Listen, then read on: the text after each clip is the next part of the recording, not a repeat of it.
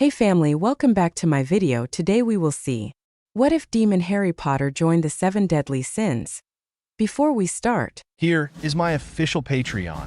Please join it because there are many stuffs that I can't share here because of community guidelines. But on my Patreon page, you will get adult Harry stories, Naruto, and Deca 2. Also the quick access for other parts of my story which might take time on YouTube. Also there are many stuffs you will get here. Please consider joining my Patreon. Link in the description. I would like to extend my sincere thanks to the original author of this story for granting us permission to use it in our YouTube video. Your generosity is greatly appreciated. The author's creation and the original stories link in the descriptions. Please do check that first. Now enjoy the video. It all began on Halloween night. In the streets, children and adults alike were singing and trick-or-treating, making the most of the beautiful night. It was all fun and games. Everyone was enjoying themselves without a worry in the world.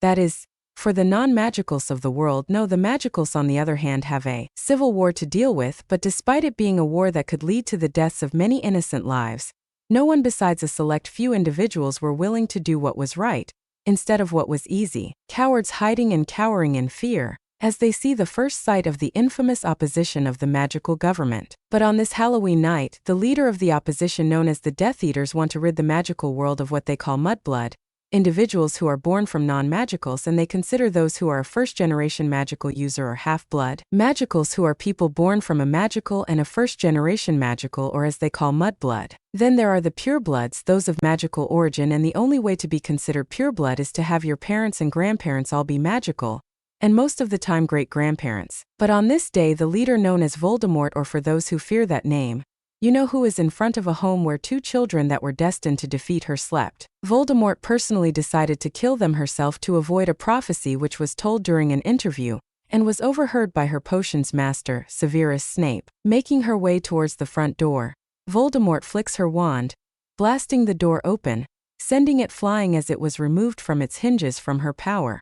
As Voldemort entered the home, she cocked an eyebrow as she saw one of her biggest nuisances standing before her was James Potter, a pureblood of the Potter family. James glared at Voldemort, fists clenched tightly as he was defenseless, without a wand and no way to use magic, but he was ready to do what he could to stall Voldemort. "Lily, go, protect Hadrian and Rose," he yelled out as he stood in front of Voldemort with defiance in his eyes. He is a blood traitor, but despite that fact, James Potter is still a pureblood. Sigh, it's sad for such ancient families to perish by my hand, but I already spilt a lot of blood. If I continue to do so, then the magical world could be in danger of collapsing, Voldemort thought as she sent a stunner towards James, who rolled under the spell, instinct taking over the pureblood's body, resulting in him hitting his head on the wall of the corridor, leaving himself open. Without hesitation, Voldemort aimed her wand at James, sending a stunner at him. As James Potter went unconscious, Voldemort sighed as she walked over his unconscious body. As Voldemort made her way upstairs to the baby's room, she heard the door to the baby room slam. Releasing a resigned sigh, Voldemort flicked her wand, sending a silent reducto at the door. Boom! The door exploded and a yell of fear echoed from inside. Stepping over the remains of the door, Voldemort saw the mother of the one destined to destroy her.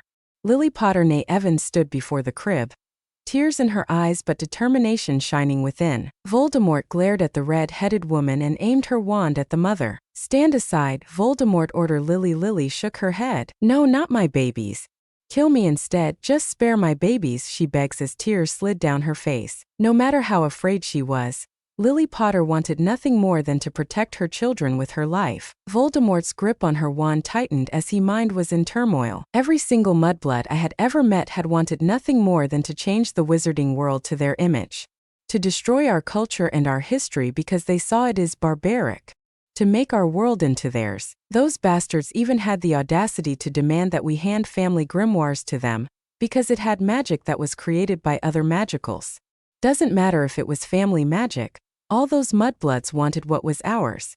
But out of all the mudbloods, no one had anything truly bad to say about Lily Potter. Severus Snape had taught her of all our culture, and she had accepted it and understood it. She is different from those mudbloods. She truly understands us, Voldemort thought to herself. With her mindset, Voldemort sent a silent stunner at Lily, causing the young mother to fall unconscious, landing on the ground with a loud thud. At that moment, a cry echoed through the room. with her attention now towards the crib. Voldemort began walking towards the crib and looked down. Within the crib were two babies. The first was Rose Potter, lying on her back and crying over her mother getting stunned. Baby Rose has her mother's beautiful crimson red hair and her beautiful emerald green eyes. And then there was the second baby.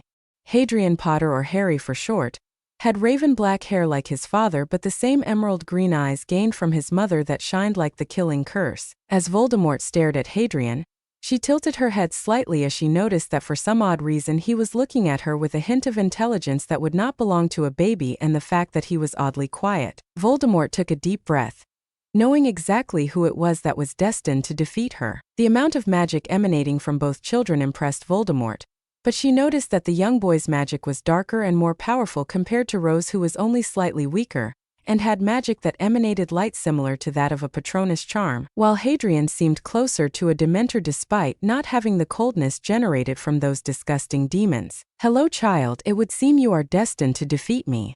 I wish I didn't have to kill you. I could see all the great things you could have accomplished with the power you wield. But I must do this," Voldemort says. Taking a deep breath, Voldemort prepared herself to kill the male Potter, only to freeze as Hadrian nodded his head. Voldemort was in shock, her eyes widening slightly as she looked down at Hadrian. "Can you understand me?" Voldemort asked in disbelief. Her shock increased as she received a nod from the young boy. Voldemort took a deep breath. Her hesitance in killing the young boy grew the more she looked at him. "I have to do this. I can't let one child stop my goal," Voldemort thought, but a slight tear welled up in her eye. Quickly wiping it off, Voldemort took a deep shuddering breath. "I am truly sorry, your loss of life will forever sadden me, but it must be done to maintain the magical world from those who seek to change everything it stands for," Voldemort says to the young boy, who then pulls himself up to stand in his crib and looks Voldemort straight in the eyes before closing his eyes. How can a child so young be so intelligent and understanding? How can one just a year into their life accept death? Voldemort wondered, saddened. Shaking her head, Voldemort looked down at the young boy who was accepting their death. "I will give you a painless death." Hadrian Potter, Voldemort thought to herself as her wand then began to glow green, the same color as his eyes, Voldemort thought before quickly shaking her head. Determination in her beautiful crimson eyes. "Avada Kedavra!" Voldemort yells out as a curse of emerald green launches out of her wand and hits Hadrian. At that moment everything froze. As the curse struck Hadrian, the world distorted and the curse was flung back at Voldemort at incredible speed. "What?" Voldemort thought in shock as her body disintegrates and she finds herself in the room floating. Voldemort looked around and saw her robe and wand laying on the floor. He deflected the killing curse? Voldemort thought in complete shock. Looking at the boy, Voldemort frowned as she saw the confusion in the baby boy's eyes. "Sorry," Hadrian apologizes. With a critical eye, Voldemort stares at the child and sees genuine remorse in his beautiful green eyes. "Guess miracles can happen," Voldemort thought to herself. Smiling slightly at Hadrian, Voldemort shook her head, knowing that the young boy didn't intend to stop her as she noticed the tears welling up in the young boy's eyes. "Don't worry about it. Just please don't stand in my way. I have to fix the wizarding world before it is too late," Voldemort says as she flies off, but not before noticing the glowing eyes of both twins. The child has a lot of potential and the fact that he survived the curse is proof enough. But is it a self-fulfilling prophecy? Now that I think about it, there are nearly no true prophecies besides one or two within a few centuries, and the rest are just self-fulfilling, Voldemort thought as she flew away. But as she flies away, an image of a young man with the same green eyes and raven black hair stood in a world covered in chaos and destruction. The sky was red and the clouds black as the night floating above him. Surrounding the young man were monsters of great size, laying on the ground, blood seeping from their bodies, their limbs torn off and giant holes pierced through their bodies. Voldemort felt her eyes widen and a blush slightly form on her ghostly face as the young man smirked at her. Soon the man and the world disappears, leaving Voldemort floating in the air, her face completely red as she remembers the handsome man smirking at her. Was that him? It can't be, right? Voldemort thought, recognizing the same green eyes and raven black hair. And as Voldemort flew across the night, she would have never thought that one day she would belong to Hadrian Potter. Break! Dumbledore found himself gasping and heaving as he ran across the street. Before the old man was a broken home as the roof was on the verge of collapsing. Despite the aching in his bones, Dumbledore took another deep breath as he ran into the house. The home of the Potters. Fear and despair dominated Dumbledore's thoughts, causing panic to rise within him as he heard complete silence within the Potter cottage. Lily, James. Dumbledore calls out to his two favorite students in horror and worry. Looking around, he sees James lying on the ground unconscious. Dumbledore gasps and runs towards the young father. James! Dumbledore yells in worry as he reaches James and begins checking the state of his ex-student. Oh, thank Merlin, Dumbledore thought, sighing in relief as he saw that James was still alive before renovating him. James then gasps, eyes opening immediately as James sits up, looking around in confusion as he sees Albus Dumbledore standing before him. James was about to question the headmaster until his eyes widen with fear and worry as the young father began to panic. Albus, where are Lily, Rose and Harry? James asks, tears building up in his eyes as the worst comes to mind. Dumbledore places a calming hand on James' shoulder, helping the young man to calm down and take a deep breath. I don't know, let's go look in the nursery, Dumbledore says calmly. But the hints of worry in his voice didn't reassure James. But with a nod from the young father, both James and Albus headed upstairs, making their way towards the nursery to see Lily laying on the floor, her eyes closed. Lily! Both Dumbledore and James exclaim. Both men run towards the beautiful redhead, kneeling beside her with worry. Checking Lily, Dumbledore sighs in relief and looks at James, a small smile on his face. She's just stunned, just like you were, Dumbledore says with a relieved smile. James let out a small laughter of relief as tears slid down his face. His wife was alive and safe, unharmed. Just then they hear crying from the crib. Smiling brightly at hearing the child, Dumbledore stands up and looks into the crib to see little Rose squirming under her blanket while Hadrian lies beside her, sleeping peacefully. Dumbledore! Dumbledore hears Lily exclaim, surprised. Lily then stands up and practically runs to Dumbledore, fear and worry in her eyes only to change into relief and happiness when seeing both her children alive and well. Lily picks both babies up, holding onto them tightly. Oh, my babies, Lily cried.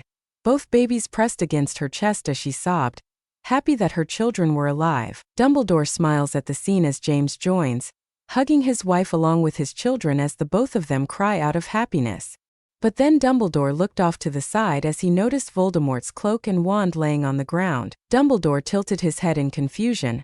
Albus kneeled down and gasped in surprise as he saw the items in question, his eyes widening in shock and realization. Professor Dumbledore, is that? Lily asks, shocked as the both of them stare at the items in question. It is, Dumbledore confirms with a nod. And one of the twins took out Voldemort, Dumbledore says with a sad smile, for neither can live while the other survives. Please let it be Voldemort who loses, Dumbledore hoped with every fiber of his being as he remembered the prophecy. And either must die at the hand of the other, for neither can live while the other survives. Dumbledore didn't like that part of the prophecy. He hoped that Hadrian or Rose wouldn't have to die to defeat Voldemort. I think Rose is the one who did it. See, she's still awake and has a lightning bolt scar, James says, gesturing to the crying child. Dumbledore sighs, looking at the children. Despite the lightning bolt mark on Rose's forehead, Dumbledore couldn't be sure. Maybe it is young Hadrian, Dumbledore comments, shrugging with uncertainty. I don't think so. See, he's still asleep and he doesn't have a mark, Lily says while still holding the sleeping child. Dumbledore stared at Hadrian. The old man noticed that the young baby boy seemed tired, not a mark on him, while Rose seemed lively and active with a lightning bolt scratch on her forehead. And the Dark Lord will mark them as her equal, but they will have power the Dark Lord knows not. Them? Can it be both? But Hadrian doesn't have a mark. Could it be about both twins or could it be about a single twin? Dumbledore questioned himself, but knowing that everyone will discover about Voldemort's defeat, he decided to pick the most logical answer. Then I believe that young Rose is the one who had defeated Voldemort, Dumbledore says, despite the gut feeling that it wasn't as cut and dry as that. Time skip. Time has passed since Voldemort's defeat. As the world celebrated the Dark Lord's defeat, the people had begun to call Rose the girl who lived. Eventually it was Hadrian and Rose's second birthday.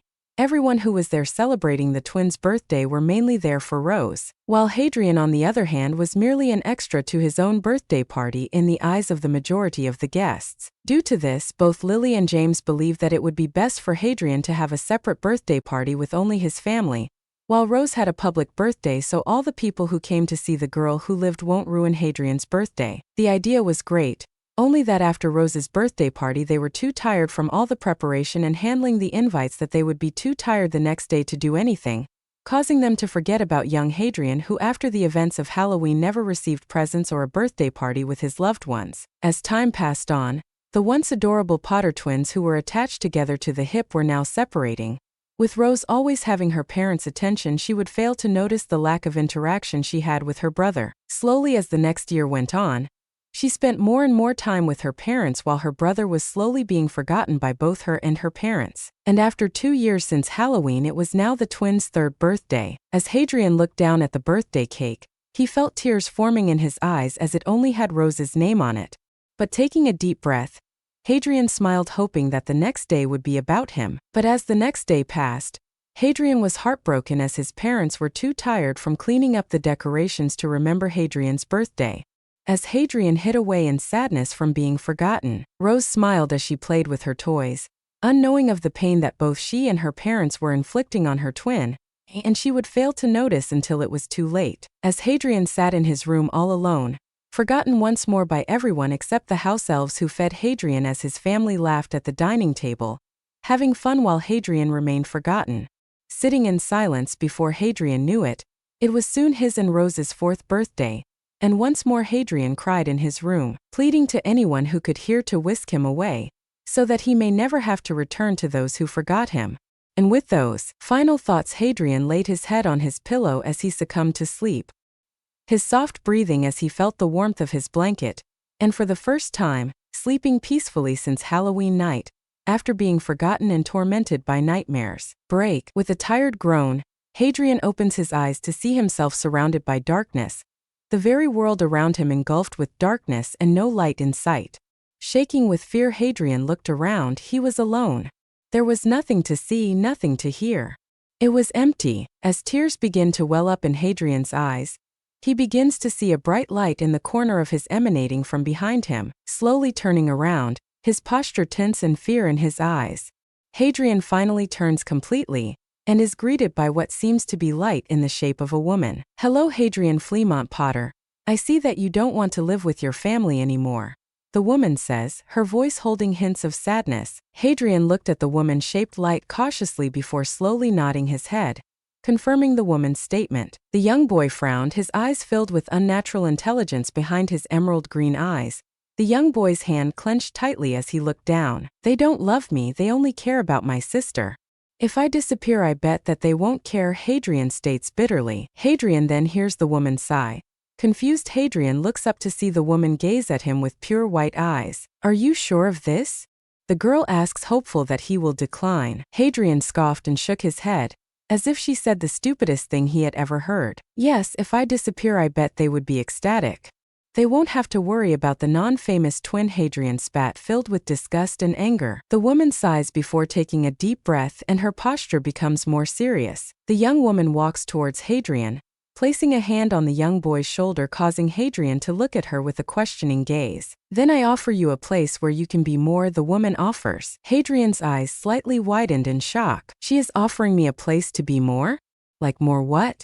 There has to be more to this, Hadrian thought to himself as he looks at the woman carefully with narrowed eyes, attempting to understand what she meant. It can't be just that, Hadrian thought as he looked at the woman closely. "What's the catch?" Hadrian asks, slightly guarded. The woman looked at Hadrian, no sign of shock present on her face. The woman then nods her head, with what seemed to be respect, before answering. "You must help protect it," the woman states. Hadrian paused, his eyes filled with confusion. "Protect it? What does she mean by that?" Hadrian thought, confused. "What I mean by that is to protect the innocent from harm and danger. So for as long as you are there, your duty is to protect the people."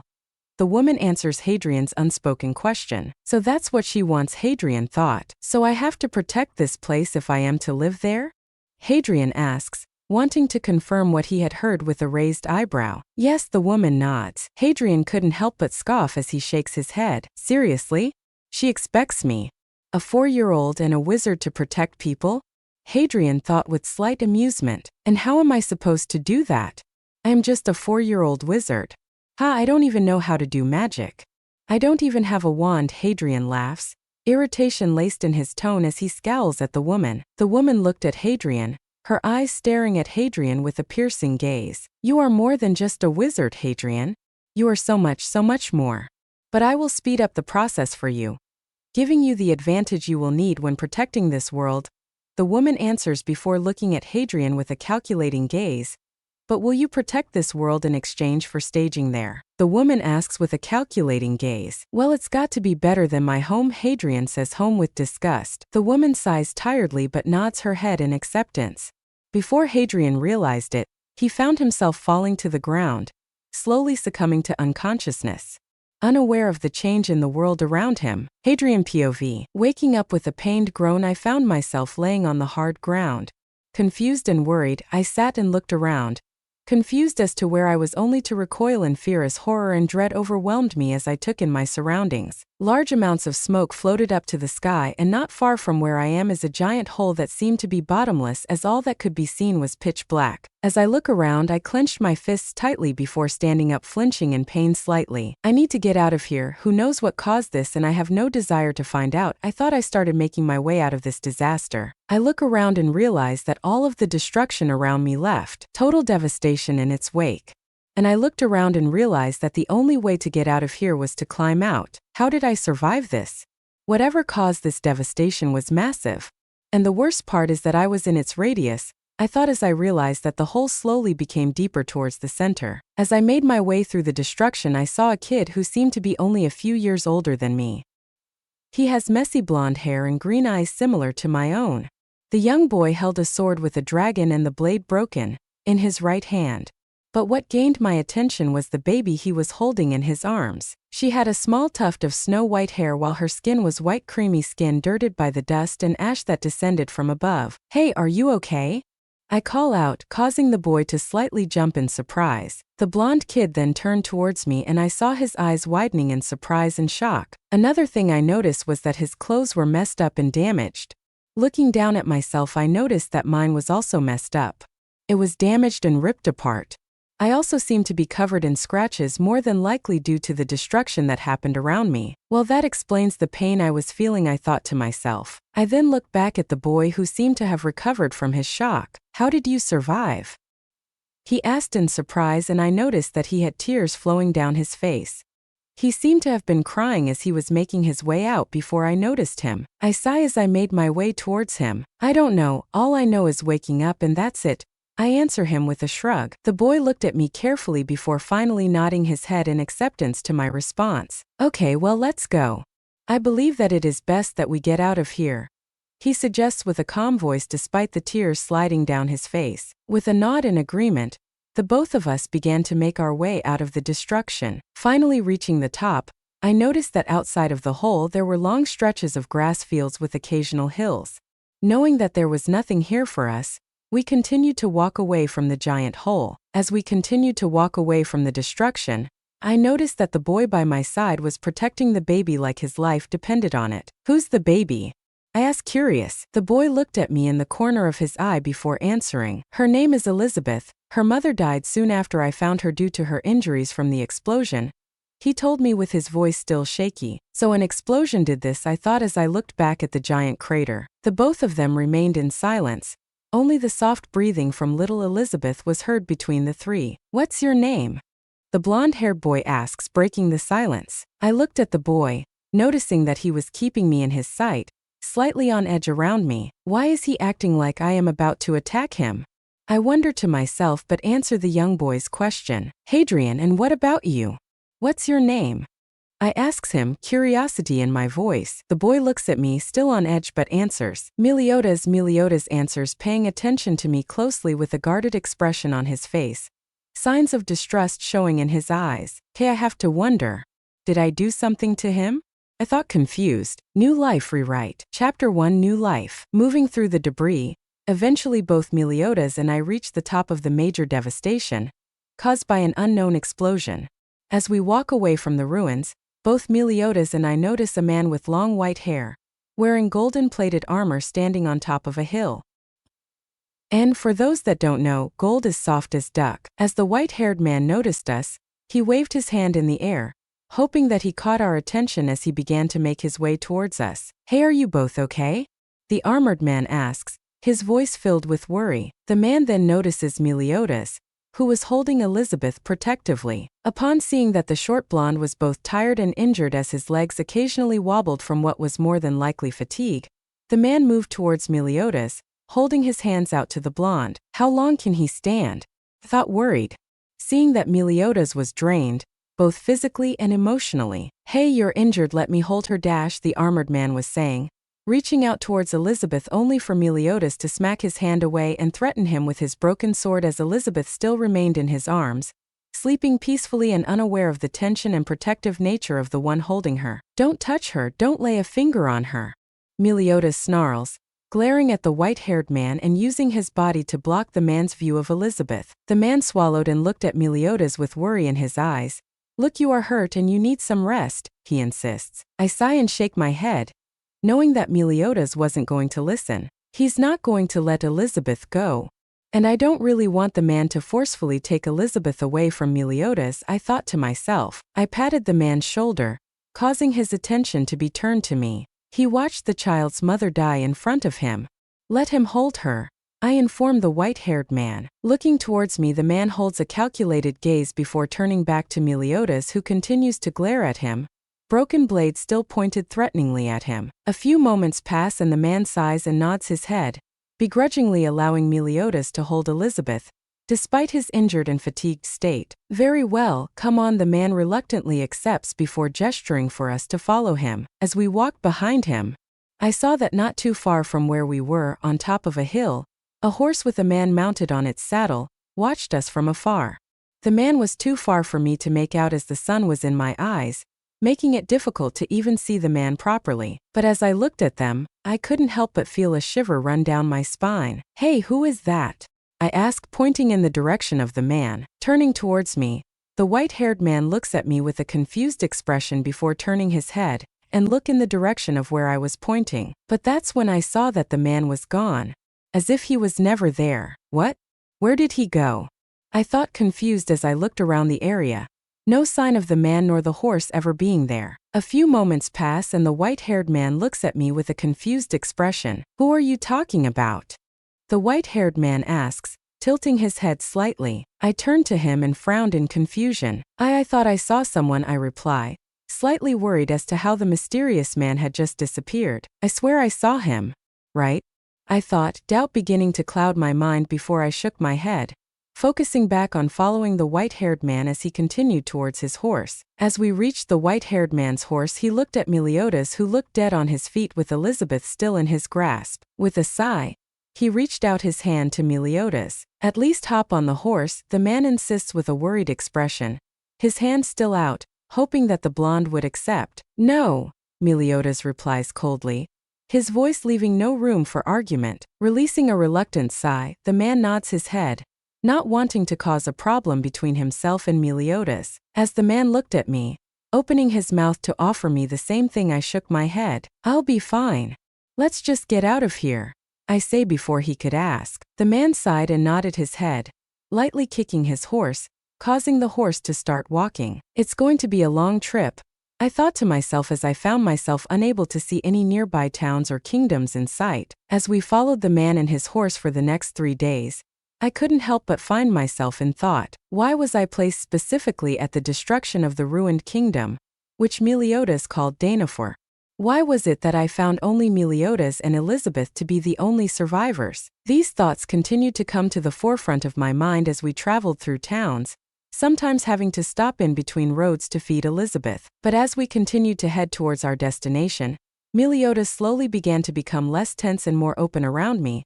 Despite the fact that I am incredibly young, Meliodas was still cautious and protective of Elizabeth, as if I could turn around and try and attack them. I shake my head in confusion, as I remember seeing Meliodas watching me with an unnerving gaze, as if I was going to cause trouble. Why would I do that? Elizabeth is a baby, so she would be more likely to cause trouble. A cute little bundle of joy, but still a baby. They are little troublemakers. And 2, if I tried to hurt Elizabeth, which I would hate myself for doing, I am certain that he would kick my ass. Hell, I would kick my ass for him, I thought, remembering the sword that Meliodas always carries around, Despite the blade being broken, it was still sharp. Time skip. A week has passed since the destruction of Danafor, and I now find myself sitting beside Meliodas, who was currently occupied with feeding Elizabeth with a baby bottle in his hand. As I stared at the two, I couldn't help but chuckle as I saw the curiosity in Elizabeth's eyes as she stared at Meliodas' eyes with fascination. That is so adorable, I thought to myself with a smile on my face. Turning my head, I looked out the window as my mind was preoccupied as thoughts clouded it. What should I do? Where am I going to learn to fight and use magic to protect this world? I am starting to wonder if that woman has some sick enjoyment with the fact that I have to run around like a headless chicken to figure out where to start. I let out a sigh, knowing that I had a lot of planning to do and a lot of research if I am going to find the best trainers to help me with my goal. At that very moment, my thoughts came to an abrupt end as the white-haired man who we learned during our journey was called Zarathus, a great holy knight, opened the door, causing both Meliodas and I to turn to see him enter. Just returning from his shopping trip, Zarathus looks at us with a bright smile. Hey you too, Zarathus greets us enthusiastically. I chuckle and wave Zarathus in response. Hey Zarathus, I greet with a small smile, while Meliodas mutters a hello back to him, immediately turning his attention back to Elizabeth, who drank from her baby bottle happily. He really cares about Elizabeth, the first thought, amused at Meliodas' protectiveness over the baby girl. We have nearly reached the kingdom of Lyonesse, Zarathus informs us, turning my attention back to the holy knight. Both Meliodas and I nod, but a part of me felt that something was off. Turning to Zarathus, I couldn't help but ask, why do you want us there anyway? What is the point of bringing us to Lyonesse anyway? I couldn't help but ask with suspicion in my voice. After Lily and James' neglect, I find it difficult to really trust adults unless they get something out of it. After all, I was neglected because I wasn't famous or important, and if my own parents did that, why wouldn't the other adults do the same? I thought to myself, skeptical as to Zarathus' reasons for taking us to the kingdom. Well, you two are the only survivors of Dana, for so I'm certain the king will want you to explain what happened. Zarathus explains to us. I'm at a noise of realization. Finally understanding Zarathus' intentions, I nodded my head, accepting the holy knight's reasoning as to why he was bringing us to the kingdom of Lyonesse. So that's why I thought, but I knew there were some problems with that. Turning to Zarathus, I couldn't help but frown slightly. There's a problem with that. I don't remember what happened to Danafor, so I can't really inform you as to what happened, I answered semi-truthfully to him. I have no idea what happened to Danafor, but I believe I know how I got there, I thought, crossing my arms over my chest. Zarathus looks at me, his eyes widening. Truly? You do not remember anything about what happened to Danafor? Zarathus asks, shock and surprise etched on his face. Nothing, I answer truthfully. Zarathus sighs but nods his head in understanding, and doesn't say anything more before turning to Meliodas. What about you, Meliodas? Do you know what happened to Danafor? Zarathus asks the blonde-haired boy. Meliodas nodded his head in response to Zarathus' question. Yeah, I know, he mumbles, not moving his gaze from Elizabeth as she still has yet to finish drinking her milk. She seems really comfortable around you. I couldn't help but blurt out in surprise. Meliodas nods and a small smile forms across his face as he looks at the baby girl. How long are we even going to stay inside?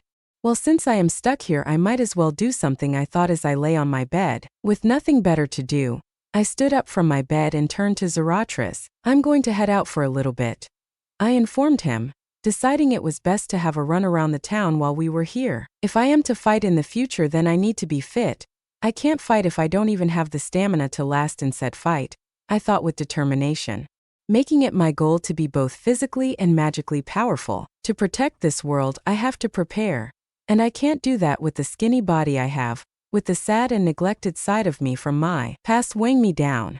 After all, if I have to protect the world, I can't just sit on my ass and hope for the best, I thought. As I ran across the town, I couldn't help but smile as I saw the smiles on the people's faces, and the laughter of kids my age. But my run came to an abrupt stop as I saw the scene before me. The sounds of laughter echoed in the area as I saw a family of 4 playing together. Both mother and father were rolling with their 2 children in the grass as both children had the time of their lives. A single tear slid down my face as I thought about my family, forgotten in my sister's shadow thanks to her fame. The times that both Lily and James had played with Rose while I stayed on the sidelines, leaving me in the dark, alone and heartbroken. As the tears began to fall down my face, I turned around and ran away from the scene. With what seemed like hours but was only minutes, I eventually came to a stop, my breathing heavy and erratic as I took huge gulps of air as my lungs burned. My heart's pumping against my chest at unnatural speeds. I froze, my eyes wide with shock. Wait, hearts, I thought in fear as I placed my hand against my chest. Multiple different hearts beat together simultaneously in my chest. Taking a shaky breath, I stumbled back, causing my shoulder to collide with a nearby wall. The world felt like it was going to collapse around me as realization and horror hit me. What the hell is going on? I understood that I would be in a different world, but I didn't think my body would change and I would end up having multiple hearts in the process. I thought in a panic, but that's when I noticed more differences between my old body and this new altered version. Now that I take a closer look, my arms have a bit more muscle and it feels tougher as well. What the hell is going on? I thought, confused as I squeezed my biceps. Shaking my head, I decided it was best to turn in for the day. Making my way back to the inn that the three of us, including Elizabeth, stayed at, I saw both Meliodas and Zarathustra just sitting down at one of the tables, talking to each other while Meliodas held Elizabeth in his arms, sleeping peacefully and snuggling into Meliodas' chest. So that's what happened, Zarathustra says before he begins to hum in thought. I guess they were talking about Dana, for I thought to myself as I entered. Turning to me, Meliodas smiled and waved at me. Hey Hadrian, welcome back, Meliodas greets more cheerfully, and it would seem that he had become less tense and guarded compared to when we first met. Hey Meliodas, I greeted back as I sat on my bed, watching as the both of them talked with each other. Soon I found myself falling asleep on my bed, unaware of the impact my discovery had on me emotionally. Before I could even realize it, the sun was beginning to rise across the horizon. It seems that it is already morning, I thought to myself as I woke up with the light shining in my eyes, and with the day beginning bright and early, we ate our foods and resumed our journey, making our way to the kingdom of Lyonesse, where we would be meeting the king and provide the explanation of what happened to Danafor. And then I have to prepare to protect this world, I thought to myself, determination burning within me. General POV. Hadrian sighed as he walked beside Zarathustra, who sat on top of his horse. How much longer do we need to go? Hadrian asks, annoyed, causing both Meliodas and Zarathustra to chuckle, amused by Hadrian's complaining. Looking down at Hadrian, Zarathustra smiled at the young boy. Not much further now. We got another hour or two before we reach Lyonesse, Zarathustra answers. Hadrian's head turned to Zarathustra, his eyes wide with horror. Not much further? It's another hour or more? Hadrian complained. Would you rather another day, Hadrian? Meliodas asks with a smug smirk, not noticing that Elizabeth was awake in his arms looking at Meliodas intently, which Hadrian noticed was something she did often, like a kid staring at a toy that they really wanted but didn't want to ask for, in case they would anger their parents. Still too far, Hadrian grumbled as he crossed his arms over his chest with a slight pout on his face. The white-haired holy knight patted Hadrian's head despite still being on his horse, causing Hadrian to look up at Zarathustra with a glare. Don't worry, when we get there you will be singing praises, Zarathustra jokes, ignoring the glare that Hadrian sent his way. Huffing slightly, Hadrian remained silent, knowing that there was no point in arguing further as it would do little to pass the time. Break. As the group made their way through the roads, the group found themselves ambushed when from all angles several bandits surrounded them, swords in hand, steadily inching their way towards them as the bandits circled them. Hand us your things or you die, the leader demanded with an insane chuckle. Geez, what kind of stuff is this guy on? He has to be on some kind of crack, Hadrian thought to himself, raising an eyebrow at the crazed man. Zarathustra glared at the bandits and shook his head with a scowl on his face. I don't think so. See, we're going to Lyonesse, and you are not getting in the way, Zarathustra growled, as he hopped off the horse and drew his sword from its scabbard. Meliodas stood beside Zarathustra, his eyes brimming with excitement. Got room for two? Meliodas asks with a smirk. Zarathustra looks at Meliodas intently, noticing the confidence in the blonde's eyes. You think you can handle yourself? Zarathustra asks cautiously. Asterisk chuckles, asterisk, oh yeah.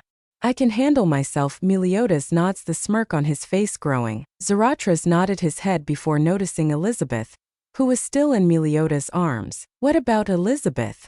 Zarathustra asks, slightly worried about the baby girl who still looked at Meliodas, barely blinking as she stared at the blonde. I don't know if I should find that adorable or kind of creepy, Zarathustra thought to himself. Don't worry, Meliodas replies as he walks towards Hadrian. Hold her for me, Meliodas says with a chuckle as he hands Elizabeth to a shocked Hadrian. Before the black-haired boy could react, Both Zarathras and Meliodas began to fight the bandits with ease, showcasing their skill and experience. Hadrian watched. His mouth had fallen in shock as he watched the bandits get their asses handed to them by both Meliodas and Zarathras. Above, Hadrian hears Elizabeth make random noises as she looked up at him. With a chuckle, Hadrian looked down at Elizabeth, who was sucking her thumb with a content expression on her face. "Hello, Elizabeth. I'm Hadrian, it's nice to meet you." Hadrian greets with a warm smile. Elizabeth looks at Hadrian and giggles as she swings her arms around, just being a normal everyday baby. "Ah."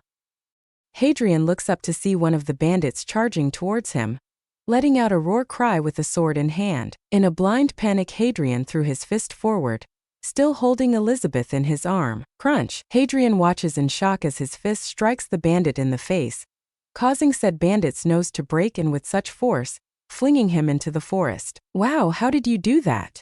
Zarathras asks, shocked at Hadrian's strength. Meliodas walks towards Hadrian, hands behind his head with a smirk on his face. Sate. You are quite strong, Hadrian." "Not bad," Meliodas compliments as he picks up Elizabeth from Hadrian's arms. "I guess I am," Hadrian says, his voice filled with confusion as his mind was playing 21 questions. What is happening to me? How much did I change just from coming to this world? Was it that lady that did this or something else? Hadrian thought, confused as the group made their way to Lyonesse. As they continued treading the path before them, Hadrian noticed that Elizabeth was now looking at him before turning her head to Meliodas for a few moments before turning back to Hadrian, as if she was comparing the two. Maybe she notices that we look similar and is confused. Wait, now that I think about it, we do have a lot of similarities. We both have the same colored eyes, same messy hair, excluding that one sticking up the top of Meliodas' head, and he looks like he's only a few years older than me, Hadrian thought to himself, slightly surprised at the similarities that both he and Meliodas shared. Hadrian POV. While thoughts clouded my mind, I didn't notice the time go by until we reached the walls of the kingdom of Lyonesse. As we stared at the kingdom, both Meliodas and I were stunned by its beauty. Both the keep and the town were all beautiful, that could make anyone wonder what genius made something as beautiful as this kingdom. All of it had this type of beauty that made our mouths drop, and have more than certainly made many newcomers stand in awe. Upon seeing our faces, Zarathras chuckled with a smug grin on his face. "Yeah, Lyonesse does have a unique type of beauty to it," he says cheekily. I nod my head in agreement as I stare at the walls and gate of the kingdom. "Yeah, it does," I reply, awed by its appearance as Meliodas nods his head in agreement. I then noticed Elizabeth, who was looking at the kingdom before us with stars in her eyes. "Looks like she likes this place," I thought with a chuckle. As we passed the gates, making our way through the kingdom, I noticed that there were several knights practicing magic.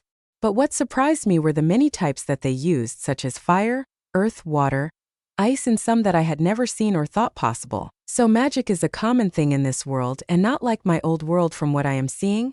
That's good to know. It will make my life a lot easier when it comes to learning magic and how to use it, I thought as we make our way to the keep. As we enter the keep, we are let in by the soldiers that were standing guard, though they were giving me, Meliodas, and Elizabeth odd looks. Guess it isn't normal for 2 kids and 1 baby to be escorted into a keep, I thought humorously. Walking past the guards, I noticed the scowl that was prominent of Meliodas' face. "Is something wrong?"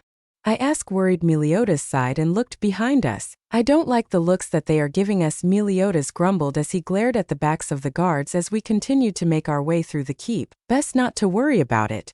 Come on, we're not too far," Zarathras states, and we nod our head and continue to follow the holy knight. As we walk through the keep, I noticed that it has a rich and confident architecture and interior, but it wasn't all in your face. A subtle way to show that they are rich, but they are not over the top like the rich and arrogant who like to taunt those of lower class. Like some pureblood. Like the Malfoys, I thought, disgusted at the thought of the Dark family, whose lord somehow escaped Azkaban by basically crying out that the boogeyman made him do it. Merlin, how the hell do those people even get away with such stupidity? I thought to myself, shaking my head, disappointed at the stupidity of the wizarding world. At least these people might not be arrogant and it will make talking to them a lot easier, I thought as I looked at some of the paintings as we passed by. We finally reached the throne room where we see a man with white hair and a beard sitting in the throne. He kind of looks like Gandalf but without the stick and magic, I thought, internally laughing as I remembered one of the books that was in the Potter library. If I am correct, Lily placed her favorite books in its own section, I thought to myself, quickly shaking my head. I turned to the king who just began to speak. "Hello, you must be the survivors of Danafor," he says to us with a soft and caring tone. Meliodas nodded his head in confirmation as he stepped forward. "Yeah, we are, and you are?" Meliodas asks, holding Elizabeth tightly. Elizabeth looked at the walls and ceiling with eyes shining with excitement. "I am King Bartra Leoness. It is nice to meet you," Bartra greets. The man seemed to radiate warmth and caring. "I am Meliodas. This here is Elizabeth," Meliodas answers stiffly, gesturing to the little bundle of joy in his arms. I stepped forward and nodded my head at King Bartra. "And I am Hadrian Potter. It is nice to meet you as well, Your Highness," I greet with a small smile. He seems nice, I thought, as I didn't see a hint of arrogance in the king's eyes or behavior. "It is nice to meet you, Hadrian and Meliodas, as well as young Elizabeth, and welcome to Leoness," Bartra says happily before that soon disappears and is replaced by sadness. Taking a deep breath, Bartra looks at us with sadness. "You have my condolences as to what happened to your home, and I am sorry to hear about Danafor. Leoness was allied with the kingdom. I know that it must be a painful subject, but I must ask if you can inform me as to what happened to such a powerful kingdom," Bartra says hopeful. "Hadrian here doesn't remember the events of Danafor's downfall, but I do," Meliodas informs the king. Nodding his head, Bartra accepts Meliodas' answer. "Very well. Can you please explain as to what happened?" Bartra asks calmly. With a nod, Meliodas began to explain as to what happened, informing the king of how Danafor was attacked by monsters which resulted in the kingdom being destroyed completely. Eventually Bartra slumped on his throne. His posture tense and his eyebrows formed a frown as the king was in thought. "That is not good news. Something that can destroy an entire kingdom is dangerous," Bartra mumbled worriedly. Break. It's been a few hours since meeting King Bartra, who had us stay in one of the kingdom's taverns, while the king spent time figuring out a way to help us live in the kingdom should we desire it. Both Meliodas and I sat at one of the tables while Elizabeth slept on Meliodas' bed, pillows and blankets surrounding the baby as she slept soundly. "So what will you do?" I asked Meliodas, curiosity in my voice. "Stay here and see what happens, you?"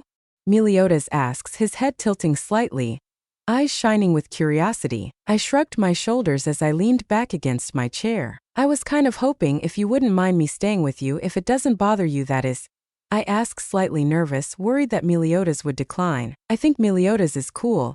He certainly seems to know how to fight," I thought to myself. Meliodas nods his head, chuckling slightly at my question. "Yeah, I wouldn't mind. It's nice to have you as company," Meliodas says with a small smile. Immediately my face brightens and a giant smile forms across my face. "Thank you so much," I thanked happily. "And if you want, I can teach you some things, even how to fight if you want. It was impressive what you did to that bandit. You could be a powerful holy knight in the future," Meliodas offers. I look at Meliodas with shock in my eyes. "Really? You are fine with teaching me? I saw what you did against those bandits and it was amazing," I say with a bright smile. "Yeah, I saw the strength you had when you punched that bandit into the forest, so I wouldn't mind teaching." "That is if you want to," Meliodas answers, cocking an eyebrow as he looked at me with a questioning look. "Yes, I would love to be trained by you."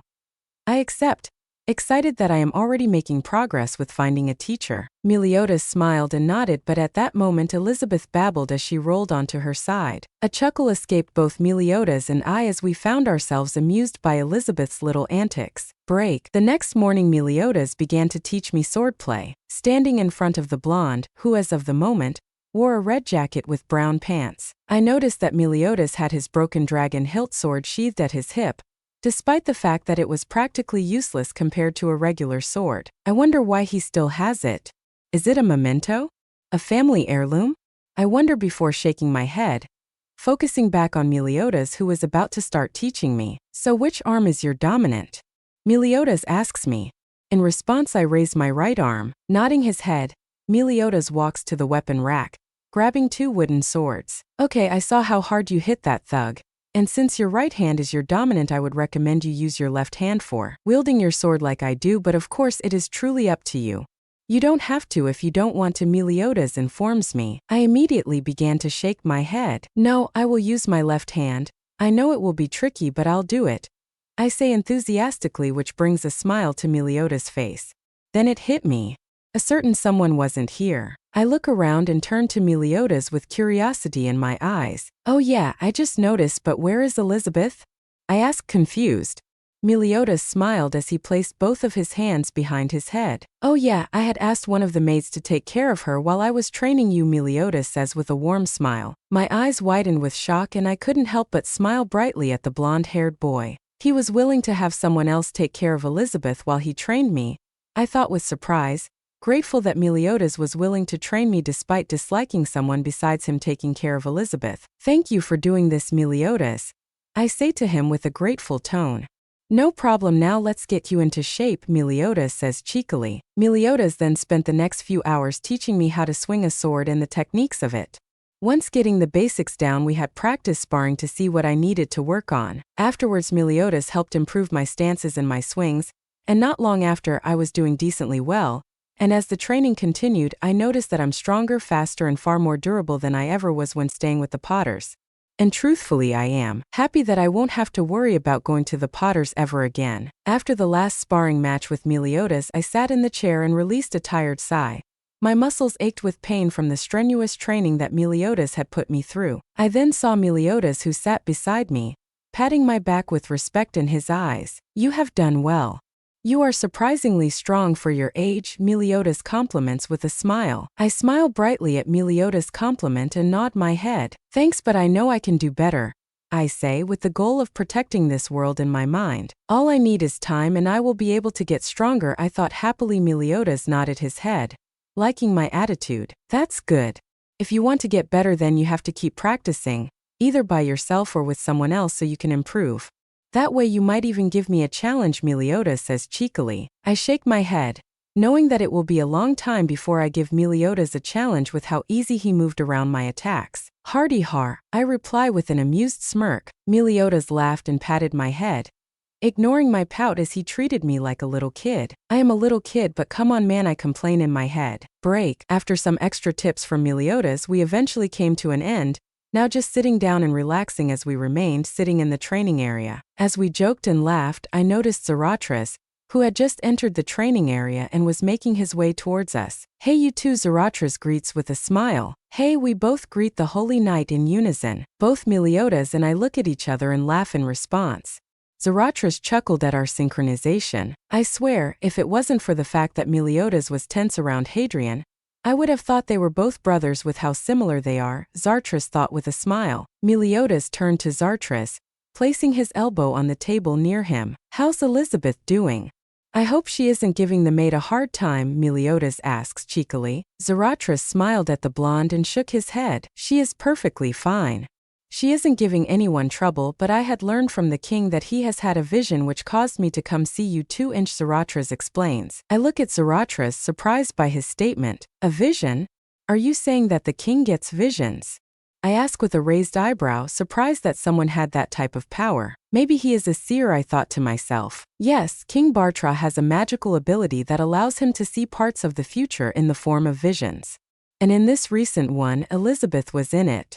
But as his third and adopted daughter, Zarathustra answers, no hint of it being a joke, causing me to worry about Meliodas' reaction to this. Moments pass before Meliodas nods his head in acceptance. Okay, I'll allow it, but only under the condition that he hires me, Meliodas says firmly. Zarathustra laughs, and faster than I could see, Meliodas stood over Zarathustra, who was pinned to the ground with a sword embedded into the stone, right beside Zarathustra's face.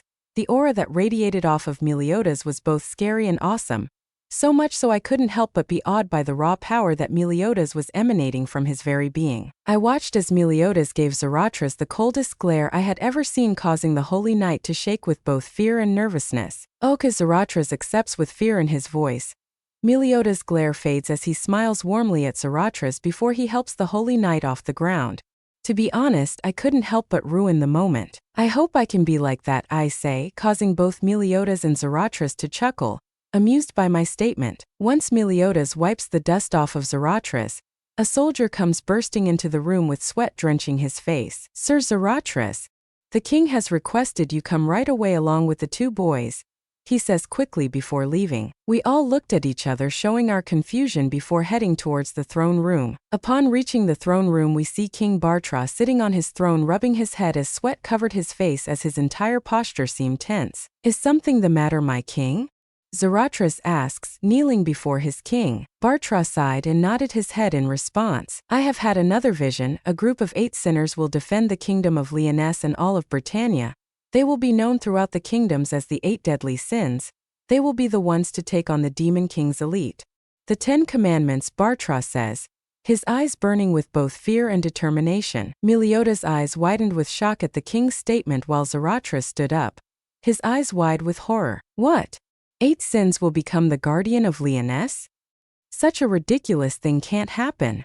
Zarathustra's demands in shock. Bartra sighed and looked at Zarathustra with a firm gaze. But it must happen. The Holy Knights of Britannia can't stand the opposition of the Demon King's elite without the 8 deadly sins, Bartra states calmly. But sire, the Demon King? The demons have not been seen since the goddess race defeated them, Zarathustra states, worry and fear in his eyes. Bartra shook his head, his eyes filled with fear and terror. They will return, Zarathustra, and the 8 deadly sins will be the ones to fight against their army. Only they can protect us from this coming war, King Bartra states. I couldn't help but be curious as to this vision that the king has had. How will you know where to find all 8 of them? I asked, directing the king's attention to me. Thanks to the visions we know where to find them, and thankfully 3 are already here. A voice behind me answered. Surprised, I turn around to see a beautiful dark-haired woman in a stunning raven-black dress walk into the throne room. Meliodas cocks an eyebrow as he looked at the women who had just entered. 3. Meliodas asks, curious. The woman nods her head in response. Yep. Me, you and this little guy, she says as she rubs my head. I scowl, annoyed by the fact that this woman I had never seen or met before today was rubbing my head like a pet. Oh! I exclaim, pushing her hand off me. Meliodas stared at the women with wide eyes. What? Merlin, he's only. How old are you? Meliodas asks, turning to me with a blank face as he turns into chibi Meliodas. I paused at the fact that Meliodas' very appearance changed. What the? I thought in shock. Quickly shaking my head, I decided to ignore it and answer his question. For I reply, annoyed with a slight pout. Meliodas then turns back to Merlin, still in his chibi form. See, he's 4. Meliodas exclaims, pointing to me. And yet he has a power level of 795, and he's also a demon, Merlin says, causing Meliodas to look at me, eyes wide with shock, while I tilted my head slightly. A demon? I asked, confused but also curious by what Merlin meant. I assume you don't actually know, but you have 7 hearts like Meliodas here, Merlin says, pointing to Meliodas. I turned to Meliodas, eyes wide with shock. You're a demon? I asked, surprised. Yes, but how come you didn't know that you were a demon? Meliodas asks me, confused at my lack of knowledge of what I am. I just shrug in response, not really having an answer. My eyes then widen as I realized something. Wait, how did you even know I had 7 hearts? I asked, confused, turning my attention towards the woman. I am a sorcerer. I was able to sense the demonic energy within you. And to confirm it, I used a spell to see the 7 hearts within you, Merlin answers with a seductive smirk. I nod my head, accepting Merlin's response. I wonder if she is the same Merlin that the wizarding world actually worships. Now that would be a kicker to the purebloods, I thought, internally chuckling at the thought. Okay, so me, Meliodas, and you are the members of the future 8 deadly sins? I ask, wanting to be sure of what I heard. Merlin nods her head in confirmation. Yep. So we have the boar sin of gluttony, which is yours truly. Then we have dragon sin of wrath, which is Meliodas over here, who will also be known as the captain of the 8 deadly sins, and last but not least the phoenix sin of imitation, which is you, Merlin says to me. I tilt my head, confused as to the reasoning of my sin. Sin of imitation? Why imitation? I ask, confused. No idea. We will figure that out in the future, Merlin answers with a shrug, causing Meliodas to chuckle. So when do we start looking for the other 5?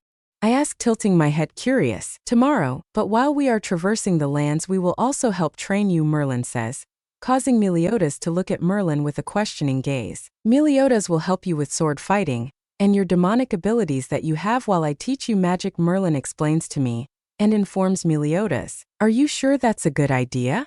I ask, worried about burdening the both of them with training me. Merlin looks at me, placing a comforting hand on my head. Of course I'm sure. Are you fine with the idea, Meliodas? Merlin asks, turning towards the future captain of the 8 deadly sins. Meliodas nodded his head in response, but the blonde was mostly in thought. Yeah, I'm just surprised you're a demon, Meliodas says, trying to process the knowledge that he isn't the only demon running around. With a smile, Merlin turns to Bartra. So the 8 deadly sins will be formed to fight against the 10 commandments, Merlin says enthusiastically. You keep mentioning them, but who are the 10 commandments? I asked, confused. Merlin turned to me, her eyes showing slight fear. They are the Demon King's most elite enforcers. They basically keep the order within the demon realm, which is their home, and they are the best of the best, Meliodas explains. I scowled and mock cheered. Oh great. I say, my voice dripping with sarcasm. I have to fight the Demon King's most elite enforcers, who are the best demons in all of the demon realm.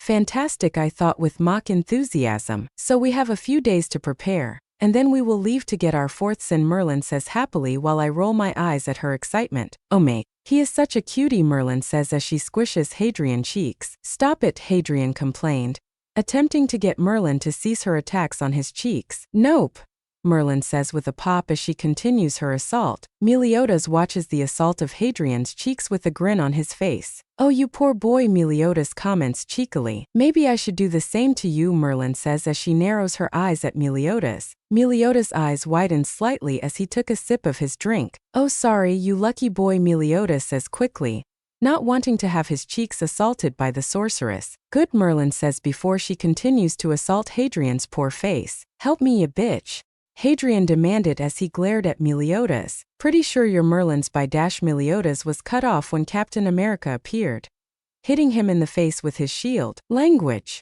Captain America exclaimed. Both Merlin and Hadrian stare at the Marvel character with blank expressions. Wrong crossover, the both of them yell. Oh make 2. Hey old man, Hadrian yelled, walking to Zarathustra. Who are you calling an old man? Zarathustra exclaimed, shocked. You old man, Hadrian answers. It was rhetorical. Harry Zarathustra sighed. Don't care, Hadrian stated. Zarathustra sighed once more and shook his head before focusing on Hadrian. Is there a reason you are here? Zarathustra asks. Nope, Hadrian answers calmly. What? What do you mean nope? Zarathustra demands. Just that. Nope, Hadrian answers cheekily. Tell me, Zarathustra demanded. No, Hadrian replies. Yes, Zarathustra stated. No, Hadrian answers. Yes, Zarathustra answers. No, Hadrian repeats. Not too far away from the duo, both Merlin and Meliodas watch the two go back and forth. How long do you think until one gives in? Meliodas asks, curious. Humming thought, Merlin rubbed her chin as she watched Hadrian and Zarathustra go back and forth. No, Merlin answers. Don't you dare start too, Meliodas warns. Yes, Merlin says. No, Meliodas exclaims. Oh make 3. King sighed tiredly as he floated into the room, only to pause when he saw Hadrian standing in the middle of the room with his back turned to him. I have been expecting you, King, Hadrian said with a villainous voice. King froze, surprised by the fact that Hadrian knew that it was him. How did you do that without turning around? King asks, shocked. To be perfectly honest, the first couple of people I did that to were not you, Hadrian admits sheepishly. King just floated there with a blank face upon hearing that.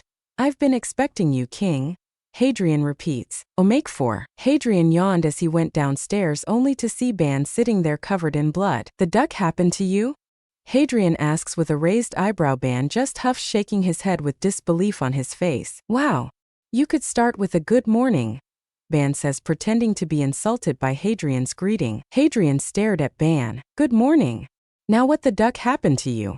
Hadrian demands. Oh make 5. In your opinion, what's the height of stupidity? Hadrian asks his fellow sins with a slight head tilt. Merlin's head then snaps towards Ban's. How tall are you? Merlin asks Ban. 6'11", Gowther answers, fixing his glasses. Bon exclaims. Insulted. Oh make 6. Merlin, can you please explain the story of how this happened? Hadrian asks, staring at the item in question. You know, I truly do not know, Merlin admits, looking at it. Sitting on the table was a proud pot of water, on fire. I thought you were good at this stuff? Hadrian asks, confused. I experiment with magic, not food. Merlin whined with a slight pout with puffed up cheeks. Stay away from the kitchen, Hadrian ordered while still staring at the proud pot of water. Searching for the Sins, RW. Chapter 2, Searching for the Sins. With what seemed to be several hours but was merely half an hour, The conversation on forming the 8 deadly sins and the details about the destined battle against the 10 commandments came to an end, now realizing that the weight of the world's fate was not just on my shoulders, but were in fact on the shoulders of the 8 deadly sins. If I had to be honest, I felt relieved. I wasn't alone in my battle against those who seek to destroy the world. Upon returning back to our rooms to enjoy the remainder of the night before heading off in search of the other 5 deadly sins, I laid on my bed, thinking about the discovery that was revealed to me. I am a demon, an actual bloody demon. How did that happen? Why a demon of all things? But I knew that there was a reason for this, a reason why I was turned into a demon. I don't know why and I don't know how, but I will take advantage of the power that my demon powers will provide. Due to the departure being planned early in the morning, I decided it was best to get some sleep so I don't feel like killing myself when we head out. I always hated waking up early, I thought with a scowl as I threw covers over my body, closing my eyes and allowing myself to fall asleep. The next morning I found myself sleeping peacefully, warm and comfortable with my covers draped over my body, before it was ended abruptly by a blonde-haired menace. "Hey Hadrian, wake up," the blonde-haired menace exclaims as I find myself thrown out of my bed as the mattress was lifted up, resulting in me getting the living shit scared out of me. I looked up with an annoyed expression, which only worsened upon seeing Meliodas, who was standing above me, chuckling with an amused smirk on his face at my displeasure. "This blonde-haired son of a," I thought to myself as I glared at him. "Really?" I asked grumpily as I picked myself up from the ground, pulling myself onto my feet. "Yep," Meliodas answers cheekily. "Now it's time for you to start learning how to control and use your demonic powers," Meliodas tells me. "Well, unless you want to destroy everything," Meliodas says excitedly, acting as if he was the one learning how to use his powers. Why the hell does he sound excited at the prospect of me destroying everything? I screamed to myself internally, quickly shaking my head. I knew that it was best not to test Meliodas. Better be safe than sorry. Who knows what he will do? Maybe throw me out the window for Merlin's sake. I probably shouldn't use Merlin's name to curse.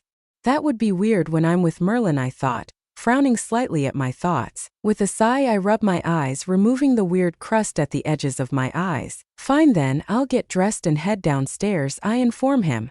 With a smile, the cheeky blonde menace turned his back to me and made his way out the door. With a sigh, I put on a black shirt, dark blue jeans and a black jacket with dark blue stripes on the arms. Rubbing my neck, I looked out the window of my room and smiled slightly at the beautiful sight of Lioness. I can't believe that such a beautiful kingdom exists, I thought to myself in awe. Heading downstairs, I see Meliodas, who is currently talking with Merlin about what?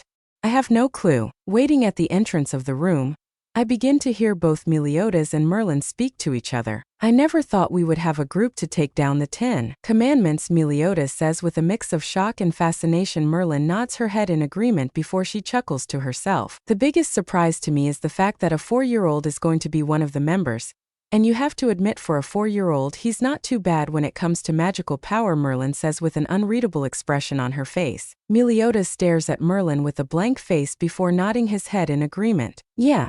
Despite being 4 years old, he was close to my power when I was his age, and the fact that he's not even the son of the Demon King like I am, is quite honestly a surprise," Meliodas admits with a chuckle. I stood there in shock. Meliodas was the son of the Demon King? Now this was something else entirely compared to me being a demon, but why would he be fighting against the 10 commandments if he's the son of the Demon King? Was he ignored by the Demon King like I was with my parents? Or was it something more? I wondered to myself before quickly shaking my head. I look at both Meliodas and Merlin and was surprised that they had not yet noticed me. Might as well let them know I am here, I thought to myself as I made my way towards them. "Really, you're the son of the Demon King?" I ask, internally scolding myself for my bluntness. "Really? I had to say that of all things? Damn me!" I exclaim in my mind. Immediately both Merlin and Meliodas turned to me with a shocked expression on their faces, probably not even realizing I was even there. "Oh, Hadrian. I didn't notice you were there." Yes, I am the son of the Demon King," Meliodas says with a resigned sigh. I guess he doesn't like the fact that he's the son of the Demon King. I couldn't help but notice. But then I pause as I realize something incredibly. "Wait, but doesn't that mean he's—" I thought in shock. "Doesn't that mean you're my prince?"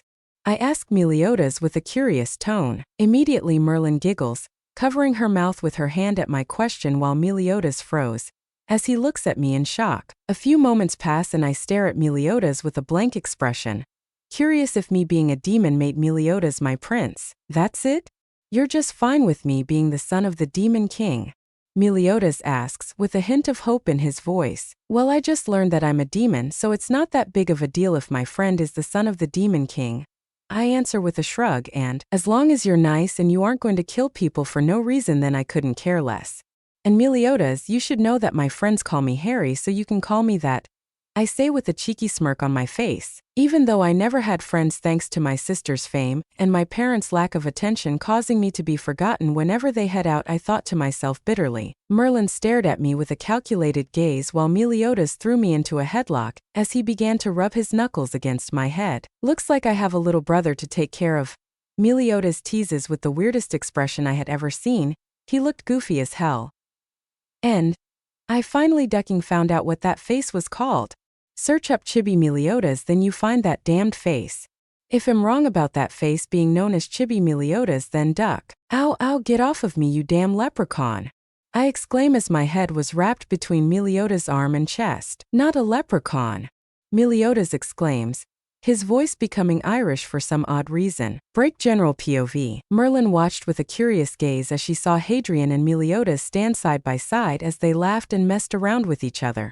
The sorceress notices that despite the fact that Hadrian learned that Meliodas was the son of the Demon King, he was completely relaxed. Looks like he was like me when I met Meliodas, Merlin thought with a small smile on her face, remembering how she had first met Meliodas and how he was different compared to the rest of his brethren. After the trio ate their breakfast, Meliodas and Merlin took Hadrian to a secluded area to try to help Hadrian wield and control his demonic powers, since Meliodas was the more experienced one when it comes to controlling his demonic power, and Meliodas' experience will certainly help better than Merlin attempting to understand. Alright Harry, to use and control your dark powers you will need to use negative emotions such as anger to use it. So first off I want you to use anger and attempt to bring it out, Meliodas tells Hadrian. With a sharp nod, Hadrian closes his eyes and the memories of his past begin to come to the forefront of his mind. Both Merlin and Meliodas watch as Hadrian's expression changes from calm to annoyed. The memories begin to overtake Hadrian and his power begins to increase. All they ever thought about was my sister. The way they always coddled her while I was left in the shadows. The times I had nightmares and they ignored me.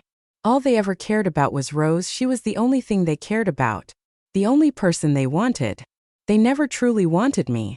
They only wanted my famous sister. Hadrian thought as the rage began to overcome him. And at that moment power that Hadrian had never felt surged throughout his body. The darkness within Hadrian coming to light. As Hadrian's eyes slowly began to open, Meliodas smiles brightly as the once beautifully emerald green was replaced by complete darkness as if staring into the void. Merlin looked at Hadrian with a curious gaze. Interesting. I actually think the dark eyes suit him. It actually matches with his dark hair, Merlin thought to herself before quickly shaking it off. Noticing Hadrian's confused expression, Merlin snaps her fingers causing a mirror to appear in front of the young demon. Hadrian stared at the mirror in shock as he saw that his eyes were different and that there was a small black mark on his forehead right above my eye. S1 demon mark, the first time it is seen. Congratulations Harry. You have awakened your demonic side. Now that you have access to your demonic state, you will be able to learn and grow as you use this power. You have successfully completed the first step to becoming a powerful demon, Meliodas says with a small smile, but his posture was slightly tense. No, a powerful sin, Hadrian replies, causing Meliodas to smile at the young boy brightly. That's a good kid, Meliodas thought fondly. After spending the next half hour changing between his normal state and his demon form, Merlin watched as Meliodas started to work on improving Hadrian's sword fighting. Alright Harry, I need you to keep moving when you're fighting. You cannot stay still when you're fighting someone. You need to learn how to move when fighting, otherwise you won't improve, which will cause you to be an easy target, Meliodas lightly scolded the young demon. Okay, I'll do better, Hadrian nods, his eyes filled with determination. I want to be a good member of the team, Hadrian thought as he started to move around Meliodas, who swung at Hadrian, causing the young boy to roll to the side, only for a fist to be implanted into his chest. Good try, Harry. But you have to learn how to sidestep incoming attacks before you can roll away from them, Meliodas states before the two continue to train while Merlin sits nearby with a book in hand. Break, Hadrian gasps as he laid on his back, beads of sweat drenching his forehead while his sword laid by his side. Good job, Harry, you are improving. Meliodas compliments with a smile. Thanks, gasp, but I'm dead. You must go on without me. I don't think I will make it, Hadrian replies dramatically. Asterisk chuckles asterisk I think you're just overreacting. Meliodas teases. I don't think I have much left, Hadrian says weakly. From the corridor a familiar individual with white hair enters the room. Zarathustra, I don't think I have long left to live, Hadrian says before coughing dramatically. Zarathustra then gasps and runs towards Hadrian, placing the young boy's head on his lap. No, you can't die, Hadrian. You have so much to live for, Zarathustra pleads. I am sorry. I don't think I will make it. Bleg, Hadrian then fake dies as his head lolls to the side, with his tongue sticking out. No. Zarathustra cries out dramatically while Chibi Meliodas watches. Hey Zarathustra, Meliodas greets with a wave. Hey Meliodas, Zarathustra greets back standing up. Thunk. Zarathustra drops Hadrian, causing his head to slam onto the ground. Ow, you bitch! Hadrian exclaims, rubbing the back of his head. Asterisk chuckles asterisk that was certainly entertaining. Merlin comments not too far away. Thank you, Hadrian bows dramatically with a smile. I meant Zarathustra, Merlin jokes, causing Hadrian to gasp and grasp his chest where one of his hearts was located in mock pain. This can't be. I have been defeated by the harsh words of a woman. Hadrian gasps, his hand still clenching where one of his hearts were located. Merlin giggles and shakes her head, enjoying Hadrian's antics. All right, knock it off, drama queen, Meliodas chuckles. Fine. I'll stop it, Hadrian shakes his head with a slight pout. I think it's time you went to bed, Hadrian, Zarathustra recommends, ignoring Hadrian's shocked face. Good idea, you should take him there and make sure he doesn't cause more trouble, Meliodas recommends, ignoring Hadrian blowing a raspberry at him. Sure. He seems to be quite the troublemaker, Zarathustra laughs as he leads Hadrian off. I'll show you a troublemaker when I drop kick your ass into a pit of acromantulas. Hadrian's voice was heard as the duo was leaving. What's an acromantula? Meliodas and Merlin hear Zarathustra ask. Think of a spider the size of a house, then you got an acromantula, Hadrian answers. You wouldn't do that, would you? Zarathustra asks worried. Soon only the sound of Hadrian's evil laugh could be heard as Zarathustra pleads for Hadrian to be joking. Break. Merlin shook her head, amused by the conversation between Hadrian and Zarathustra before sighing. Her mind focused on something besides the duo's conversation. What's on your mind? Meliodas asks, noticing Merlin's thinking face. I might be getting more of an idea on what Harry's magical power is. The beautiful sorcerer answers. Really, what? Meliodas asks, curious, tilting his head to the side. Not much except that it's a passive power, but it's definitely not a weak one. When we learn what it is we could exploit it and he could become quite a powerful member of the 8 deadly sins. We just got to know what it is and what requirements are needed to activate it, like your full counter, Merlin explains with a thoughtful look. How strong was he in demon form? Meliodas asks. He was at a power level of 1795, Merlin answers. All right then, Meliodas says with a nod. That is surprisingly large for a child at such a young age. Especially for a demon, Meliodas thought. Break. The next morning Hadrian came down to see Merlin going through some books, tilting his head, curious as to what the buxom sorcerer was doing. Hadrian walks over to her and looks over her shoulder to see what she's reading. You know, not every lady likes it when a boy looks at her things, Merlin says cheekily. Immediately a blush forms on Hadrian's face, realizing that she may not like that. Oh, sorry about that, Hadrian apologizes. I didn't think I was being rude, Hadrian thought, worried. You got nothing to worry about. But it is just a warning, and these books are actually for you to read while we're heading out to find the other sins, Merlin replies, handing Hadrian his books for the trip. All of the books were about tips and beginner magic, giving him the ability to start learning magic. I'm curious to see your potential, and how far you will grow, Merlin says before she cheekily strokes his cheek, causing the blush on the young demon's face to grow. As Merlin was about to continue teasing Hadrian, the sounds of horses neighing stopped her. Looks like it's time, Merlin thought before looking at Hadrian. I think it's time for us to go now, Merlin says as she heads outside. One training session he went from 795 to 807. It actually isn't bad, but I hope he can get stronger faster. Sigh, I know he's young, but he's supposed to be a sin and all sins need to be at a power level of over 3000. At the moment he is only at 1807 in his demon form. I just hope his magical power is as strong as I believe it is, Merlin thought to herself as she walks towards the carriage that they will be taking to help them find and locate the rest of the 8 deadly sin. As the sun reached its peak, the dragon, Boar and Phoenix find themselves now traveling across Britannia to locate their fellow sins. And their first stop, the prison which currently holds the future fox sin of greed, Ban the Undead. Let's see how immortal he is, Hadrian thought to himself as they made their way towards the prison. Break. Hadrian rubbed his stomach as he groaned. Sitting in the carriage that was currently being pulled by a horse, Hadrian found himself feeling like he was going to throw up as he read one of the books Merlin had given him.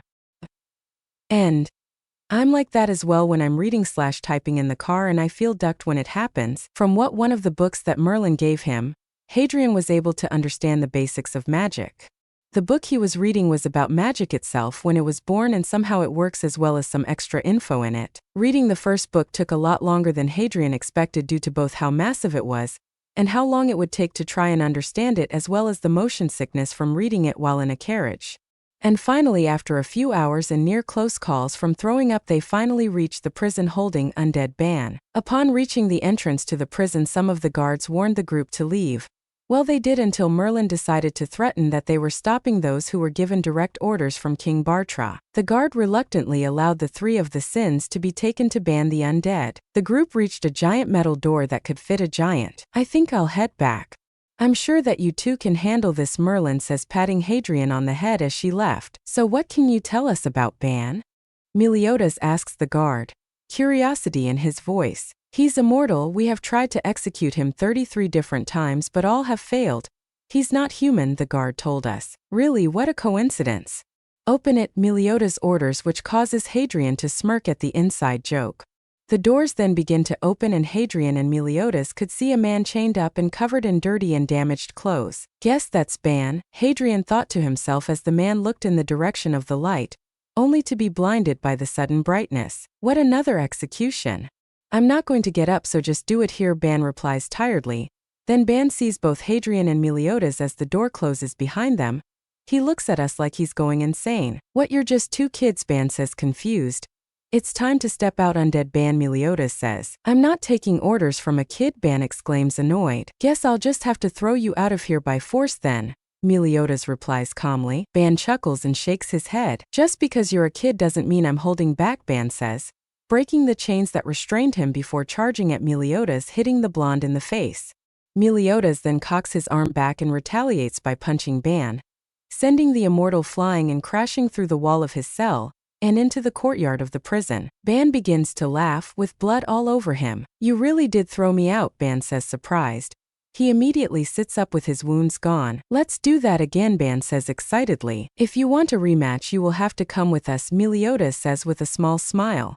Ban chuckles excitedly and nods. Hadrian stares at both Ban and Meliodas with a blank face. Why do I feel like this is going to be a normal thing? Hadrian thought to himself, worried about the future friendship between the sin of wrath and sin of greed. Break. Hadrian, Meliodas and Ban enter a tavern to see Merlin sitting at the bar with a book in hand and now wearing a different outfit. A dark purple twin-tail open coat that shows off her cleavage and purple panties. That's all she is going to wear?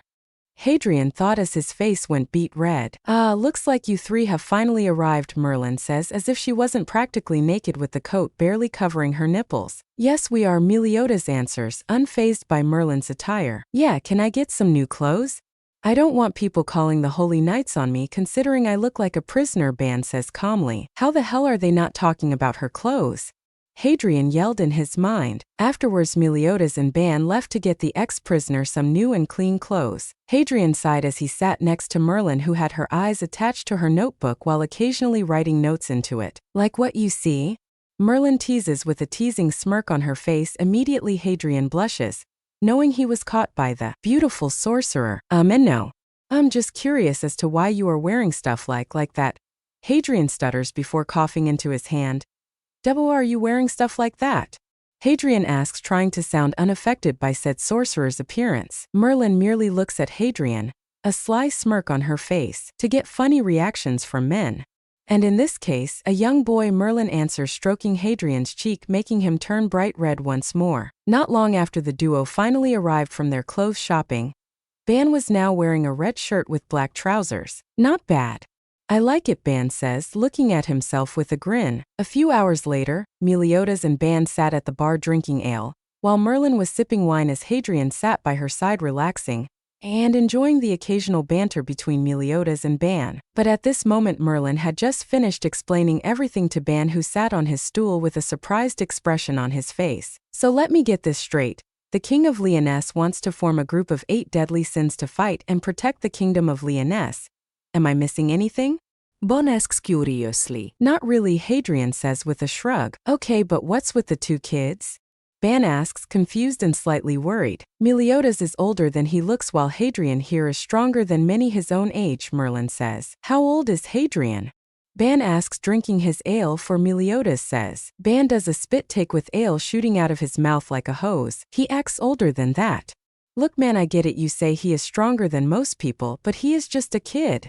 Ban exclaims angrily. He has a power level of 807 and he is still growing, Merlin says. Ban looks at Merlin surprised and turned to Hadrian, then turns back to Merlin. Damn, he is strong, Ban commented, both surprised and impressed. Break. Night finally came and Hadrian sat next to Ban in silence while Merlin and Meliodas were discussing their next move. So how do you feel about all of this? Ban asks, breaking the comfortable silence between the two. What? Hadrian asks, confused, turning his head towards the immortal ex-prisoner. What does he mean by that? Hadrian thought, curious. How do you feel about the idea of fighting and protecting an entire kingdom? After all, you're only 4. Don't you want to just be a kid? You know, run around, make friends and just hand this type of responsibility to the adults? Ban asks as he sips his ale from the mug. Hadrian looks at Ban before sighs. Never really had the chance to do that. Besides, who says I can't hang out with friends when I'm not doing anything? Hadrian replies with a shrug. Ban looks at Hadrian and sighs. I just don't like the idea of letting someone as young as you fight things that grown adults would cower from the mere thought of. Fighting, Ban says soberly. Hadrian looks at Ban with a grateful smile. Thank you, Ban, Hadrian says happily. Ban chuckles and shakes his head. Don't thank me, kid. You deserve a childhood. But if you still want to do all this, then I'll stand by your side.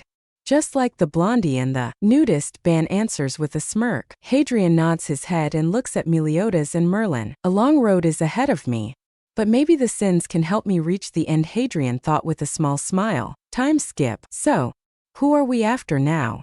Hadrian asks, curious. Meliodas chuckles and looks at Merlin. We are now heading towards the lion sin of pride, Merlin answers while glaring at Meliodas, who continues to chuckle. What? Meliodas asks with a smirk. You said you told him, Merlin replies, sharply ignoring Meliodas, who went into chibi mode. As moon rises, the sins reach a small town and come to a stop. All right, let's find a tavern and we will continue our journey, Merlin says as they hop out of the carriage. Hey Ban, I never asked, but what is your magical power? Meliodas asks. Both Merlin and Hadrian hear this and look at Ban, curiosity in their eyes. Oh, my magical power is snatch. I can take away the physical strength of those I choose, Ban answers. Can you show us? Hadrian asks, curious. Then I guess you are the volunteer, Ban says cheekily as he uses snatch on Hadrian. Hadrian POV. As snatch was used on me, I felt my strength begin to leave, but half a second later I felt power grow within me. The power began to flow through my veins and body. I felt stronger, faster. What the hell is happening to me? I thought, worried. Looking at myself to see if anything happened to my body, I couldn't help but wonder if it was all just my imagination, as there was no sign of it affecting me. Is that supposed to happen? Meliodas asks, pointing at me. No, I think that's Hadrian's magical power, Merlin says, surprised. Wait, what? I thought, not knowing what they were talking about. What's going on? I ask, confused. Merlin then snaps her fingers and a mirror appears in front of me, and I can see my eyes now have a dark red color instead of the regular emerald green. Wait, what happened?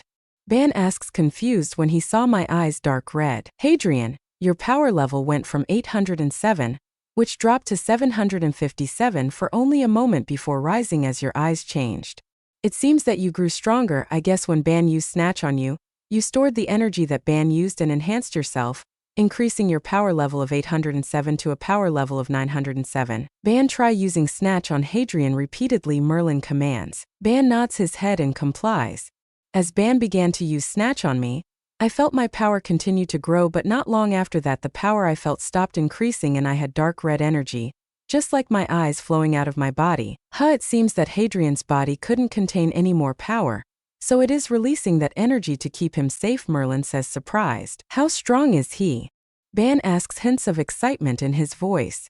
Well, before he was 807 and the first time you used Snatch he decreased by 50 only to increase by 150. But his total power now is 2,807. Merlin says amazed. Wow, I can see why you want him on the team now, Ban says amazed. But here's the thing, I believe the older he gets and the more his body can handle, the more he can contain that energy. Meaning instead of Hadrian increasing his power by a maximum of 2,000, it could go even further, Merlin explains. That is a scary power for guys like me, thinking you are weakening your opponent but you're only making them stronger. And the worst part is that I got no power increase from that, Ban says, slightly upset that his magical ability has no effect on me. Oh, do you feel sad that you couldn't weaken little Hai? Merlin teases. Ban merely stares at Merlin. Does it look like I'm upset? Ban asks with a blank face. You look like you spat the dummy, I answer cheekily. Ban looks at me open-mouthed in shock while Meliodas falls down in laughter and Merlin giggles with an amused grin. You cheeky little bugger, Ban shakes his head with a slight chuckle. Break. Thanks to Bartra's vision we will know where and when the sins will be. So we need to make our move now, Meliodas informs the group as they sat in the carriage. Okay, that's good, Ban says, and I nod in agreement. Yes, it is a good thing, but our journey is a week-long ride, so during this time, Hadrian, I want you and Meliodas to train on using swords, while you learn how to use magic. Is that good with you? Merlin asks, looking at me. Yes, I can do that, I answer with a nod. Good, on our next stop I will continue teaching you on how to use a sword, Meliodas states. Yeah, that's fine with me, I answer. Remember to read your books, Merlin states, causing me to grumble. Come on, Harry. You need to read, Ban teases. I glare at Ban, who merely smirks in response. I will get sick if I read while in the carriage, Hadrian growls. Don't care, Ban sings, that damned smirk still on his face. If I throw up it's going to be on you, I threaten with a scowl on my face. Sure, Ban waves the threat off uncaringly. Time skip. Ah ha ha. What the hell, Harry? Ban exclaims, as his shirt and pants were covered in vomit. Warned ya. I chuckle before I nearly throw up once more as my stomach continues to torment me. I thought you were messing with me. Ban exclaims as Meliodas laughs in amusement. I notice Merlin, who is currently watching us with a raised eyebrow. I don't know if I should feel bad for Ban or for Hadrian, Merlin thought to herself as Ban jumps out of the carriage and dives into a nearby lake. Huh, quite lucky for the lake to be so close, I hear Merlin say to herself. Maybe we should stop here, Meliodas offered as the sun slowly began to set. Merlin hums in thought before nodding her head in agreement. I think that's a good idea, Merlin says, closing her book. Snap. Merlin snaps her fingers and 4 tents appeared with a campfire in the middle. Thanks, Merlin, I say, grateful as I held my stomach. The blue tent is yours, Merlin informs me. Thanks. I'm going to rest for a bit, I say as I enter the blue tent. Inside was a small mattress with a set of clothes next to it. Looking at it, I noticed that it was a purple shirt with black pants and a black jacket. Isn't this similar to Merlin's colors? I couldn't help but notice before shrugging it off. Probably nothing to think about, I thought as I laid on the mattress and closed my eyes. Merlin POV. Little monkey. Thinks he can get away with spewing on me. I look up from my book as I sit by the campfire to see Ban entering the campsite with only pants on with his wet shirt in hand. He did warn you, I tease with a sly smirk. Ha, very funny, Ban comments sarcastically. I merely smile and shake my head before turning back to my book. Harry still in the tent? Meliodas asks as he returns from who knows where. Yep, he seemed pretty tired after the journey. I answer, my attention still on my book. I was thinking of continuing his training before we all head to sleep, Meliodas states as he sat by the campfire with Ban sitting beside him, all of us in silence. As the time continued to tick on, no one said anything to break the silence between us, preferring the sounds of the fire crackling as it burns the wood. Ban soon sighs as he seemed to be in deep thought. Something you wish to comment on, Ban? I ask with a raised eyebrow. Yeah. I am just trying to wrap my head around the fact that I am going to be fighting alongside a kid, Ban answers tiredly. What do you mean? He is strong and he is getting stronger the more he trains, Meliodas asks confused. It's not about his power. It's just doesn't it feel wrong having the poor kid doing this? He is a kid. For at that, I just don't feel comfortable with the thought of having such a young kid fighting.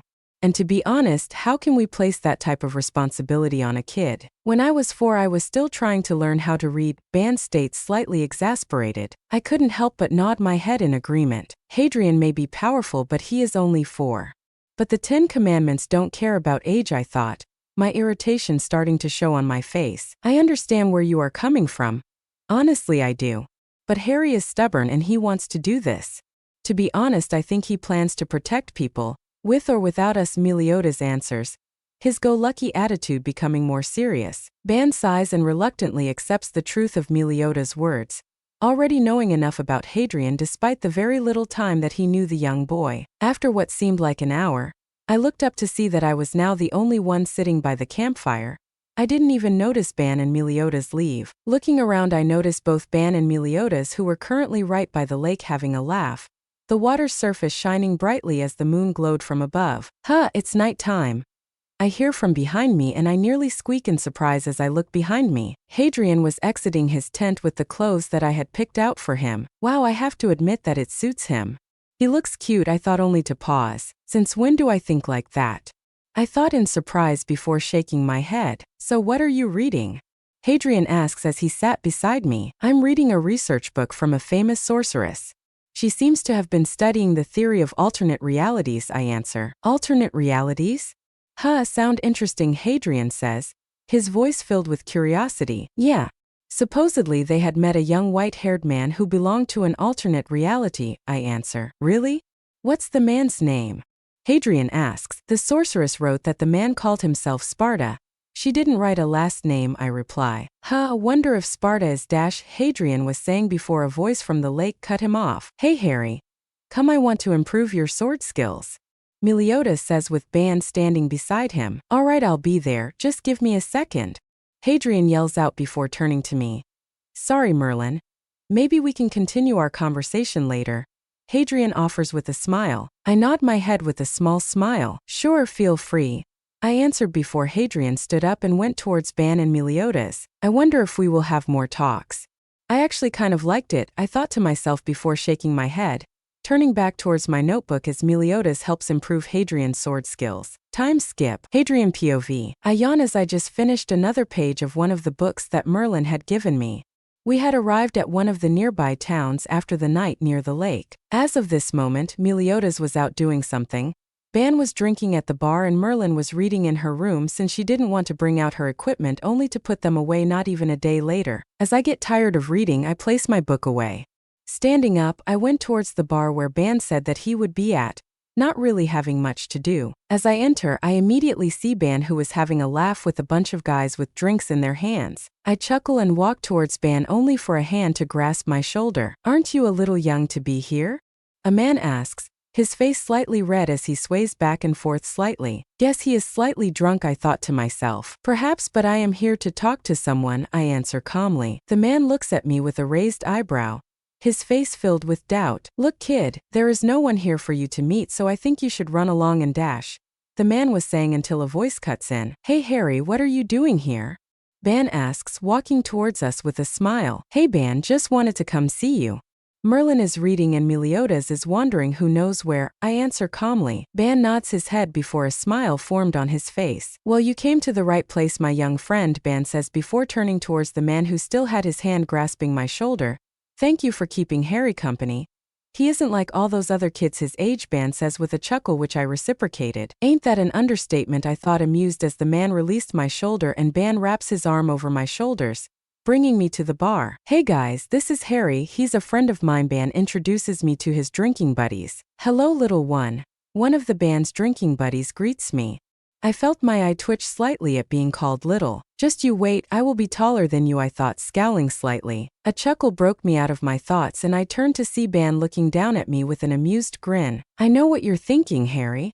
I thought the same thing when I was your age, Ban says knowingly. I grumbled to myself, knowing that the grin that Ban was giving me was proof that he knew what I was thinking. Now let's have a drink, Ban yells, raising his drink in the air. Yeah, Ban's drinking buddies cheer, also raising their drinks in the air. I sigh, shaking my head, knowing that I had just messed up. I am going to regret this, I thought to myself. Break, this is amazing, I thought to myself with a grin. In front of me, Ban stumbled into a wall, a goofy grin on his face as he was flat out drunk. Heis Howie.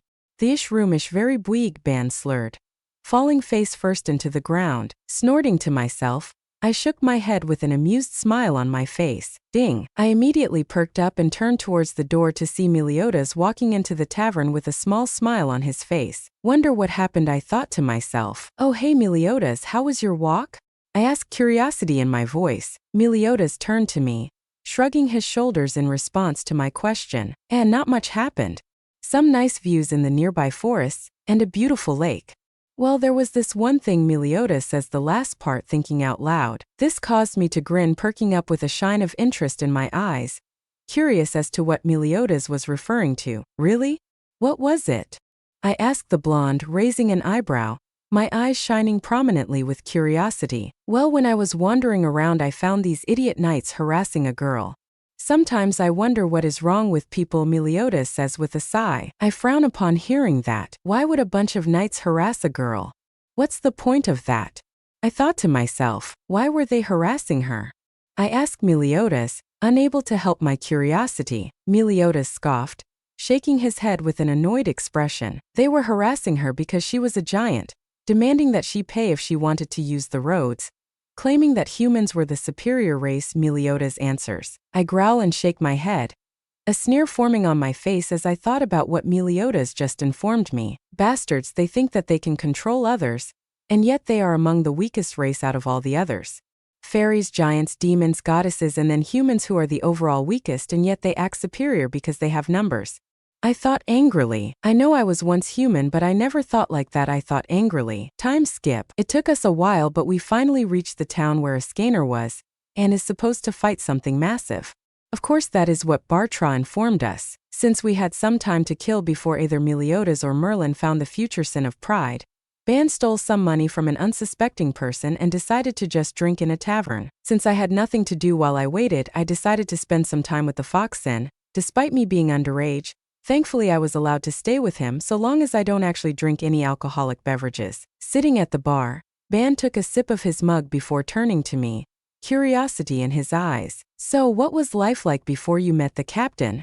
Ban asks me. I sigh and sip some water before placing my cup onto the bar table. In a way, hell, my parents ignored me in favor of my twin just because she was famous. Even the birthdays we shared were just about my sister.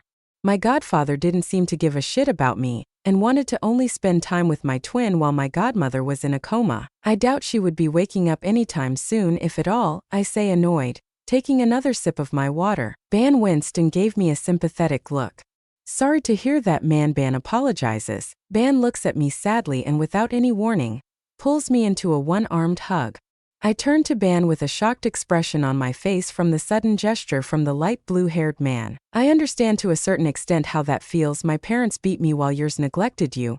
It wasn't as bad as mine, but it still hurts. Doesn't matter if it was neglect or abuse, it still hurts one way or another. When I was younger, I barely had any food to survive and I had to steal just to have breakfast. You didn't have any attention which was needed for one as young as you. It doesn't matter if your twin was famous. It was just wrong of them, Ban says, saddened. Ban's words hit me hard. Hearing that someone thought that what my parents did was wrong meant more to me than I would have thought, and that's when I felt it. Tears began to slide down my face as the pain of being neglected haunted my mind. Without hesitation, I gripped Ban's shirt and began to sob into his chest. As I cried, Ban held on to me as I told him about how my sister survived an unstoppable curse and survived, and how soon she, along with my parents, forgot about me. Ban looked down at me with sorrow in his eyes. I promise you I will never let that happen to you, Hadrian, Ban thought with determination in his eyes. As Ban comforted me, I never noticed my eyes begin to droop, and before long I soon fell asleep after finally releasing all of the stress and sadness from how I was treated. As I slept, Ban lifted me up from my stool and carried me to my bed, carefully placing me under my bed covers. Sleep tight. We will make sure you aren't forgotten or feel unwanted like that ever again, Ban says with determination as he closes the door behind him. Break. General POV. Within a tavern with the sun rising across the horizon, the sound of soft breathing can be heard from within one of the tavern rooms. Inside was Hadrian, who had rolled to his side, holding a pillow in his tight grasp as he slept peacefully. From the end of the room, the door slowly began to open, revealing the chibi face of Meliodas. Nishishi Meliodas had a large shit-eating grin on his face as he slowly began to tiptoe towards the bed that Hadrian slept in. In the blonde's hand was a plate of bacon and eggs. made by one Meliodas. Creeping towards the bed, Meliodas brought his hand up and lightly tapped Hadrian on the shoulder. Grumbling slightly, Hadrian turned onto his stomach, not reacting to Meliodas' tap besides the slight grumble. Shaking his head with an amused smile, Meliodas began to shake the black-haired boy, ignoring the annoyed mumbles of said boy. "Wakey, wakey," Meliodas says as he continues to shake Hadrian. Letting out an annoyed groan, Hadrian swatted Meliodas' hand and hid himself under his cover. Unseen by the black-haired boy, a large grin formed on Meliodas' face as he pulled out a jug of water. "Nishishi, you should have listened," Meliodas grinned as he raised the jug over Hadrian's body and turned it upside down. Splash! Ah ah ha ha!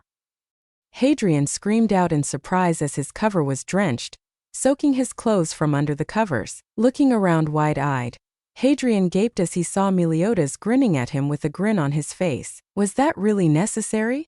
Hadrian asked with a scowl. Nishishi. Meliodas smirked before showing Hadrian the plate of bacon and eggs. "I made this just for you. Enjoy," Meliodas says to the black-haired boy. Hadrian blinked in surprise. "I didn't know Meliodas could cook." The raven-haired boy thought in surprise as he took the plate from Meliodas and looked down at the plate. The bacon and eggs looked like something that came out of a professional restaurant. The eggs looked perfectly cooked and the bacon was sizzling slightly beside the eggs. "This looks delicious. I guess it's time to dig in," Hadrian thought as he grabbed the fork and cut a slice of the egg. Hadrian brought the fork to his mouth and bit down on the egg. Thud! Hadrian fell off the bed, his eyes blank and his face purple. Not too far away from Hadrian's room, Merlin felt a shiver run down her spine. Looking around with a slightly worried gaze, the beautiful sorceress was afraid. It was incredibly rare for Merlin to fear anything.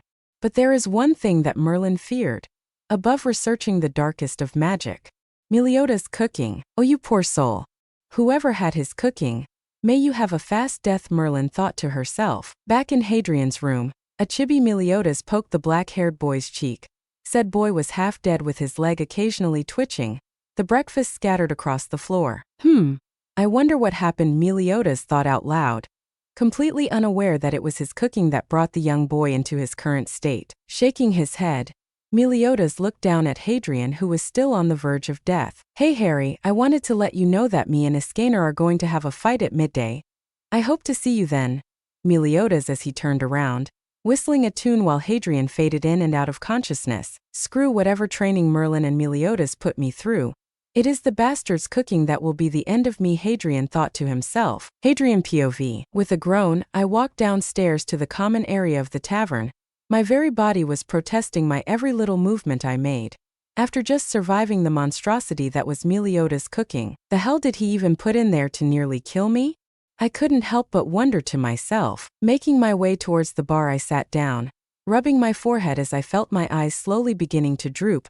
From beside me, I saw a figure sit beside me. Ignoring the person, I groaned slightly as the desire to just go to my room and flop onto my bed and sleep for the next 3 weeks grew more appealing as the seconds passed. "Meliodas is a horrible cook," a familiar voice says from beside me. Perking up slightly, I turned to see that the figure that sat beside me was in fact Merlin, who was looking down at me with an amused smile on her face. I felt my eye twitch, realizing that Merlin knew that particular fact about Meliodas' cooking, and didn't provide some warning in advance. "And you didn't think to warn me, why?"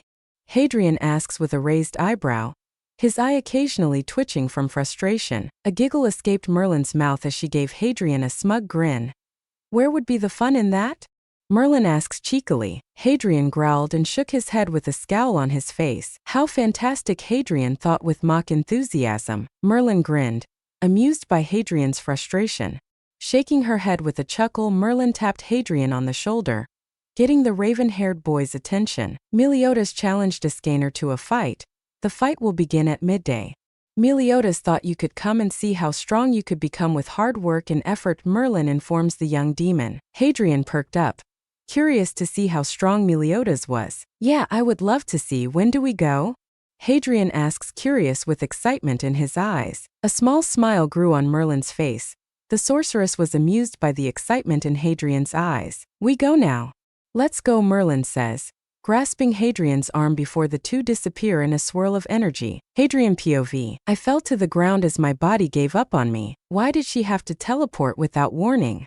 I thought to myself, annoyed and irritated as I felt the smug grin coming from Merlin as she stood above me. "You look comfortable," Merlin comments cheekily. Grumbling to myself, I pulled myself up to my feet and frowned as I found myself in an empty field with no civilization in sight. "It's so that no innocents get hurt," Merlin answers, as if reading his mind. And with the time I spent with Merlin, that is a possibility, I thought to myself, not noticing the growing grin on Merlin's face. "Oh look, there they are." Merlin's voice brought me out of my thoughts and I looked over to see Meliodas, standing before a large bulky man with orange hair. Holy shit! What does he even eat? I screamed in my mind as my eyes widened significantly. "Hadrian, I would like you to meet Ascaner." Merlin introduces me to the hewling giant. Said giant turned to me, looking down as he towered over me. "Hello," I greet him with a small smile. "Hello, young child, what are you doing here?" Ascaner asks, looking at me with curiosity in his eyes. Merlin places a hand on my shoulder, causing me to turn my attention to the sorceress as she spoke. "Oh, he is here to watch the fight between you and the captain," Merlin informs Ascaner. Ascaner cocked an eyebrow but did not question it. Guiding me away from Ascaner, Merlin gets me a safe distance away from both Meliodas and Ascaner. Giving her a questioning look, Merlin merely smiles and rubs my hair. "You will see soon," Merlin answers cryptically. Shaking my head with a frown, I turn my head towards the duo and wait for the fight to begin. After what seemed like an hour but was only a few minutes, I felt my body begin to sweat as the area got hotter. What is going on? Why is it getting so hot? I wondered as I wiped the sweat from my forehead. Noticing this, Merlin waves her hand over my body, causing a wave of coldness to wash over my body. Letting out a sigh of relief, I turned to Merlin and nodded my head to her with a grateful smile. Turning my attention back to Meliodas and Ascaner, I frown as I notice the sun shining brighter as it rises. As the sun reached its peak, Ascaner's body grew and his body was engulfed with fire. The spell that Merlin casted on me became overwhelmed by the heat radiating from Ascaner's body, causing sweat to form once more. Grasping my arm, Merlin pulled me up into the air, holding me tightly as she floated above the area that was soon engulfed in fire. Meliodas smiles at Ascaner, placing both hands on his hips. "Now here's the deal. If I win, then you will join the 7 deadly sins. You can do whatever you want if you win." Meliodas challenges Ascaner. Covering her eyes with her hand, Merlin smiled slightly as she sensed Ascaner's power. "What a surprise! His magical power at noon is on another level," Merlin says with fascination in her eyes. I looked at Merlin with wide eyes and turned to Meliodas, curious to see how the battle would go down. "Don't worry, Meliodas will be fine," Merlin whispers into my ear, causing a shiver to run down my spine. Nodding my head in thanks, I watched closely as Meliodas stood before Ascaner, completely unaffected by the heat generated from his body. "Creature that will die easily," Ascaner spoke, his voice deep and filled with power. Ascaner looked down at Meliodas, his eyes narrowed. "I envy you," Ascaner stated, his eyes glowing with fire in his eyes. From the flames of the once beautiful grasslands, Ascaner's fist emerges, hitting Meliodas and flinging him up into the air. Whoosh! A shockwave surged through the lands, nearly sending both me and Merlin away. Meliodas pushed himself off from Ascaner's fist. His shirt destroyed, the scabbard of his broken dragon hilt sword shattered. As Ascaner pulls his fist back and swings at Meliodas, the blonde's entire body was soon engulfed in darkness. Bang! Meliodas flew downwards, hitting Ascaner in the face with his wing. As the blonde demon landed on the ground, the earth shattered from the impact. As Ascaner fell to the ground with a loud thud, the giant attempted to pull himself up, only for Meliodas to slam his foot, which was in the form of a talon, onto his throat. "If you want to die so badly, I'll kill you," Meliodas says, his voice deeper and colder than ever. "So this is the power of the son of the Demon King. Wow, now I really want to get stronger so that I can reach this level of power.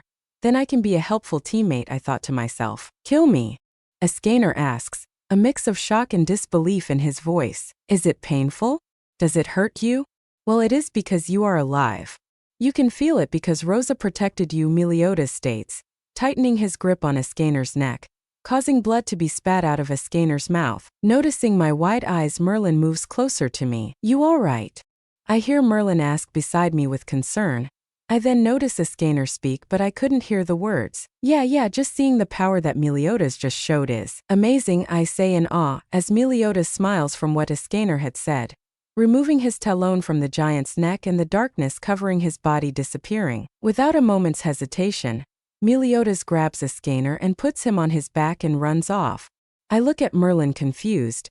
She only smiles and goes after them. We will be back soon, don't cause any trouble, Merlin informs me telepathically. Sighing slightly, I looked around and frowned to myself. How the hell do I get back? I wondered out loud. Time skip. After finally finding my way back to the town, I eventually learned that Meliodas took Escanor to see the woman that had saved his life when he was only a child, when the people he had cared for wanted him dead, including his own family. Sheesh, that's ducked up, I thought to myself, shaking my head with a scowl. As I thought about the ginger, I couldn't help but be curious about the explanation that I had received about the specifics of Escanor's power.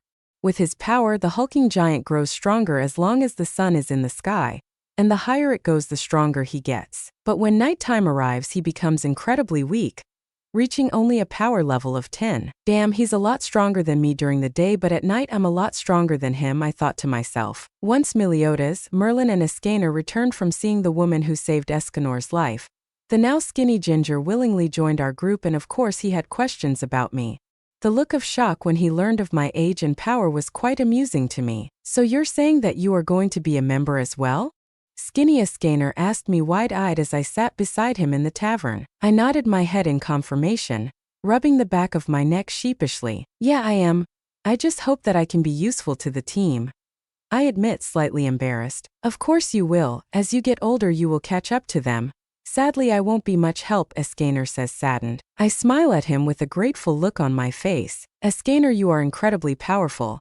Yes, you need the sun, but it still doesn't change the fact that you are more than certainly going to be the second strongest member of the team. And also thanks for encouraging me, I say with a smile on my face. Escanor looks at me before beaming at me. Thank you too. I will do my best to be a helpful teammate and learn to control this power, Escanor replies, holding his fist up with determination in his eyes. I smile and pat Escanor on the back. We both will, I state with a grin that the skinny ginger reciprocates. Time skip. Sitting in the carriage with a book in hand, I found myself reading through the chapters, occasionally using magic to practice what I read to not only improve my magic, but to pass the time. Within oneself is what is commonly known as the magical core. One well-known fact about the magical core is that it acts like a muscle, growing in size the more it is used. But what most don't know about it is the bigger and stronger it gets, the more potent and powerful the user's magic becomes. One of the most commonly used exercises is to create an orb of light and to circle it around you, to both train your control and for the constant drain on your magical core to help its growth. Using more orbs of light to work on your control with further help with training your core. I made a sound of surprise from what I read. An orb of light, huh? That certainly sounds easy, I thought to myself. Holding up my hand, I closed my eyes and began to concentrate. As I focused, I sensed my magic leave my magical core and made its way through my body until finally reaching my hand. Behind my closed eyes, I saw a small light from my closed eyelids, eliciting a smile to form on my face. There we go, I thought to myself as I now opened my eyes, seeing a small ball of light in my hands. Focusing once more, the ball of light slowly began to float above my hand and begin to circle around me. Ha, this is easy, I thought to myself, only to be blinded as the ball of light passed right through my face. Never mind, I thought to myself, realizing that controlling a ball of light to float around me without actually looking at it might be harder than I thought. A giggle caught my attention and I turned to see Merlin smiling at me with an amused expression on her face. I deadpanned at the woman, annoyed that she saw my mistake. Shut up. I turned my head with a slight pout on my face, causing Merlin's giggle to turn into laughter. Break. With Escanor now a part of our growing group, we began to make our way back to Lyonesse due to the fact that we will meet our next member somehow. The sin of sloth, the bear sin King, who Bartra says will be easy to convince to join. Upon meeting King, we learned that he was thought to have done something incredibly bad and he was arrested, but thankfully Meliodas freed him under the orders of Bartra. But the last thing I expected when I got to see him was a fat man floating in the air. What the hell? I thought, what's with the kid? King asks as he floats. He's a member and he is currently at a power level of 807, Merlin explains. Immediately he looks at me shocked. Every bloody time I get questioned about my age and power and every time results in shock. I'm tired of that. But what can you do? Well, we learned that our next sin is the serpent sin of envy, and she is at Lyonesse already while the last sin was also already there, meaning that we just have to head back and we'll be fine. Break. During the trip back to Lyonesse, Ban and Meliodas helped train me while I occasionally read and now put some of the magic I read into action. The best I could do right now was make a cup float without a focus, and that's with difficulty. It's completely different from making a ball of light since it doesn't really affect the world around it except give off light. Once getting back to Lyonesse, we spot a giant about to be killed, only for Meliodas to stop it. And it seems our search for the last sin was over. Diane was our serpent sin of envy, and it was the same girl who Meliodas saved earlier. Who would have thought, I thought internally, chuckling. Another repeat with my age and power, and we finally make it to King Bartra. Standing before us, King Bartra smiled with a gleam of excitement in his eyes. Looking off to my side, I see a massive man in hulking armor. Damn, how big is he? I thought to myself, wide-eyed. Welcome all of you, King Bartra began to speak, breaking me out of my thoughts. I am Bartra, King of Lyonesse, and you all have come together to form a new order of holy knights. The 8 deadly sins. You all wield power that far surpasses that of your fellow holy knights. You will be the sword and shield of Lyonesse, protecting the innocent from the wicked and stopping corruption from destroying the beautiful lands of Britannia. The first sin and captain of the 8 deadly sins will be Meliodas, the sin of wrath, the dragon sin. The second will be the sin of gluttony, the boar sin, Merlin. The third sin is the sin of imitation, the phoenix sin, Hadrian. The fourth sin is the sin of greed, the fox sin, Ban. The fifth sin is the sin of pride, the lion sin, Escaner. The sixth sin is the sin of sloth, the grizzly sin, King. Then we have the seventh, the sin of envy, the serpent sin, Diane. And last but not least, we have the sin of lust, the goat sin, Gauther. The king states, introducing all of us. Looking at the hulking giant who was introduced as Gauther, I couldn't help but tilt my head with a small frown on my face. Lust? He doesn't seem like the type of guy to be lustful, I thought, thinking about how muscular that guy had to be to fit into that giant suit. As the ceremony came to an end, we were asked for our choice of weapon along with what our abilities were so that our weapons matched us when searching within the king's vault. Once more King Bartra stood before us with a smile on his face. I congratulate you on the formation of the 8 deadly sins. I wish you all the best of luck, King Bartra states. Yeah, let's go drink, Ban yells, grabbing a Chibi Meliodas with a giant grin on his face. Yeah. Chibi Meliodas cheers. A loud chorus of agreements echoed from the sins as they all left, heading to the tavern. Bartra stood there, a deadpan expression on his face. This is going to be a thing, isn't it? The king thought to himself. Within the tavern, cheering can be heard. I smiled as everyone sat at one of the tables, drinks in hand. Except for me, the bastards gave me bloody apple juice. Cheers to the 8 deadly sins, Ban says happily as he drinks with a goofy grin on his face. Yeah. Meliodas exclaims, a smile on his face. Oh, this is so amazing. Diane exclaims happily, who is shrunken down thanks to Merlin. That night there was a bunch of drinking, a lot of banter followed by laughter. It was the most enjoyable night I ever had. Break. Making a sound of discomfort, I awoke with the sun directly in my eyes. Growling in irritation, I let out a yawn as I sat up, rubbing my eyes tiredly. Looking around, I frowned as I found myself laying on top of one of the tables in the bar within the tavern, my fellow sins laying around on the floor with goofy grins on their faces. Except for one person, Gauther. The giant was nowhere to be seen. I wonder where he went, I thought to myself as I looked around. From outside the window I see the hulking armor, sitting on one of the benches and watching the birds fly through the sky. Curious, I made my way to the door of the tavern and opened it, causing Gauther to turn his head and look at me. Hey Gauther, you okay?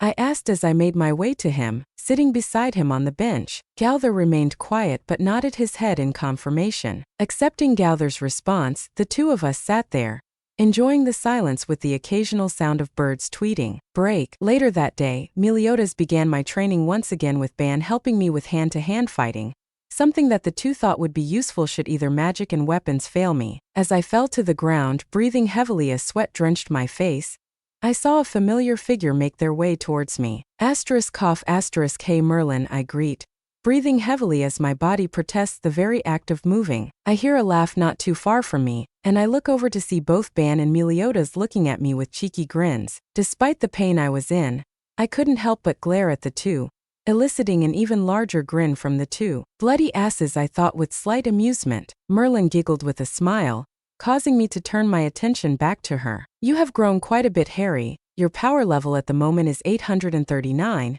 You keep this up and you could become a very strong member of the 8 deadly sins, Merlin complimented. I nodded, happy that I was at least making some headway with the severe power gap between both me and the other sins. As of now, I had only a month of time to train and prepare before we receive our weapons from Bartra's vault, knowing that we were unable to actually do anything until then.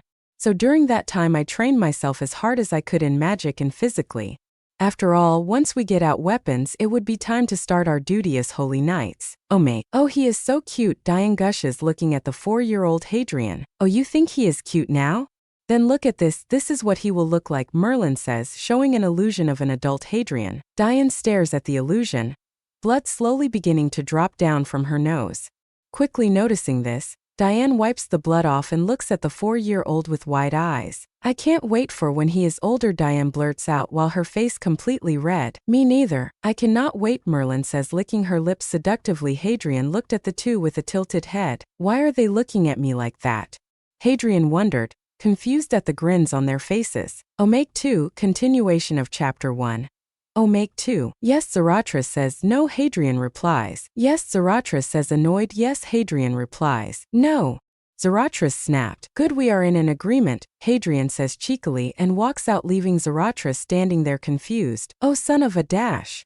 Zarathustra exclaims, and Hadrian smirks when he hears Zarathustra getting angry at his mistake. Merlin owes me a 20, she didn't think that shit would work.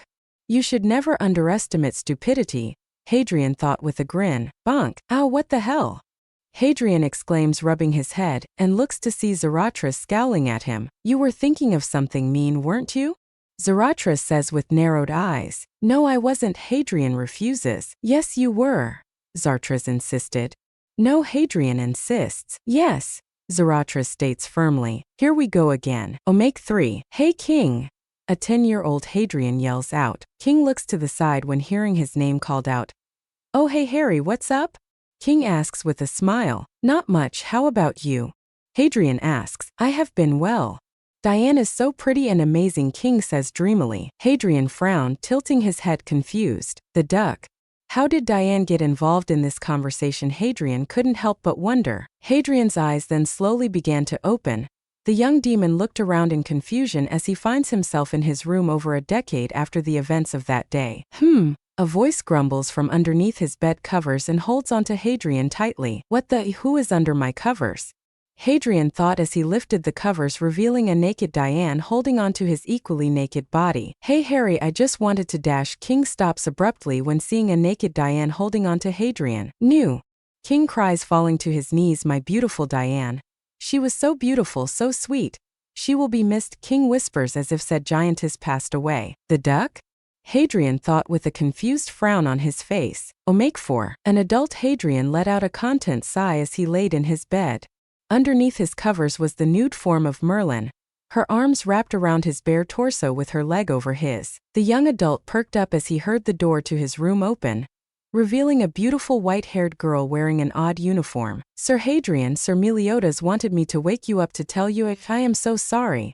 Elizabeth screamed in surprise as she covered her reddened face as she saw Merlin laying with Hadrian, her head resting on his chest. What is going on? A voice asks, and Meliodas's pops from around the frame of the door. The blonde tilted his head as he gave Hadrian a narrowed gaze. Few moments passed of tense silence, and a chibi Meliodas gave the black-haired man a thumbs up. Nice, Meliodas says with a nod. Wah! Elizabeth exclaims in shock at what the blonde next to her said. The sins formed. Chapter 3. The sins formed. A month has passed and I have trained a good amount and have gotten a decent amount of strength. The sins are still a bit dysfunctional due to having different species and people, but it is good fun to watch. Currently the group is celebrating about them getting their new weapons tomorrow, and I will admit I am excited to see what they have for me. Hey Harry, you got to have some of this, band says, handing me some ale. Banno. He's only 4. Diane exclaims. So what? Merlin says he's now at a power level of 969. Imagine how strong he will be in a year's time. He could be at our level in 2 years. I don't know if I should be insulted or impressed. I think I'll pick both, Ban says just before the alcohol got to him and he passes out. The next morning, after the majority of the sins no longer had headaches from their hangovers, we went to the keep to get our weapons. When we saw our weapons, which are known as sacred treasures, we were amazed. Meliodas got Losvein, a single-handed sword which when activated can create physical clones, but for every clone the total strength decreases. Meliodas have the same power, but the clones get weaker. So when Meliodas summons one clone and it has a power level of 500, if there's two then it will split to 250 and so on and so forth. For Escaner he got Divine Axe Rita, which stores the energy that he produces and is then simultaneously released to do a lot of damage. Then Diane, who received War Hammer Gideon. The hammer multiplies Diane's earth-making abilities, making her a lot more stronger. For King he got Spirit Spear Chastiful. It has multiple abilities such as turning into a pillow or a spear or a giant teddy bear which attacks its opponent, but its most useful ability is its regeneration. Once destroyed it can pull itself back together. For Merlin she got Morningstar Aldawn. It is a floating sphere that focuses Merlin's magic among other things that is not known. For Gauther, he got Twin Bow Harriet, which uses the full power of Gauther's power invasion, which can alter one's own mind or make one forget things. We also learned that things that can affect my mind or make me go insane or lose memories make my magical power activate, so it seems mental or physical reducers won't work on me. For Ban we have Hollystaff Korchaus. It has the ability to grow and distort in length, making it possible to attack multiple enemies at once. And then came my weapon, the Cursed Blade Insidious. It is a single-handed sword with a black blade with a dark red outline on its edges. The hilt is black and on the handguard is a purple phoenix. The blade when activated takes the physical strength from the user and it absorbs the user's strength to empower itself, which works perfectly for my magical ability, which we have decided to call it Devil's Wrath, due to many things making me stronger instead of weaker. Due to the power of our sacred gear, our power levels have also taken an increase when wielding our weapons. Merlin estimates at full power with my magical power and sword along with demon powers my magical power is at 4469. With the sword my power level increases by 200, but when the sword is fully charged it increases from a 200 power boost to 500, but without the demon mark I'm at 3469, making me able to be part of the 8 deadly sins. But it was quite funny to see their reactions to my power level with both the blade and magical power at its best. Later on we got our tattoos. I got a dark purple phoenix tattoo on my right bicep which was beginning to fill out due to my training, but because I'm still the weakest sin not counting Escanor's night form, I have a lot to work on and to catch up. General POV. The sins have now been officially formed for 3 months. Hadrian spent a large amount of his time training. Merlin decided to teach Hadrian a spell that would make the gravity around a certain area increase, which would make Hadrian's training far more difficult, which Hadrian enjoyed. But because of the tougher training, Hadrian's base power level is at 1391, and his magical ability increased, reaching up to 2500 extra, and he gained a more powerful demon form, the one when Meliodas fights in Lyonesse in S1, making Hadrian have a maximum power level of 5891, making him quiet the powerhouse. But like any day with the 8 deadly sin, there is not much peace and quiet. "You monster!" King yells, sobbing. Ban is currently in his bed surrounded by stolen stuffed animals. "How could you steal these children's hopes and dreams?" King exclaims, sobbing, while Meliodas tries to comfort the giant floating man. "It's not that big of a deal, relax," Ban says calmly. Hadrian then walks in, curious about what is causing such a racket. "Did Ban get someone pregnant?" Hadrian asks. Yep, spending time with the sins forced him to have a dirtier humor, which causes Meliodas and Ban to laugh while King and Diane scold them. "Haha. Nope, I'm the child here," Ban says, barking with laughter. "I can tell," Hadrian mumbled, before noticing a crying King and the bunch of stuffed toys. "What the hell's with the toys?" Hadrian asks, confused. "They are all mine," Ban says before chuckling. Ban stole these children's toys which they filled with their hopes and dreams. King exclaims, crying over the stolen toys. Hadrian sighs and walks to King and whispers into his ear, "I'll put a sleeping spell in his drink and you take the toys back to the kids," Hadrian whispers. While also getting a dirtier humor, Hadrian also occasionally did pranks to keep the last bit of his childish side alive. Later, when Ban wanted another drink, Hadrian made sure to put the spell into Ban's drink, and made sure it was stronger than he would have with any of the other sins. Once Ban fell asleep thanks to Hadrian's spell, King went out and returned the stuffed toys to the kids. A few hours later, everyone was sleeping, and the sun was slowly starting to come out from the horizon. "Where's my stuffed animals?" Ban yells out, waking everyone up in the morning. Everyone groans as they look out of their room when they hear the commotion. "Hadrian, I thought you would make it stronger," Meliodas complained. "It's Ban, of course I made it stronger. It's just his stupid healing abilities which make it harder to keep him asleep," Hadrian snaps. rubbing his eyes. We don't know Ban, but we would like to sleep, Merlin complains. Sleep is not important. I want Mr. Snuffles, Ban complains, causing the people who heard it to choke up. What the hell is with him, they thought. Look, I'm certain you can buy some stuffed toys. But since most of us are awake, we might as well head off, Meliodas says as he enters his room, where soon everyone else followed and re-entered their room and got ready for the day. Putting their armor on, everyone moves out. Every sin has the same armor like the anime and manga. Hadrian's armor is black with dark red. It has a glowing purple phoenix at the spine and has spikes on the shoulders and blade catchers on the vambraces.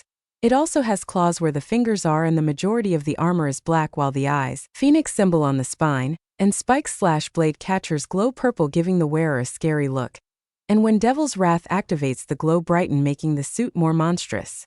Thankfully, it was enchanted by Merlin to grow with Hadrian, so he will not need any new armors. After returning home from a mission, Meliodas can be found trying to teach Hadrian some demon magic. So I'm going to teach you enchanted hellfire magic. It is this dark fire that I use when things get tough, or I have a good shot. To do it, you need to use negative emotions like you do with your demon form. Now when you do it, I want you to imagine fire shooting out of you, blade, and yell out the name of your spell, Meliodas explains. Nodding, Hadrian closes his eyes and imagines what was explained. Opening his eyes, Hadrian pulls his blade upwards before bringing it down. Enchanted hellfire / Hadrian yells out with a wave of fire shooting outwards before smashing into a tree. Clapping is heard throughout the area, and both Meliodas and Hadrian turn to see Merlin, who had a prideful smile on her face. You have grown a lot, Hadrian. Be proud of that, Merlin compliments.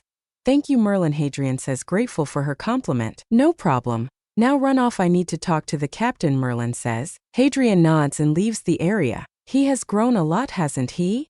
Merlin asks, looking at Hadrian. He has, so now why have you come here?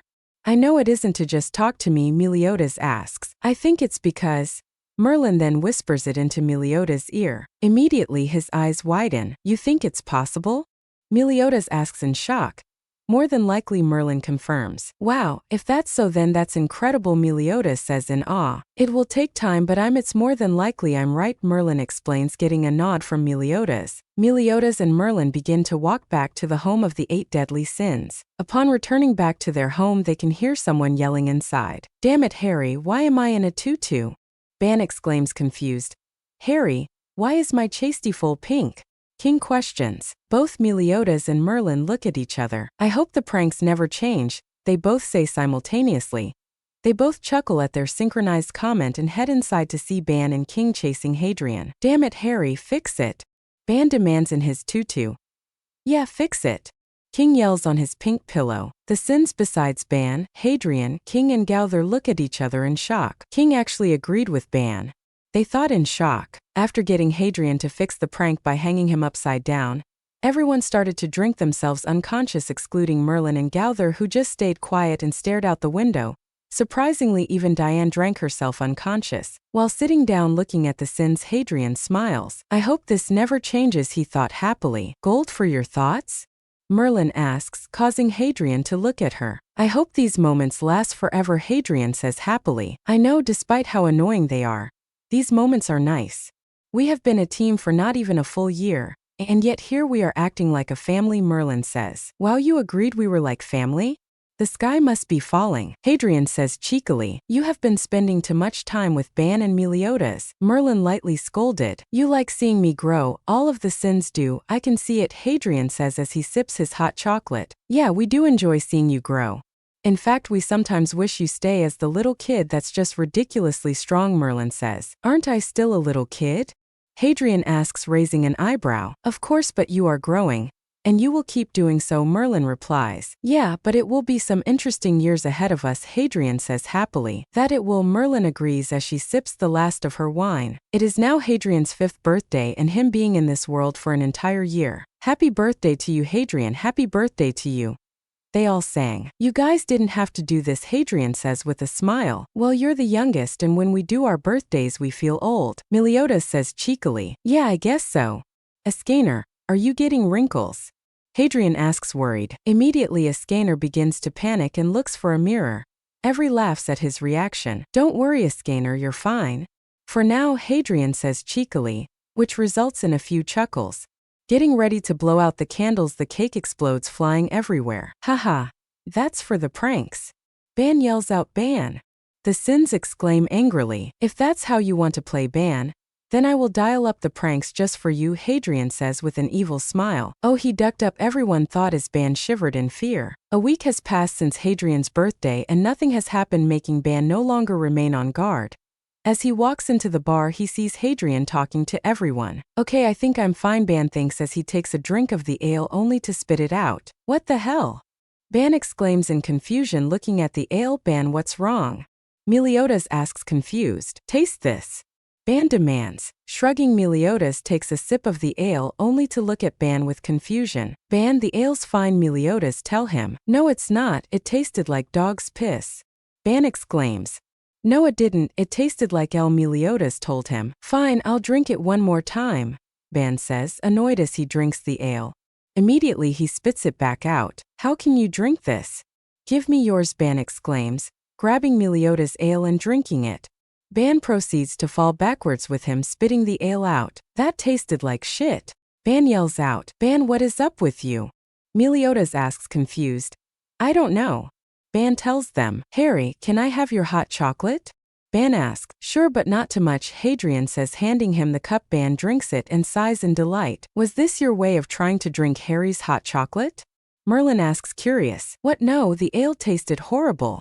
Ban protests. "Ban, they didn't for us," Meliodas states, confused. "Then why do they taste horrible to me?" Ban exclaims, confused. His answer was chuckling from Hadrian. "Harry, you didn't," Ban says in horror. "Yep, any and all alcohol for today will taste horrible, and anything you drink without permission will be worse," Hadrian says, sipping his hot chocolate. "What? Why?" Ban cries out, "Hey, you ruined the cake for everyone, so I ruined the ale only for you," Hadrian says, finishing his hot chocolate. Hadrian then leaves to relax, leaving Ban sobbing over not being able to drink his ale. "Oh mate, Sir Meliodas, why does Sir Ban get so nervous around Sir Hadrian when it comes to his drinks?" Elizabeth asks. "Oh right, well, before the Sins had temporarily disbanded, we were celebrating Harry's 5th birthday when Ban blew Hadrian cake up, ruining it for everyone.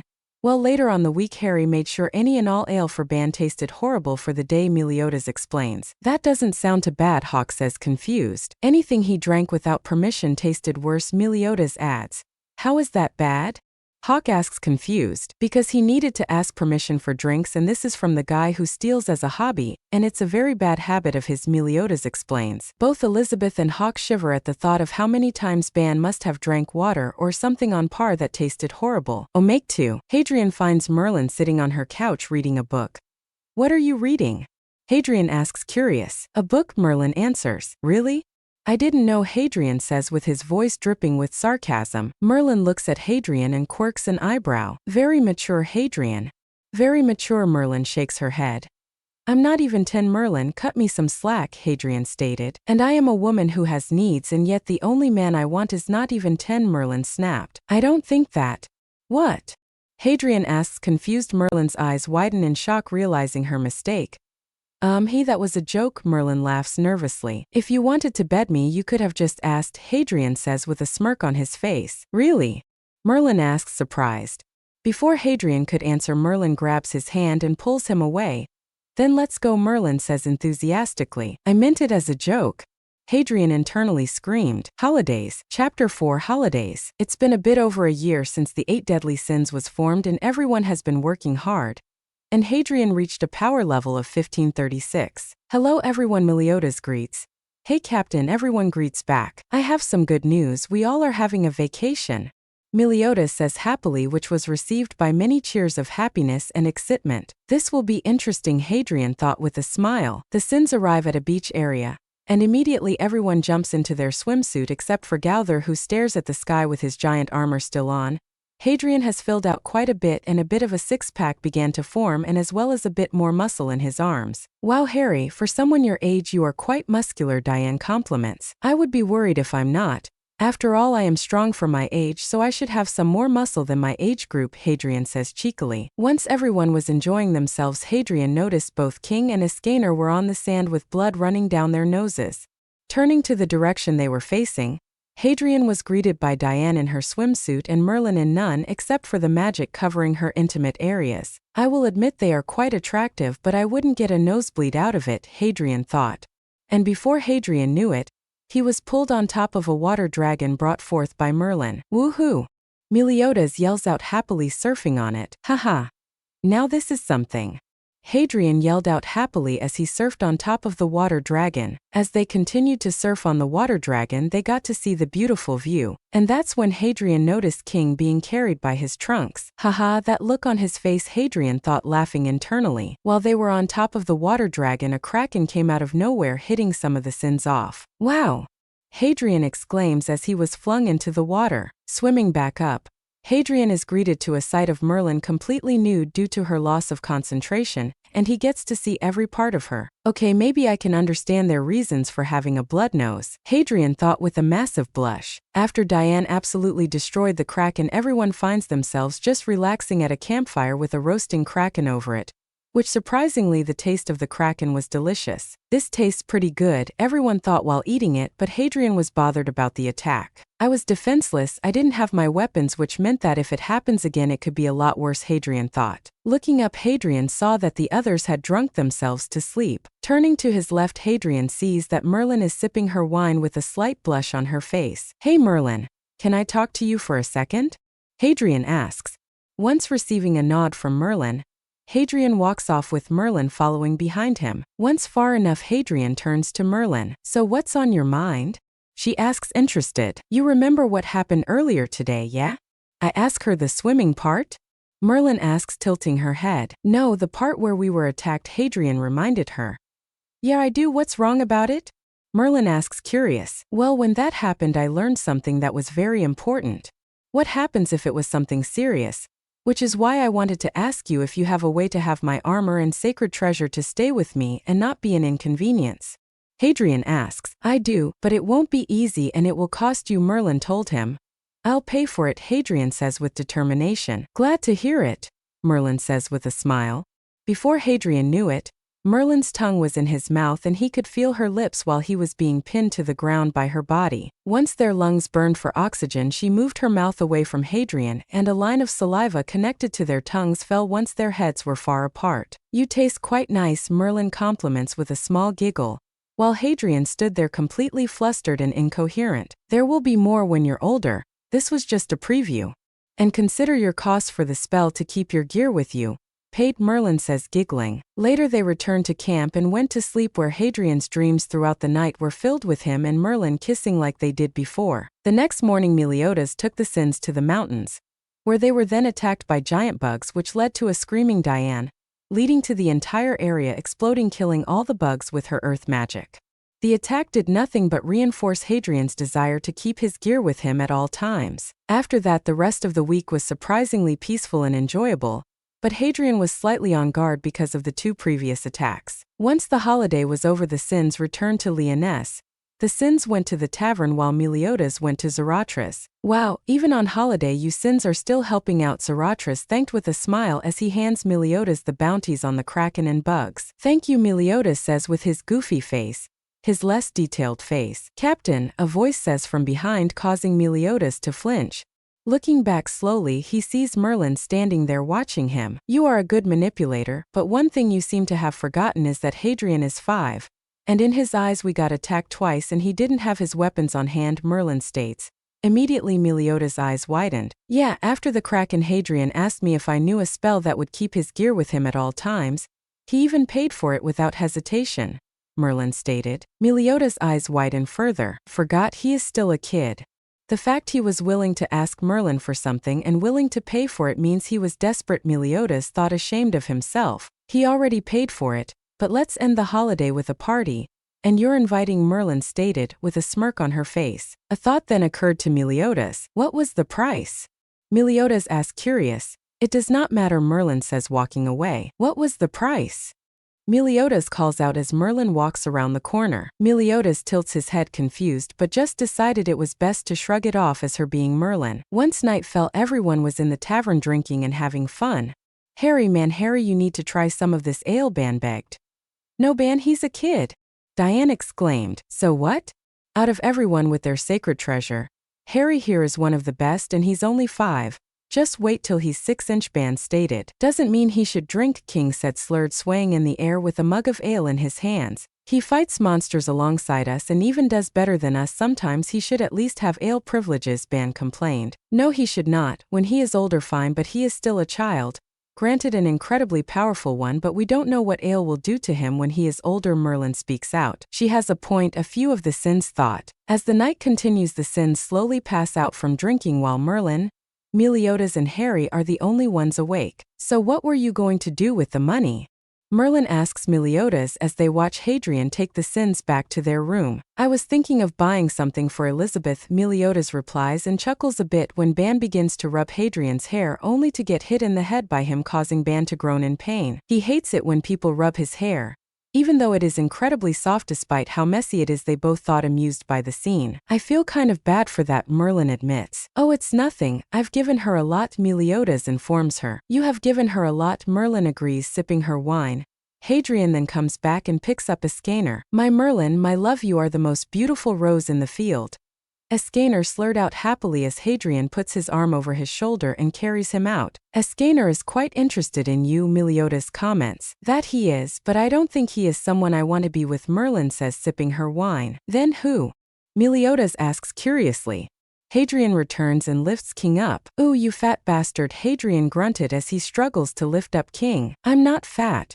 I'm fluffy, King slurred. Well, Mr. Fluffy, you are bloody massive, Hadrian states, pulling King out of the room. As Hadrian leaves the room, Meliodas and Merlin chuckles. The longer he's here with us, the more sassy he becomes. They both thought, laughing internally. Meliodas turns to Merlin to say something, but then notices her smile and how bright it is, as well as the way her eyes shined as she looked at Hadrian. With Hadrian? No, it can't be. Right? Meliodas thought in shock. Later on, after Meliodas went to sleep, Merlin asked Hadrian to come by her room with his armor and sacred treasure. Okay, Hadrian, we're going to fuse your tattoo with the armor and weapons, and I warn you it will hurt. Afterwards you can summon them. I would recommend not telling anyone about this, okay? Merlin says to Hadrian. Nodding, the armor and sword begins to glow, and soon the armor fades along with Hadrian's sacred treasure. And now where it once stood, Hadrian can be seen armorless. Wow, this can be really helpful, Hadrian says happily. That's good to hear. Now to bring it back to do so, just wish it to return, Merlin states. Nodding, Hadrian closes his eyes, and before long, he is now covered in his armor with his sacred treasure on his back. With glowing purple eyes, Hadrian looks at himself, and the armor and sacred treasure fade away once more. Thank you, Merlin. Thank you so much, Hadrian thanks as he hugs Merlin, his head directly underneath her boobs. Oh, no problem, Hadrian, Merlin says, slightly embarrassed by the sudden hug. Hadrian removes himself from her and looks at her with a small pout. It's Harry, you're my friend, aren't you? Hadrian asks. Yes, of course, Harry, Merlin agrees. Okay. Thank you, Merlin, I'll see you tomorrow, Hadrian says, leaving her room. Oh mate, you basically assaulted him. Diane yells at Merlin. It was only a kiss, Merlin shrugs it off. He was 5. Diane exclaims. And? He was fine with it, Merlin replies, because you didn't give him enough time to reply, and you called it payment. Diane exclaims. You don't mind it, do you, Harry? Merlin asks a teenage Hadrian. No, I don't, Hadrian says calmly. See, he's fine with it, Merlin says smugly. It's because he's older. Diane yells. Are you upset because you weren't the one to take it? Merlin asks. Immediately Diane's face turns red. And no, that's not double. Diane stutters. It is. Merlin exclaims happily. It's not. Diane protests, covering her face with her hands but failing to hide portions of her burning red face. Oh, make two. This is fantastico. A drunk Hadrian yelled as he stumbles around Ban. Diane yelled. Haha, it's amazing. Ban laughed as Hadrian crashed through a table. Ban, he's only 5. Diane yells angrily, but it's so funny. Ban laughs. You know what's funny? Hadrian slurs as he walks towards Ban. What? Ban asks with a bright smile on his face. Hadrian uppercuts Ban, causing his head to explode due to the force. I'm not actually drunk, Hadrian laughs. But didn't he give you ale? Meliodas asks, curious. No, I actually switched it with King, who didn't want to drink any alcohol, Hadrian says, pointing to the floating fat man who was swaying through the air. I cannot be beaten by you. King slurred as he flew into the wall, lodging his head into it. Is he fighting the wall? Diane asks shocked. What the duck else is he doing? Hadrian asks curious. Language. Diane scolds as she hits the back of Hadrian's head, sending him flying into the wall right next to King. Haha. Ban laughs as he looks at King and Hadrian, who had both their heads stuck in the wall. Ban, I'm going to kick your ass. Hadrian's mulled voice yells as he attempts to pull his head out. You won't be able to. Ban laughs. The wall then explodes and Hadrian's head is no longer stuck. You were saying? Hadrian asks with a sadistic smirk on his face. Ban then turns to Merlin with a pleading face. Help, Ban begs. Nope, you dug your grave in this one, Merlin says. Before Ban, his light blue hair becomes pink and his clothes revealing Ban, who was now wearing a diaper. No. Ban cries out as he falls to his knees upon seeing his current state of attire, not realizing he was going to have pink hair for a month. Being a sin. Chapter 5, Being a Sin. It's been 2 months after the holidays and the Sins are back from a mission and are taking the week off. Hadrian, with nothing to do, decides to wander around and see what's going on. As he walks around, he hears a child grunting and sounds of wooden swords colliding into one another. Searching for location of the sounds, Hadrian finds Meliodas deflecting a young child's strikes. The kid looks like he's 7 years old and he seems to be tiring out, with a noticeable feature that the kid has was his pink hair. Hey Meliodas, what's going on? Hadrian calls out. Hey Harry, how are you doing? Meliodas replies as he stops deflecting the child's strikes. Not bad, so who is he? Hadrian asks, pointing to the pink-haired child. Oh, him, that's Gilthunder. He is trying to get stronger to protect his charge, Meliodas says. Meliodas, what are you saying?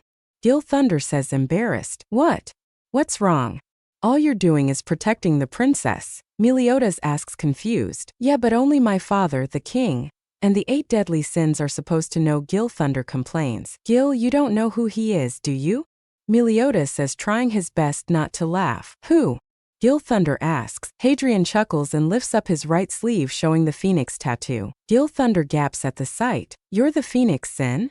Gilthunder says in shock. Yep, Hadrian says cheerfully. But you look younger than me, Gilthunder says, surprised. Because he is Gil. Hadrian, or Harry for short, is 2 years younger than you, Meliodas says. But why is he part of the 8 deadly sins? He's younger than me? Gilthunder asks, curious. Because he is really strong. While you are at a power level of 79, Harry here is at a power level of 1798, and that's without his sacred treasure and magical abilities, Meliodas says. What? Gilthunder yells out in shock. Yep, there is a reason Harry is a member of the 8 deadly sins. We have reason to believe he can be one of the strongest members when he gets older.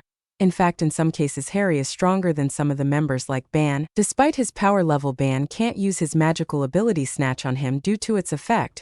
And instead of weakening Harry, it only makes him stronger, Meliodas explains. How so? Gilthunder asks curiously. That is something you should figure out. Learn from your opponent and improve, Hadrian says, cutting Meliodas off. Hey, that's a good idea. But I'm going to do it to annoy him, Meliodas says cheekily. No, tell me. Gilthunder demands, chasing after the two who have the same goofy expression. Imagine Meliodas with his goofy face but with black hair for Hadrian. Time flew and it was Hadrian's 6th birthday. Happy birthday, Harry. Everyone cheers. Thanks everyone. Guess one of us has to have the birthday since no one else wants to celebrate theirs, Hadrian says cheekily, causing a few chuckles from the sins. Once blowing out the candles, everyone started drinking like a normal day. Despite it being Hadrian's birthday, no one really buys anything for him, unless they have something that isn't easy to find and collect, since everyone gets paid for their work, including the now 6-year-old. You know, sooner or later he will reach 7 years, then 10, and eventually he'll be 20 years old. Man, that's going to be weird, Ban slurs. Despite Ban rambling, everyone agrees that it would be weird seeing Hadrian get older. Even Gowther agrees with the comment. After a few hours of partying, everyone is drunk and sadly Hadrian has to take them back to their room. Merlin is the only one still awake and she is sipping her wine in thought. After a few minutes, Hadrian comes back to see Merlin in thought. A gold for your thoughts? Hadrian asks cheekily, using the same question that she used on him when he was younger. Haha, very funny. I was just thinking about whether or not I should start teaching you magic, Merlin says, thinking aloud. Do I have to pay you? Hadrian asks. It depends. Maybe I want to be paid with something other than money, Merlin says seductively. And that would be? Hadrian asks cheekily. Hadrian then gets pulled by Merlin and she shoves her tongue into his mouth and making out with him. Despite his young age, Hadrian reciprocates, moving his tongue around hers and holding onto her tightly. Separating after the desperation for air became too much, they see a line of saliva connected from their tongues, which then falls down and onto the floor. How was that? Merlin asks with a massive blush on her face. Amazing, it felt really good, Hadrian stated. You know, most kids your age would find it disgusting, Merlin says cheekily. Since when am I like most kids? Hadrian asks cheekily. That is true. And I can teach you if we do more of this, Merlin says, looking Hadrian in the eye. If you teach me and we do this, it will be an interesting time, Hadrian commented, which resulted in Merlin's chuckles. For the next 2 months, Hadrian would be taught by Merlin and later have a serious makeout session. And when he isn't being taught or making out with Merlin, he is training with Meliodas and Ban, or with Meliodas helping Gilthunder, who has grown a bit during the training sessions with Meliodas. But thanks to Merlin's lessons, Hadrian became an even more powerful member, and also a more adaptable one as well. With more magic and a base power level of 2003, Hadrian is catching up to everyone. The Sins know of Merlin teaching Hadrian and are thanking her profusely due to him being more helpful despite him already being so. But they want what is best for the 6-year-old, but they do not know of the makeout sessions between the two, and both Phoenix and Boar Sin would like to keep it that way. Hadrian POV. Currently the Sins have been called by Meliodas. Hello Sins, Bartra has told me of a group of creatures attacking nearby towns, but we don't know what it is. So I want you ready by tomorrow, Meliodas ordered. The next morning we all begin to head out to handle the creatures attacking towns. While we walk in silence besides our armor plates moving and our foots hitting the ground, Ban begins to get irritated. How long till we get there? Ban asks annoyed. We will get there when we get there, Meliodas replied. But I don't want to walk forever, Ban complains. Geez, and you would think Ban is the child of the group, King whispers to Diane, who giggles. So what do we know about the attacks? I ask Meliodas. Besides that the people have been absolutely butchered. I don't know, Meliodas informs. Great, I say sarcastically. You are getting quiet moody these days, Meliodas says cheekily. I'm a 6-year-old fighting monsters with some of the strongest individuals available. Of course I'm going to be moody from time to time. I state annoyed. You are merely a child, Escaner says, walking in his armor with the sun shining from above. And this child is stronger than most holy knights, I retort. He does have a point, Escaner. He may be a child, but he has saved you once, Ban says. I have saved him as well, Escaner says with pride, when everyone asks him, oh, it's well, Escaner stutters, trying to think of a moment where I needed him to save me. He has never needed saving. That damn power of his is monstrous. You remember that mage that tried to take all of our power? Ban asks. Yeah, the mage's face when he was still standing but stronger was hilarious, Diane says. I'm surprised you noticed the look on the mage's face considering half of you fell on your face, I say cheekily. Someone needs to smack him eventually, Ban complains. Yeah, good luck with that, King grumbles. Do you remember the time that one holy knight who was incredibly cocky and was a pain in the ass for us? The one who threatened to give Harry a spanking? Diane asks. Oh right. Harry made him run away crying in his underwear, Ban says nervously. Yeah, he might not be the strongest in the group, but there are times where he is stronger than us, Diane reminds. Oh God, Ban mumbles, remembering the fight between me and him where he forgot about my power and ended up using Snatch at max, making me far more powerful, which led me to just slapping him out of the area, which was just too funny for the Sins who saw it. That face when you remembered who you were fighting, King says, laughing. You looked like a kid who got caught with his hand in a cookie jar, I say, laughing. Everyone laughs at that image of a childish Ban with his hand in the cookie jar being caught by me. After a few hours of walking and talking, we eventually reach the town closest to the recently attacked one. We are greeted by a group of people and one specific person stands out. Thinking it was the leader, Meliodas walks up to the man. Hello, are you the man taking care of this village? Meliodas asks with his armor and helmet still on. Yes, you must be the 8 deadly sins, the man said in realization. Yes, we are. We're here to help protect this place from the recent monster attack. And this was the closest to the most recent destroyed village, Meliodas explains. Oh, thank you. Thank you for coming, the man says, crying in happiness. We spend the next few hours preparing for the inevitable attack, either relaxing or double-checking our gear. Hey Harry, do you ever think about being just a normal kid? King asks me while I look over my armor that I removed temporarily. No, why? I ask, looking over it for any damages and just cleaning it up. I will admit that it is fun doing these things, but don't you want to spend time with kids you age? King asked. The parents I had ignored and neglected me for my twin who was incredibly famous, which led to them deciding it was best to forget about me and focus their efforts on the more valuable child. The days that were for the both of us was only for my twin, and the people who came didn't care about me and only wanted to see my twin. In fact, my godfather couldn't have given less of a shit about me. My godmother, on the other hand, was in a coma, so my life was a bloody mess before I met Meliodas. I tell him. I then move away from my armor, which remains standing, and sit next to him. How old were you when you left? King asks, worried. I was 4 at the time. I left on my birthday, which was the same day I met Meliodas, I reply. Do you miss them, your parents? King asks. No. I don't. You guys are basically the family I ever wanted. I tell him. But if you had the chance to go back in time and live your life with your parents without them ignoring you in favor of your twin, would you take it? King asks curiously. I sit there in thought. Could I give this up for the life I wanted when I was younger? Could I give up this family and adventure and the faces of the people I help in favor of the people who neglected me because my twin was more valuable? I wondered. If you're asking about whether or not I would take it, then I have my answer for you. No. The 8 deadly sins are my family, and I don't want that to change, I say with determination. But before King could say anything, Meliodas bursts into the room. They're attacking now. Get your butts geared up and let's go, he ordered before running out. Let's get to work, King says, getting up and putting on his helmet as he flies out of the house. Getting up, I ran to my armor, and upon touching it, it appeared on me ready for combat. Let's do this, I thought, running out. General POV. When Hadrian got out, he saw a group of deformed wolves running towards the village, some with 5 legs, some with missing jaws, and some with multiple teeth underneath their jaws. Whatever they are horrific.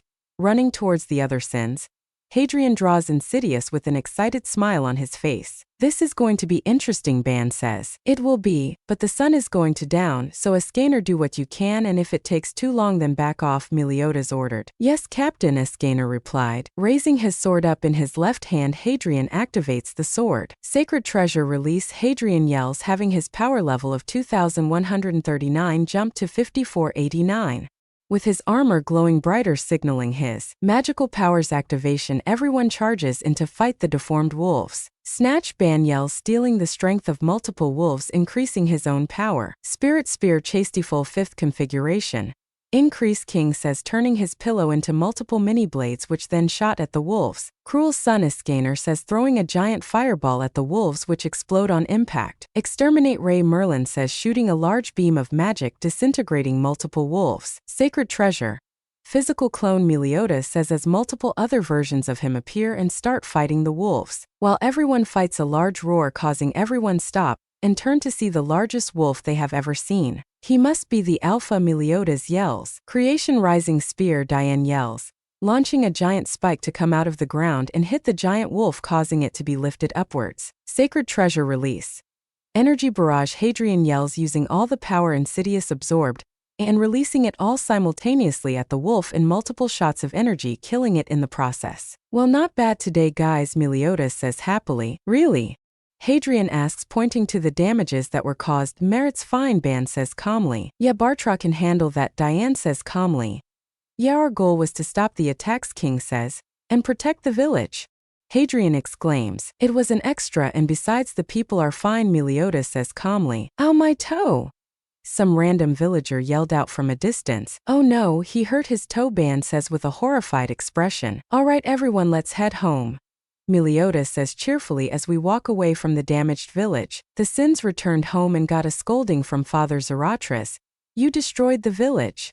Zarathras yells at us. A part of it, Ban adds. Doesn't matter. You were supposed to stop and protect the village from the attacks, Zarathras exclaims. Told ya, Hadrian says, only to get elbowed by Ban. Well, why didn't you fix the problem? Ban asks. Merlin is the one who focuses on magic. I may do magic as well as sword fighting, but I don't know any magic to fix an entire village that you idiots destroyed, Hadrian informed Ban. After a long lecture and a thank you from Zarathras, we enjoyed our relaxing time until something else happened. Back at the bar, everyone is celebrating and enjoying their time. Let's have some beer, Harry, Ban says, handing Hadrian a mug of beer. Ban, no. Diane exclaims, snatching the mug away from Hadrian. Don't be a party pooper. Give him the beer, Ban demands. No, he will not have the thingy, Ban slurs, floating around. Hadrian sighs and holds up 3 fingers which soon turn to 2 fingers, and then one finger and once dropping the last finger. Everyone heard a thud. Again, king? Why do you keep floating into walls? Bă exclaims drawing. Leave me alone, it is my thing, king demands, swaying as he floats through the air. Oh mate, so you are saying you were taught by Merlin but in exchange you guys did sexual acts? Meliodas asks. Yes, Hadrian says. So it was prostitution, Meliodas says.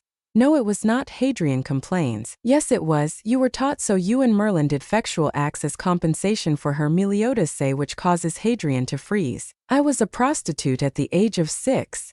Hadrian exclaims, horrified. Make 2. King Bartra was walking through the castle hallway towards his daughter's room. Opening the door to his eldest's room, Bartra sees that Margaret wasn't in her room. Odd, Bartra thought to himself before he went to his second eldest daughter's room, Veronica. Opening the door, Bartra's eyes widened when seeing Hadrian, the phoenix sin of imitation, covered in pink clothes while both his daughters were putting makeup on him. Upon seeing Bartra, Hadrian's eyes narrowed dangerously.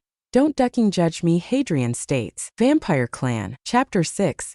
Vampire Clan. The Sins have been together for a few years now and Harry has reached his 8th birthday, and he has a current base power level of 4,635, and he is the 3rd strongest Sin in terms of raw power at his best. Everyone was enjoying their time until a knight comes bursting through the doors. The king has asked for your attendance, the knight says, taking deep breaths, which lets the Sins know it's an emergency if the knight ran. Looking at each other, the Sins get up and head to the throne room. When entering the throne room, they see a man held down by several knights, which came as a shock to the Sins, but the most surprising thing is the fangs in the man's mouth. Our neighboring kingdom has either been killed or turned into vampires.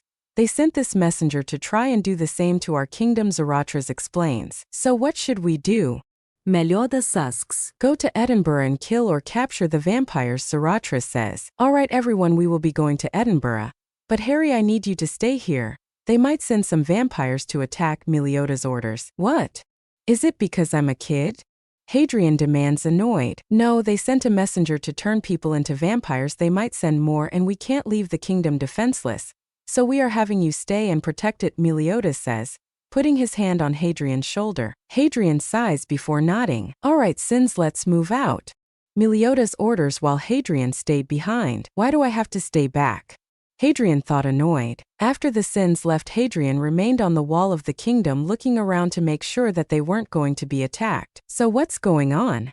A holy knight asked me. Edinburgh has been overrun by vampires and I was told to stay and make sure they don't send any more vampires to try and turn everyone in the kingdom into vampires, Hadrian says calmly. Got it, I will make sure to let everyone know that it's coming from one of the 8 deadly sins, the holy knight says, running off to inform the others. Night fell and we all remained on guard. What, so we are listening to some kid?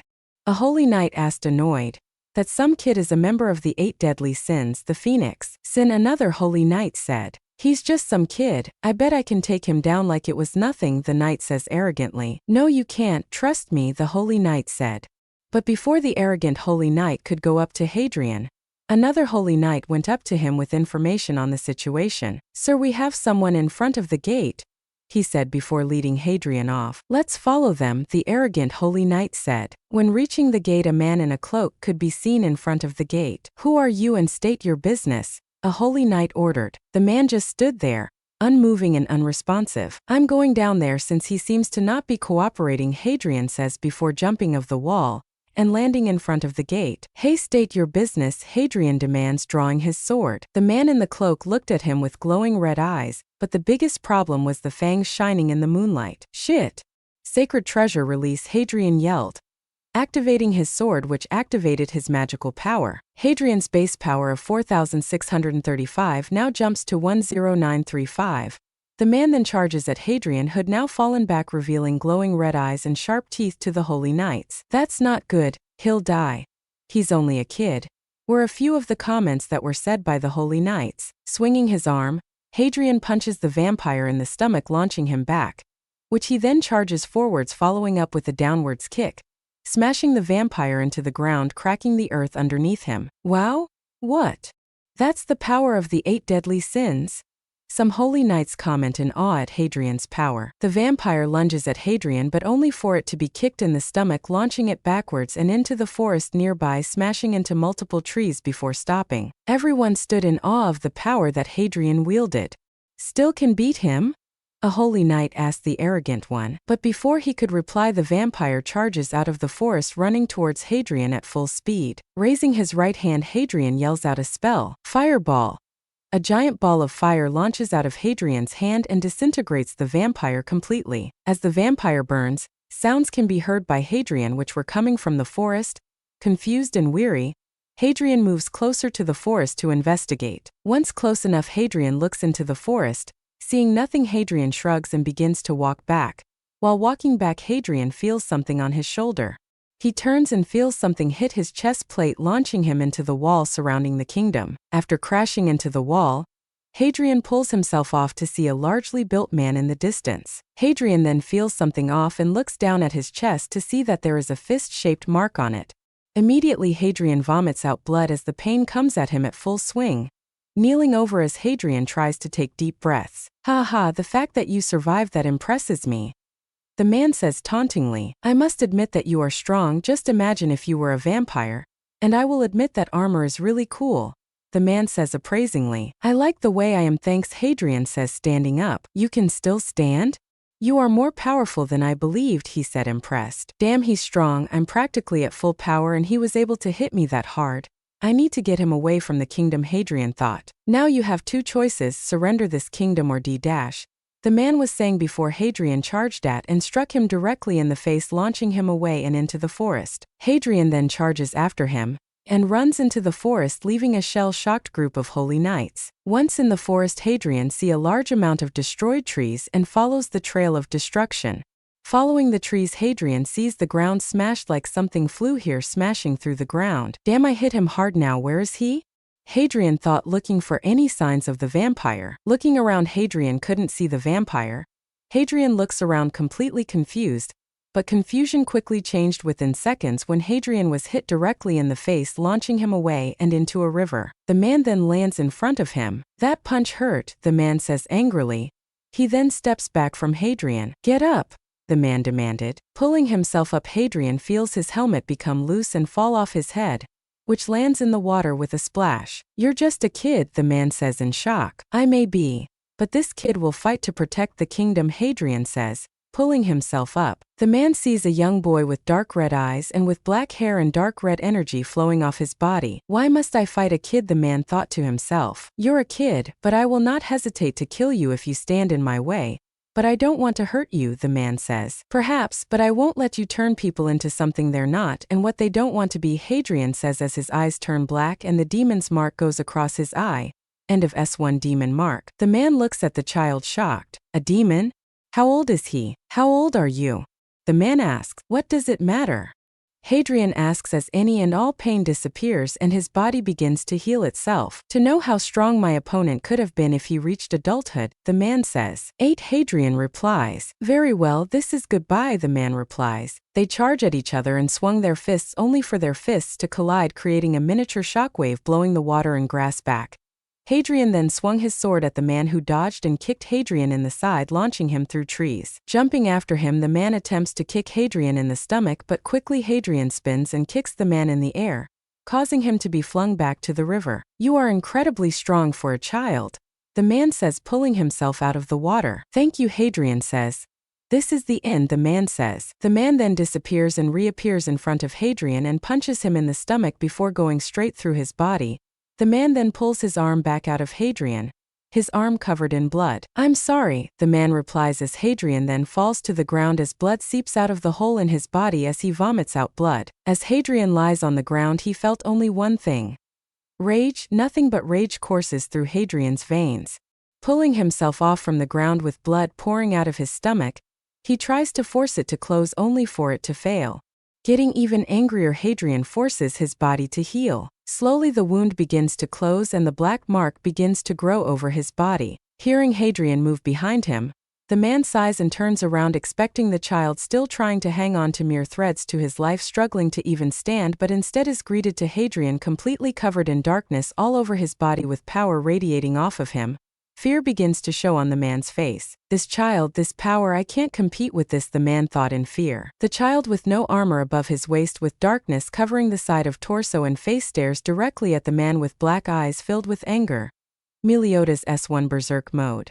Hadrian raises his right arm, and the shadows move and begin to form a giant sword made of darkness. As Hadrian brings the sword down, the man jumps to the side, narrowly avoiding the wave of dark energy, destroying the ground and several things in its way.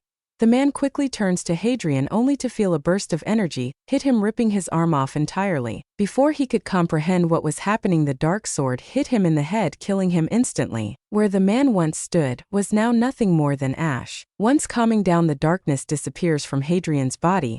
The blood still remains on Hadrian, but no wounds are located. The Holy Knights heard the destruction from the forest and were worried about the Phoenix sin. And when they saw Hadrian walk out of the forest, they all released a sigh of relief, until they noticed his entire upper half of his armor was missing, and that he was completely covered in blood. Upon reaching the gates, Hadrian falls down and passes out. Immediately the Holy Knights went to help their ally, and bring him to someone who could help him. The 7 of the 8 deadly sins returned home, a few hours later after the success of their mission.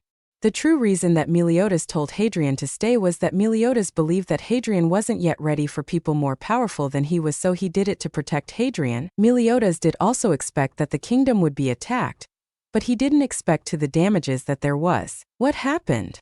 Meliodas asked a nearby Holy Knight. We got attacked last night and it was an absolute monster. It nearly took down the Phoenix sin, he said before leaving. Filled with fear, the sins and they ran to see where Hadrian was located. When learning that he will live, they all sighed in relief. Heading into the room that he was sleeping in, they didn't expect to see only the bottom half of his armor being held up by a stand. He's a really strong individual. He was able to fight a monster that punched him so hard that it launched him into the wall near the gate. The nurse says calmly when seeing the sins. What did he fight? The sins thought, completely shocked. After spending a bit of time, the sins learned that Hadrian fought the second strongest vampire, which was nearly as strong as the king which Iscanor took down. The sins were filled with pride that the young boy that they once knew became a very powerful child. Later the sins left while Meliodas remained, sitting by Hadrian's bedside, until Merlin came in. What did you find? Meliodas asked, looking at his comrade. He went into berserk mode, Merlin replies. Meliodas looks at her in shock. I know, it shocked me as well. He is the 3rd strongest sin for a reason. It will be interesting to see him grow even stronger, Merlin says happily. That it will, Meliodas says. We should also get Hadrian's armor fixed. And maybe I'll add a self-repairing enchantment on it, Merlin says. Please do, he gets the coolest armor. We don't need it to be the first one to be lost, Meliodas says cheekily. Merlin chuckles and takes the armor when she was leaving Hadrian's room. Oh mate, Ban, why do you have that scar? Hadrian asks. Oh, this one. Ban asks, pointing at the one on his neck. That's the only scar you bloody have, Hadrian says, irritated. Oh, I got it from the captain, Ban says, chuckling. Did you think it would be funny to get both him and Diane in a trap naked again? Hadrian asks. Well, no, I didn't this time, Ban was saying before being interrupted. Did you try to piss in his drink? Hadrian asks. No. I tried to steal the dragon handle that he always carries around, Ban states. Oh no, that is worse compared to the previous 2, Hadrian says, rubbing the bridge of his nose. What, why? Ban exclaims, confused. Oh, make 2. Ban, you're just jealous you won't know what Elizabeth's squishy pillowy tatas feel like, Meliodas says with his less detailed face. But you won't know that soft, smooth feeling when I hold Elaine in my arms, and it has got to be the best thing in the world, Ban says with a smile on his face. She feels soft and smooth when you hold her, ah? Meliodas asks cheekily. Poor guy. You're not going to know what that feels like, are you? Ban teases. So what? Meliodas says as he kicks Ban, sending him flying back. Meliodas stood still with his head down and a serious expression on his face. I'll say it this once, Ban. No one is better than Elizabeth. Meliodas states, pointing his finger at Ban. You idiot, Elaine's the best, got it. Ban states. Just then an adult Hadrian went past the 2. But Merlin's better, Hadrian says before disappearing. Free time. Chapter 7, Free time. Once waking up, Hadrian noticed that someone was to his side. Turning, Hadrian saw Meliodas sleeping in his chair. You have been for an entire day, Hadrian, a voice says. Turning, Hadrian say Merlin standing at the doorway. He never left your side. I believe he feels guilty for what happened, Merlin says, walking into the room. He shouldn't, I'm a sin, danger's part of the job, Hadrian says, sitting up. Yeah, well, we came back in the morning when we heard what happened, and to be honest, we expected you to be back to normal in a few hours, but we forgot you're not unkillable, Merlin states. What made you think I wasn't? Hadrian asks, the power you wield at such a young age for starters, and when everyone heard that you already healed with no scars, we thought you would be like Ban and already be up. Well, we learned that you aren't and you slept all day and night, Merlin explains. Yeah, well, I got lucky, Hadrian says, annoyed. Berserk mode. Merlin asks, is that what it was when the darkness covered my body? Hadrian asks, yes, Meliodas has what's known as assault mode. It's similar to berserk mode but far more powerful. In fact, most demons don't have that type of power, Merlin explains. I want an assault mode, Hadrian says excitedly. Right, still a kid, despite how good the makeout sessions are. Behind all the fighting and battles deep down he is still just a child, Merlin thought. Maybe, but it will be called something else, Merlin says. Oh, Hadrian pouted. Ooh, how about destroyer form? Hadrian asks excited. Oh, maybe Xenodemon, Hadrian say. Xenodemon? Merlin asks with a teasing grin. Okay. Maybe not that, Hadrian mumbles. I'm certain you will come up with something, Merlin says with a chuckle. Once Meliodas woke up, the three went down to see that everyone was enjoying their time and having fun. Hey guys, Hadrian greets. Hadrian. The Sins yelled, hugging Hadrian. Hadrian, it is so good to see you up and okay, King says. Yeah, Harry, even I was worried, Ban says happily. What's up with the scar? Hadrian asks confused. Oh, it's nothing to worry about, Ban says nonchalantly. So what's going on?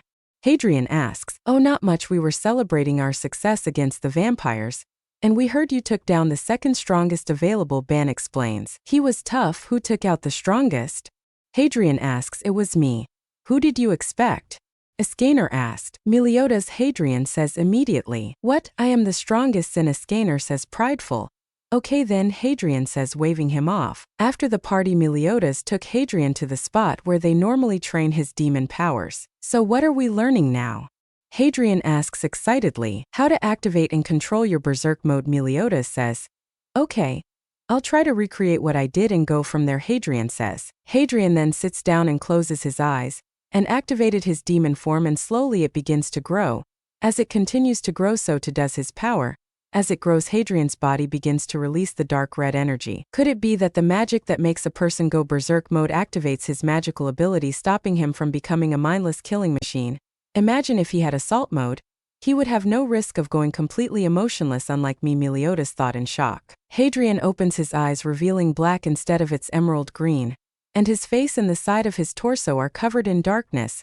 But immediately afterwards it disappears. That takes too much out of me, Hadrian complains. I'm surprised that you did it, Meliodas says. So am I, but I don't like it. Takes too much mental energy out of me, Hadrian explains. But if it makes you feel better, look at your body, Meliodas says. Looking down, Hadrian can see his magical ability active, with his body releasing the dark red energy. What happened? Hadrian asks, surprised. The reason demons are so aggressive is because of the magic which makes them angry is from the dark magic, but you have an immunity towards that. You still get angry, but the magic doesn't make it harder to control, unlike me and other demons, so you got it easier there, Meliodas explains. Well, that's good to hear, Hadrian says cheerfully. Yeah, it does, but now I'm starting to question if there is anything that can overpower your magical ability, Meliodas says. Hey Gil, Hadrian greeted. Hey Harry, Gil Thunder greeted. You have grown, man, Hadrian says with a smile. Not as much as you have from what I've heard, Gil Thunder says cheekily. Hey, being punched so hard you vomit out blood isn't nice, Hadrian informed his friend. That painful? Gil Thunder asks. Yes, but surprisingly fun, Hadrian says with a grin. You're a monster, Gil Thunder chuckles. I'm pretty sure that isn't a surprise. After all, I'm strong enough to be considered the third strongest sin, and I'm 8, Hadrian says cheekily. Yeah, I'm so jealous, Gil Thunder says. Maybe, but you got to enjoy your childhood while I spent 4 years of fighting. I began when I was 4 when I met Meliodas, and that's when things led me to here, Hadrian says calmly. I guess so, I do like relaxing and playing, and you fight a lot, Gil Thunder says to himself. Hey little Gil Thunder, time to get training, Meliodas says happily. Okay, Gil Thunder says with determination. Later on, Gil Thunder took Hadrian to meet Gryamore and Hauser. Oh my god, you are Hadrian, aren't you? Hauser asks with amazed. Yes, I am. If I'm correct, you're Hauser, right? Hadrian asks, curious. This is so cool. Do you have a tattoo? Hauser asks, hopeful. Hadrian chuckles and pulls up his right sleeve. So cool, Hauser says. It is nice to meet you, Sir Hadrian, Gryamore says shy. Hey, don't be like that. I'm just a kid like you, Hadrian says with a smile. Except smashing through walls is the norm for you, Gil Thunder teased, looking at Hadrian. Yes, it is. It is fun, but sadly you guys wouldn't be able to handle it, Hadrian says, pouting. And I would rather not go smashing through walls and consider it fun. Maybe you hit your head one too many times, Gil Thunder teased. Hey! Hadrian protested, causing the three to laugh. Later in the day, Meliodas and Hadrian are found with Zarathustra, who is completely drunk after having one mug of mead. Why the hell is he so drunk? Is he that much of a lightweight? Hadrian thought, confused. How can you be so powerful, Ari? Zarathustra slurred. I guess it is hard work and pushing myself to my limits, but I guess also luck with my magical ability, which is incredibly useful, Hadrian says, sipping his hot chocolate. But why do you drink chocolate? Why not mead? Zarathustra asks, slurred. Because I'm only 8, Hadrian informs the idiot. Ah, I'm feeling a little lightheaded, Meliodas says after drinking his 39th barrel of mead. What the hell? Why are you now feeling lightheaded? Hadrian thought, shocked and confused as he looks at the barrels. Hey Meliodas, how old are you? Zarathustra asks. I'm 3,000 years old, Meliodas says. Wow, you know not even the demons or goddesses have lived that long, Zarathustra says, shocked. I know, but I have tried to end it, but the curse won't let me, Meliodas says, upset. Hadrian looks at his captain and best friend. Meliodas? Hadrian asks, worried. Don't worry about it, Hadrian. You got nothing to worry about. I'm staying by your side. After all, you're my little brother, Meliodas says as he side hugs Hadrian. Thank you, big brother, Hadrian says as tears threatened to leave his eyes. Afterwards, the three went to sleep in their rooms and the night went by. Hadrian POV. Where am I? I wonder, when I look around, all I can see is darkness. How do I get out of here? I thought as I began to walk in a single direction. After what seemed like several minutes, I began to run. Faster and faster I go, but there is no light. The world seems to be suffocated in darkness. When all hope seems lost, I see light. Knowing that there is nothing besides darkness the other way, I believe it best to move towards light. As I get closer, the world begins to brighten, until all darkness is gone. Looking around, I see myself in the middle of a town, but it seems to be nighttime and I seem to be on top of some platform. But looking around, there didn't seem to be anything of interest until I saw it. Meliodas floating upwards with his body facing up and a sword through his chest. I immediately ran towards him. I see Meliodas with his demon form active, but it's not assault mode. His demon mark only seems to be halfway finished, only half a circle instead of his regular complete circle. Then I look at the sword, a winged silver sword which seems to be glowing white, with darkness where the blade has any contact with Meliodas. It's keeping him like this, I thought angrily, grabbing the hilt of the sword. All I felt was pain. Absolute pain, and where my hand touched the hilt, darkness seemed to seep out of my hands and be destroyed by the light of the sword. No, you will not take him from me. I will save him, I thought angrily, and I begin to pull harder on the sword and the pain begins to get worse. You will not take the man I look up to. You will not take the man who made me stronger. And you will not take the man who I see as an older brother, I thought with determination, and then the blade was pulled out of Meliodas and my vision went white. My eyes open and I immediately sit up, breathing heavily. I then notice my surroundings. I'm in my room. Guess it was just a nightmare, I thought, sighing before I lay back down tired. General POV. Afterwards, Hadrian spent some time with the Sins. Hadrian spent some time with Ban, looking at the Medes and Alash for him and trying to stop him from stealing. With King, they both just slept on his pillow and occasionally stared at flowers in the royal palace. While with Gauther, they both just laid down on grass staring up at the sky while Hadrian explained some things about how people view things for a reason or another. Gauther had some trouble understanding, but he understood a little bit. Thankfully, privacy is one of them. So privacy is something that should only be for you and those you trust? Gauther asks. It's not just trust. Just because I trust you to watch my back doesn't mean you are trustworthy with keeping these secrets, or the other way around. Do you understand? Hadrian asks. I believe so, Gauther says. It means that some things are just worth keeping to oneself. I'm certain that if you find something you don't like about yourself, you would not want someone commenting on it, Hadrian explains. I see, Gauther mumbles as they look up at the sky. With Ascanor, the two were just talking about the types of drinks everyone likes to have and a few minor stuff. While with Diane, she showed him her rock creations and what she did when she was younger while he suggested some ideas that she can use. While with Merlin, when they weren't making out or Hadrian wasn't being taught, the two messed around with potions and magical theories, and due to Hadrian being incredibly smart, he was able to keep up, sort of. And with the captain of the 7 deadly sins, Meliodas, Hadrian spent time with him helping with Elizabeth, who has grown into such a troublesome little girl. She began to call Hadrian Bothari, which he found adorable, and the last person Hadrian spends time with was Gilthunder, who he started to teach when Meliodas wasn't around, and spending time with Hauser and Gryamore, who have been dubbed the trio of troublemakers, which just make Hadrian laugh his ass off despite the trio's protests. Yep, for Hadrian's life in the 8 deadly sins was amazing. Oh mate, you're a pedophile. Diane yells at Merlin. No, I'm not. Merlin protests as she stares down her fellow deadly sin. He was 6, you were a lot older, Diane yells out. Look then, Merlin says, revealing her true form. Diane raises an eyebrow and stares at Merlin. Still makes you a pedophile, Diane says nonchalantly. It does not. Merlin protests, does to Diane comments, which leads to the two going back and forth. Druids. Chapter 8 Druids. Hadrian has been 9 for a bit over a month now and has a power level of 6,315, and he has grown quite a bit, now with a proper 6-pack with a good amount of muscle, similar to Meliodas but only by a little bit. Currently he is walking around the kingdom enjoying himself. He then notices 2 people that he occasionally spent time with, Hendrickson, Dreyfus. Hadrian called out, "Oh Sir Hadrian," they both say in surprise. "Oh please you two, just call me Harry. You are my friends after all," Hadrian says happily. "It is good to see you, O'Casey, I mean Harry," Dreyfus says, fixing up his mistake. "It is nice to see you again. We also have been training and getting stronger," Hendrickson says, smiling. "That good to hear. I also have gotten a lot stronger over the years. What about you, Dreyfus? I heard Gryamore has done pretty well in his spars against Hauser.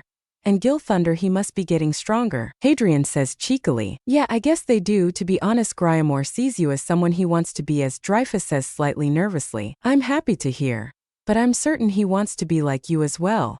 After all, it's the father that shapes the first steps," Hadrian says. "What do you mean?"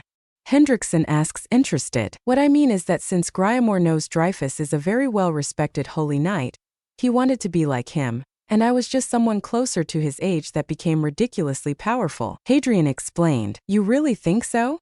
Dreyfus asks, hopeful. "Of course, when I was younger my parents only paid attention to my sister because she was famous and I was left in the dark.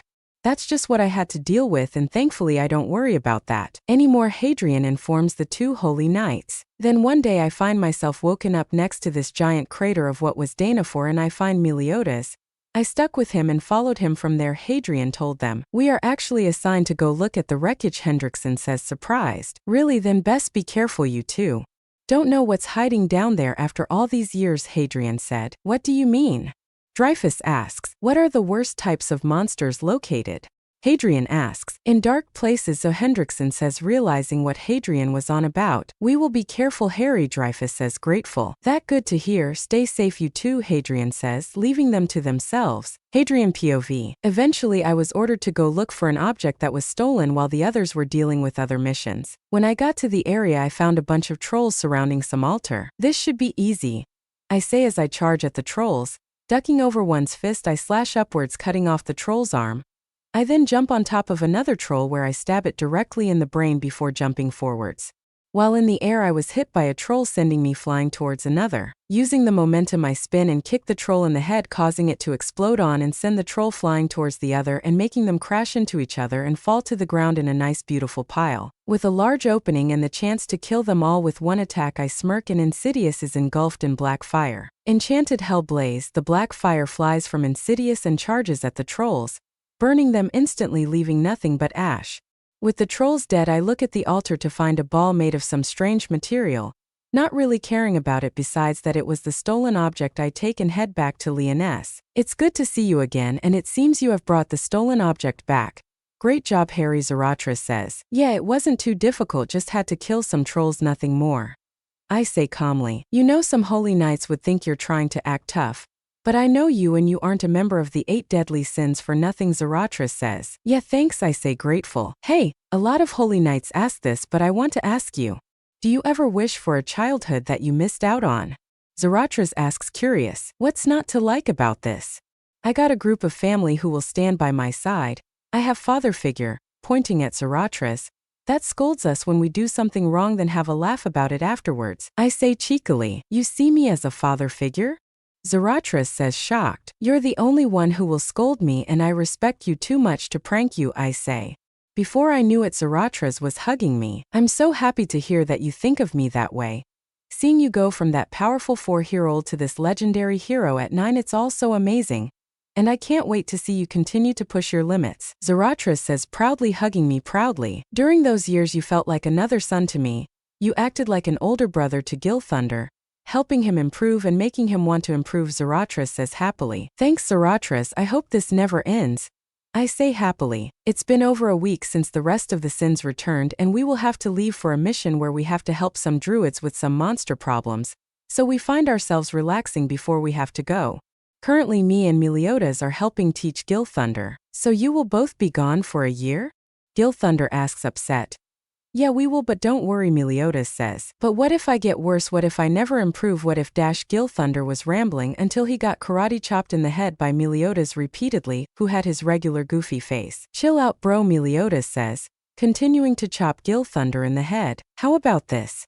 I'll give you something that will say that you need help and need yourself to be stronger. Just say these words. I am more powerful than any of the 8 deadly sins, Meliodas says. Say it, I encourage with a smile. I am more powerful than any of the 8 deadly sins. Gilthunder repeats. Yes, remember that, okay, Meliodas says. Gilthunder looks at us confused. Do it or Meliodas will karate chop you in the head.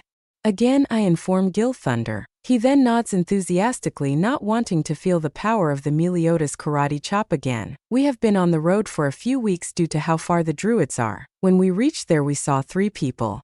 2 girls and 1 child. The child is called Theo while the girls are called Zaneri and Jenna. Welcome 8 deadly sins. Monsters ran loose in our home and we asked for someone to take them out, Jenna greets. Hello, I'm Theo, Theo says excitedly. Hello Theo, I'm Harry, how old are you? I ask curious. I'm 4, he says happily. Haha, that's the age you joined us, Ban says happily. Really? I didn't think I was aware of that. I says sarcastically. Ban just pouts at my sarcasm. The monsters are over there. I request we have Meliodas and Hadrian take down a different monster, Jenna says. Okay then, the rest of the sins say as they walk off. What are you monsters doing here? Jenna growled. Wait, what? I ask confused. You're demons. You think I'm fine with you running around in our sacred place, she says angrily. Okay, fine, be angry with me because I was there during the Holy War, but leave him out of this, Meliodas says, pointing at me. Why? She asks angrily. Because he's only 9, Meliodas says, shocking. Jenna, are you really? She asks. I nod at her. How is that possible? She asks. I have no idea, so don't ask.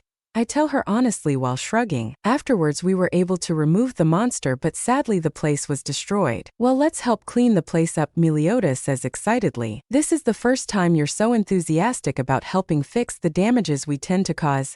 I say cheekily. Well, this place means a lot more than regular villages, Meliodas grumbled, which caused laughter between the sins. The sins then spent the next month helping, but the others insisted that the druids train me due to my young age and potential and power. And surprisingly, the druids agreed happily with helping me grow stronger. Why are you so fine with training a demon?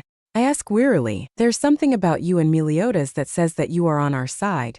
You especially, but I can't tell what Jenna says while Zaneri nods. So for the month while the sins were repairing Ister, the druids were training Hadrian. After everything was over we said our goodbyes. We hope to see you again.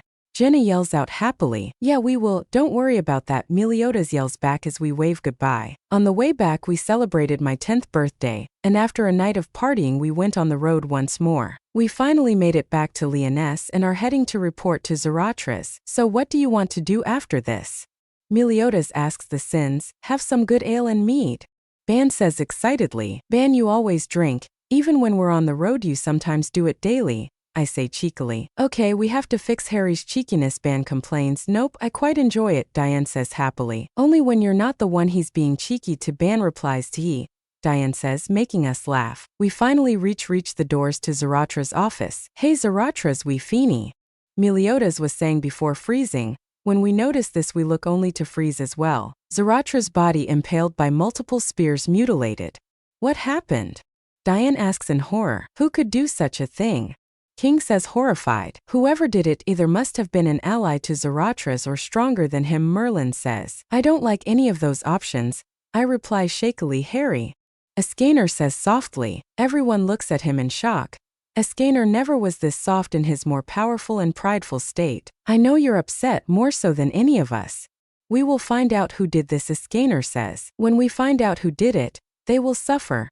I say angrily as his eyes glow red, signaling his magical abilities activation. This is one of the few times Harry has actually been this angry. Everyone thought. Before we could do anything, a commotion was heard outside. Crap, we've been framed.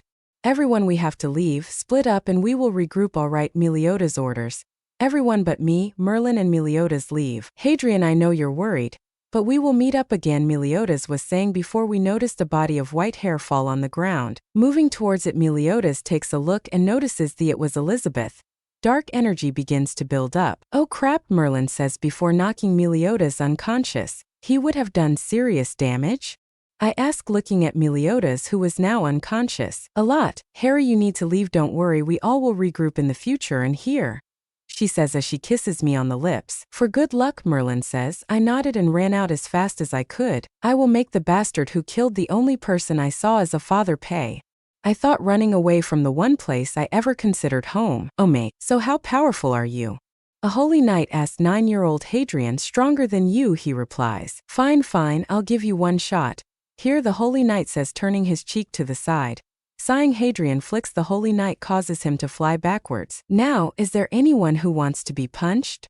Hadrian asks, lifting his arm up. A second later, everyone around Hadrian disappeared. Looks like no one has the balls, Hadrian says cheekily as he walks away whistling. I do, a voice says, and Hadrian turns around to see a scanner in the one form. Oh hell no, Hadrian was saying, only to be interrupted when he was punched by a flaming fist. Oh make two. Walking through a town, the Sins, covered in their armor, saw everyone enjoying their day as if nothing was going on. Why are we here again? King asks, curious. We are here to see this young lady. What was her name again? Hadrian asks, curious. I do not know her name, but she is a spirit, Gowther answers. Very well, don't worry everyone, this will be okay, Meliodas says enthusiastically. Soon a beautiful lady with blonde hair and a curvaceous figure floated towards the Sins. Hello, I am Cecilia. It is nice to meet you, Cecilia greets. Hello, Cecilia. Hadrian greets with a smile as he takes off his helmet. Cecilia stares at Hadrian in shock upon realizing how young Hadrian is before she bit her lip seductively and floated towards Hadrian. It is quite an honor for a Sin, let alone all of them, to be here, Cecilia says as she looks at Hadrian with lust in her eyes. Oh no, this could end badly, Meliodas thought, worried. 10 years later. Chapter 9. 10 years later. Walking into a town, a young man with black hair and beautiful green eyes looks around to see everyone celebrating. Looking at the young man, who looks to be around 16 years old, he has a 8-pack and a swimmer's build. Walking towards the nearest person, the young man taps the person's shoulder. What's up? The person asks the young man. I'm curious and wanted to know why everyone is celebrating. The young man answers, oh, we had a holy knight's sword removed from the center of the town, allowing us to have running water again. It is so great to be able to make our ale again, the person says excitedly. Interesting, the young man thought. Looking around, the young man notices a bar at the top of a hill. Odd, it kind of looks like the one I saw on my travels, the young man thought. Hadrian POV. Entering the tavern, the young man sees the wanted posters of the 8 deadly sins. I miss those days, I kind of look good, Hadrian thought, smiling slightly. Sitting at the bar, Hadrian looks at all the wanted posters closely. Meliodas was an adult with a beard and a lot older. Ban looks exactly the same. Diane looks more mature and I won't admit it, vocally more beautiful. Gowther has his giant armor. No change in that. King still looks like a fat man. Merlin looks slightly more mature and beautiful. Escaner has a mustache which actually looks really good on him. What can I get you? A young voice asks me. Vanya ale. I say, not looking at the person. Sure thing, the voice says before the mug was put in front of Hadrian. Looking forward, I noticed that the person who gave me the ale disappeared, so I just shrugged it off. Drinking the ale, I think of all the good memories I had with the 8 deadly sins. That's when I noticed a pig in the tavern. The duck? I thought, but soon decided to just ignore it and enjoy my night. After my second drink, the pig begins to talk, confusing the shit out of me. We just had a runaway princess. Maybe you should go check on her, the pig suggested to someone who I couldn't be ducked to pay attention to. Where are you going? The pug asks, annoyed. I need to go to the toilet, the same voice who gave me my ale replied. Princess. I doubt it's an actual princess, I thought as I continued to drink my ale. Relaxing, the tavern shakes as crashing is heard. Finishing my drink, I put the money on the counter and ran out to see what happened. Once getting out, I see a large line of destruction with the ground damaged along with some of the houses. What the duck happened? I thought, shocked at the carnage. Thankfully no one was hurt. I heard someone say from far away. I'll have a few drinks and get a move on. I don't want to keep knocking out more holy nights that will more than likely come around. I doubt they will figure it out it's me, but still better be safe than sorry, I thought, returning to the tavern. After 30 minutes I find myself relaxing at the counter drinking my 7th drink. Are you sure you can handle any more? A voice asks and I turn around to see a beautiful white-haired girl looking at me with worry. Don't worry, I can handle my drinks. I reply with a smile. She nods and goes to different tables asking for their order. She seems new at this. In fact, she also seems familiar, I thought, tilting my head slightly. Having another one? A young voice asks me. Yes, please, I answer. Another Vanya ale coming up, the voice replies while I look around the tavern. Here it is, the voice replies, and I turn back and begin to drink the ale. So what brings you around here? The voice asks. I turn towards the person who asked me. I spit out my ale like a fountain when I saw him. I look at him, then I look at the wanted poster before turning back to him wide-eyed. 10 ducking years and he hasn't changed a bit. I thought, shocked as I looked at the familiar blonde hair with green eyes. Meliodas. I then noticed the dragon tattoo on his arm. After all these years you haven't changed a bit. I say with a small smile. Meliodas' eyes widen and I see his body tense slightly. I think you're mistaking me for someone else, Meliodas says wearily. I hope I'm not. I say carefully, showing him my phoenix tattoo. Hadrian. Meliodas breathed out in shock. Nice to see you remember me. I teased with a bright smile on my face. No, I don't want to go to the forest of white dreams. A kid exclaimed. Scared before the kid began to apologize profusely. Me and Meliodas look at each other and nod silently, agreeing to check it out to see if one of our comrades might be there. General POV. As the last customer leaves, Elizabeth goes to Hadrian. Is there anything you would like? Elizabeth asks, smiling. I'm sure Hadrian would like to help me find our fellow sins. Meliodas says with a smile. Wait, what? Hawk says, confused. Guys, meet Hadrian, the phoenix sin of imitation. Meliodas introduces with a bright smile. You're the sin of imitation? Elizabeth asks, shocked. Yep, by the way, Meliodas, what happened to your power? You are at a mere 3,370 Hadrian asks, confused. Mia. That's a lot of power. Hawk exclaims, confused. How strong are you now? Meliodas asks, chuckling. Too high for you at the moment, if that's what you're wondering. Hadrian answers. So where have you been these past 10 years, Harry? Meliodas asks, curious. I spent the first year wandering around just trying to last as long as possible. Then I went to the Druids to see if any of you guys went to them, which sadly wasn't the case. Surprisingly, the Druids knew that the sins were not responsible for Zarathus's death, so I spent a year there training, and then after that I just wandered around. I hate myself as well because I saw this tavern before and didn't think much of it, Hadrian says, slightly annoyed. Yeah, this tavern moves around. Meliodas informs Hadrian, of course. Hadrian groans. So we're going to the Forest of White Dreams? Elizabeth asks, curious. Yes, we are, Elizabeth, Meliodas says with a smile. When hearing her name, Hadrian looks at Meliodas, giving him the "Are you shitting me" look. It's her, isn't it? Hadrian asks. Meliodas' response was a nervous chuckle. Of course it is. It's nice to see you again, Elizabeth. Hadrian greets. Elizabeth's eyes widen in shock. You know me? Elizabeth asks, surprised. All of the sins do, Hadrian teases. Let's go to the Forest of White Dreams with our refound sin, Hadrian. Let's hope he doesn't have his prankster side still, Meliodas says, crossing his fingers. Hadrian's only response was a dark chuckle, silently informing Meliodas that's not the case. I thought not, Meliodas says, pouting. In a forest filled with dead trees and fog, Hadrian, Meliodas, Elizabeth and Hawk walk through the forest searching for any signs of their comrades. It's been half an hour and there is still no sign of animals, let alone human, Hawk says, fearful as he checks around the trees. Out of curiosity, where did you find this pig? Hadrian asks, curious. Hey, show some respect. Hawk demands angrily. You do realize that I am one of the strongest sins, right? Hadrian asks, raising an eyebrow. I never asked, but how much have you grown these past 10 years? Meliodas asks, curious. Well, I got the hang of my abilities a bit better and I didn't stop training, so that made me even stronger, but if I were to take a guess, I would say that I would be the second strongest until it was around 11 a.m. to 1 p.m. Hadrian answers. Why those times?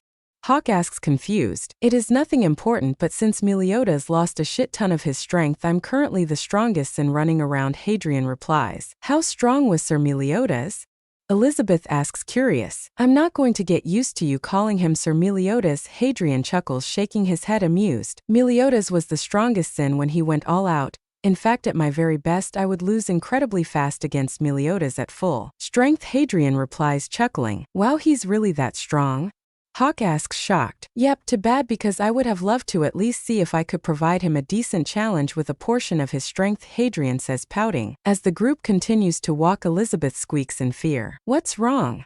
Hadrian asked, turning to Elizabeth only to see Meliodas grabbing her ass. Relax, it's just me, Meliodas says calmly. Would you stop that? Hawk demands angrily. Hadrian tilts his head, confused. Since when was he like that? Hadrian wondered. Guys, Hawk calls out. We all turn to Hawk and our eyes widen to see many other hawks surrounding the area. What the duck? Hadrian says, confused. Since when did you swear? Meliodas teases, smiling. When there was a drunken holy knight who thought it would be a good idea to piss off a 13-year-old kid. Hadrian replies nonchalantly. I assumed that was you? Meliodas smirks. Yep, Hadrian replies with pop at the P. Stop talking about swearing and focus on me. The many hawks exclaim angrily. You want to do it, or should I? Hadrian asks, curious. I got it, Meliodas replied and dashed forward, hitting every single hawk. Hadrian snorts as the hawks end up piled up on top of each other with bumps on their heads. Ow, Mum would never hit me. That's just wrong. How could you do that? The hawks commented before getting up. The hawks then turned to Elizabeth and runs to her. Help me. My mum would never hit me like that, Hawk cries, holding on to Elizabeth. Geez, how old is he? Hadrian asks, worried. Older than 10, that's all I know, Meliodas replies, shrugging. Leave this place. An anonymous voice demands. Leave now, another voice demanded. Sir Meliodas, Elizabeth calls, and we turn to see multiple Elizabeths surrounding us. Wow, what a nice set of bouncing melons, Meliodas says, smiling. Will you just find the real one? Hawk demanded, hitting Meliodas. All right. You will do as I say, Meliodas orders the Elizabeths. Okay, the Elizabeths say simultaneously. Nice, put your right hand on your cheek, Meliodas orders. The Elizabeths do so, but a few seem bahul, excited or embarrassed. What is he up to? Hadrian wondered. Now say my name. And be naughty, Meliodas orders. Sir Meliodas, hi, the Elizabeths say with a mix of naughtiness and seductiveness. This is amazing, Meliodas says, awed. Hadrian's eye twitched and he hits Meliodas in the head. Would you knock it off? If we don't hurry it up, we might lose any chance of finding our comrades.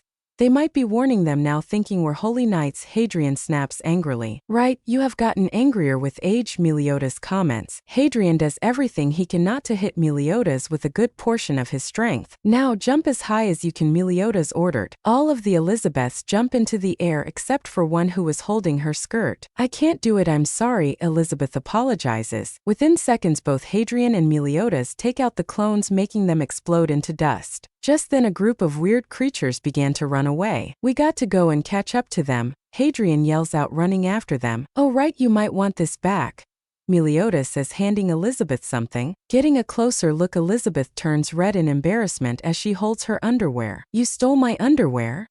Elizabeth exclaims, embarrassed. As the group chase after the creatures, they see the creatures approaching a girl. Oh no, they going to hurt that poor girl, Hawk exclaims, worried. As they got closer, they saw that the girl was actually a giant. Lady Diane, Lady Diane. A group of holy knights made it through, we are so sorry. The creatures apologized. Diane stands up and looks at the group in anger. Before they could react, both Hadrian and Meliodas was snatched and held by Diane. You made a big mistake coming here, holy knights, Diane states, staring at the two with anger. Please don't hurt Sir Meliodas, Elizabeth pleads. Sir Meliodas? Diane asks, squinting at Meliodas. Hey Diane, it's nice to see you after these 10 years, Meliodas says with a smile. Captain, it's you. Captain, Captain, Captain.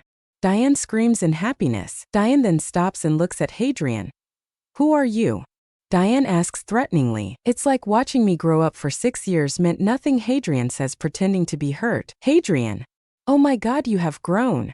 Diane exclaims in shock at seeing the young boy she knew into a teenager. Oh, now she notices. My hair color and eyes don't change, Diane. I thought you would have realized I wasn't going to look like a little boy forever, Hadrian teases. Hee. Sorry about that, Diane apologizes, sticking her tongue out. Diane then puts both boys down and notices Hawk. Oh my God, I'm so happy that you remembered that my favorite food is pork, Diane exclaims excitedly. Before the group knew it, Hawk was over a fire while being tied up. Help me! Hawk cried out with tears falling out of his eyes like waterfalls. Something smells nice, Meliodas comments.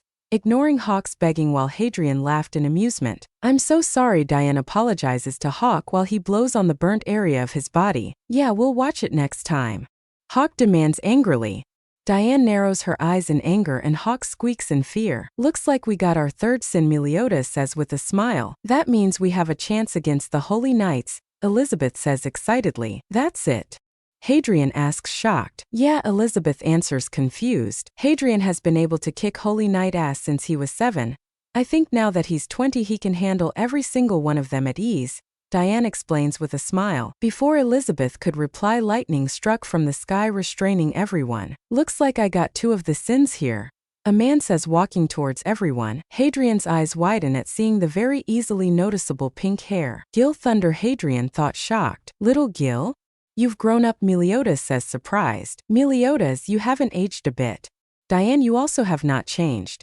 But who are you? Gil Thunder asks, looking at Hadrian. Seriously? It's me. Hadrian exclaims, shocked and annoyed. Who? Gil Thunder asks, confused. Haha, looks like we aren't the only ones who forgot that you age, Hadrian, Meliodas teased. Hadrian? Gil Thunder asked, wide-eyed. But he looks like he is only 16. Why does he look so young? Gil Thunder thought, shocked and confused. Yep, good to see you again, Gil Thunder. I just wish it was under better circumstances. Hadrian sighs, saddened. You know that all of the 8 deadly sins have a kill or capture order on them. You, on the other hand, only have a capture order. You were only 10 years old when my father was killed. Everyone also knew how you saw him as the father you never had. Everyone knew that you were innocent and still merely a child, which led to the Holy Knights who saw you to attempt to only capture you ended up only being knocked out, resulting in further proof of your innocence. Gil Thunder explains, looking at Hadrian. So this entire time Sir Hadrian was believed to be innocent? Elizabeth asks, shocked. Of course, Hadrian knows that, but he still refuses to return. Gil Thunder answers, the sins are innocent, but you won't believe that, will you? Hadrian asks angrily. Yes, I do not believe that, and I shall defeat the sins and all that it stands for. For I am more powerful than any of the 8 deadly sins, Gil Thunder states, looking Hadrian in the eyes. Hadrian's eyes slightly widen, which only Gil Thunder caught. Good, thank you, Hadrian and Meliodas, for that idea all those years ago, Gil Thunder thought, internally smiling. All right, I had enough of this, Hadrian says, annoyed, and destroys the restraints surrounding him. Both Meliodas and Diane follow soon after. You could have escaped this entire time?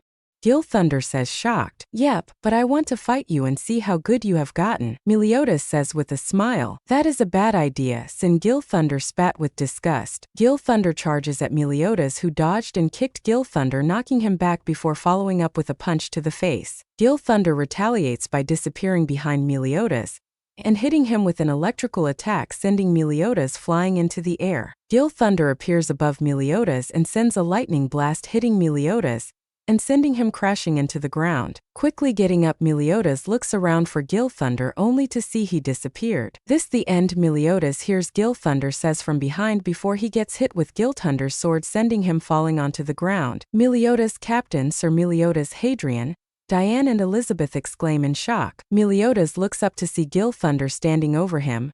Meliodas coughs and looks at Gil Thunder with desperation in his eyes. The other sins, where are they? Meliodas asks before coughing once more. The Fox Sin Ban is at base prison where he is being held captive. The Sloth Sin King is dead.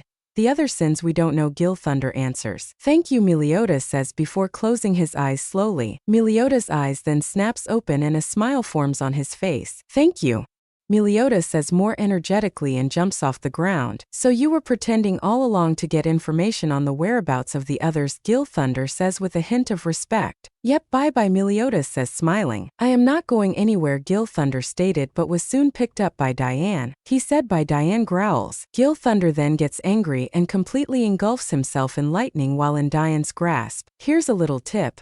Girls don't like it when sniveling little runts try to shock them.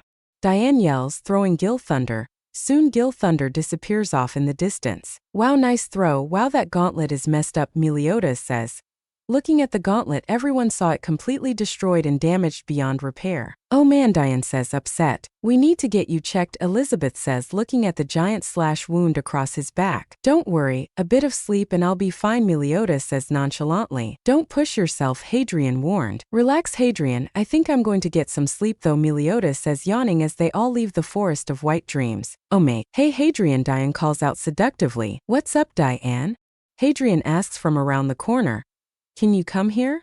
Diane asks, licking her lip in excitement. Going around the corner, Diane sees Hadrian, who has changed during the 10 years that the Sins were disbanded. What's wrong, Diane? Hadrian asks, curious. There's this urge that I need help with fulfilling, Diane replies, spreading her legs slightly. Why did you ask me? I'm certain someone can get some food for you.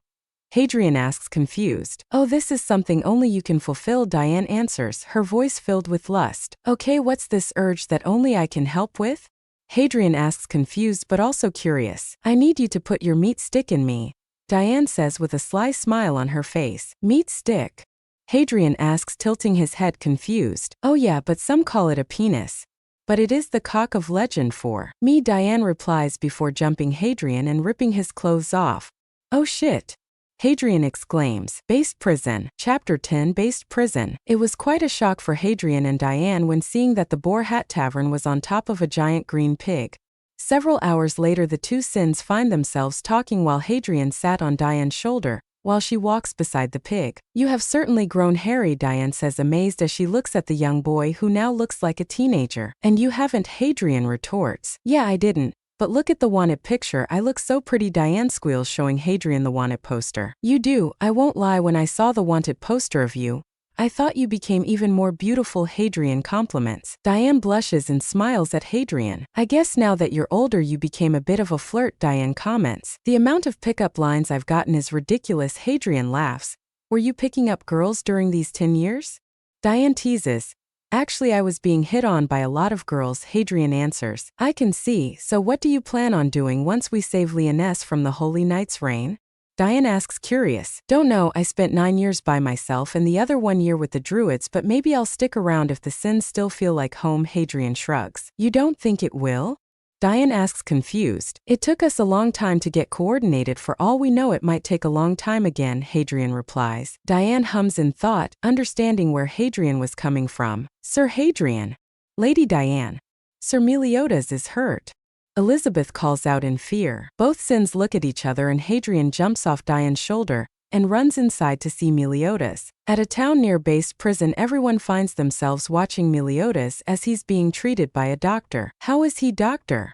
Hawk asks, worried. He should make a recovery soon, the doctor answers. Diane, we should go get Ban while Meliodas makes his recovery, Hadrian says to Diane. Yeah, Diane says half-heartedly. Diane? Are you okay? Hadrian asks, worried. Yeah, I am. I think I am, Diane says with a faraway expression. Do you want to talk about it? Elizabeth asks, worried. It's just. I can't help the captain. You can, but I'm too large to help. I feel useless, Diane says, saddened. Diane. I can't do shit, and look how small I am. Size doesn't determine who you are and what you can do. It also doesn't change the love we can feel for others, or the compassion for our friends. It is just that.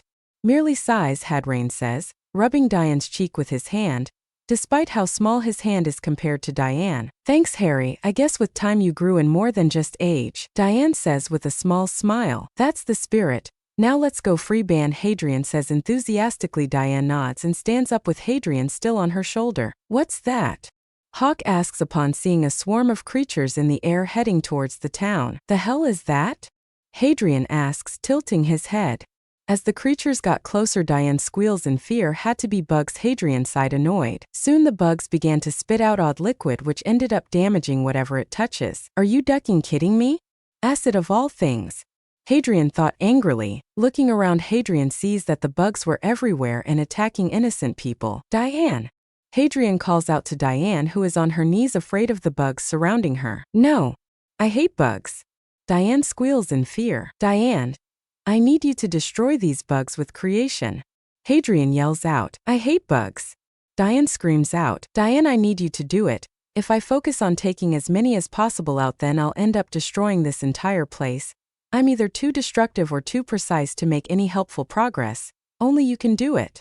Hadrian explains to Diane. Diane hears it and puts her hand in the ground before raising it back up. Earth pillars. Diane yells and soon pillars shoot out of the ground, killing all the bugs in the process. Haha, nice one, Diane. Hadrian laughs happily. Diane blushes at the compliment and turns to Elizabeth. I need you to protect the captain. I can't help him, but I can fight, Diane says before walking towards base prison. Not without me, Hadrian states, jumping on Diane's shoulder. Since when did you start using me as transport? Diane asks cheekily. Since we found you again.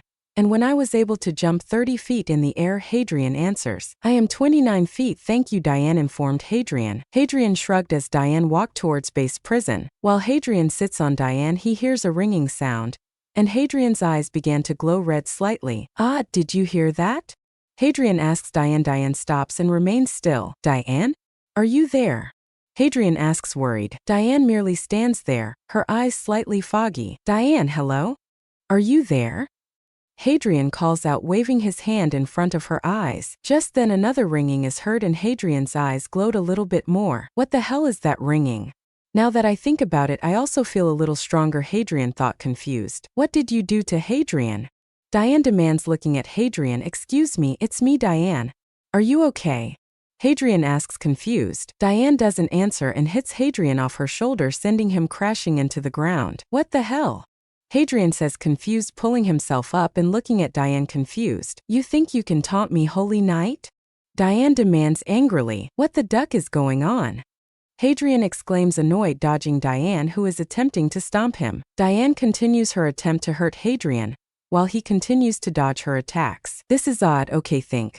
I heard that weird ringing and her eyes got foggy and I felt slightly stronger. Could it be mind control? Hadrian wondered. Hadrian then gets punched while in the air, sending him flying back, smashing through the ground. Damn, I should really pay more attention. Hadrian sighed, pulling himself out of the crater with no scratches on him. Sir Hadrian. Hadrian hears Elizabeth call out. Looking in the direction of Elizabeth's voice, Hadrian sees Hawk, along with Elizabeth walking beside Meliodas, who seems to be completely healed. Lady Diane. Elizabeth calls out. Diane looks at everyone oddly before that fogginess in her eyes disappeared. Hadrian? Elizabeth? Captain? Where's the Holy Knight? Diane asks, confused. Holy Knight? Meliodas asks, looking around. Sorry to break it to you, Diane, but you were hitting me, Hadrian informs Diane. You? No, it was a Holy Knight, Diane says, confused. Just then ringing is heard once more and Diane and Meliodas' eyes go foggy and Hadrian feels stronger again. For duck's sake. Hadrian thought angrily. Where are my friends, Holy Knight? Diane and Meliodas demand, looking at each other. For duck's sake. Hadrian exclaims angrily. Meliodas and Diane then start fighting each other with everything they had. Move, you two now. Hadrian roared, grabbing Hawk and Elizabeth, getting them away from the sins. What's with those two? Hawk demands, confused. They are under some illusion that's making them think that the other is a Holy Knight, Hadrian states, annoyed. But why aren't you affected, Sir Hadrian? Elizabeth asks, confused. Because of my magical power. Now let's find the person responsible for this and save those two from themselves, Hadrian states, getting the two out of harm's way. Sir Hadrian, look. Elizabeth calls out and soon Hadrian sees an adult and a kid with an odd staff running away from the destruction. All right, let's go help them and find the person responsible, Hadrian states. Hadrian then runs towards the two. Come on, let's get you out of harm's way, Hadrian says. Oh, thank you, kind sir, the man says, grateful, while the child just looks around fearfully. Hey, come on, we'll get you somewhere safe, Elizabeth says softly to the small child. Getting everyone out of harm's way, Hadrian hears a ringing from the child's staff. Can't be, could it?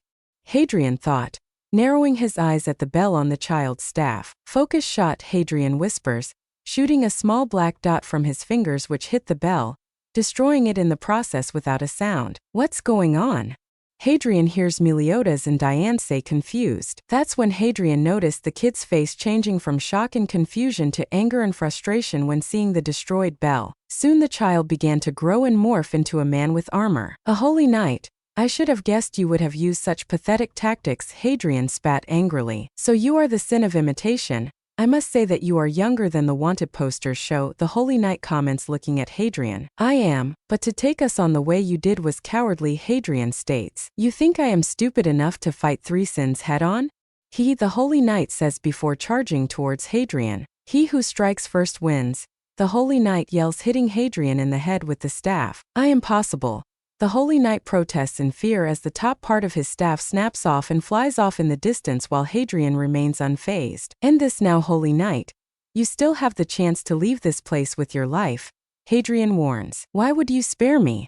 What makes you think I would trust you after you all killed the Grand Holy Knight? The Holy Knight demands angrily. Hadrian sighs, saddened as a single tear falls down his face, shocking the Holy Knight. Zarathustra. He was like the father of the deadly sins. When we did something wrong, he would scold us before we all had a laugh and enjoyed our day. Hadrian chuckles, saddened. The Holy Knight stares at Hadrian with disbelief. And you?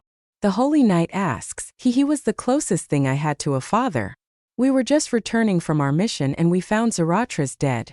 Hadrian says as tears begin to fall down his face. Hadrian then hears footsteps before he feels a hand on his shoulder. Turning, Hadrian sees Meliodas giving him a sad smile. We promise we will find the person who murdered Zarathustra. It hasn't changed, Meliodas reassures Hadrian. Thank you, Meliodas, Hadrian says before looking at the Holy Knight. Holy Knight, you may not trust us, but if we intended to invade Lyonesse, then we would have done so years ago, Hadrian says, walking away with Meliodas following behind him. The Holy Knight, on the other hand, stood there shocked and confused. Were they framed this entire time? The Holy Knight Ruin thought, shocked. Ruin, are you okay? A female Holy Knight with pink armor asks, worried. Yeah, I think the 8 deadly sins were framed, Ruin informs his comrade. What makes you think that? The female Holy Knight asks, confused. Hadrian. He told me about the relationship between the sins and the Grand Holy Knight Zarathustra. Ruin explains. He must have been lying to you, the female Holy Knight stated. He was crying. Zarathustra was the closest thing that the sin of imitation had as a father, and he was crying over his death. After 10 years. I think there is more to this than merely the sins being framed, Ruin sighs, shaking his head. So why are we here? Hadrian asks, confused as Meliodas, Elizabeth and Hawk look through cells. Why do you mean? Diane asks, confused. Aren't we supposed to be looking in the more secure part of the prison than this part? Look, there's no security and it would be impossible to hold Ban in these shitty cells, Hadrian says. Showing his point, Hadrian flicks one of the cell bars, which causes it to snap and be launched across the cell. Yeah, he has a point. Why are we here? Diane asks the three, confused. Here she is, Elizabeth says, gesturing to the cell. I don't think Ban is a she. Did Merlin do something to him during those 10 years? Hadrian asks, curious. Diane snorts and shakes her head, amused by Hadrian's question. Soon Diane and Hadrian learned of the doctor's attempted poisoning, and that he was doing it to protect his daughter, who was being held captive by the Holy Knights. So now we look for Ban, Hadrian says, smiling. Soon the group heard footsteps echoing through the hall. Turning to the direction of the footsteps, everyone sees Ban step out of the shadows with only pants on. It's been a long time, Captain Ban says, staring at Meliodas. Soon both Meliodas and Ban stare at each other with anger in their eyes. What's going on? Elizabeth asks, worried. I think you two should get behind me, Diane informs both Hawk and Elizabeth. What's going on? Hawk asks, worried. Meliodas and Ban continue to stare at each other, not making any moves, scaring Elizabeth and Hawk. I don't like this atmosphere, Hawk says, worried, with Elizabeth agreeing with him. Ban! Meliodas exclaims happily, raising his arms high into the sky. Captain! Ban exclaims happily, and soon they both run to each other and begin to high-five each other repeatedly. What's going on? It looks like a game of patty cake gone wrong, Hawk says, confused. Captain! Ban says before hitting Meliodas, sending him smashing through multiple walls. Do me, Ban says happily, and Meliodas charges forward, headbutting Ban, sending him through multiple walls. Haha. Looks like you still got it, Meliodas says happily as Ban picks himself up. You too, Ban says, and soon both get on the ground and lock their hands together. Ready, go! Meliodas and Ban began to arm wrestle, causing the entire area to shake with their strength. What is going on? Elizabeth asks, worried. Yeah, what the hell? Hawk exclaims, confused. Those two have been like that for as long as I can remember, Diane says, smiling. Hee. I don't think there hasn't been a time they're not like this, Hadrian teased. The ground then breaks, causing everyone to fall. Wah! Elizabeth and Hawk scream in fear while Diane gushes over how Meliodas looks, while Hadrian remains unfazed as he falls along with everyone else. Outside, an army of Holy Knights stare in horror as base prison collapses completely. The sins, just how powerful are they? An apprentice Holy Knight asks, horrified. We need to make a tactical retreat. a holy knight says before disappearing. What? Don't leave me here. The apprentice holy knight demanded before running away from the destruction. Later that day the Sins are celebrating the return of another member, while the doctor and his daughter were providing the food as thanks. Look at you Hadrian, you have grown so much, Ban says hugging Hadrian. Stop hugging me, you pincushion. Hadrian demanded. No. Ban refused, still holding Hadrian. Hadrian growled and hit Ban in the chin, causing his head to explode, scaring the doctor and the daughter. What was that for? Ban exclaims, his head completely healed, shocking the doctor and his daughter further. You wouldn't let go, Hadrian replied, drinking his ale. That's not nice, Ban pouts, his face red from the ale. Whatever, Hadrian shrugs. And who are you? Ban asks, looking at Elizabeth. Oh, I'm Princess Elizabeth, Sir Ban, Elizabeth says, bowing her head. Sir? I ain't no sir, just call me Ban, Ban says, chuckling. So it looks like it's just the 5 of us against the holy knights, right? Now, Ban says, looking at Hadrian, Meliodas, Elizabeth and Diane, who is standing beside the building with a giant mug of ale. There are 6 of us, Hawk says, confusing Ban. Captain, you might need to learn how to count. There are 5 of us, Ban says, looking at Meliodas, who is looking confused because of what Ban said. There are 6 of us, do you need to get your eyes checked? Hawk asks, worried. Who said that? Ban asks, looking around confused. Down here, Hawk says, and Ban looks down and his eyes widen in shock. There's a talking pig here. Ban yells before jumping back. Whoa man, talking pigs is way too much for me to handle, Ban says, shocked. I am no ordinary pig. I am Hawk, the captain of the Order of Scraps Disposal, Hawk says proudly. Whoa, I haven't even heard of that order, Ban says, amazed. Even after all these years, he's as bad as I was when I was 6, Hadrian groaned, annoyed. Yes, bow before me, Hawk says proudly. Whoa, look at that, Elizabeth says, and we all look up to see shooting stars flying across the sky, forming an X. It's so beautiful, Diane says, amazed. It is so cool, Elizabeth says, awed by the view. Now that's something you see in only a single lifetime. If you're lucky, Hadrian thought with a smile as he stared at the sky. In the Boar Hat Tavern, the Sins minus Diane, who is outside walking beside Hawk's mum, is talking about their next plan. So King's dead, huh? Ban says, saddened. That's what I was told, Meliodas answers. Hadrian sighs, trying to hold back tears at the thought of one of the people who helped him grow to be who he is being dead. I'll be outside talking to Diane. I'm sure she would like some company, Hadrian says before walking outside. What's with him? Hawk asks, confused at Hadrian's behavior. The Sins was the first place he actually felt at home, and I'm certain he sees all the Sins as family. So the thought of one of us being dead must hurt him badly, Meliodas explains, feeling sorry for Hadrian. What do you mean the first place he felt at home? What about his parents? Hawk asks, confused. Ban sighs as he thought about the day that Hadrian opened up to him. His parents neglected him because his twin was famous, Ban says, shocking everyone who heard it. Why would his parents neglect him? Elizabeth asks, horrified at the mere thought of being neglected. When he was younger, his twin became famous, so his parents didn't value him as much as his twin, so it led to Hadrian running away, and this to Hadrian meeting the captain, where it then led to him being a member of the Sins. The first home he ever had, Ban explains. And he lost that home for a whole 10 years, Hawk says, making Ban's eyes go wide with shock. He spent 10 years without a home. A whole 10 years. The only home he ever had was gone, and he couldn't get it back for so long. Ban thought, trying his best not to cry at the thought of a young Hadrian, all alone and scared with no one to turn to for help. That must have been awful for him, Elizabeth says, saddened. Yeah, I guess when we split up we never thought of how Hadrian would feel, Meliodas says. That actually might explain his slightly more aggressive behavior. Ban says, remembering Hadrian punching him for not letting go of him. Could it be that it got so bad that minor acts of affection make him uncomfortable now? Ban thought, worried. Once reaching the nearby town, Meliodas clapped excitedly. All right everyone, I want you to gather some intel on King while we're here. Diane, I want you to attract the customers by being the jumbo billboard girl, Meliodas orders. Me? Diane asks excitedly with stars in her eyes. Yep. Ban, I want you to cook the food, Meliodas says, turning to Ban only to see he disappeared. How dare he? He should be working, Meliodas pouts with his goofy face. Hadrian. Meliodas says, turning to Hadrian only to see he was missing. Hadrian too? What is with them? Meliodas asks, annoyed. I'm certain they will be back. They might be looking for some intel. Elizabeth says, smiling at Meliodas. You know how to make me feel better, Meliodas says happily with his head under Elizabeth's skirt. Sir Meliodas, Elizabeth says, red-faced. Captain.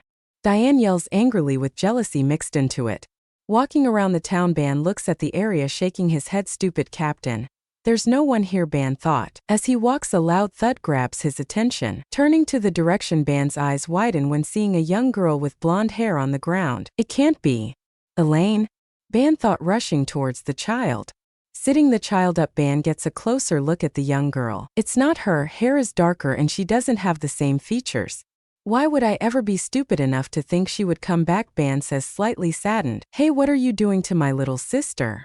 A boy demands, exiting from a house nearby with a pitchfork. If she's your little sister, then you should take better care of her, Ban states. Get away from her, the boy demands, with the pitchfork still pointed at Ban. She could get hurt if you leave her unsupervised like this. Do I have to take her? Ban asks, narrowing his eyes. The boy gets angry and charges at Ban, stabbing him with the pitchfork. The little girl wakes up and sees her brother getting angry at Ban. No, brother, he was only trying to help me. The little girl pleads, horrified. I'm so sorry, how can I atone for my sin? The boy asks, upset. Sin? What sin? Ban asks, confused. I stabbed you, the boy says. Before, he was shocked when seeing all the wounds on Ban's body were gone. That wasn't a sin. True sins cannot be atoned for, Ban says. Ban feels something pierce his chest and blood floods out of his mouth, scaring the children stiff. I'm glad you learned that, Ban, a young boy says, sitting on top of a spear that pierced Ban's body. Wait? Who are you? Ban asks, unfazed by the spear in his chest. You really don't remember me?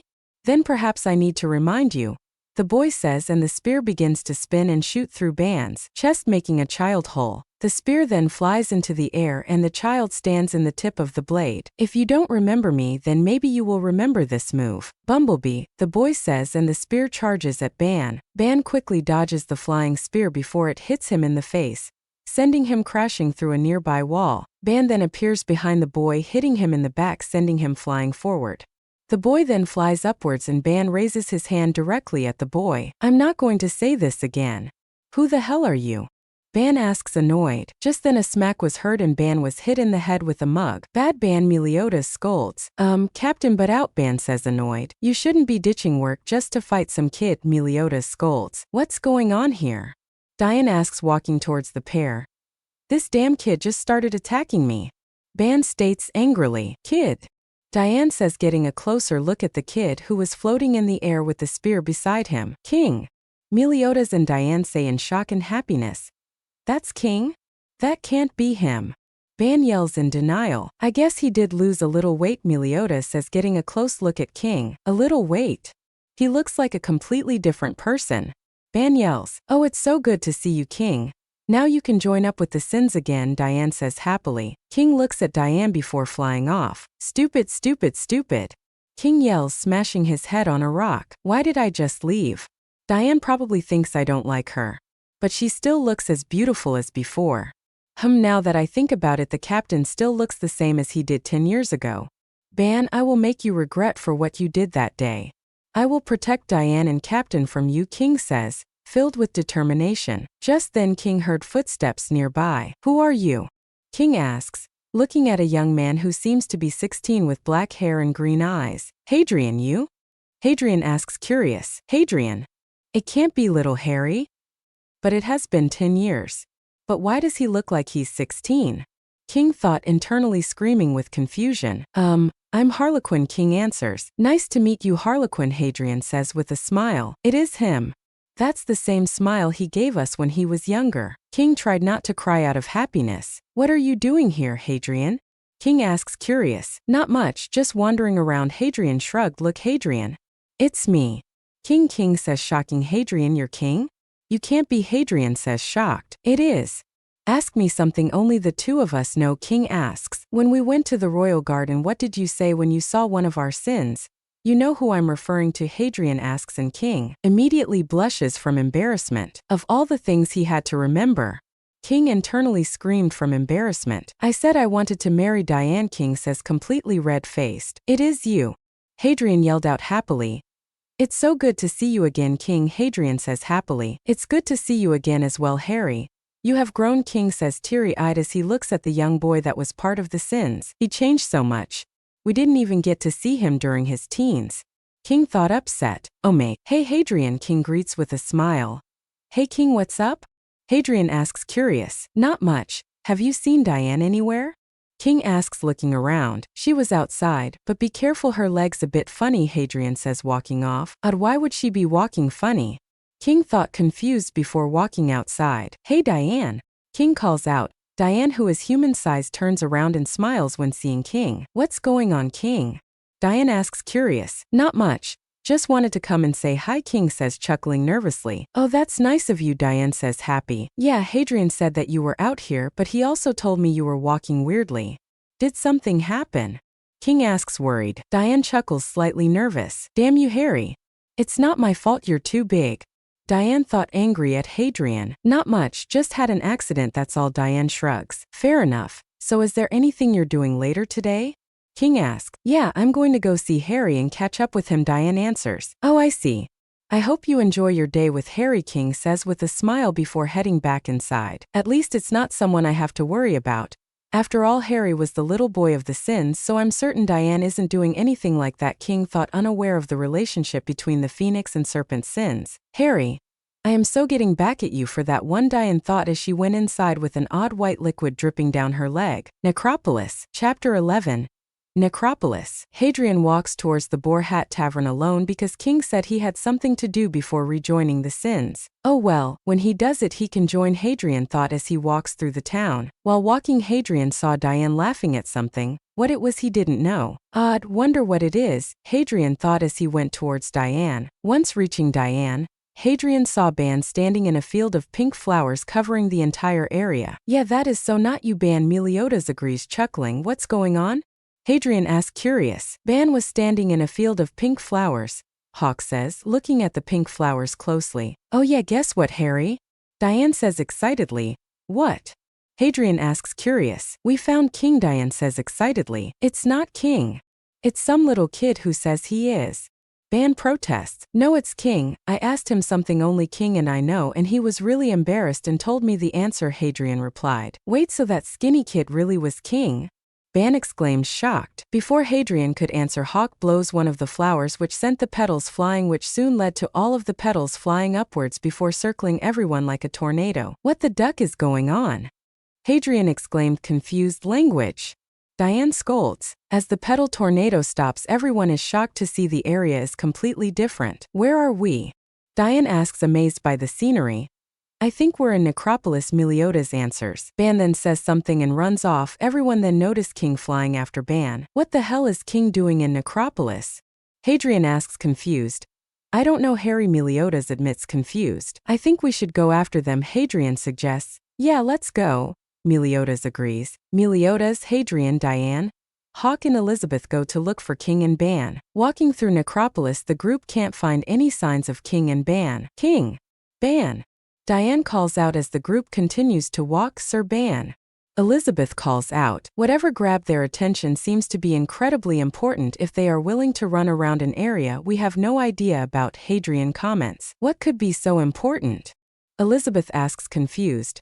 This is the land of the dead. Take a guess, Hadrian stated. Meliodas hums, scratching his chin. Hadrian's eyes widen when seeing a familiar set of hair disappear off in the distance. No, it can't be, Hadrian thought as he chased after the owner. Sir Hadrian! Elizabeth calls out and the group sees Hadrian running off. Harry, where are you going? Meliodas and Diane calls out, confused, but before they could chase after him he was already gone. What the hell was that? Hawk demands, confused. Guys, I don't think we're alone, Meliodas informed the group as he looks around as if he's searching for someone. What? I don't see anyone out here but us, Elizabeth says, looking around confused. Yeah, there hasn't been a ghost that appeared and tried to scare us. Hawk comments. What? There's ghosts.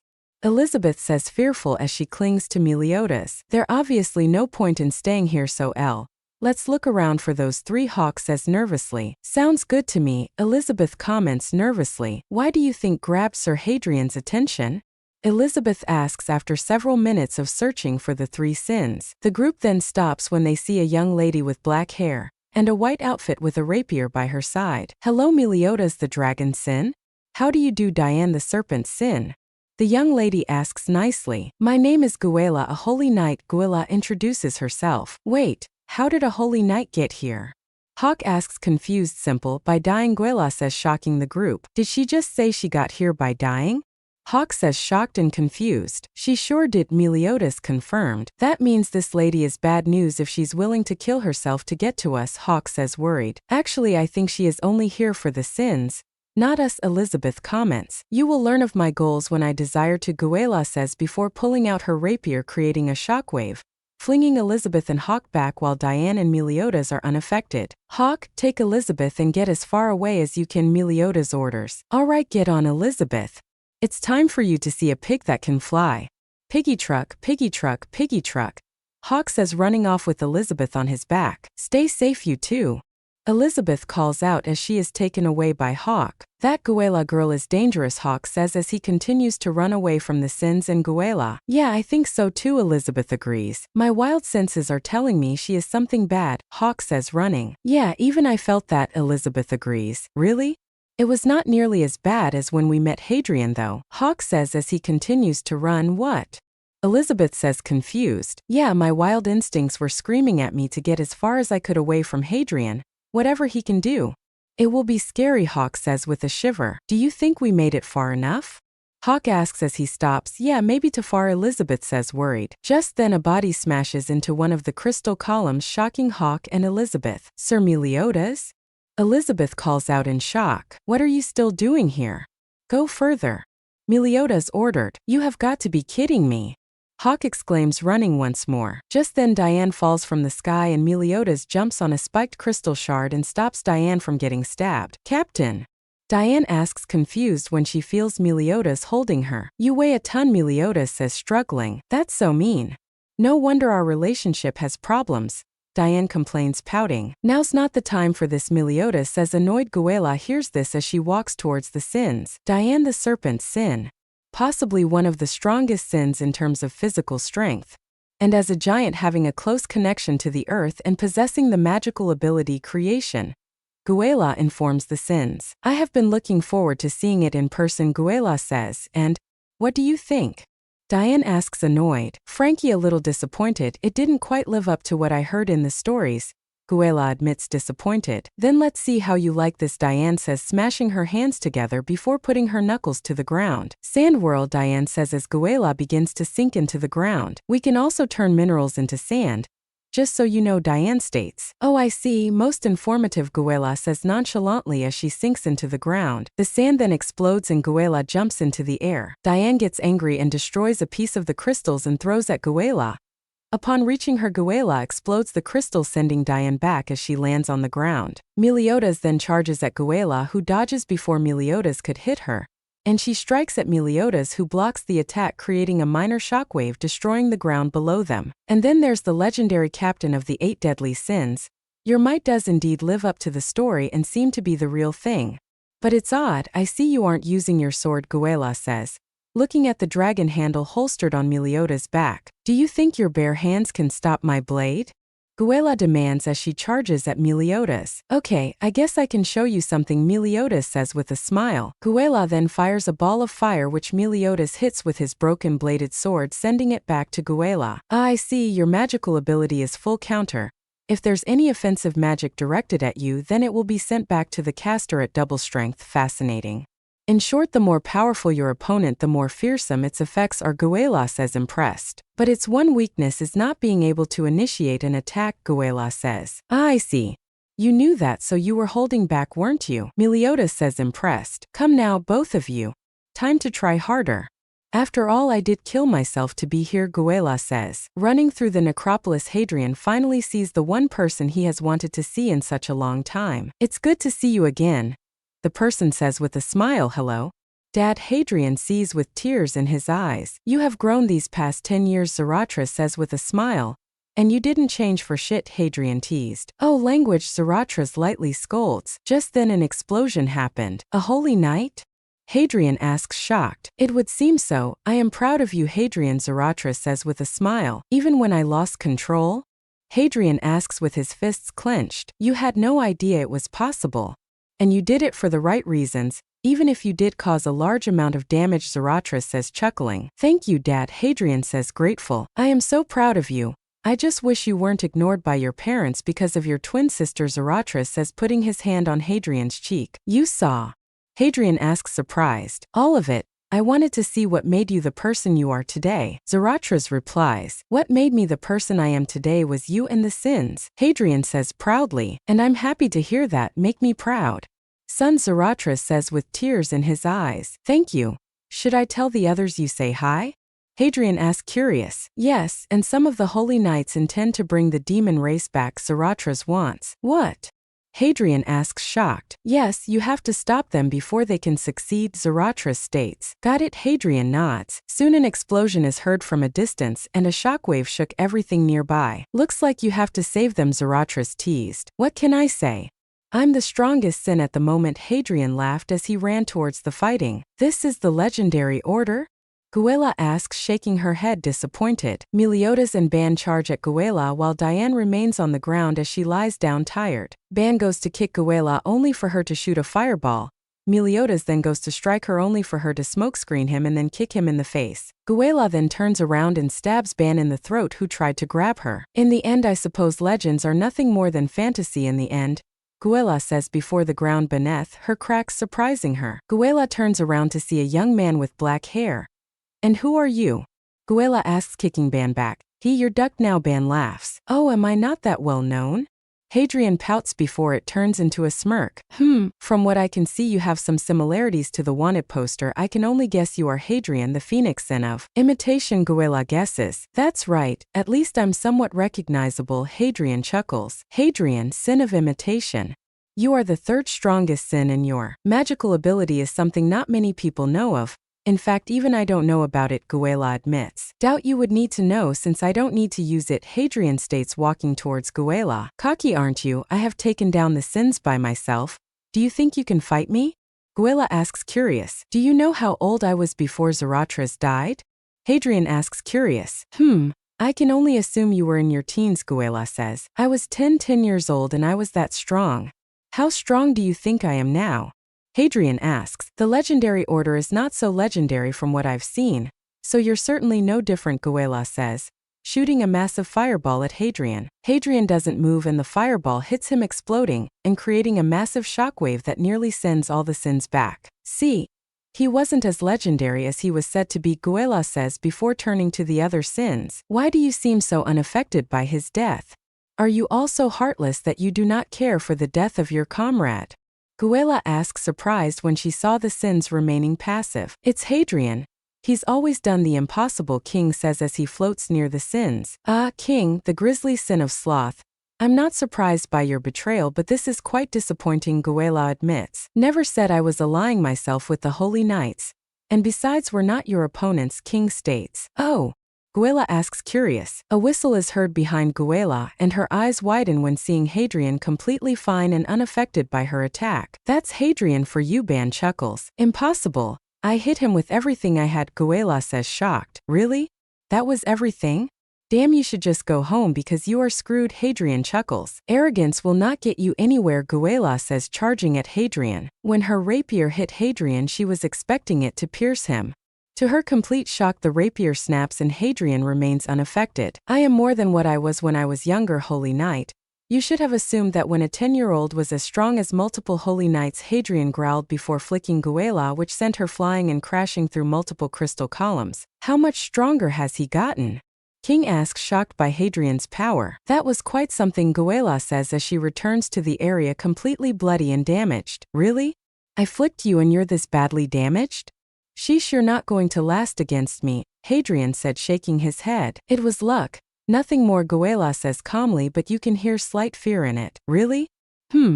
I guess I will do something different then, Hadrian smiles as he snaps his finger. Shadow blade, Hadrian says, and several blades made of shadow appear and charge at Guela, who begins to dodge them. How is this possible?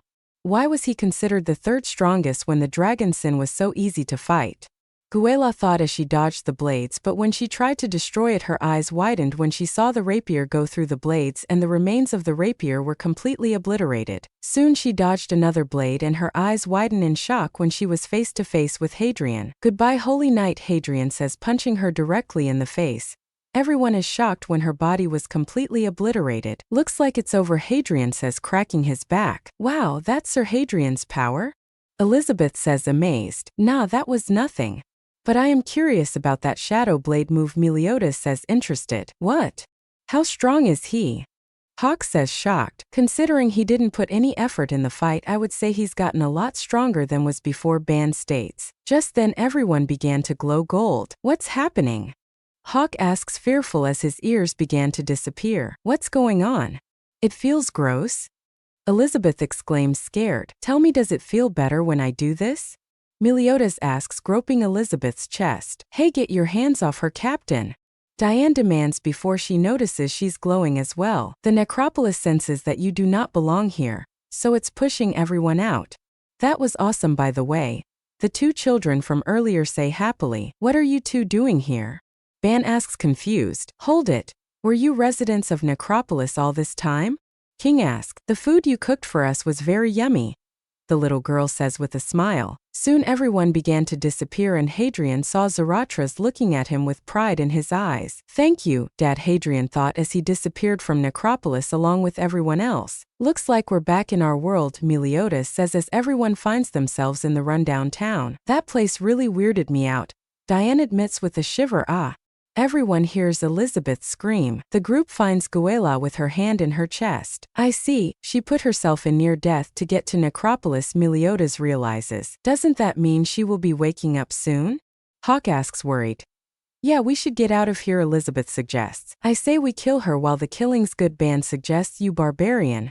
I'll petrify her, King says. Take it easy, guys, I'll handle this, Meliodas states. The last thing anyone expected was for Meliodas to magically summon a marker and start drawing on her face. Ban snorts and looks at Meliodas with a smile. I was not expecting that, Ban admits, trying not to laugh. Hadrian is just rolling on the ground laughing. Hold on, let me also do something, Hadrian says, and all the sins gulp. Oh, this is going to be scary and funny at the same time, King says, slightly nervous. The end result made everyone try not to laugh as hard as they could. YEA I had her face drawn by Meliodas while Hadrian changed her rapier so that when she hit something it would make a moaning sound, and her skin was changing colors consistently, and her outfit was a bunny costume.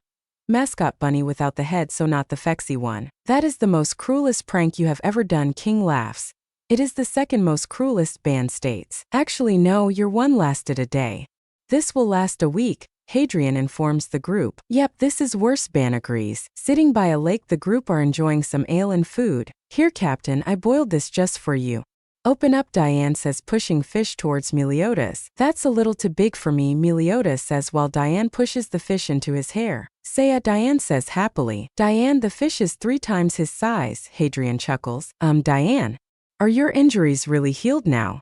King asks, worried. Sure, I feel fine, Diane says, embarrassed. Dumbass, she pretended to be hurt to get the captain to give her a smooch, Ban says, drunk. Diane's not that kind of girl, okay, King protests. Diane says, looking away with her. Haha, she is. Hadrian laughed, rolling over the ground. Come on, would you 3 just take it easy, Meliodas scolds. Speaking of which, I haven't asked. What's your relationship with this girl? King asks, gesturing to Elizabeth. The lover's kind, Meliodas says with a smile as he gropes Elizabeth. No, it's not, Elizabeth says, embarrassed. The grope and get groped kind, Meliodas says, putting Elizabeth's hand on his bare chest. Sir Meliodas, Elizabeth says, red-faced. What she is the princess of the realm. You're the third one, correct, Elizabeth? Meliodas asks. You already knew that, Meliodas. Hadrian screams internally. Yes, Elizabeth nods. A princess. You should have told me. If I would have known, I would have made myself more presentable, King says before growing a little. You don't have to, Elizabeth was saying. King was saying before he exploded and went into his fat form. Both Hadrian and Ban spat out their drinks when seeing him change. Wow, you changed your clothes, Meliodas says, amazed. Look closer. Ban and Hadrian exclaimed. You know, it takes a great deal of mental effort to change into this form, King states proudly. What a pig, Hawk says with food all over his mouth. Ban asks, shocked at Hawk's hypocrisy. Hello, I am King, the grisly sin of sloth of the 8 deadly sins. I'm glad to make your acquaintance. I apologize for my poor manner here in the necropolis. King apologizes, getting a little too close to Elizabeth that she has to back up a little to not have their faces squished together. Think nothing of it. Please don't feel that you need to stress yourself to be around me. Just relax and be yourself around me like you would with any other person, Elizabeth says with smile. If you insist, your majesty, King says before he turns back into his skinny form and falls down where his chastiful in its pillow form catches him. That took a lot out of me, King admits tiredly. Wow, he's clothes changed back. Meliodas says surprised. Look closer, damn it. Ban and Hadrian exclaim annoyed. I must say, Hadrian, you are truly a powerful sin. You took out that holy knight all on your own. Elizabeth says, looking at Hadrian. He has always been one to defy logic when it comes to his strength. King admits with a chuckle, don't we know it? Ban laughs. But any of us could have taken down that holy knight if we just unleash our full power, King says before looking at the 4 sins. Now fess up. Where are your scared treasures? King demands. I lost mine, Diane says, putting her pigtails in front of her face, sticking out her tongue. Sold mine, Meliodas says happily. Mine got stolen, Ban chuckles, smiling brightly. King stares at the 3 sins before changing into his fat form. Shame on you, King scolded with a pig noise in the background. King then narrows his eyes on Hadrian. In response, Hadrian summons Insidious. What the hell? The sins exclaims, surprised. Never let it leave my side, Hadrian shrugs before drinking his ale. King then looks at the other sins. So what were you doing when you were an ally to the Holy Knights? Meliodas asks. King then began to inform the group of information he's gathered. So this new generation is a group of apprentice Holy Knights who've gathered power overnight? Hadrian asks after King explained everything. That's right, King nods. Doesn't sound too good, does it? Ban asks, worried. Yeah, Hadrian nods. Now let's back up for a moment. You took the sacred treasure that was bestowed upon you by King Leones himself. And sold it. King exclaims, looking at Meliodas. I needed seed money to start the tavern, Meliodas explains with his goofy face. Yours was stolen. King exclaims, looking at Ban. When my ass was thrown into that prison, Ban explains. King then turns to Diane and he freezes at seeing her sad face. Am I a bad girl? Diane asks tearfully. Yes, you are, Hadrian interrupted. Harry! King exclaimed before turning to Diane. I'm sure he's just joking. After all, I'm certain you just misplaced it, King says, trying to make sure Diane doesn't cry. Hey, I don't understand why you are getting so upset. These guys did pretty good without it. Hawk says, confused. Sir Pig, King says, turning to Hawk. Sir Pig. Hawk asks, confused. Let's just say that this lake represents the mana used by one of the sins, King says, gesturing to the lake nearby. How much of the lake's water could you scoop out with just your hands? King asks. Hands? Hawk asks, showing his hoofs. That's right. No matter how much there is, you are limited. But if you have a weapon, such as a sacred treasure, you could draw out incredible amounts of magic, King says, making the water in the lake rise of incredible proportions. Sacred treasures are pretty awesome, Meliodas says with a smile. That makes sense, Hawk says, smiling before he gets angry. Why the hell did you give yours up, Hamhead? Hawk demands, shaking Meliodas repeatedly while his face remains goofy. In any case, we will have to get you your sacred treasures back. Assuming that you're serious about saving the realm, King shrugs. King, I hope you realize that I'm strong enough to solo all of Britannia and come out with only scratches, Hadrian informs King. Perhaps, but we should get the others stronger, King informs Hadrian. King, I fought that Guela person with no sacred treasure, no magical ability, and with the weakest magic I have. I can solo it, Hadrian states, annoyed. What did you do these past 10 years to make you so strong? King asks, curious. That is something best not known, Hadrian says, slightly shivering. Hadrian then walks over to Meliodas, who is drinking his ale. I met Zaratras in the necropolis. He says that there are holy knights who intend to bring back the demon, so be careful, Hadrian whispers, and Meliodas' eyes widen in fear and anger. At night the sins are getting ready to sleep. King ends up sleeping with Ban much to his disappointment, and Meliodas sleeps with Elizabeth but was tied up by Hawk. Hadrian, on the other hand, was sleeping outside with Diane much to everyone's surprise and King's jealousy. Why did you want to sleep out here?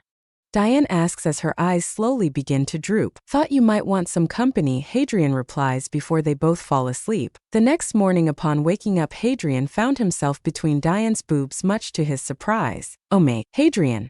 A voice calls out and Hadrian turns around to see Diane in an incredibly revealing outfit. Is there a reason you're dressed like this?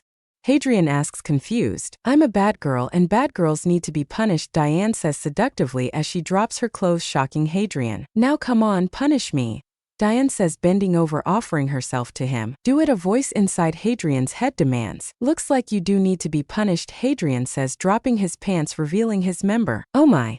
Time for you to punish me, Diane says, shaking her butt at him. Hadrian smirks and punishes Diane. Fighting Festival. Chapter 12. Fighting Festival. Sitting at a table in the Boar Hat, Hadrian enjoys his ale while listening to the chatter around him. Yeah man, they said that if you win the fighting festival you will get this giant war hammer. A customer says excitedly, man, I would certainly like that. But I don't think I can fight. Another customer replies, yeah, but who knows? Maybe we'll get lucky, the customer shrugs. A giant war hammer, huh? Might be Diane's Gideon, Hadrian thought. Finally reaching the next town, Hadrian notices Meliodas explaining something to Elizabeth. What are you two talking about? Hadrian asks, curious. Oh hey Hadrian. I'm just telling Elizabeth that the town by the side of the mountain is Vasil, and that it was a merchant town, Meliodas states. Fair enough, Hadrian says. Let's hope this will not be so much trouble. Hadrian's train of thought was soon interrupted by a squeal. Quickly turning around, Hadrian's fighting chance drops, and he smacks himself in the face. Sir Meliodas, Elizabeth says, red-faced as Meliodas gropes Elizabeth. Seriously? Hadrian raises an eyebrow. I'm doing nothing wrong, Meliodas says with his voice muffled due to his head being shoved between Elizabeth's creases. When did he act like this? Hadrian wondered, shaking his head. The group is now together, ready to discuss the situation and the plans. All right everyone, we have reason to believe that Diane's Gideon is here, so we will check to make sure that it truly is Diane's, and that if it is we get it back. Hadrian informs the group. Shouldn't we do something about my clothes? Ban asks, completely shirtless. Just cover your six-pack with an apron, man, Meliodas says with his goofy face. Ah, that's not important right now. Diane screams, smashing the ground, causing everyone to fly into the air. Elizabeth and Hawk scream while Meliodas looks up Elizabeth's skirt, and Hadrian and Ban remain completely chill about it while King is having a mini panic attack. Why do I have to be the one to stay behind? Diane cries. I didn't say that, Hadrian says, confused. I did. And the reason you have to stay behind is because a giant went wild at their festival a few years back. They have been banned from entering their town, Meliodas explains. We'll come back once we make sure it's truly your Gideon, Hadrian says calmly. But it's going to be so boring, Diane cries. I think I'll stay behind too, Elizabeth offers. What? Really? Diane asks, shocked. Yeah, it would be fun to have some girl time, Elizabeth says with a smile. All right, the guys will have a look and see if it's Diane's Gideon. And if it is, you guys will go get it back while I come back here, Hadrian says, looking at the male sins. How come? Bon asks, confused. I don't trust those two alone. Diane is a bit of an airhead and I don't know enough about Elizabeth, Hadrian states. Hey, that's not nice, Hadrian. Diane cries, upset. Yeah, Hadrian, that's not nice. Diane isn't any airhead, King protests, making Hadrian raise an eyebrow with the wording of King's sentence. The damn incident, Hadrian deadpants.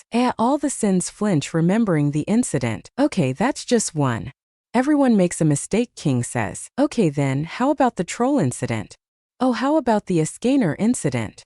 Hadrian says, making all the sins close their eyes, grimacing from remembering the Escaner incident. You're not perfect. Remember the spirit incident. King says angrily, that was because of you, dumbass. Hadrian yells. No, it was not. King protests. It actually was, King. Or did you forget how you didn't pay attention and walked into Cecilia's bathroom while she was naked? Meliodas asks, making King blush from embarrassment. Hey, she didn't like Hadrian and got angry. King protests. She was trying to seduce him, King. Ban exclaims. What? Diane and King exclaim, shocked. I thought you knew, Diane? Meliodas, Ban and Hadrian ask simultaneously. No, I didn't, but that bitch shouldn't have been attempting to seduce little Harry. Diane pouts angrily. Cecilia was a little close for comfort, but she was more angry of my refusal to her advances, and King accidentally walking in on her in the shower was the final nail in the coffin, Hadrian states. It's not my fault. King cried. Walking through town, the sins look around for any information on the hammer that is in Vasil. You look ridiculous, Hadrian says, trying not to laugh at Ban, who is wearing an apron to cover his shirtless body. You're really wearing an apron? King asks, shocked. It's the only thing there was, Ban replies, and Hadrian stops and his eyes widen in shock. Hadrian turns to a young boy with green hair wearing glasses. That power level, it can't be you, Hadrian thought, looking at the young green-haired boy. Gee, Gowther. Hadrian asks the young green-haired boy. Hello, Hadrian. You have certainly changed these past 10 years. Gowther replies with his lip twitching upwards slightly. And you aren't wearing your armor, how have you been? Hadrian asks, smiling. I am doing good.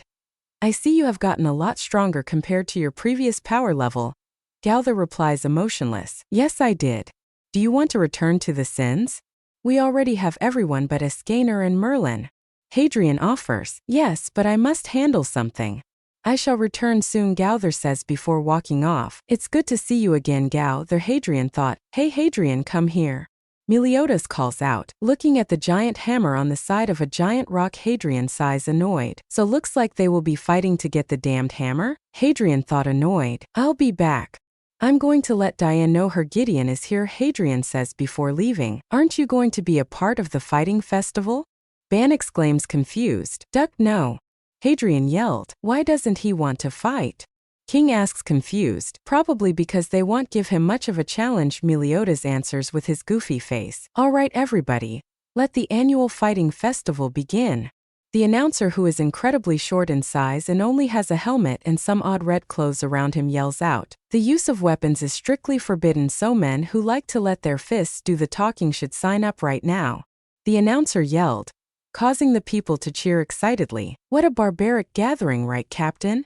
King asks, looking at Ban and Meliodas. We're going to put our names in, aren't we? Ban asks. Let's see who's the best, Meliodas says excitedly. King stares at the two in shock while he is in his fat form. Before King could realize what is happening, Meliodas grabs King and drags him towards the announcer. Hey, count us in as well.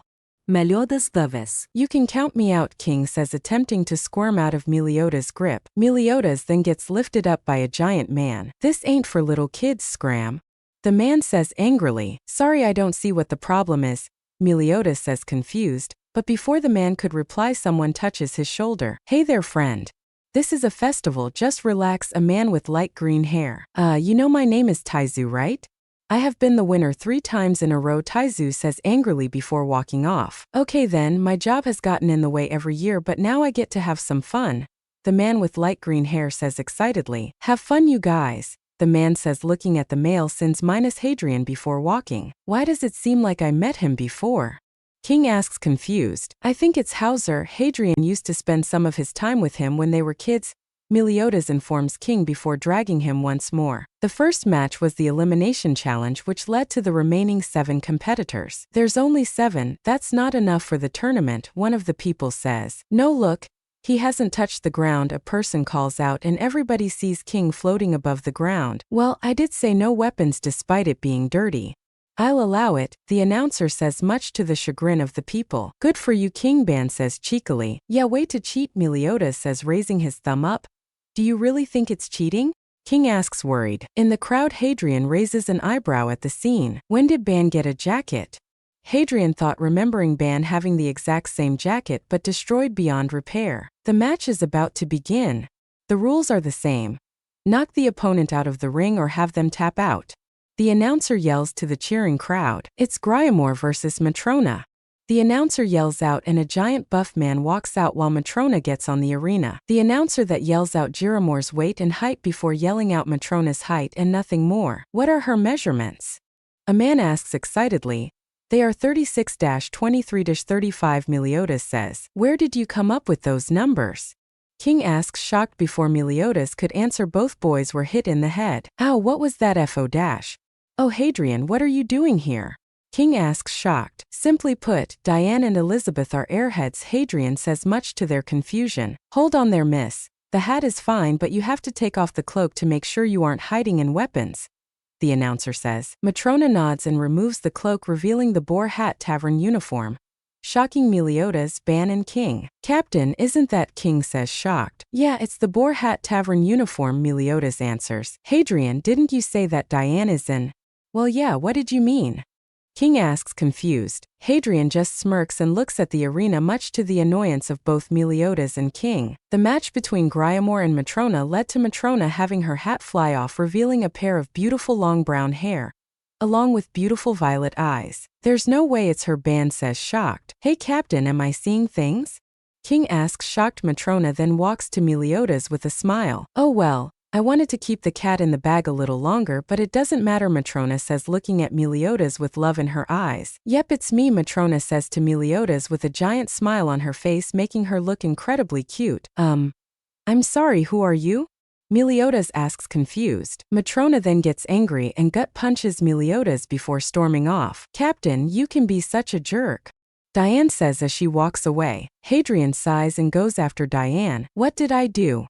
Meliodas asks, picking himself up. You can be a real idiot sometimes, Captain King sighs, shaking his head. Entering the room near the arena, Hadrian hears Diane sniffing, saddened. Hey Diane, Hadrian greets with a sad smile. She turns to Hadrian and nods, greeting him silently. Am I not pretty enough for the captain?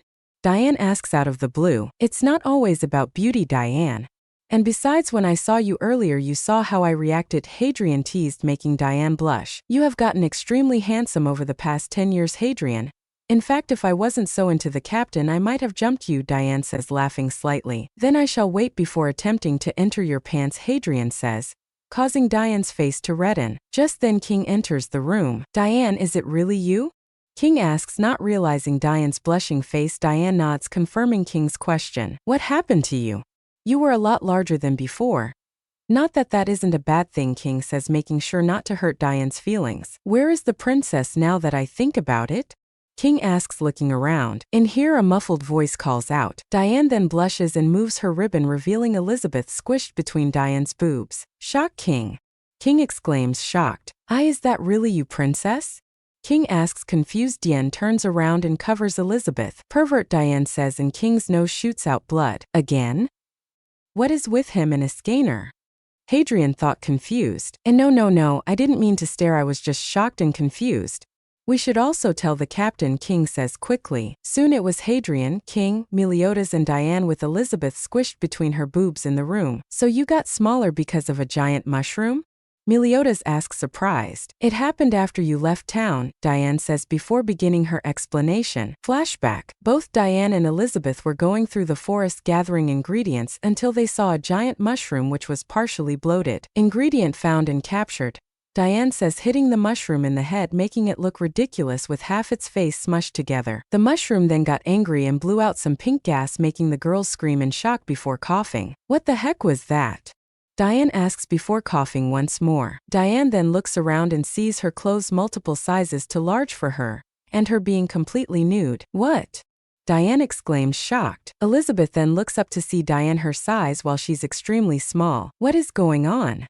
Elizabeth and Diane exclaim. Diane! Elizabeth! Are you okay? A voice exclaims and Hadrian runs out only to stop and stare at Diane in shock. Diane! How did you get small? Hadrian asks, shocked. Hadrian, I hit a mushroom and it just blew some gas and we are small now. Diane exclaims, shaking Hadrian. Diane then notices Hadrian looking at her body with an appreciative look. You don't have to stare, Diane says, slightly embarrassed. Are you sure? You do have quite a beautiful body, Hadrian says with a smile. Diane then notices the bulge in Hadrian's pants, making her blush bright red. This is embarrassing, Diane admits. Want me to take my clothes off? Hadrian offers, making Diane turn an even brighter shade of red. And no. Maybe. I mean no. Diane says firmly, much to Hadrian's disappointment. Very well, but the offer stands, Hadrian teases. Flashback ends. Diane explains how Hadrian found them and looked away immediately to not embarrass them further. Hadrian is so lucky. Even he only got a glimpse of Diane, he still saw her. King thought, jealous. So when he arrived and saw you naked he immediately turned away? Meliodas asks. Why he did, Diane answers. I can't let them know that he actually didn't care, and that it kind of made me feel appreciated with the way he looked at me, Diane thought, blushing. And because of the mushroom I needed to borrow Elizabeth's outfit since mine were too small, Diane explains to King and Meliodas. But we didn't have any clothes that would fit me, Elizabeth finishes. Got it, so that's why you jammed her between her melons, Meliodas says in realization. Don't be so vulgar. King scolds, holding his bloody nose. I think Hadrian can say even worse with the way he was looking at me, Diane thought, trying not to smile. It was likely an orangy mushroom variant of the chicken matango, King explains. King then informs the group more on the mushroom, and that when it feels threatened it would shrink its attacker with a gas. Thank you, mushroom, Hadrian thought with a small smile. Why didn't you say something from the beginning? Meliodas asks, curious. It's just, I really wanted to surprise you, Captain, Diane says, jumping into Meliodas' arms. No. King exclaims, upset. Being swallowed up in your arms is a dream come true, Captain. I've been jealous of Elizabeth for so long now, Diane says, rubbing her cheek against Meliodas' cheek. But you're the one who threw yourself on me, Meliodas says, confused. Diane, get off of him, King says, worried. Oh right, hurry up, Diane says, making King sigh in relief. Make up your mind, Meliodas says, annoyed. Have a look, Captain, ready to get naughty? Diane asks, lifting up her skirt. King falls back with blood shooting out of his nose while Meliodas remains unaffected. All the stuff you do with Elizabeth every day you can do with me, Diane says excitedly. Sorry, but it's just not the same when you're told to do it, Meliodas says. Diane says saddened. Come on, why not? You do it with Elizabeth? What am I to you, Captain? Diane asks upset. What are you to me? Meliodas asks. I'm small. I'm finally small, but you. But that doesn't even matter to you. I always thought my size was the problem, and that's why you never treated me like any of the other girls, Diane says saddened. Diane then feels a hand on her head before her head was being rubbed. There. There's no way I could do that to a precious comrade in arms now, can I? Hang in there, Meliodas asks with a smile. Diane smiles and blushes. The captain values me? He doesn't see me as a romantic interest, but he values me, Diane thought happily, and soon noticed Hadrian smiling at her. The thought of the way Hadrian looked at her made her blush deepen. Hadrian. I remember when I first met him. I thought he was just a little kid who was just following the captain. But when I learned that he was a member, I was shocked and angry. Why would they let a 4-year-old be a holy knight? Hadrian just blew everything we knew out of the park as he got older, and here he is now. The look he had when he saw me naked. A part of me really likes that. He knows me more than any of the other sins, and he appreciates me and my body, and no one saw me as a woman before, Diane thought happily. Diane then looks at Meliodas and she tilts her head confused. That's odd. Before I wanted the captain's babies, but now.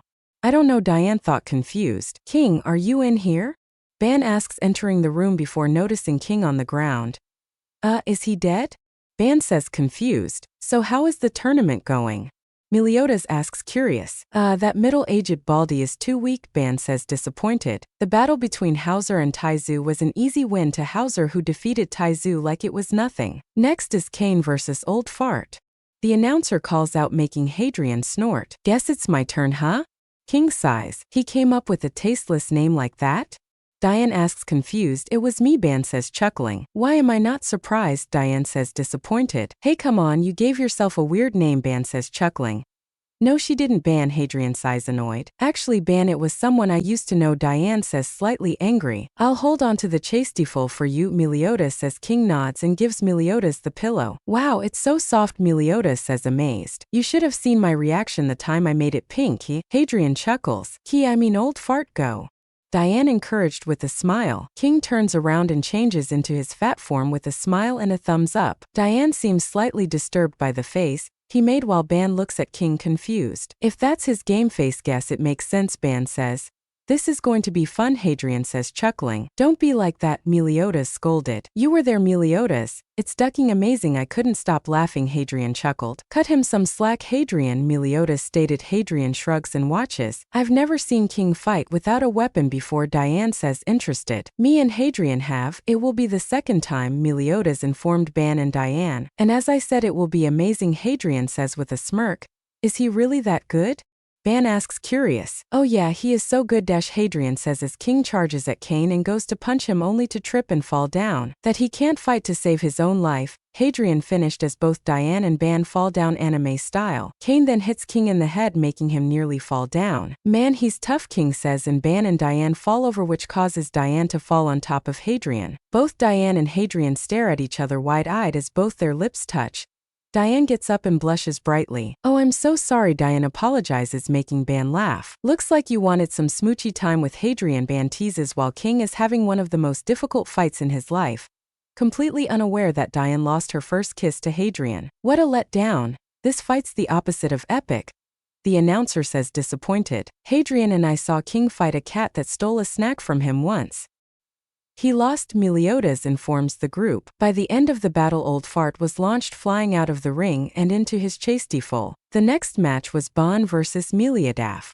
Really, dude? Hadrian asks, looking at Ban. I couldn't think of anything else, Ban says laughing. Getting on stage, the announcer stops Meliodas. Weapons are strictly forbidden, the announcer reminded Meliodas. Oh, this thing. Meliodas asks, drawing the broken blade. It's just for show, Meliodas stated. Oh, then I'll allow it, the announcer stated. It's about time, let's get down to it, Ban says, looking at Meliodas. Then let's do it, Meliodas says with a smile, while cracking his knuckles. Meliodas, go get them. Diane cheers. Hey Ban, if you lose this match I'll tell Elaine. King yells out while Hadrian watches with interest. Oh, that's right, you should watch as well, Elizabeth. No one is going to see you. Diane encourages, revealing her cleavage. Okay, Elizabeth says nervously. Time for the match to get underway.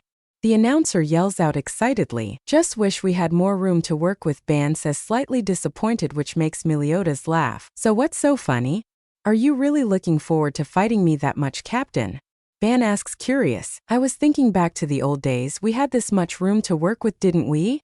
Meliodas asks, smiling. It's been a while. Which day are you referring to? Ban asks, curious. Oh, don't worry, because you will remember it soon enough, Meliodas says with a smile before disappearing and punching Ban in the face, making blood to fly out of his mouth, shocking the normal people. Oh yeah, I remember what day you're talking about now, Ban laughs before gut-punching Meliodas and kicking him into the air. Let's do this. Ban yells, jumping into the air and sending a barrage of strikes which get blocked by Meliodas. Meliodas then counterattacks by gut-punching Ban, making blood fly out of his mouth, and front-flipping, kicking Ban in the head, sending him crashing into the ground, causing the arena to crack due to the force. Is that Ban guy dead? A man asks, shocked. Does this even count as a fight? Another man asks, shocked. Ban then gets back up without a scratch, shocking the people. He's not even hurt, the audience says in shock. Both Meliodas and Ban disappear and reappear, striking and kicking each other at incredibly fast speeds, Dragon Ball style.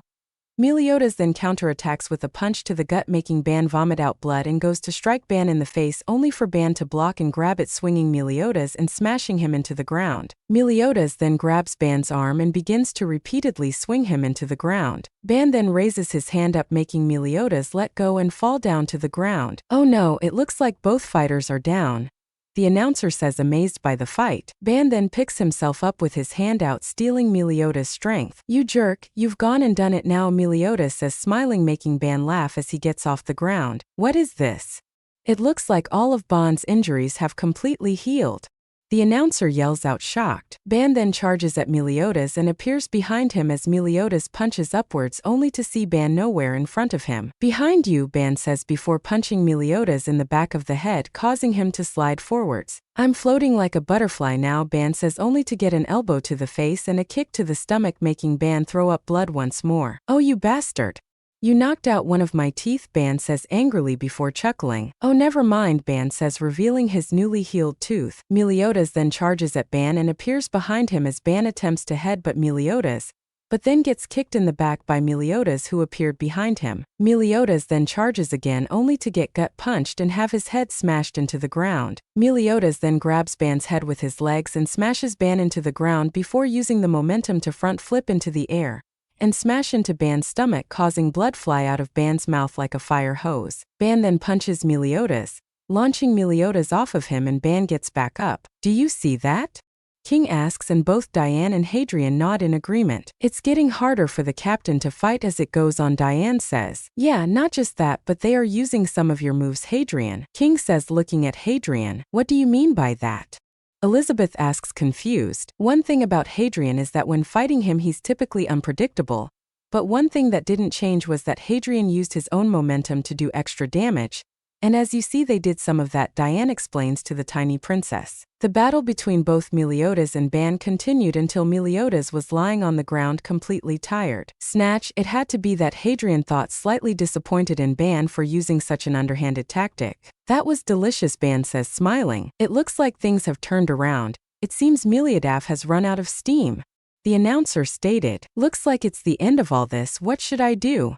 Ban thought out loud. Ban, if you do anything more to the captain, I'll never forgive you. Friendship over, do you understand? Diane yells as Hadrian holds Diane back while King watches surprised. Just but out, will ya? I won this fight, so don't go telling me what to do, Ban says, annoyed. Meliodas then begins to chuckle, drawing Ban's attention to him. What's so funny? Ban asks, curious. Sounds like you're a little punch drunk. Because it's me who's winning, Meliodas says, making Ban smile. Guess you and me are the perfect match, aren't we, Captain? Well, I think I'll deliver the final blow now if you don't mind, Ban says, smiling. The captain's got where he wants him. He'll use full counter and he's won, Diane says, smiling. Doesn't work like that, Diane. Full counter only counter magical attacks, King says, confusing Diane. What? Then why's he still out there? Diane asks worried. If he's going to do what I think he's going to do, then Meliodas won. Hadrian says with a smile. Full counter won't work, Hadrian. King says to Hadrian. Nah shit, Hadrian states annoyed. Then what is he doing? Diane asks confused. Hadrian gestured towards his forehead, confusing the sins. If you survive this, then tell me how it felt afterwards. The combination of my both strengths combined. Band-Aids punching Meliodas in the stomach, making the area explode into dust. No. Sir Meliodas. Elizabeth screams in fear. As she watched the name Elizabeth, Meliodas says as he appears from the dust. Look at that, Meliodas is standing in the ring alone. Where is Ban? The announcer says confused. He's over there, Meliodas says, gesturing to the large hole in the mountain where Ban is. This is incredible. Meliodas has won the match. The announcer calls out. Both Diane and King then began to discuss. I've only seen the captain like that once before. What is it? Diane asks worried. It's something the both of us have. Hadrian comments, making both sins look at him shocked. You have that weird mark as well? King asks horrified. Yeah, it's just something you have. Doesn't matter if you have a choice or not, Hadrian shrugs. I've never seen you use it, thought Diane says worried. Because there's not many things that are strong enough for me to go all out, Hadrian replies. The next match was Matrona versus Hauser, and Matrona won, but her clothes ended up damaged. The next one was Meliodas versus Cain, and Meliodas won after some beating from Cain, who was a holy knight of Danafor before it was destroyed. It was finally time, last but not least, Meliodas versus Matrona. Diane was fine with letting Meliodas win, but soon changed when three girls wanted to have a little fun with Meliodas because of Ban's bribing. Diane ended up getting angry and fighting Meliodas, but soon they froze along with the sins. What's going on? Why did they stop? The audience says confused. Did those two strain themselves when they wet their pants?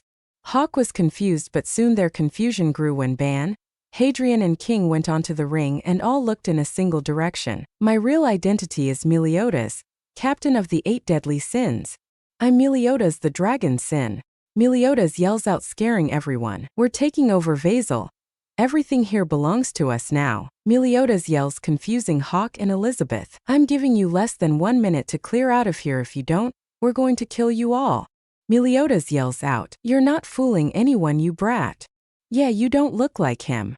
The audience protests. In response, Hadrian summons Insidious, and it glows with black fire. Enchanted Hell / Hadrian roars, sending a wave of black fire at a mountain which explodes, sending a shockwave, nearly making everyone fly. It's them, the people say, fearful. Get the hell out of here. Meliodas yells, and soon the people began to run away. What's that? A person exclaims, and soon fireballs descend onto the town. Damn, too late, Hadrian growls angrily. A fireball then heads towards the festival, only to be flung back by Meliodas' full counter. They are a lot stronger this time. There's 3 holy knights, so let's split up for now, Meliodas orders. Oh mate. Hey guys, Hadrian greets, sitting next to Meliodas while King eats his food. Hey Harry, Meliodas and King greet. What's going on? Hadrian asks, curious. Not much, King's enjoying his snack, Meliodas teases. Haha, very funny, King says sarcastically as he eats his snack. Hey look, it's a cat, Hadrian says, pointing to the cat who jumped into the table. On, you are so cute, King says, until the cat bit into his food and began to run away. Hey, give it back, King demands, charging at the cat. The cat then jumps on top of King and begins to paw slap him repeatedly, which leads to King falling onto the ground, shocking both Meliodas and Hadrian. Did he actually lose to a cat? Meliodas asks, shocked. Man, he's tough, King says, and immediately Hadrian bursts out laughing as King gets his ass beaten by a cat. Oh, make 2. All of the sins breath heavily as they just defeated a tough opponent. That was fun, a 6-year-old Hadrian jokes. It was not so difficult, Escaner says proudly in his daytime form. Escaner, you were screaming the first half of the battle, Hadrian deadpants. I was not. Escaner protests with a blush on his face. So was Escaner, Ban laughs. Before Escaner could continue to protest, Diane fell down and sat right on Escaner, causing him to be stuck between her ass cheeks. No! Only my Merlin can do that. Escaner protests, causing the sins to laugh while Diane squealed, and immediately got off of Escaner. I'm so sorry, Escaner, Diane apologizes. Diane, look, it's a bug. Ban yells and Diane squeals and jumps into the air, causing everyone to fly into the air. By some incredible luck, or bad luck, Escaner flew up in the air high enough to land on top of Diane's boobs. No! Diane screamed, hitting Escaner, sending him flying off in the distance. Home run! Hadrian calls out. That was the day commonly known as the Ascanor situation. Poor Ascanor was found several hours later with his head in the mountain with his ass sticking up in the air. Fight in Vasil. Chapter 13 Fight in Vasil. Walking around Vasil, Hadrian is surprised at the damage that the Holy Knights caused. And Zarathustra said that the 8 deadly sins were bad. Hadrian says, shaking his head chuckling, "Where are the Holy Knights?" Hadrian thought confused. Hadrian then sees Ban and Meliodas hit each other from a distance. Damn it! Hadrian thought charging towards Ban and Meliodas. "Hey Captain, everyone is out," King says, and he freezes when seeing both Ban and Meliodas down. A barrage of fireballs then heads straight towards King. "Damn it!" King says before the fireballs explode in front of King. The smoke then clears, revealing King surrounded by small knives. "Just kidding," King says cheekily. A woman then appears destroying the knives and was about to strike the finishing blow on King. The woman's eyes widen upon seeing someone appear in front of her. "Peekaboo," Hadrian says in front of the woman before karate chopping her head, sending her straight to the ground, cracking it in the process. "Oh thanks Hadrian, that was close," King says slightly nervous. "It's fine, get Meliodas and Ban out of here," Hadrian orders. "Got it." King nods and gets the two out of danger. "That is all you got, Phoenix Sin?" The lady with red lipstick taunts with a chuckle. "Your eyes," Hadrian says, shocked. "Like it. It is something used to help defeat the sins." The lady taunts Jericho. "It is best you don't underestimate him," Guela warns. "Guela, been a while. Come back for an ass-kicking?" Hadrian asks, smirking. "We have grown more powerful since the last time we saw you," Guela informs Hadrian. "I can tell, but the question is, how did she get black eyes?" "There is only one way I know, and she's not born it," Hadrian states, and Guela's face shows shock. "You drank it, didn't you? You drank demon blood." Hadrian asks angrily, "So what if we did? We are stronger than you can ever hope to be." Jericho yells, charging at Hadrian. Jericho then slashes her sword at Hadrian, only for it to be stopped by Hadrian's finger. "You are messing with things that you cannot possibly understand. What is your goal, huh? Bring the demons back." Hadrian asks with a slight chuckle, "How did you know?"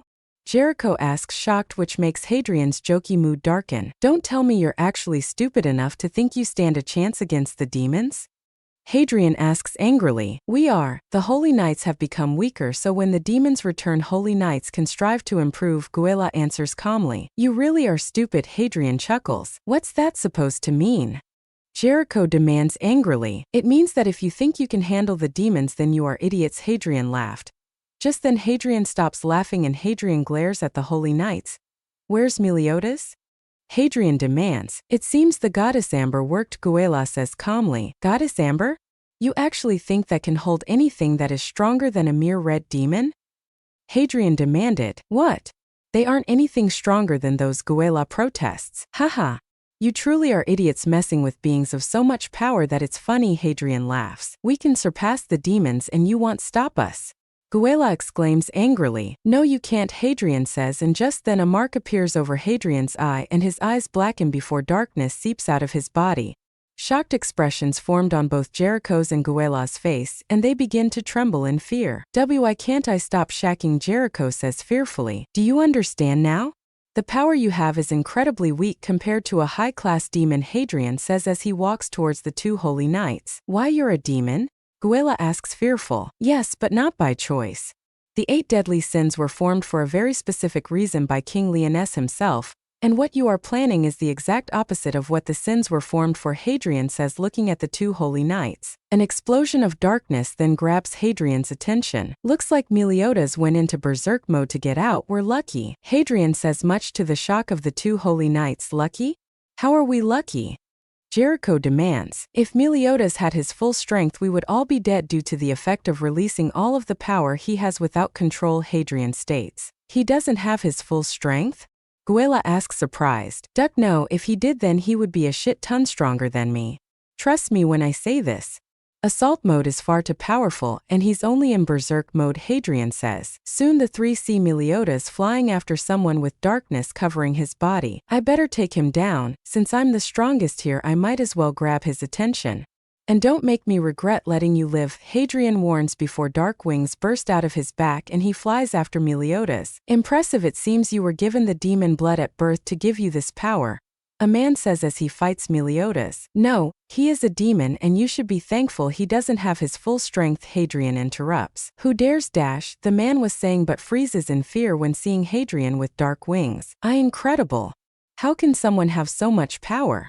The man says, shocked. Being a demon for one, Meliodas doesn't have his full strength, so you're not dead already, so we should be happy with that.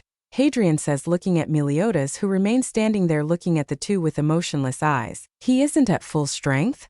The man says, shocked. Yep, if he did he would have went into assault mode, and I can only guess that's in the 100,000. Hadrian informs the man. That is not possible, the man protests. Oh, it's very possible, Hadrian says as Meliodas charges at Hadrian. Meliodas then punches Hadrian in the gut, only for him to remain unaffected. Hadrian then flicks Meliodas, sending him into the mountain, causing it to explode and send a massive shockwave. A single hit?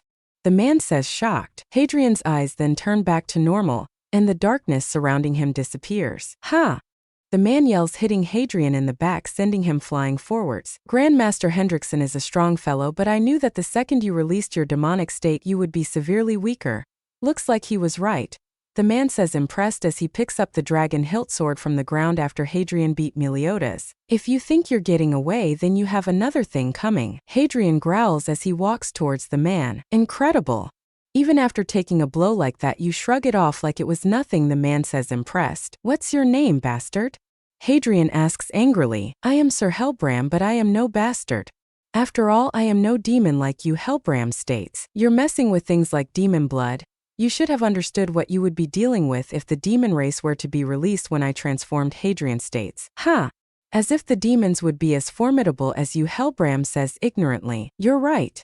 They're worse and I've got a long way to go, Hadrian replies. Just then the ground begins to shake. Diane, Hadrian thought with a smile. A hammer then strikes at Helbram, who dodges and the hammer smashes into the ground. What's this? You're alive? It's Diane the serpent, Sin, Helbram says, shocked. Diane then looks at Meliodas and picks him up. Who did this? Diane asks angrily. I did, but he was out of control. But I wouldn't have needed to if this bastard and his group didn't make him go berserk in the first place, Hadrian says, gesturing to Helbram. Diane looks at Hadrian before turning to Helbram, and raises her Gideon and begins to attack Helbram. I have yet to retrieve Meliodas and the princess, Helbram says to someone while dodging Diane's Gideon. You will pay. Diane roars, slamming her Gideon onto the ground. Mother Earth catastrophe. Diane roars. Helbram then panics and goes on top some weird creature with Guela and Jericho. The ground begins to float up and smashes Helbram, Guela and Jericho. Nice, Diane, Hadrian compliments. Diane then turns around and glares at Hadrian angrily. Why did you hurt the captain, Hadrian? Diane demands angrily. Because he was going berserk and would have killed nearly everyone, Hadrian informs Diane, who shakes her head angrily and refuses to look at Hadrian. Diane, Hadrian and Meliodas meet back up with the others. Hey guys, I didn't go nuts, did I? Meliodas asks. You went berserk, Hadrian informed Meliodas. Oh, are you guys okay?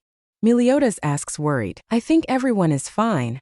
All I did was flick you into the mountain. Hadrian shrugged. Yeah, I sensed your power and it was scary, Ban shivers. Yeah, well, it's something I've had for a long time, so I might as well accept it, Hadrian shrugged. Diane then puts Meliodas down only to get hit in the face by Ban and sent flying into a rock. Had to pay you back for before, Ban explains.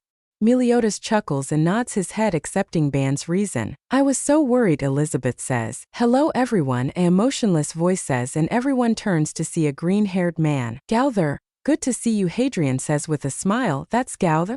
Everyone exclaims, shocked. Oh yes, I forgot no one would recognize me, Gowther says, and his hair then turns pink. Tada, Gowther says with yet again no emotion. Is that supposed to do something?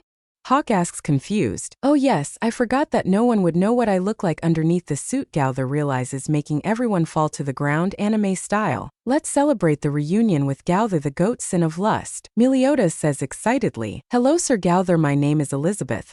I am the third princess. Would you please consider joining us on our quest to save the kingdom of Lyonesse from the Holy Knights? Elizabeth asks, hopeful. No, Gowther replies. No? Elizabeth, Diane, King and Ban ask, shocked. This isn't the first time we've met, Gowther replies, really? Elizabeth asks, shocked. Yeah, it was when we were still in service to the kingdom, Gowther explains with his regular emotionless attitude. Oh, so what do you know? So she was the little runt always hanging around the king, Ban says, surprised. Haha. How totally weird that I don't remember that, Diane says surprised. I wonder if I met Sir Meliodas before, Elizabeth says. Of course you have, Meliodas says walking towards the group. Sir Meliodas, Elizabeth says surprised. So what will it be, Gowther? Will you join us? Meliodas asks curious. I think I should. It was the king who appointed me to the 8 deadly sins, so I think it best to obey his daughter's wishes, Gowther replies. Yeah, that means our 8 deadly sin count is up to 6. Let's get drunk to celebrate it, Meliodas says with his goody face. Yeah. Ban and Hawk exclaim excitedly. Well, we would have done that anyway, but I'm in, King agrees. Sitting around the Boar Hat Tavern, everyone enjoys their time drinking. So we have 6 of the 8 deadly sins. This is amazing, isn't it, Elizabeth? Hawk asks excitedly. It truly is, Elizabeth agrees. I hope you brought your game, Ban says to Meliodas. Less talking, more drinking, Meliodas replies as they begin to drink. Gowther then hears munching and looks around. Something feel odd, Gowther says, and then notices Hawk. Hey there, Gowther. I am Sir Hawk, captain of the Order of Scraps Disposal. If there's anything you need to know, that just ask, Hawk greets. How does a pig learn to speak? Gowther asks. No idea, Hawk replies as he stuffs his face with food. Why are you eating those scraps? Gowther asks. Because it's delicious, Hawk replies. That is all, Gowther says calmly. That's it? Hawk exclaims shocked. Hadrian relaxes watching everyone party and enjoys himself. Hadrian! Meliodas exclaims. Yo, Hadrian replies. Why did Merlin knock me out? Meliodas asks curious. Huh? Hadrian replies confused. When we found Zarathustra, you and Merlin were there when I was knocked out. Why? Meliodas asks. Hadrian just points towards Elizabeth. What does she have to do with all this? Meliodas asks confused. She was knocked out and you were about to kill us all, Hadrian answers, surprising Meliodas. Oh, Meliodas says, slightly embarrassed. Just then everyone starts talking about how Gowther was able to know King by his smell, which soon led to Gowther zapping everyone with this weird light thing. Diane, you claim to be 29 feet tall while you are actually closer to 30-inch, Gowther says, and was soon repeatedly punched into the ground by Diane. How could you be so cruel, Gowth? A lady's allowed to have some secrets, you know, okay? Diane says upset. How can 1 foot mean anything when she's as big as she is? Meliodas asks Elizabeth confused. You're a boy, you just wouldn't understand, Elizabeth answers with a sigh. As for you, Ban, during the battle against the vampires in Edinburgh, you got incredibly drunk, Gowther says. Yeah, that's right, I didn't want to get involved. I said I was sorry, Ban says, drinking his ale, but you didn't apologize for using physical hunt and stealing Diane and King's power. Or laughing at them as they both struggle, Gowther says, and like a hose, ale shoots out of Ban's mouth. Ah, so that explains why I felt so weak all of a sudden, Diane says angrily. That was you. King asks shocked. Come on, it's a long time ago, Ban was saying before Diane grabbed Ban and squeezed, making blood fly out of her hand. It wasn't my finest moment, but I didn't deserve this, Ban says, pushing out of Diane's hand. Haha, you should have known that it might have come back to bite you, Ban. Hadrian laughs as he drinks his ale. Hadrian, why did you and Merlin exchange spit often when you were 6? Gowther asks, and immediately ale comes shooting out of Hadrian's mouth. Wait, what? Ban asks confused. Yes, Merlin and Hadrian would touch tongues and touch each other when he was 6, Gowther explains, and everyone stares at Hadrian. What is Gowther talking about? Diane asks. I have no idea what he's talking about, Hadrian replied calmly, while drinking his ale while he was internally panicking. But you and Merlin would touch tongues, which started when you were 6 and ended when Zarathustra died. How can you not know what I'm talking about? Gowther asks confused. Shit. Oh, I'm ducking dead, Hadrian thought fearful. You don't know, do you? Meliodas asks rhetorically, looking at Hadrian with his goofy face. He does. After all, Merlin would teach Hadrian magic and in exchange they would touch each other's tongues, Gowther says. What?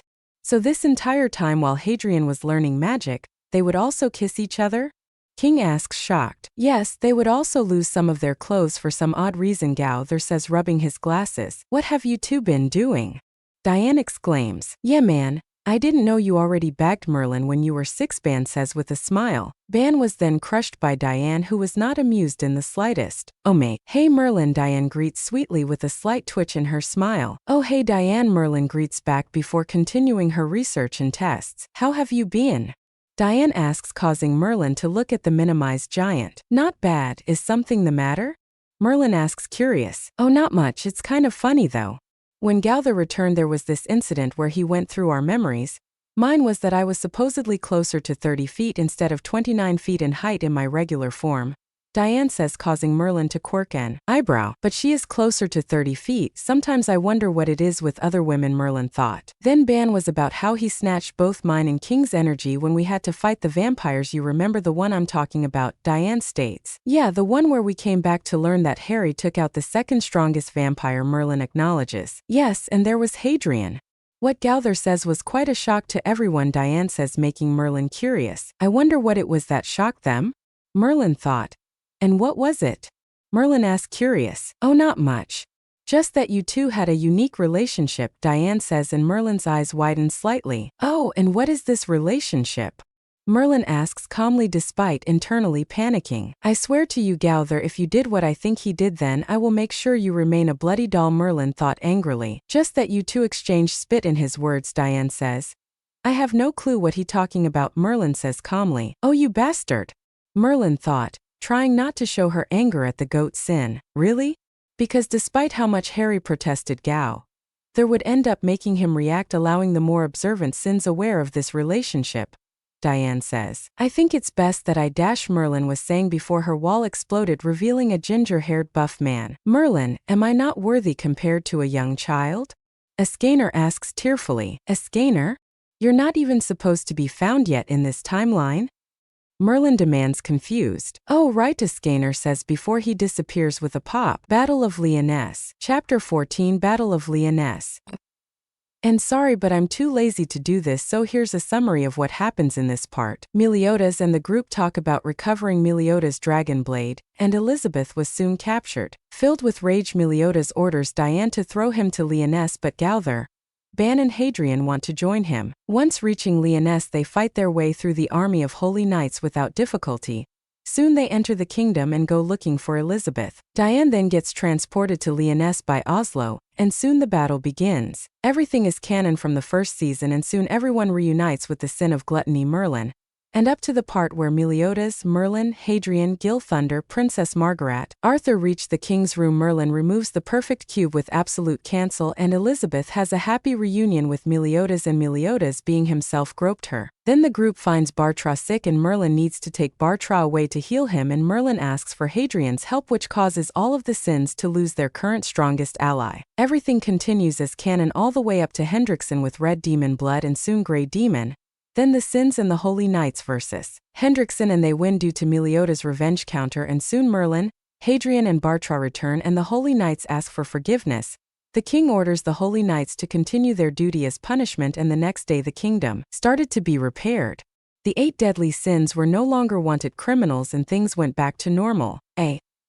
And I am sorry I didn't actually do it properly, but I was ducked after doing the previous chapters in a single day, and didn't want to spend half my time banging my head on the table and being bored out of my mind. I enjoy doing this, but it can be a pain when following the actual story, which is also why I had Hadrian recognize Gowther, thus skipping the whole demon in Gowther's armor incident. And I won't lie, I wanted to skip the Vasil part as well, but I bit the bullet on that one. Oh mate. Hadrian sighed as he sat in a large tree which was the home of a spirit named Cecilia. And inside, Hadrian sat on the couch with Cecilia sitting next to him. So how did you become a sin? Cecilia asks, getting incredibly close, showing off her cleavage to the young sin. I met Meliodas, who is our captain, and one thing led to another, and I became a sin, Hadrian answers. Cecilia smiles and holds onto Hadrian's arm between her massive creasts. Well, if you decide that you want something fun and enjoyable, feel free to come by, Cecilia whispered seductively. I'll keep that in mind, Hadrian says calmly. Cecilia giggles and kisses Hadrian on the cheek. I'll be taking a bath. If you want, you can join me, Cecilia says before walking off with a seductive saw in her hips. Should I go? It might be fun, Hadrian thought to himself, but was soon interrupted by Cecilia, who screamed. Cecilia, what's wrong? Hadrian asks, worried, but was cut off when King flew out of her bathroom. King? Hadrian asks, shocked. Harry, I didn't mean to see her naked, King says in his fat form. Before Hadrian could ask any more questions, a giant bathtub flies out of Cecilia's bathroom and hits King in the head. I want you all out, Cecilia demanded with a towel covering her deliciously curvy body. Hadrian, that doesn't mean you, but feel free to come by when you're older, Cecilia says to Hadrian telephonically. The past comes back to bite. Chapter 15. Past comes back to bite. Walking through Lyonesse, Hadrian smiles and waves at the people who greet him. Sir Holy Knight? A child asks, tugging Hadrian's sleeve. Yes, what's wrong? Hadrian asks, squatting down to the child's height. Is it true that you were a holy knight when you were 4? The kid asks, curious. I was. Hadrian nodded. Was it fun? The child asked. That depends. It definitely was fun, but the reason it was fun was because I had the sins who were practically my family, Hadrian answers. So it was fun because you had your friends? The child asks, curious. Yes, I was incredibly young when I became a holy knight, but it was worth it because I saw the smiles on the people's faces when I helped them alongside my comrades, Hadrian says, patting the child's head. I want to be a holy knight and help people too. The child says as their eyes beam brightly with excitement. You can help people as a holy knight, but you can also help the holy knights by providing armor as well as other sorts of gear. It doesn't even have to be directly helping the holy knights. Everyone around you is helping holy knights in some way. The farmers help the population, which also includes the holy knights, to remain fed. The builders help them have a home. It's all about what you do that can help many people, Hadrian says as the kid beams with a giant smile on their face. Thank you so much. Have a good day. The kid waves as the child runs off. Hadrian chuckles and stands back up. He then notices the people around him giving him a knowing smile. That was really nice of you, Sir Hadrian, a young lady thanks. No problem. Just because you're not a holy knight doesn't mean you don't help us, Hadrian shrugs. I can see that. We would like to apologize for what happened to you and the sins 10 years ago, the lady says, and the people nod in agreement. The evidence was stacked against us. And besides, you only knew what you were told, so I can't really blame you, Hadrian replies. Thank you. Even after everything that happened to you sins, you still came back to save us, a man says. There was a reason the sins were formed. We were only doing our job, Hadrian says, before continuing towards head to his destination. Upon reaching his destination, Hadrian knocks on the door. Once the door opens, Hadrian sees a beautiful lady with black hair wearing black panties and a jacket barely covering her creases. Merlin, Hadrian greets with a smile. Harry, it is good to see you, Merlin replies. Oh hey Hadrian. A voice greets and Hadrian internally sighs. Hello Hawk. Care to explain what brought your attention to Merlin? Hadrian asks, slightly irritated. I got a reward from Merlin, Hawk says, gesturing to the familiar item on his ear. Ah, you got Hawk that, huh? Hadrian asks, surprised. Yeah, we both had it, so why not give Hawk one for saving Meliodas? Merlin shrugs. But didn't you take his power? Hadrian raises an eyebrow. Yeah, Merlin says, slightly embarrassed. So out of curiosity, who was the kid you were with earlier? Hadrian asks, curious. That was Arthur. He's the wielder of Excalibur and the king of Camelot, Merlin explains. I think I've heard of Arthur back when I was in my birth world, back when I was stuck with James and Lily as well as my twin sister, Hadrian thought. Fair enough, Hadrian says. Oh yeah, I forgot. Meliodas says he wants the sins to meet at the Boar Hat for a celebration, Hawk remembers. We'll go, Merlin says before Hadrian could answer. Okay then, I'll see you later, Hawk says before leaving. And what made you answer for me? Hadrian asks, raising an eyebrow. Because you have to, and I won't let you say no, Merlin states firmly. Since when did you boss me around? Hadrian asks, curious. Since always, Merlin says lustfully as she grabs Hadrian's collar and kisses him. Hadrian smirks internally and reciprocated with his arms around her waist. They soon separated and Merlin caresses Hadrian's face. You have grown, Hadrian. I so wish I saw you grow up to the handsome man you are now, Merlin says before she wraps her arms around his neck and jumps up, wrapping her legs around his waist, forcing him to hold her by grabbing her ass. I've missed you, Hadrian, Merlin says lustfully before making out with Hadrian. As they begin to grind themselves on each other, someone knocks on the door, ruining the moment. Sighing, they both separated. Come in, Merlin called out, and Meliodas walks in. Hey Captain, Merlin greets. Hey Merlin. How are you today? Meliodas asks, curious. Not bad. Is there something you need? Merlin asks, curious. No, not really. Just wanted to check if there is any specific drink you want. Meliodas shrugs. Why would I need a specific drink? Merlin asks, confused. Because I've got a bunch of drinks and I thought we might bring them out for easier access. Meliodas informs her. I see. Just get me my regular wine, Merlin replies. Okay then. Oh, and Hadrian, remember to bring your A game, Meliodas says with a smile. Sure, Hadrian nods. You drink now, huh? Merlin asks, raising an eyebrow. Sometimes I don't drink as much as Meliodas, king and ban, but I do occasionally. After dealing with all those idiots, I definitely need a drink, Hadrian says cheekily, making Merlin giggle, amused by Hadrian's comment. Sitting on the wall at the edges of Lyonesse, Diane in her miniature form looked at the scenery and thought, "It's been a long time since I was last here," Diane thought with a small smile on her face. So many memories, the captain, Merlin and the sins. And Harry, Diane thought and felt her heart flutter at the thought of him. Harry was always there for me even when he was a kid, and now here he is as an adult. The look he gave me when he saw me naked that day, Diane thought with her face reddening significantly. The look on his face made me feel hot and bothered.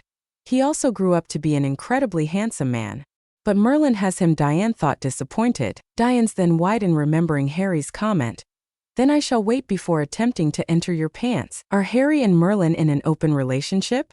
Diane thought, causing her heart to beat faster at the thought. Diane's eyes then widen in shock. "Oh no. I forgot that we're going to celebrate at the Boar's Hate Tavern," Diane exclaims before jumping off the wall and onto the rooftops. Sitting around in the Boar Hat Tavern, all of the sins that were found on the journey are enjoying themselves and having a laugh. "Sir Hadrian, your drink," Elizabeth says, handing Hadrian his drink. "Thanks, Elizabeth. You have certainly improved since the first time I met you here," Hadrian replies. Thank you," Elizabeth bows before running off to get more drinks for the sins. "It's odd, isn't it?" Merlin asks, appearing behind Hadrian. "And what is odd?" Hadrian asks, curious. "How much she has grown. You saw her when she was barely a year old, and here she is at the age of 16". Merlin answers, sipping her wine. "I guess so, but one thing that is funny is how out of everyone here, I'm the only one who actually ducking aged," Hadrian stated, making Merlin laugh into her hand. "I guess so, king can change between his child form and more peculiar form." Merlin agrees. What the hell? A power level of 28,319? Hawk exclaims, shocked. Hadrian notices Hawk staring straight at him. "Damn, he's that powerful?" Ban says, impressed and shocked. "Odd, Hadrian was at a power level of 27,983 during the Battle of Leonesgau," Thur says, fascinated. "Hey, I trained the past month after returning from Camelot," Hadrian stated. "Why do you need more power, man?" Ban asks, confused. "Because you saw how Hendrickson was." "Well, I wasn't there, but I heard you got your ass kicked." "What happens if there is a more powerful opponent?" Hadrian asks, looking at his comrades. "Like the 10 Commandments," Merlin, Meliodas and Hadrian thought simultaneously. "Then we'll have you there to help us," Ban says, slapping Hadrian in the back. "I hope you don't regret saying that," Hadrian sighs. "Should I remind Ban should that ever happen?" Galther asks, tilting his head. "Sure, whatever," Ban says, shrugging it off. Just then everyone was engulfed in bright blue fire. "Wah! What's going on?" Hawk exclaims, shocked and afraid. "Interesting," Merlin says before everyone's vision was filled with blue fire. The fire soon reduces and everyone is launched across the area before sliding ground. Several sins, including Hawk and Elizabeth, groan in pain. "Ow, that hurt," Diane complains. Hadrian groans and picks himself up and soon freezes in shock. In front of him were the shocked faces of Lily and James Potter. "Shit," Hadrian curses. "Oh mate, King, you fat bastard." A 8-year-old Hadrian groans, dragging King across the ground. "Don't fat shame me," King demands with tears shooting out of his eyes. Don't be like that," Diane giggles as she rolls around the floor. "I hate you guys sometimes." Hadrian shakes his head. Hadrian then gets King up to his room and returns to take Diane to her room. Lifting Diane up, she snuggles up to Hadrian's neck and smiles. "So nice," Diane sighs, relaxed. Once reaching Diane's room, Hadrian puts Diane on her bed and was about to leave before Diane grabs Hadrian and holds onto him like a pillow. "Damn it. This isn't good," Hadrian thought until he saw Merlin looking at him with a smirk. "Merlin, yes, come help," Hadrian whispers, hopeful. "Why should I? I think this is kind of cute. And I wouldn't mind sharing if it's with pretty girls like this." Merlin whispers the last part into Hadrian's ear, making his body shiver, causing Merlin to chuckle in amusement. "Help. Please." Hadrian asks, hopeful. "Oh no, this will be more interesting if I don't." Merlin smirks, much to Hadrian's horror. Hogwarts. Chapter 16, Hogwarts. Staring out the window, Rose Potter waits as the Hogwarts Express takes her to Hogwarts for her 4th year. "Hey Rose," a voice greets, and she turns to see her best friend Hermione Granger. "Hey Mione," Rose greets with a smile. "What's going on? You look upset today." Hermione asks, worried. "Yeah, I can't stop thinking about him," Rose answers. "Hadrian?" Hermione asks. "Yeah, I feel empty without him, even after all these years," Rose admits. "You shouldn't be surprised, Rose. After all, magical twins are incredibly rare, and they also have a special bond. For example, George and Fred would never want to remain separated, and the Patil twins hate being separated as well," Ronald Weasley comments, Who is Rose's other best friend? I guess so. Rose nods before turning back to the window and stares out at it as she remembers her first 3 years of Hogwarts. In the first year, Rose's name was called out along with Hadrian's, much to everyone's shock. And during the year there was an item on the 3rd floor which Dumbledore said would lead to a painful death should someone decide to attempt to enter. Rose became friends with Ron and Hermione after an incident with a troll during Halloween, and Rose ended up being a seeker for the Gryffindor house. On Christmas, Rose received the Cloak of Invisibility, which was something handed down from father to child throughout the Potter history. One day Rose was traveling through Hogwarts and found a mirror. Upon looking at it, Rose's eyes water as she stares at the people smiling back at her. Looking at Rose was herself, Lily Potter, James Potter, and her twin brother Hadrian Potter. Tears flow down her face as she reaches out to Hadrian only for it to hit glass, much to Rose's disappointment. Rose repeatedly went back to the mirror to see her twin brother smiling at her until the day that the mirror was removed. Flashback. Sitting by the mirror, a cough scares Rose, making her jump in fear. "Hello, Rose," Dumbledore greets with a smile. "Oh, hello, Professor Dumbledore," Rose greets, surprised. "Rose, we are not in public, just call me Albus, or as you used to say, Uncy Albus," Dumbledore says with a small chuckle. "I take it you know what this mirror shows?" Dumbledore asks. "I think so," Rose nods. "It shows your heart's desire." "The happiest man alive would look at that mirror and see only himself," Dumbledore states. "What do you see?" Rose asks, curious. "I see myself with some socks," Dumbledore answers. "But what do you see, Rose?" Dumbledore asks, curious. "I see me mum, dad, and Hadrian," Rose says, and Dumbledore's curiosity turns to sadness. "I see. I remember when I saw the way that little boy smiled when he saw me." "Your parents truly do miss him, Rose," Dumbledore says, making Rose angry. "Now they miss him. He's gone and they miss him after we ignored him?" Rose demands with tears flowing down her face. "They truly did make a mistake. And they wish to spend time with Hadrian, but I only wish that they figured it out before he disappeared." Dumbledore sighs, saddened. "I do not want you to go looking for this, Rose, okay?" Dumbledore asks and receives a nod from the young girl. Flashback end. Near the end of the year, Rose, Hermione, and Ron went after a professor who was trying to steal the item in the 3rd floor, which turned out to be the Philosopher's Stone. They successfully saved it but found out that Voldemort was still alive and that the stone was a fake. Rose also asked why the traps were so easy for her, Ron, and Hermione. Flashback. Sitting in the headmaster's office, Rose sighed as she thought about the traps that she encountered in the 3rd floor. "Is something on your mind, Rose?" Dumbledore asks, curious. Rose nods before taking a deep breath. "Uncle Albus, how come the traps were so easy for us to get through?" Rose asks, curious. Dumbledore sat there silently before a slight chuckle was heard. "Rose, the first trap, Fluffy, was for students who thought it a good idea to sneak a peek," Dumbledore answers. "But students could have died," Rose says, shocked. Dumbledore shakes his head, denying what Rose states. "They could not get hurt because there was a ward that a student could not be harmed by Fluffy, but they could still be intimidated, which was a great way to inform the students to avoid the floor." Dumbledore answers. "And the others?" Rose asks, curious. "The devil's snare was to provide a false sense of security for the would-be thief, while the key and the brooms were more for my entertainment," Dumbledore says with a chuckle. "Your entertainment?" Rose asks, curious. "Indeed, inside was a magical mirror which would record what goes on inside, and watching Quirrell spend 30 minutes flying after a key was quite humorous," Dumbledore says with a smile. Rose smiles and laughs a little before changing to confusion. "What about the others?" Rose asks. "The chess pieces would have attacked the thief after they won the chess game, but Voldemort is incredibly intelligent, thus removing the feature, while with the troll, should it die, then toxic gas would be released, but once again Voldemort counteract that, and the riddle would have killed those who wanted the stone for nefarious purposes, and it caused Quirrell to become incredibly weak, and would have died if not for the possession. Then the Mirror of Erist.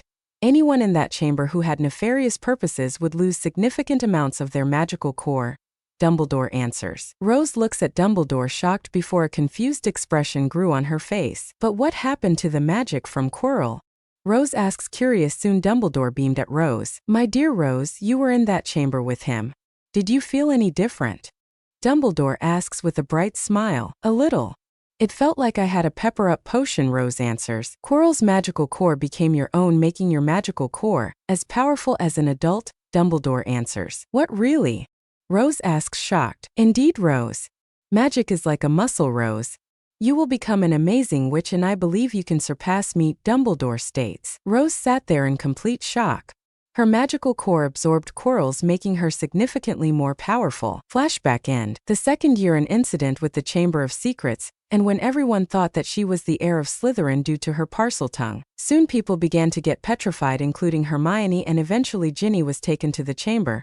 Alongside Ron and Lockhart, the three went into the chamber and Lockhart ended up obliviating himself, and Ron and Rose were separated. Soon Rose meets Tammy Riddle, a beautiful girl who was the one petrifying people with a basilisk.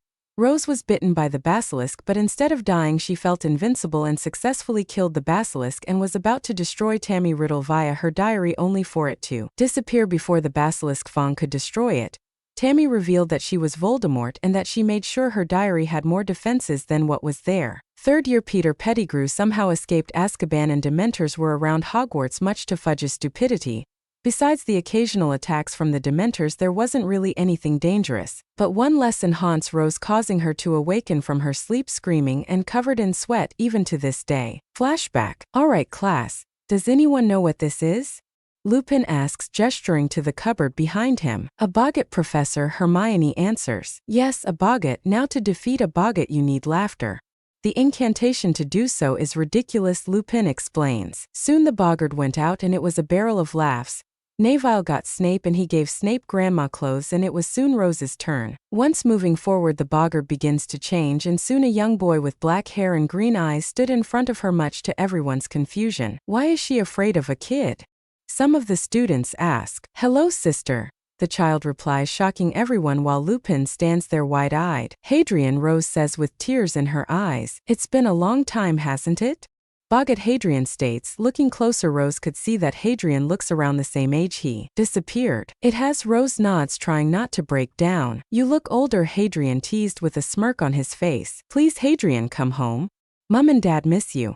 I miss you, Rose pleads, walking towards the boggart. Hadrian. But why would I do that? I'm not that important.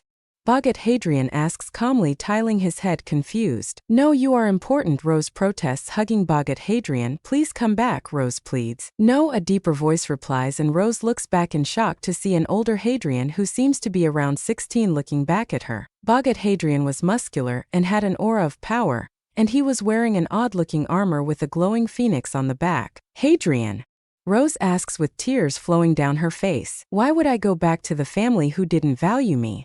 Why would I want to do that? I have a group who I consider my family and I have a purpose, so why would I go back to being nothing? Boggart Hadrian asks, emotionless. You won't be nothing, we miss you please, Rose begs. No, I like the people I'm with and I would rather die than go back, Boggart Hadrian says. But what about us? Would you really choose death than be with us? Rose asks as her voice shakes as tears fall down her face. Yes, Hadrian answers before the boggart began to change again. What it changed into broke Rose. Once the boggart finished its change, Rose stares horrified. Before her was a group of 8 people lying on the ground, dead. The first is a giant with brown pigtails and around 30 feet in height. The second is a young boy with blonde messy hair with a single strand of hair sticking up. The third is a man with ginger hair and fire occasionally flickering off his body. The fourth is a young boy with a spear by his side with brown hair. The fifth is a pink-haired man with broken glasses on his face. The sixth is a man with a scar on his cheek with his eyes practically empty, like he was given a Dementor's kiss. The seventh was a young lady with long black hair and revealing clothes with a weird ball beside her. The eighth was Hadrian with a large black mark on his forehead in a complete circle. And the one thing that all of the groups had was weird animals on their body. As the group lies there dead, a group of 10 monsters stood above them, making the whole class shake with fear. The 8 deadly sins are dead. Britannia is now under the Demon King's control.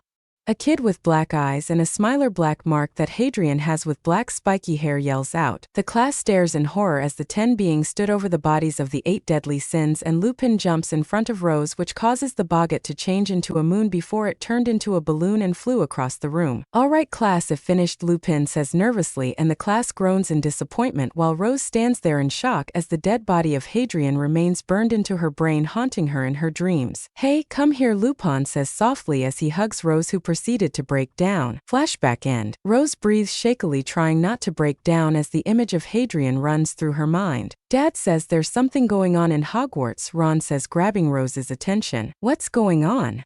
Rose asks, curious, trying not to sound like she was about to break down. I don't know, but it's something, Ron shrugs. Once arriving at Hogwarts, Dumbledore announces the Triwizard Tournament. and the Goblet of Fire, as well as the schools that will be participating. Things continued as normal and soon the school arrived. First was YEA I, which was a French school filled with boys and girls with blue thin robes, and the next was Durmstrang with boys and girls with dark thick cloaks. In the book, both Durmstrang and YEA had both male and female students, if I recall correctly. The schools had their entrances and the rest of the week was enjoyable until the goblet had its choosing.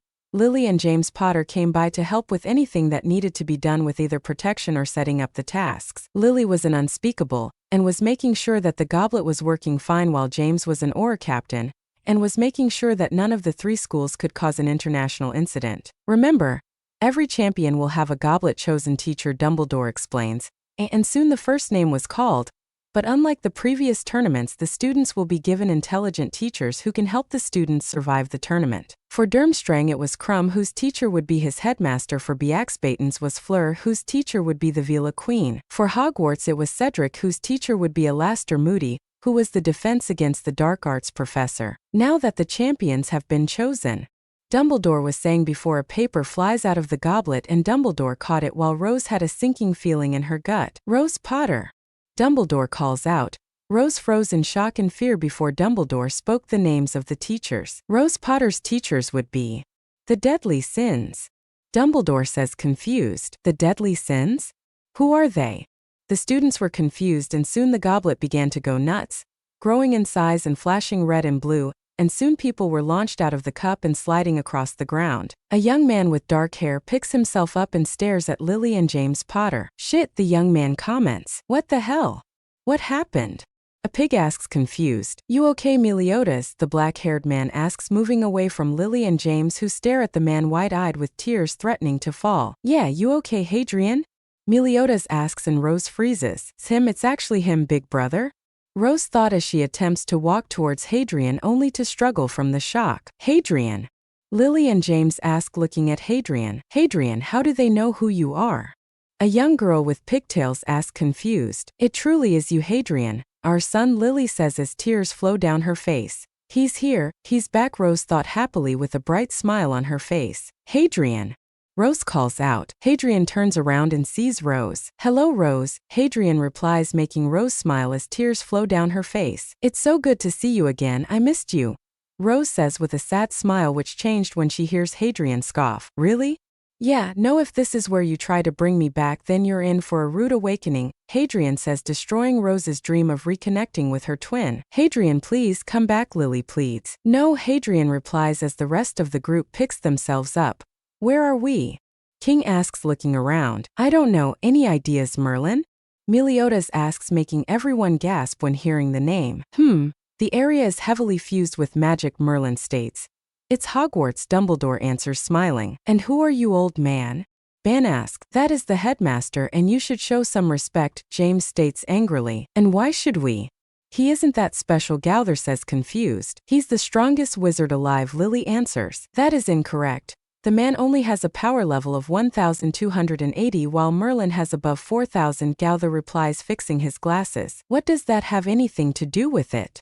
James demands. Power level is how strong an individual is, and from how it is compared to all of us, then Dumbledore doesn't stand a chance against us, King explains. And what makes you so special? Ron demands angrily. We are the legendary order, the 8 Deadly Sins. We are holy knights in the service of Lyonesse under King Bartro, Meliodas replies. And what makes holy knights so special? Dumbledore asks, curious with no hint of anger or aggression, merely curiosity. Holy knights are knights with magical abilities. The 8 Deadly Sins are a more powerful group of holy knights due to our magical ability. For example, Meliodas, our captain, has full counter. Any offensive magic attacks can be reflected back at the caster at double strength. Then there's Ban, who can steal the physical strength of the individuals around him, Merlin explains. Except for Hadrian, Ban grumbles, annoyed. And yes, Hadrian, anything that makes Hadrian weaker physically or mentally would do the opposite, and increase his overall power, Merlin explains, shocking everyone around them. So you're saying stuff that can control him or take away his strength will in fact make him stronger? Dumbledore asks, surprised and amazed. Indeed, it is unknown what the full capabilities of his magical power is, but we do know that because of it he's the strongest of us, Gowther answers, fixing his glasses. Now why are we here, Dumbledore? Hadrian asks irritated. You are here to help young Rose survive the goblet of fire. Dumbledore answers with his eyes twinkling. You know, we are holy knights, not teachers, Merlin states annoyed. Didn't you teach Arthur? Hadrian asks, confused, while everyone stares at Merlin in shock. It can't be the Merlin, there's no way. Merlin's a male, everyone thought. I taught you as well, Hadrian. Merlin reminds the Phoenix Sin. We are not forgetting what you two did behind our backs, Diane states, making both Hadrian and Merlin blush while everyone else stares at the group confused. Will you teach young Rose? Dumbledore asks, hopeful. The Sins turn to Meliodas with a questioning look. Merlin, do you think it will be worth it? Meliodas asks. There could be unique magic to learn here, so it could potentially be useful, but we would have to teach Rose. Merlin answers. Are you fine with that, Hadrian? Meliodas asks, slightly worried. As long as I'm not forced to do anything I don't want to, then sure. Hadrian shrugs. Very well, we will teach Rose some of the stuff we know. And when this tournament is over, then we will return home. Meliodas informs the Sins. I cannot allow you to take Hadrian with you, though, Dumbledore says with his grandfatherly tone, and all of the Sins become guarded. And what makes you think you have a say, old man? Hadrian demands angrily. Hadrian, you will show Dumbledore some respect. James ordered. Hadrian's eyes glow brightly with anger, and Insidious appears in Hadrian's hand engulfed in dark fire. Enchanted hell blaze. Hadrian roared as demonic fire charges towards James. Full counter, Meliodas yells, causing the fire to get reflected and hit Hadrian, sending him crashing through the castle walls. I wouldn't make him any angrier, because next time I will not save you, Meliodas warned James. He's using dark magic. Ron exclaims angrily. Damn, that hits hard. Everyone hears, Hadrian says as he cracks his shoulder completely unharmed. Tough as ever, Hadrian. Ban laughed at the completely unfazed Hadrian. You are a dark wizard. Ron exclaims, pointing a wand at Hadrian. Continue pointing that stick at me and I will shove it so far up your ass, you will be the new ginger popsicle, Hadrian growls, making Ron eep in fear. Haha, I love it when he acts like this. Ban laughs while the Sins chuckle in amusement. Will someone please explain what is happening? Hawk explains with Elizabeth beside him. Is that a talking pig? The people ask, noticing Hawk. You got a problem with that? Hawk demands. I think they are just shocked, Hawk, Elizabeth says, calming him down. Intriguing, I have never thought I would witness an animal could be capable of human speech, Dumbledore says, fascinated. If we are staying here for the year, where will we be staying, Dumbledore? Hadrian asks, annoyed. Hadrian, show some respect. Lily demands, causing Hadrian to glare at her. Don't order me around, Lily, Hadrian snapped. Lily felt her heart break when hearing Hadrian call her by her first name. Have I really been that bad of a mother? Lily thought, on the verge of crying. You will show your mother respect, James demanded. Hadrian started to get angry as James and Lily order him around as if he was their dog. Don't, Hadrian, Meliodas says calmly. They are pushing it, Meliodas, or have you not noticed? Hadrian asks angrily. I do, but we don't want you killing them because of their stupidity, Meliodas says calmly. Yeah, they aren't worth it. After all, you're our comrade. Diane interrupted with a bright smile. Fine. But don't push it, Lily and James, Hadrian warns with hatred in his eyes which hurt both parents. So we must help Harry's sister survive, huh? Merlin asks, curious. Yes, as mentioned before, she has been selected as the fourth Triwizard participant, Dumbledore said calmly, making the Sins stare at him like he's an idiot. How can there be a fourth participant if it's Triwizard? Because unless my math is incorrect, Tri typically means 3, Gowther asks, tilting his head confused. You're right, Gowther, Tri means 3, so I don't know how they got quad from that, Hadrian answers annoyed. We will teach his sister and then we will be on our way, Meliodas interrupts. Very well, Dumbledore sighs as he looks at the Sins. I can't let Hadrian leave the Potters. They are already on the verge of breaking down, Dumbledore thought firmly. Just then the goblet began to glow red once more, and the world began to shake, and soon a familiar sound was heard. Mummy! Hawk exclaims, running out of the great hall. Looks like we have a place to stay. Maybe we can have a few drinks too, Ban laughs. Sure, we never really got to enjoy our celebration, Meliodas says excitedly. I'm in the mood for some ale, Hadrian agrees. You will not be drinking alcohol. Lily protests. You have no say in what I can and can't do, Lily, Hadrian snapped once more. I believe it a wise course of action to remove Hadrian from the area before he attempts to kill both of his biological parents again, Gowther suggests. I agree with Gowther, Merlin says before snapping her finger, making the Sins along with Elizabeth disappear from the Great Hall. The night was spent having fun before everyone besides Hadrian, Elizabeth, Merlin and Meliodas were passed out and sadly Hadrian was doing carry duty for the passed out sins. Exiting the Boar Hat Tavern, which was quite close to Hogwarts, Hadrian sighed as he saw the large castle. I can't believe I'm doing this, Hadrian thought, annoyed. Hadrian was the first person to teach Rose since he was her elder brother. So heading into the Great Hall, Hadrian sees everyone turn to him while Hadrian ignored the occasional whispers in favor of looking for Rose. Finding her sitting at the table talking with friends, Hadrian walked towards her and tapped her shoulder. "Oh, Hadrian," Rose says, surprised. "Come on. I'm the first sin to start teaching you and I have no interest in wasting time," Hadrian states, and the ginger-haired idiot stood up angrily. "You can't tell her what to do," Ron protested. "If this is your way to get into her pants, then you need some work, and besides I would be incredibly surprised if anyone finds you." "Attractive," Hadrian says, gesturing to the mess on his face from eating like a pig. Rose and Hermione remained in place, completely shocked by Hadrian's statement. "Okay, what are we learning?" Rose asks, slightly nervous. "Focusless magic," Hadrian states. "You can't do that, it's impossible," Hermione states, causing Hadrian to turn to her, raising an unimpressed eyebrow. "Who are you going to believe? One of the most powerful holy knights in the world or a bunch of inbred twats?" Hadrian asks, annoyed. Several Slytherins growled at Hadrian but then shrunk in fear when he glared at them. "But I read the books and it says that there is no way to do wandless magic unless you're powerful, and even Headmaster Dumbledore can't do it completely," Hermione states, confused. "Once again, one of the most powerful holy knights or a bunch of inbred twats?" Hadrian repeats. Hermione didn't say anything and continued to eat her food.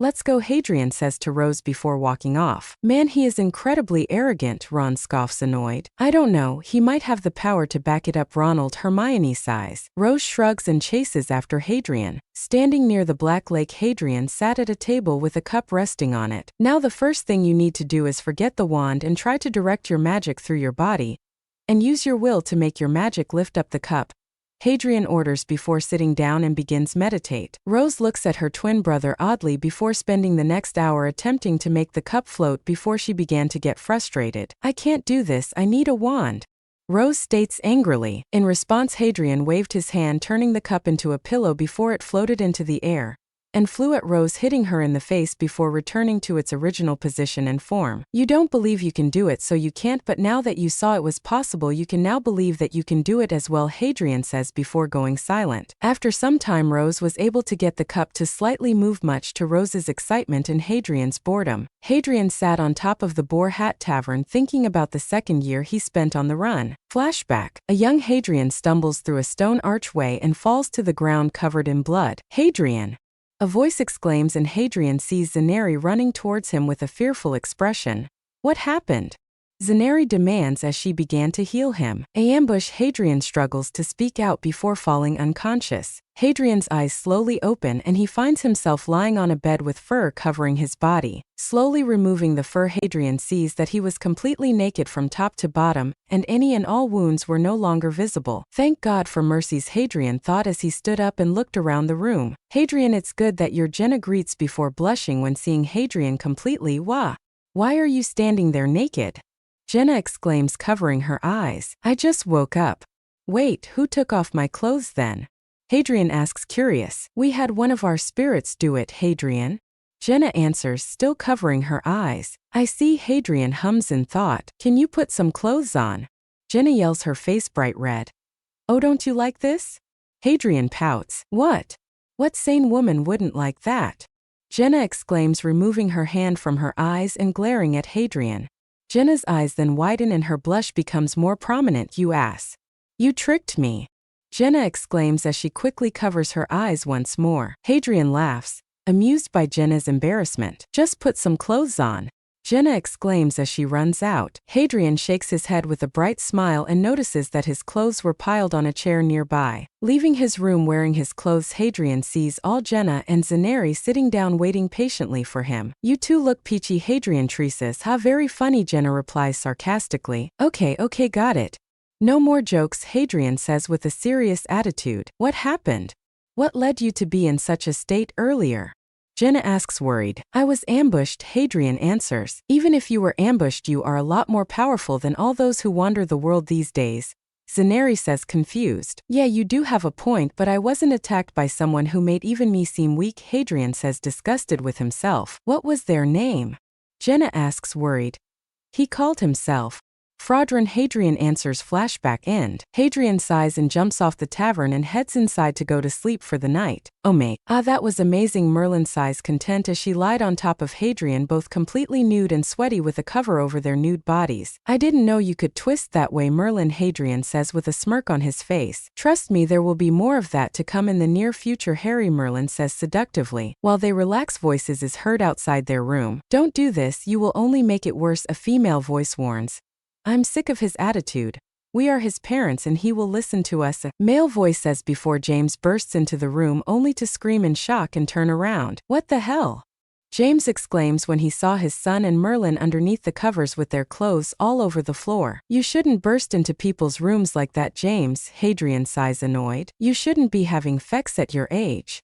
James exclaims, still turned away. Prongs, you had sex when you were 14, Sirius states. Yeah, and Harry is 20, Merlin adds, and everyone stares at the couple in shock. You're 20?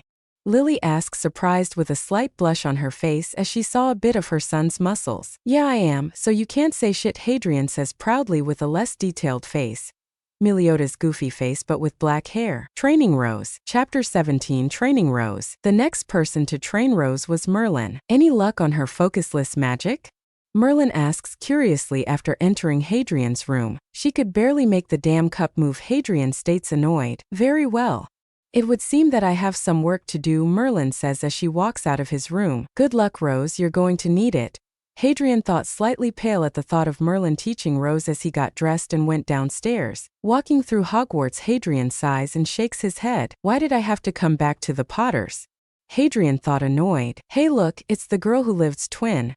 A voice taunts and Hadrian turned to see a bunch of 7th-year Hufflepuff students acting tough. Don't you have something better to do than taunt me? Hadrian asks, curious. Ooh, we might hurt his precious feelings, the 7th year says as if he was talking to a baby. And you're about to have some broken bones if you continue to annoy me, Hadrian threatened. The Hufflepuffs laugh before smirking at Hadrian. We are going to make you regret ever being born, the Hufflepuff growls. Your mother would certainly be disappointed if that were the case, Hadrian taunts with a smirk on his face. The Hufflepuff roars in anger and charges at Hadrian before punching him in the face. Geez, you hit worse than a scanner does at night, and that is saying something, Hadrian taunts, completely unfazed by the Hufflepuff strike. I hit you. Why aren't you hurt? The Hufflepuff demands fearfully. Because you are pathetically weak. Get out before I show you what a real punch feels like, Hadrian threatened. Rogers, come on, the Hufflepuff now known as Rogers glares at Hadrian before listening to his friend and leaves. Pathetic, Hadrian thought, disgusted. Hadrian then walks in the opposite direction and enjoys the scenery. While Hadrian enjoys the view of Hogwarts, Rose sat with Merlin, who was forcing her to move the cup without a focus. Why am I doing this? Rose demands, frustrated. Because once you get the hang of using magic without a focus, then your magical core will be stronger, which in turn will make your magic with a focus far more efficient, Merlin explains. But why doesn't Hadrian do this? Rose asks. Because he did it when he was a kid and they have an easier time when their core isn't reliant on a focus, Merlin answers. Rose sighs and continues to force her magic to move the cup. After a few minutes, Rose gasps as her body was covered in sweat, and she was incredibly tired. Tiring, isn't it? Merlin asks with a teasing smile. Why is it so difficult? Rose asks as she gasps for air. Because your body isn't used to using magic without a focus, so your body has to work extra hard to push your magic out of your body. But not just that. Focusless magic uses more magic than focus, but the end result is a far more powerful core after getting used to it, Merlin answers. How strong is Hadrian? Rose asks out of the blue. Depends on what you're referring to, Merlin replies. In magic.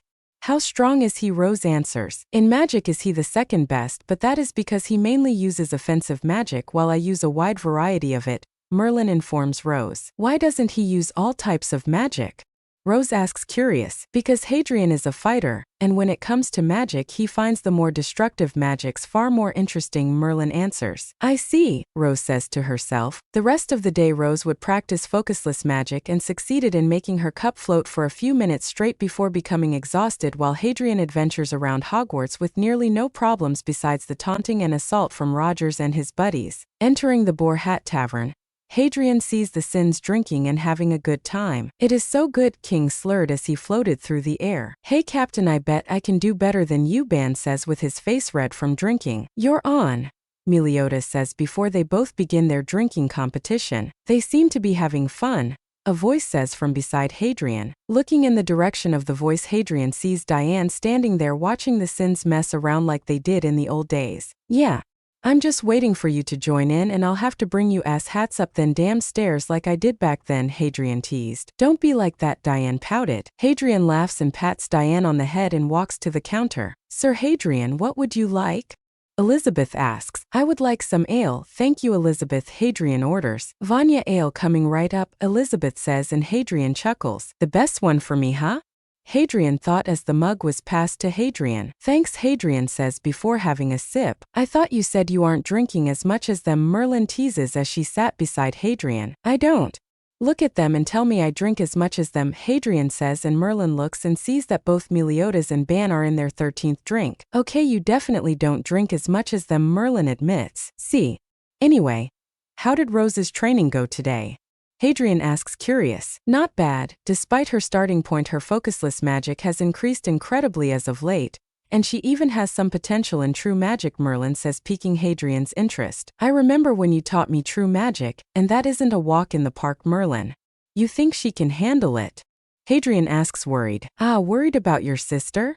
Merlin asks with a teasing smile on her face. Merlin, I'm more worried about you than her, Hadrian answers as he takes another sip. I think you do worry about her, but you try to shut that side of yourself off, Merlin says. Is it that obvious, huh? Hadrian asks, annoyed. Yeah, if you know where to look, Merlin answers. I see. I haven't seen her in 16 years, and after years without contact with her, she expects things to be as if 19 years of my life never happened. The neglect, the battles, the fun and the sins, Hadrian sighs as he chugs his ale. I don't think she is asking that. I think she is asking for a chance to fix the damage done, Merlin says, saddened. You really think so, Merlin? Hadrian asks. Yes, Merlin says firmly. Look me in the eyes and tell me Rose, James and Lily won't force me to stop all of this. Stop being a sin and a holy knight, Hadrian says as he moves closer to Merlin. Merlin's confidence began to wane as she stared at Hadrian's emerald green eyes. Will they try to force him to stop? Merlin thought. Aye.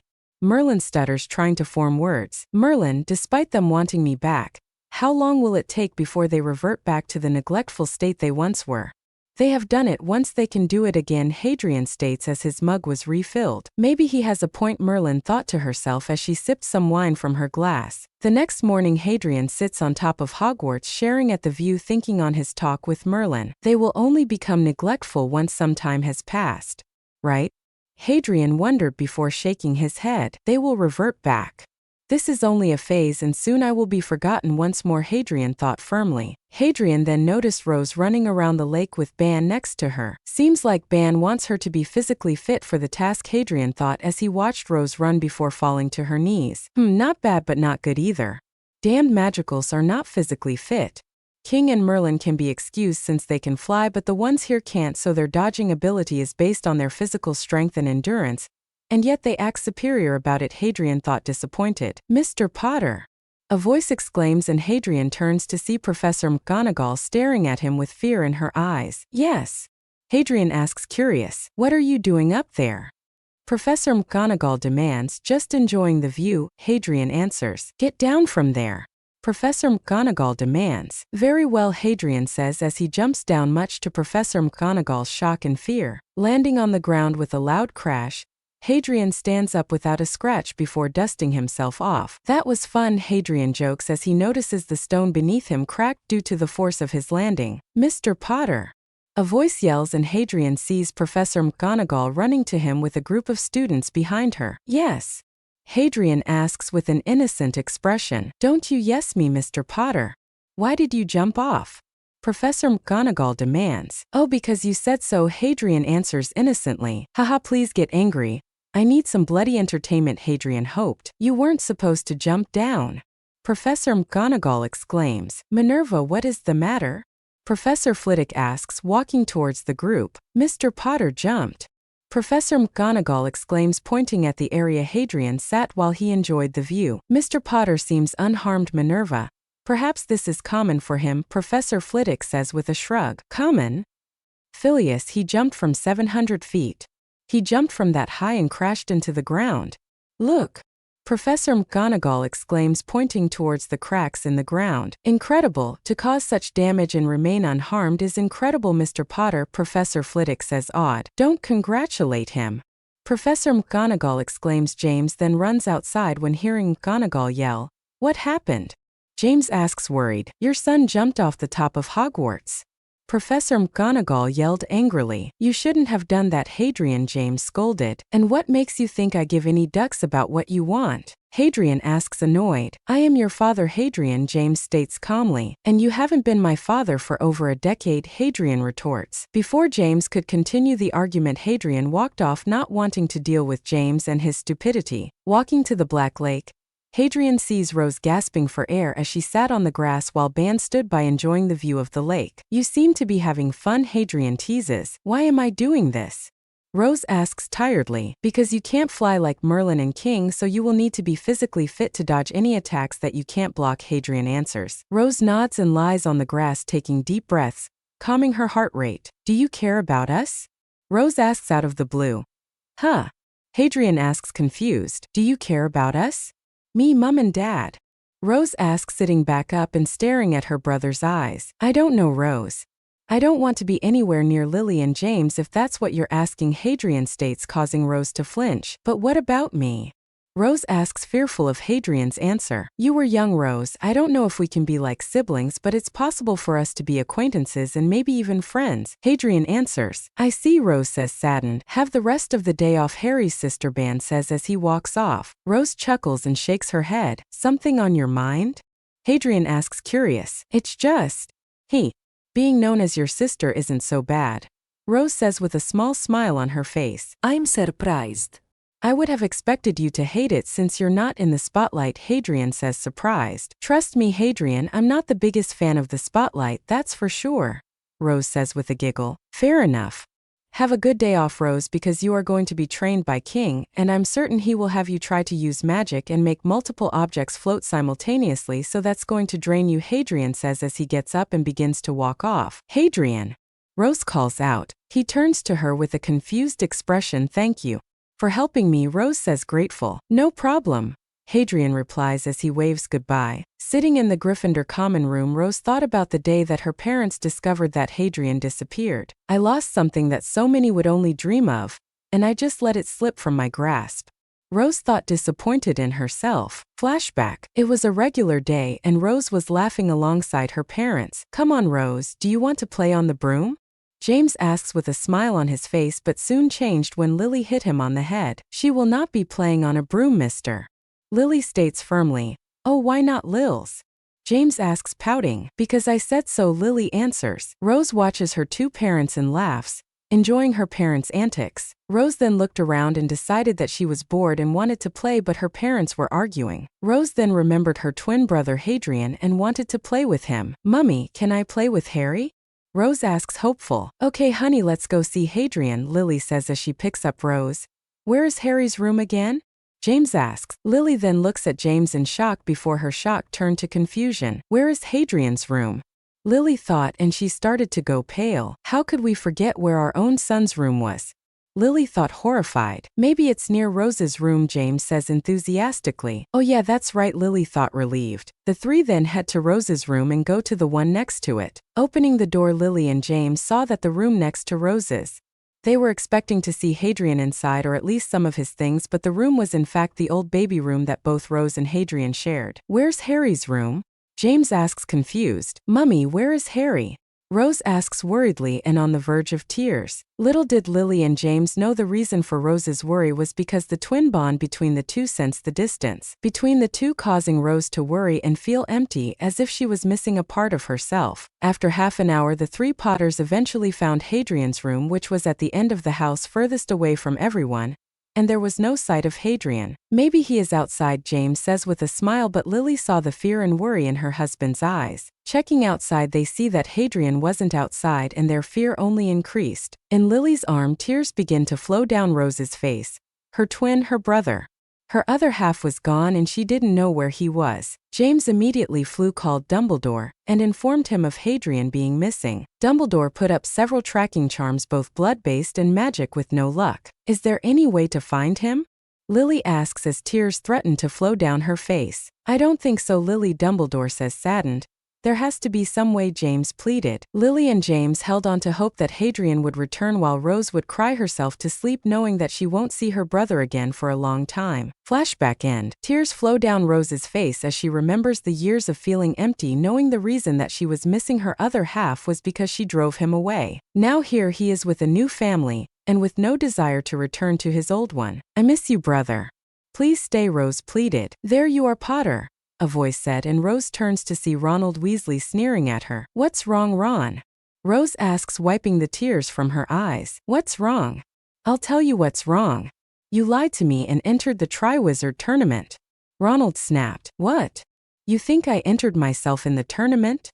Rose exclaimed, shocked. Yeah, we think that. We may have been distracted by the sins, but it doesn't mean we will forget that you are a cheat, Dean Thomas snapped. I didn't cheat. I didn't even want to be in the tournament. Rose yelled angrily. Yeah, right. Then how did you get in the tournament? Ronald demanded. I don't know. Rose snapped. The majority of the people in the common room were either glaring at Rose or pretending that nothing was happening. Rose looks at everyone silently, pleading to everyone to believe her before turning to Hermione. You believe me, don't you? Rose asks, hopeful. Rose, I don't know, Hermione says, and Rose's eyes widen in shock. See, even Hermione doesn't believe you. You are a cheat and a glory hound, Ronald stated. Rose looks at everyone, shocked by their hatred and treatment of her. After everything I did for them, the stone, the basilisk, and they still treat me like this. Rose thought as she stormed to her dorm before grabbing her things and miniaturizing them. Once grabbing everything, Rose heads down and sees everyone still looking at her with hatred, disgust, or jealousy. Yeah, get out of here. You aren't a Gryffindor, Ronald demanded, with the majority of the Gryffindors agreeing. Rose narrowed her eyes in anger and left Gryffindor Tower with her mini-sized trunk in hand, which none of the Gryffindors were aware of. Walking through Hogwarts, Rose pondered on her current situation. Where will I go? Where can I stay? Rose thought before bumping into something, causing her to fall to the ground. Hey, watch where you are. Rose stops mid-sentence when she sees Hadrian looking at her with a raised eyebrow. Care to explain where you are off to in such a hurry? And with your trunk, Hadrian says curiously, noticing the miniaturized trunk in Rose's grasp. The Gryffindors. They don't believe me and think that I cheated, so I can't go to Gryffindor Tower to sleep, so I need to find somewhere else, Rose sighed tiredly. So what you're saying is that a large group of people think you cheated and entered the tournament of your own free will, and basically just ditched you when there is a death tournament going on? Hadrian asks. Yes, Rose clarifies. What the duck? Hadrian says, confused and shocked. Rose smiles a little at his reaction. Maybe he believes me. Oh, who am I kidding? He doesn't care about me. He wants nothing to do with me, Rose thought, saddened. I hope I don't regret this, Hadrian mumbled to himself. Rose tilts her head, confused upon hearing his comment. How about you stay with us at the Boar Hat Tavern since you have nowhere else to go? Hadrian offers. Rose smiles brightly and lunges towards Hadrian, hugging him. After some time, Hadrian starts to feel uncomfortable with the proximity between the two. You can let go now, Hadrian says awkwardly. Immediately, Rose lets go with a blush on her face. Sorry, Hadrian, Rose apologizes. Hadrian sighs and shakes his head. Forget about it. Come on, I'm sure you would like to get used to be around us, Hadrian says before walking off. Maybe it won't be so bad, Rose thought as she followed Hadrian. I was wrong, Rose thought as she looked at the Sins, who were basically having the time of their lives. Currently, the Sins were outside the Boar Hat Tavern, sitting by a campfire next to the Black Lake with the moon overhead. Let's go, Ban yells at Meliodas as they both get ready for their arm wrestle. This is going to be interesting, Hadrian says with a smile. What, why? Rose asks, confused. But before Hadrian could answer, the ground cracks as both Ban and Meliodas arm wrestle. What's going on? Rose exclaims as the ground begins to shake. They are arm wrestling, Hadrian answers. What? This can't be them. Rose yells in shock. We're lucky Harry isn't doing it, Diane says, standing next to Rose. Why, what would happen? Rose asks, worried. Since at the moment Harry is the strongest out of us physically and magically, then he would cause a lot of damage, Diane answers, and Rose looks at her twin brother in shock. Yes, so what? Hadrian shrugs. Before Rose could answer, Meliodas is sent flying past Hadrian and into the wall of the Boar Hat Tavern. I guess Ban won this one, Hadrian says cheekily, haha. That's 461 wins for me. Ban yells triumphantly. It is actually 397 wins while I won 460 times. Meliodas says, walking out of the Boar Hat Tavern unfazed. Before Ban could argue, running could be heard and the Sins see Dumbledore, McGonagall, Moody, Snape, James and Lily running towards the group. What was that? Snape demanded. Oh, those two were just arm wrestling, King says, gesturing towards Ban and Meliodas. Impossible, no one could cause that type of earthquake, James protests. Haha, yeah, that earthquake reminds me of the time that lady found Harry attractive. What was her name? Ban asks, hitting his head attempting to remember the lady's name. Oh yes, it was Morg. Ban was immediately interrupted when Hadrian appeared beside Ban and kicked him in the stomach, sending him flying into a nearby mountain with a loud boom, and the mountain exploded, sending multiple large pieces of the mountain flying in all directions. Everyone who hadn't seen the Sins in action stared at the scene in shock, as their jaw dropped upon seeing Hadrian's strength. The silence was then interrupted when most of the Sins were laughing at the red face Hadrian had. We will not be talking about her, Hadrian states. Oh, don't be like that, Harry, Meliodas says, patting him on the back. What the hell? The Hogwarts staff exclaim in complete shock. You just killed your comrade. Lily yells in shock. Just then Ban lands next to Hadrian with blood on his body, which began to turn into steam and disappear from his body. You didn't need to hit me, Ban states as he hits Hadrian on the head. Hadrian pouts, making the Sins laugh once more. How are you alive? Dumbledore asks, shocked. Oh, I'm immortal. Ban says calmly. Dumbledore draws his wand and aims it at Ban, and the Sins draw their weapons and points it at Dumbledore. Put your wand away or you will pay, Merlin warns as her hands glow purple. He used dark magic to become immortal. Dumbledore snaps. If you don't put that wand away, Dumbledore, then we will kill you, Hadrian warns as Insidious is engulfed in hellfire. The staff drew their wand and pointed it at the Sins. You will not threaten the headmaster, McGonagall demanded as she points her wand at Hadrian. He started it, so watch it, Hadrian warns. By my calculations, the chance of survival of Dumbledore's and his friends are 0.0000041%. Gowther interrupted. Gowther, you're forgetting my magical power, Hadrian states. Oh, I apologize, it seems I have indeed miscalculated. They have a 0.000000000000000000022% chance, Gowther fixes. Lower your wands or we will make that incredibly low chance of survival to non-existent, Hadrian warns. Elizabeth then runs to the center, stopping anyone from attacking lest they hurt her. Elizabeth, what are you doing? Meliodas demanded. You are all such good people. You shouldn't be fighting, Elizabeth says with tears in her eye, while the other one is covered by her white hair. Elizabeth, they drew their wands first, Hadrian states. I know, but they thought Ban was evil, Elizabeth states. Doesn't change the fact that they seek to hurt one of our own. Diane states angrily. Please all of you put your weapons down and talk, Elizabeth pleads. Everyone stood there, none willing to lower their weapons. Meliodas then sighs and lowers his weapon, and soon the rest of the Sins followed by the Hogwarts staff. How did you become immortal? Dumbledore demanded. It doesn't matter how he became immortal, but what does matter is that you believe that we should listen to you. Meliodas states, annoyed. I am Albus Dumbledore, headmaster of Hogwarts, and you are on my grounds, Dumbledore states angrily. We didn't have a choice to come here.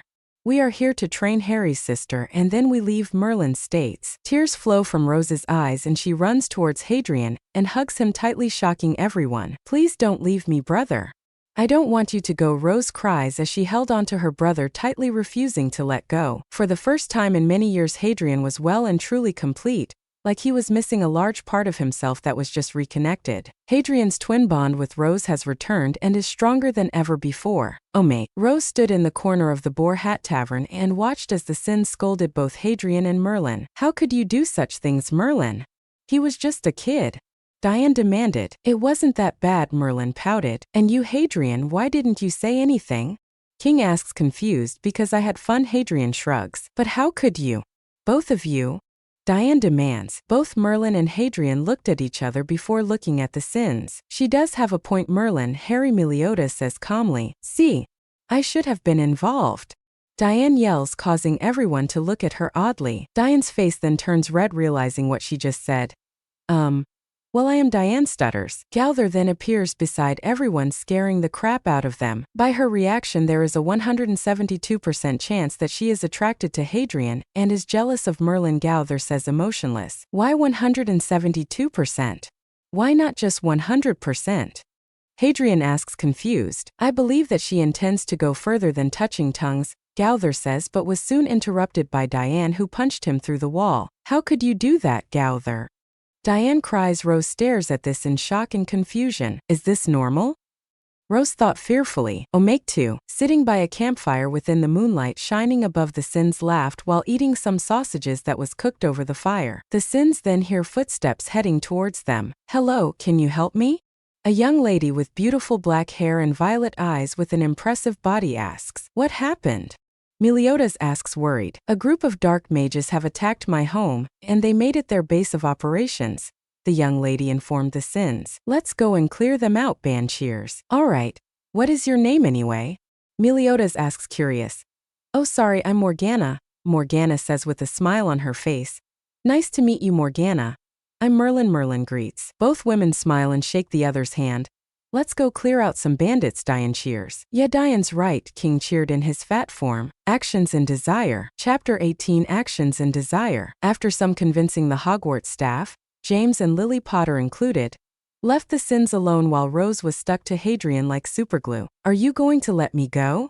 Hadrian asks, curious. No. Rose stated with an adorable pout on her face. How am I supposed to show you to your room? Hadrian asks, carry me, Rose stated as if she was a small child. What have I gotten myself into? Hadrian thought to himself before standing up. Immediately Rose wrapped her legs around Hadrian and held onto him tightly. Are you seriously going to expect me to carry you around? Hadrian asks. Yep, Rose stated with a smile on her face. Hadrian sighs tiredly and heads to the Boar Hat Tavern with Rose attached to him. Entering the Boar Hat Tavern, Hadrian shows Rose the location of her room. You will be staying here for as long as you desire, Hadrian says as Rose looks around the room with a bright smile on her face. Where will you be sleeping? Rose asks, curious. I'm just next door, Hadrian says. I see, thank you for everything, Rose says, smiling brightly. Hadrian's eyes widen when he feels warm when seeing his twin sister smile happily. Yeah, see you later, Rose, Hadrian says as he leaves her room. As the door closes, Rose jumps up and down happily. It's back. Our twin bond is back, Rose thought with a large smile on her face. Rose looks around once more and places her trunk in front of her bed and sits on her bed. In the headmaster's office, Albus Dumbledore drummed his fingers on his desk. In front of Albus was James and Lily Potter, who seemed distraught. What do we do, Albus? Lily asks. Yeah, how can we get Harry back if he hates us? James asks, upset. I do not believe that attempting to force him to do as you want is a good choice. He is a young man with a family that he loves, and after what we did, it would make anyone, including Hadrian, at the very least dislike us and the most hostile towards us, Dumbledore says, and Lily gasps at the thought of Hadrian hating her. So what do we do? James asks. I believe that time and patience should allow Hadrian to calm down and be more patient when talking to us, Dumbledore states. But isn't there some other way for him to come back to us? Lily pleaded. Yes, but I would never go so far to force someone to stay where they have no desire to be, Dumbledore says. What were you thinking of? James asks, curious. Due to me being Supreme Mugglewump, I could use the law to force Hadrian to join you, but I will never do that, Dumbledore states. James and Lily nod saddened and leave the room. Dumbledore remains seated as the door closed before looking at Fawkes. What do you think I should do, my old friend?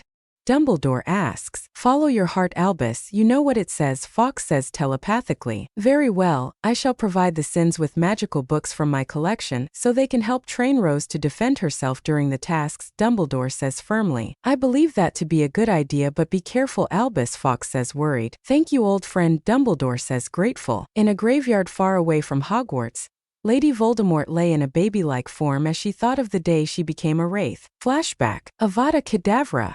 Lady Voldemort yelled as the killing curse shot at Hadrian, only for it to be reflected back at her. As her body gets destroyed, Lady Voldemort's eyes widen upon seeing Hadrian's eyes glowing slightly red, while his twin sister beside him looked at her with curiosity with glowing blue eyes. Sorry, Hadrian apologizes, and Voldemort saw genuine remorse. Don't worry about it. Just please don't stand in my way, Voldemort says as she flies off. The child has a lot of potential, and the fact that he survived the curse is proof enough. But is it a self-fulfilling prophecy? Now that I think about it, there are nearly no true prophecies besides one or two within a few centuries, and the rest are just self-fulfilling, Voldemort thought as she flew off. But the girl had glowing blue eyes while he had red. Perhaps the prophecy isn't even a real one but in fact faked, Voldemort thought as she sensed that both children had incredible power at that moment. Flashback end. Voldemort kept thinking about that day. The day she lost her body and the day the boy's twin sister was named the girl who lived. Those pitiful sheep, the boy vanquished me. Or did they both vanquish me together? After all, she also had glowing eyes. Voldemort wondered before shaking her head. When I use the girl's blood I shall return her back to Hogwarts, and then I shall fix the wizarding world, Voldemort thought. In Gryffindor Tower, Ronald Weasley kicked his trunk as he was told that Rose's trunk was removed from her dorm. The invisibility cloak and Marauder's map are mine. Not hers. They belong to me. I should be the one who gets it, not her. Ronald Weasley seethed with rage. Ron then stomped downstairs and saw his sister sitting by the fire. I can't believe she did this. Ronald snapped. Ronald. You know why you were friends in the first place, Ginny stated. Yeah, become her friend and then love potion her to get her money, Ronald states annoyed. Exactly, but now we have to worry about her twin, Ginny says annoyed. He looks a lot older than 14, Ginny, Ronald states annoyed. I believe him to be 16, Ronald, but yes, and even if you don't get the Potter's money you still get the girl who lived, Ginny informs her brother. Ronald smirks as he imagined dominating Rose against her will. Yes, and we will be rich, Ronald says smirking. Remember, we can't let anyone know of this, Ginny warns her brother. Yeah, I know, don't tell any of our family, Ronald states annoyed. Yes. Our brothers wouldn't understand and Mum and Dad would be angry, and who knows what they will do since they see Rose as their own daughter, Ginny states annoyed. Yeah, I got it. So what's the problem? Ronald asks annoyed. 1. Rose is no longer in the dorm because you were an idiot, meaning we won't be able to keep you close to her. 2. We now have to worry about those holy knights. I say they're bloody weaklings, but whatever, and they will more than likely protect her. 3. If Rose is with her brother, he might convince her to stay away from you. And that will go against our entire plan if he notices that she suddenly becomes all friendly with you, Ginny states irritated. So what? They will leave at the end of the year and we can potion Rose and I will be famous for bagging the girl who lived, Ronald states proudly. Watch it, you idiot, Ginny hisses as she hits Ronald on the back of the head. What was that for?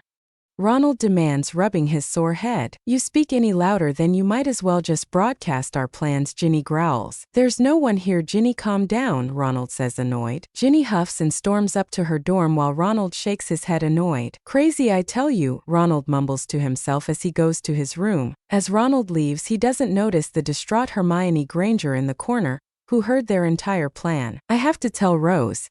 I can't let them do that to her, Hermione thought as she ran out of Gryffindor Tower. Rose heading downstairs in the Boar Hat Tavern, Rose saw that no one was inside. Where did they go? Rose thought before noticing a campfire outside with people around it. Heading outside, Rose saw the group laughing with drinks in their hands. Do you remember when Hadrian was a kid and thought it would be a great idea to throw ban at the opponents? King asks, laughing. It was not. Ban protests. It so was Ban. The look on the faces of those barbarians, Diane laughs. It was not funny, Ban continues his protests. Then why were you the one laughing the most afterwards? Meliodas asks with a knowing smile. I was not laughing, Ban grumbles, taking a large gulp of ale. Hey, Rose greets. Hey, Rose, the Sins greet back. Moving towards the campfire, Rose sat next to Hadrian, who had Merlin on his other side. Hey, Hadrian? Rose asks shyly. Yeah? What's up? Hadrian asks, curious. How old are you? Because you don't look like you're 14-inch, Rose asks, curious. Harry is 20 years old, Meliodas answers. What? Really, but I'm only 14, how did that happen? Rose asks, confused. There is the possibility that time passes differently between our worlds, so that could be the reason Harry is older, Merlin explains. Rose sighs and nods, accepting Merlin's explanation. As the Sins relax, running could be heard in the direction of Hogwarts. I wonder who's running here? Meliodas asks out loud. Soon the person stops, revealing bushy brown hair with beautiful brown eyes which were filled with tears. Hermione. Rose asks, confused, but was surprised when Hermione hugged her tightly. Rose, Ronald dan Gina Plantolovi potion, wand I wanted to warn you back, as I you. Hermione says at incredible speed. Hermione. Rose exclaims, calming the poor girl down. What is wrong? Rose asks, worried. She said that Ronald and Ginny plan to love potion you and I wanted to warn you because I care about you. And then you interrupted her, Gowther answers. What? Ron and Ginny plan to love potion me. Rose asks. Shocked Hermione nods her head as tears threaten to escape her eyes. Hadrian growls and his eyes begin to glow red with his power increasing steadily. Gowther then fires a beam of pink energy towards Hermione's head, shocking everyone. She is telling the truth, Gowther informs the group. Tears begin to flow down both Hermione's and Rose's face. I thought they were my friends, Rose thought, upset and angry. Gowther then stands up and walks towards Rose and looks her in the eyes, confusing the sins. What are you doing? Rose asks, confused. Without a word, Gowther sends another line of pink energy towards Rose's head. Interesting, Gowther says after a minute of silence. What's interesting? Hadrian asks, curious. Gowther then repeats his previous action but does it to everyone else. Hadrian's eyes widen upon seeing Rose's memory from when she was in her second year at Hogwarts in the Chamber of Secrets. Flashback. Rose stood in front of a large door with snakes around the edges. Open, Rose says in Parseltongue, and the door begins to open. Soon the Chamber of Secrets is revealed with Ginny Weasley at the end lying on the ground unconscious. Ginny, Rose cries out and runs towards the poor girl. Reaching Ginny, Rose began to shake the girl. Come on, Ginny, we have to go, Rose says, shaking the girl. She won't wake. A voice says, and Rose turns to see a beautiful young girl. Tammy? Rose asks, confused. Yes, it is I. But what I want to know is why you. A little girl was capable of defeating the most powerful dark lady of all time that surpassed even Morgana herself. Tammy demands, why do you care? Voldemort was after your time. Rose asks, confused. Voldemort is my past, present and future, Tammy says before writing her name into the air. Tammy marveled a riddle and she swiped her wand over the words, and it began to change into I am Lady Voldemort. Rose stares at the word in shock and horror. Do you see now, Rose Potter? But how can you, a mere baby, take me out? Tammy demands with a sneer on her face. Rose remains silent with a shocked expression on her face. Tammy scoffs and turns towards Slytherin's statue. Hear me, Salazar, greatest of the 4-inch, Tammy says in Parseltongue. Soon the statue's mouth began to open and the basilisk slithered out. No. Rose curses herself. Kill her, Tammy ordered, and the basilisk charged towards Rose. Rose runs to the side, avoiding the basilisk's lunge, and attempts to run away before tripping on the wet floor and looking directly at the basilisk in the eye. Tammy yells in triumph before blue energy began to seep out of Rose's body. What? Tammy exclaims in shock. Rose stood up in shock with her eyes glowing bright blue. The basilisk lunges towards Rose, who jumps to the side and accidentally jumps over the basilisk's body with incredible strength. What's happening to me? Rose thought, confused. Just then a loud screech was heard and Fawkes flew into the chamber with the Sorting Hat in its claws. Dropping the Sorting Hat onto the ground, Fawkes struck at the basilisk, destroying its eyes. No. The basilisk may not be able to see, but it can still smell you, Tammy snarled. Potter, over here. The Sorting Hat yelled. Rose smiled upon seeing something shine within the Sorting Hat, quickly running to it. Rose reached into the Sorting Hat and pulled out a sword with the name Godric Gryffindor on its blade. The sword began to glow bright blue and the name began to change to Rose Potter with a white phoenix on its hilt. Kill it now. The Sorting Hat yelled, and Rose turned and saw the basilisk lunging towards her. Swinging the sword upwards, a wave of blue energy flew out of the sword and cut the 60-foot basilisk in half. What sort of power is this? Tammy demands, while the energy that was once flowing off of Rose was no visible and Rose's glowing blue eye dimmed. What was that? Rose thought, swaying on her feet. No, I still have the diary to deal with, Rose thought with determination as she pulled out a tooth from the basilisk. What are you doing? Tammy demands fearfully. This is your end, Voldemort, Rose states as she raises her arm up and slams it down. A loud chink was heard. Where the diary lay before was gone, as if it vanished. What? Rose says to herself, confused. What happened? The diary was right there? Rose thought, confused. Her train of thought was then interrupted by Tammy's laughter. You think I would just leave such an important artifact unprotected? As if. But you did indeed win today, so I leave this as a parting gift, Tammy says before disappearing from sight. A gasp was heard and Rose turned to see Ginny, who had regained color and was wide awake. At least I did something right, Rose thought before sliding into unconsciousness. Flashback end. Everyone sat there shocked by the memory. Merlin, do you think that she has it?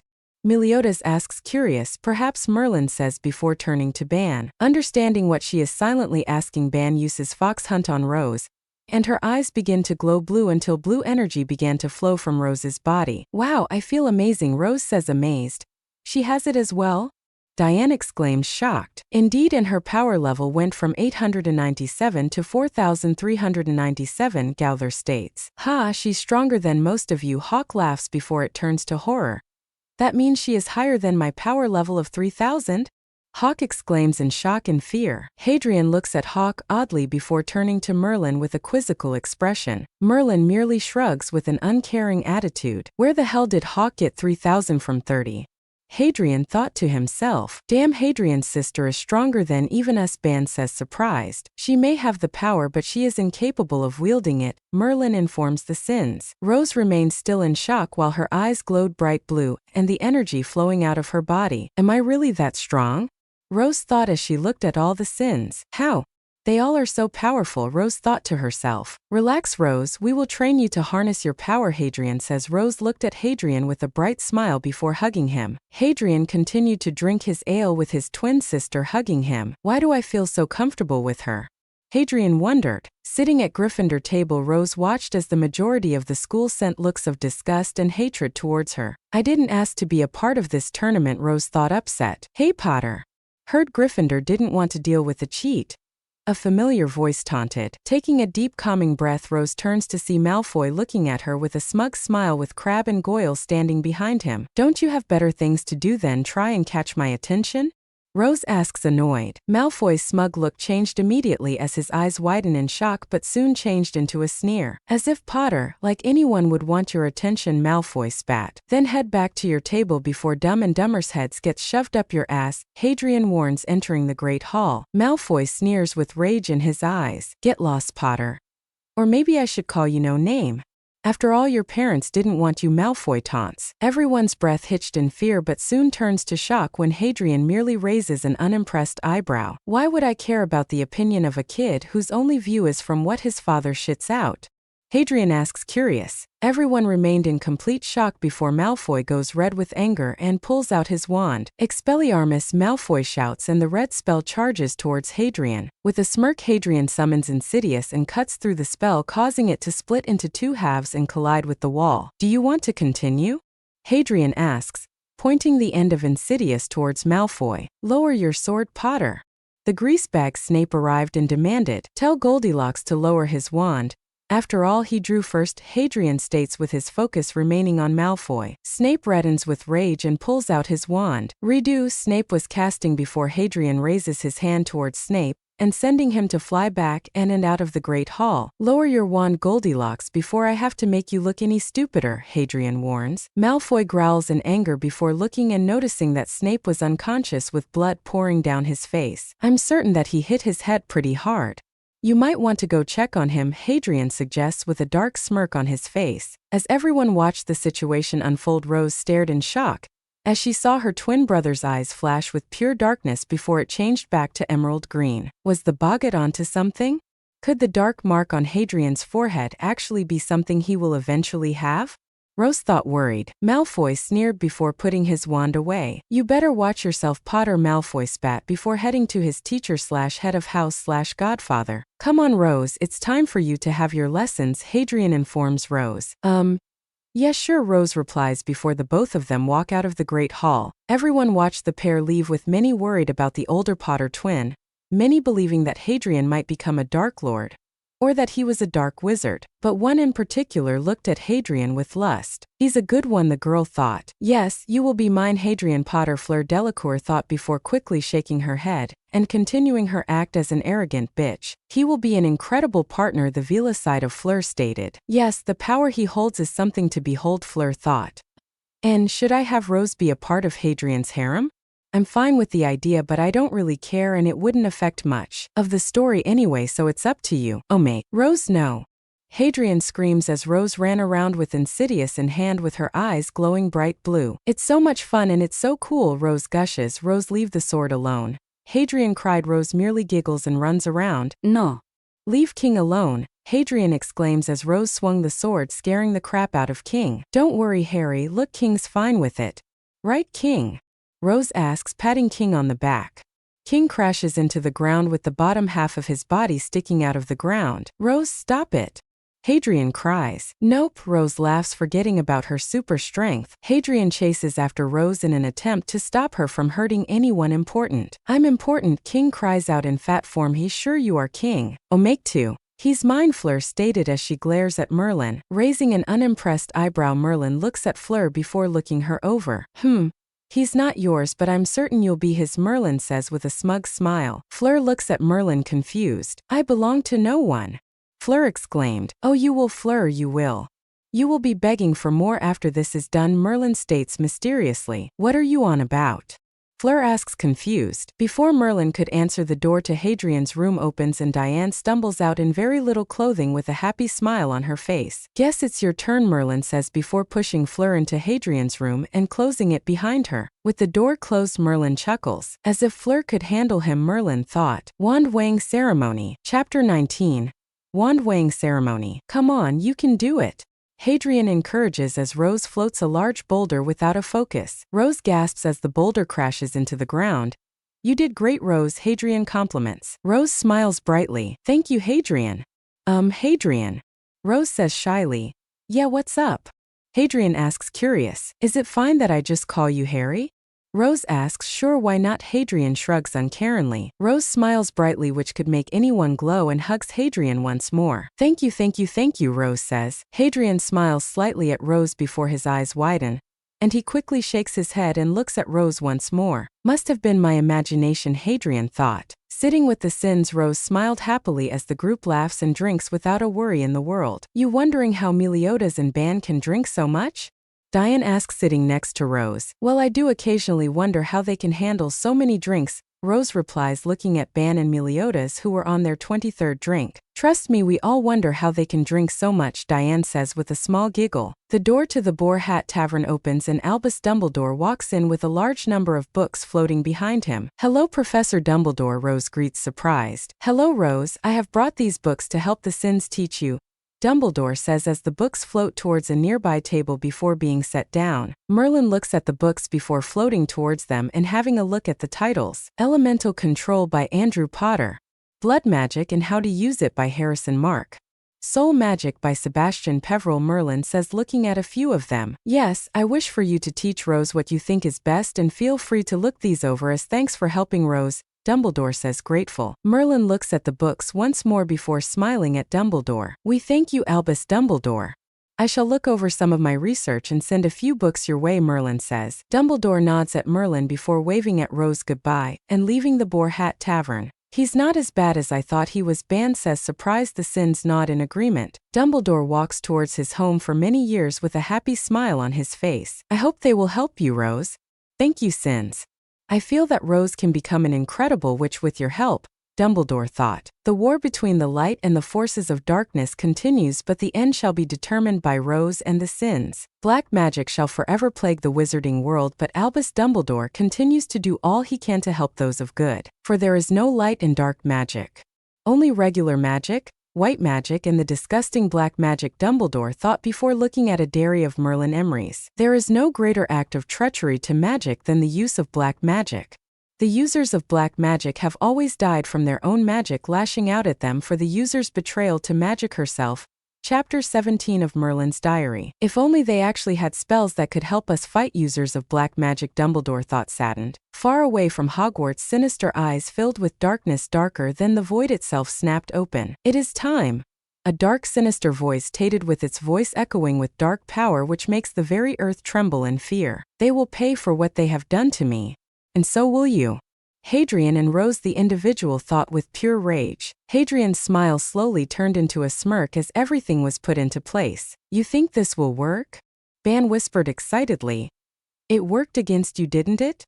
Hadrian teases. Ban grumbles before accepting begrudgingly that the plan was practically a success. As the students enjoyed their meal with a certain badge on their chest which said support, Diggory the real Hogwarts champion, which would mysteriously change to Potter Stinks without a care in the world, little did they know that they were going to have a bad day. Draco Malfoy stood up before jumping onto his table, confusing his housemates and everyone who noticed. Malfoy's clothes then explode in a puff of smoke, and in its place was a pink dress, and his hair became long and was tied up in a ponytail and braided with girlish accessories. I'm a Barbie girl in the Barbie world. Life in plastic. It's fantastic. You can brush my hair and undress me everywhere. Imagination. Life is your creation, Malfoy sung before his clothes exploded, leaving him in only underwear where at the back said, free use. Crabbe and Goyle then jump up and their clothes change, and in its place was black dominatrix clothing, which is typically meant for women who like to dominate their partner in the bedroom. Come on Barbie, let's go party, Crabbe and Goyle sing simultaneously before kicking Draco right up the ass. I'm a Barbie girl in the Barbie world. Life in plastic, it's fantastic.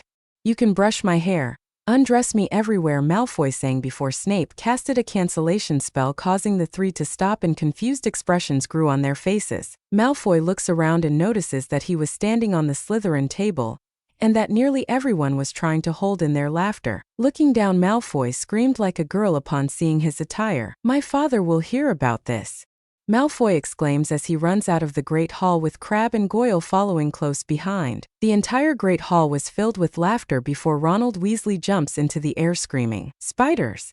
Spiders everywhere! Ronald screams as he looks at his food, which have not been affected. Weasley, enough of your nonsense! Snape snapped, spiders everywhere! Ronald screamed as he looked directly at the food before running out of the Great Hall. What did you do for that Weasley girl? Ban whispers as the two remained hidden as the commotion continues. All I had to do was make a fluke call, Hadrian says mysteriously. Soon an owl flies into the Great Hall with a red envelope before landing in front of Ginny, and dropping the envelope before flying away as fast as it could. Looks Weasley's got a howler, Seamus laughs. Shakily Ginny reaches towards the envelope, which then rises into the air, and a mouth was formed. Ginevra Molly Weasley. How dare you? After all I've done for you, you become a Scarlet Woman. Molly, voice screamed, causing Ginny's face to redden significantly. Is that true? Ban asks, shocked. Yes, I was so ducking surprised when I found out. Hadrian answers honestly. What have I done that caused you to become such a disgrace? Sleeping with so many men that you're called the local doorknob? Molly voice screeched. Is she actually called the local doorknob? Ban asks, shocked. Nope, but she is now, Hadrian says with a smirk on his face. Why did you have her mother call her that? Ban asks, curious. Hadrian remains silent, but the smirk on his face grew, leaving Ban perplexed. Soon the envelope exploded in a ball of fire, leaving Ginny sitting there completely red in the face. Looks like Weasley wants everyone to have a turn. A Slytherin laughs. Ginny runs out of the Great Hall red-faced and ashamed. Serves her right for trying to potion my sister, Hadrian thought darkly as his eyes flashed black before returning to emerald green. Hadrian's eyes widened before he shook his head, confused. Why am I becoming so protective over her? Hadrian wondered, and soon everyone that wore the badges has their day was ruined by Hadrian's prank. Rose sighs in relief as she sat on the grass with sweat drenching her face. You have improved greatly, Hadrian compliments. Thanks, Harry, but I still need to do better. Rose complains. Hadrian chuckles and shakes his head amused. Rose, you have to understand that you are forcing your body to adapt to something it hasn't done in a long time, Hadrian informs his sister. Rose sighs but nods her head. I just want to make you proud, Rose states. Hadrian's eyes widen in shock before they soften, and Hadrian gives Rose a warm smile. Come here, Hadrian says, opening his arms silently, telling her to give him a hug. Rose nods and hugs Hadrian tightly. I love you, Harry, Rose says as tears threaten to fall from her eyes. I love you too, Rose. Seeing you improve makes me proud of you, Hadrian says proudly. Rose smiles brightly and holds onto Hadrian tightly. I feel complete, Rose thought. Rose poured magic through her wand and watched as her book floated through the air with some difficulty before dropping onto the table with a thud. Rose sighs and puts her wand onto the table before putting her face into her hands tiredly. Why won't it work? Every time I use my wand I have trouble. Ollivander said I was missing a component, but what? Rose thought, annoyed. Rose looked at her wand, which lay on the table. Excuse me, Potter? A voice asked, and Rose turns to see Fleur Delacour standing there. Hello. Delacour, right? Rose asks hesitantly. It's nice to meet you, Fleur greets. It is nice to meet you as well, Miss Delacour. Is something the matter? Rose asks, worried. None, I would like to talk about your brother. Airy, Fleur answers. Rose looks at Fleur, wondering if she should talk to Fleur about her brother. All right, Rose sighs. Fleur's face brightens and she sits next to Rose. What is he like? Fleur asks, curious. Well, he's strong, caring, funny, powerful, and he's a great brother, Rose says with a smile on her face. He must care about you, Fleur notices. Yeah, in the beginning he didn't really want to spend time with me, but he started to warm up to me. Rose says with a warm smile on her face. She must really care about him, Fleur thought to herself. So what else do you want to know about him? Rose asks, slowly warming up to Fleur. What does he like to do? Fleur asks. Rose hums in thought and rubs her chin. I don't actually know. He is a part of the Holy Knights and he protects the kingdom of Lyonesse. He likes to train and grow stronger. He also likes to do pranks, but I haven't seen him do many. Rose shrugs. Fleur looks at Rose in surprise before his expression becomes thoughtful. Could he have been the one who made those English pigs embarrass themselves? Fleur wondered. Think about it. A strong male that has become attached to their sibling, who is being treated horribly by the people around them. Wouldn't you do the same? Fleur's Vila side questions. I would protect Gabriel, Fleur thought firmly. Then that means he's not only strong and handsome, but he is also protective and thoughtful, from what his sister said. A perfect mate, Fleur's Vila side lists. Yes, he does seem like the perfect mate. Even if he isn't the one for me, he would certainly be amazing in the bedroom, Fleur thought. Of course, the sexual energy around him is amazing. But don't be surprised if you can't handle him, because it surpasses even you, Fleur's Vila side warns. He's that good? Fleur thought, shocked. Probably better, Fleur's Vila side answered. I apologize, Miss Potter, I must go. It was fun to talk to you. Fleur thanks before heading off. See you later, Miss Delacour, Rose waves. She seems nice, Rose thought to herself before heading to the Boar Hat Tavern to get some sleep for the night. She isn't like the rest of these little girls. She doesn't hate me for something I can't control, Fleur thought happily. Oh yeah.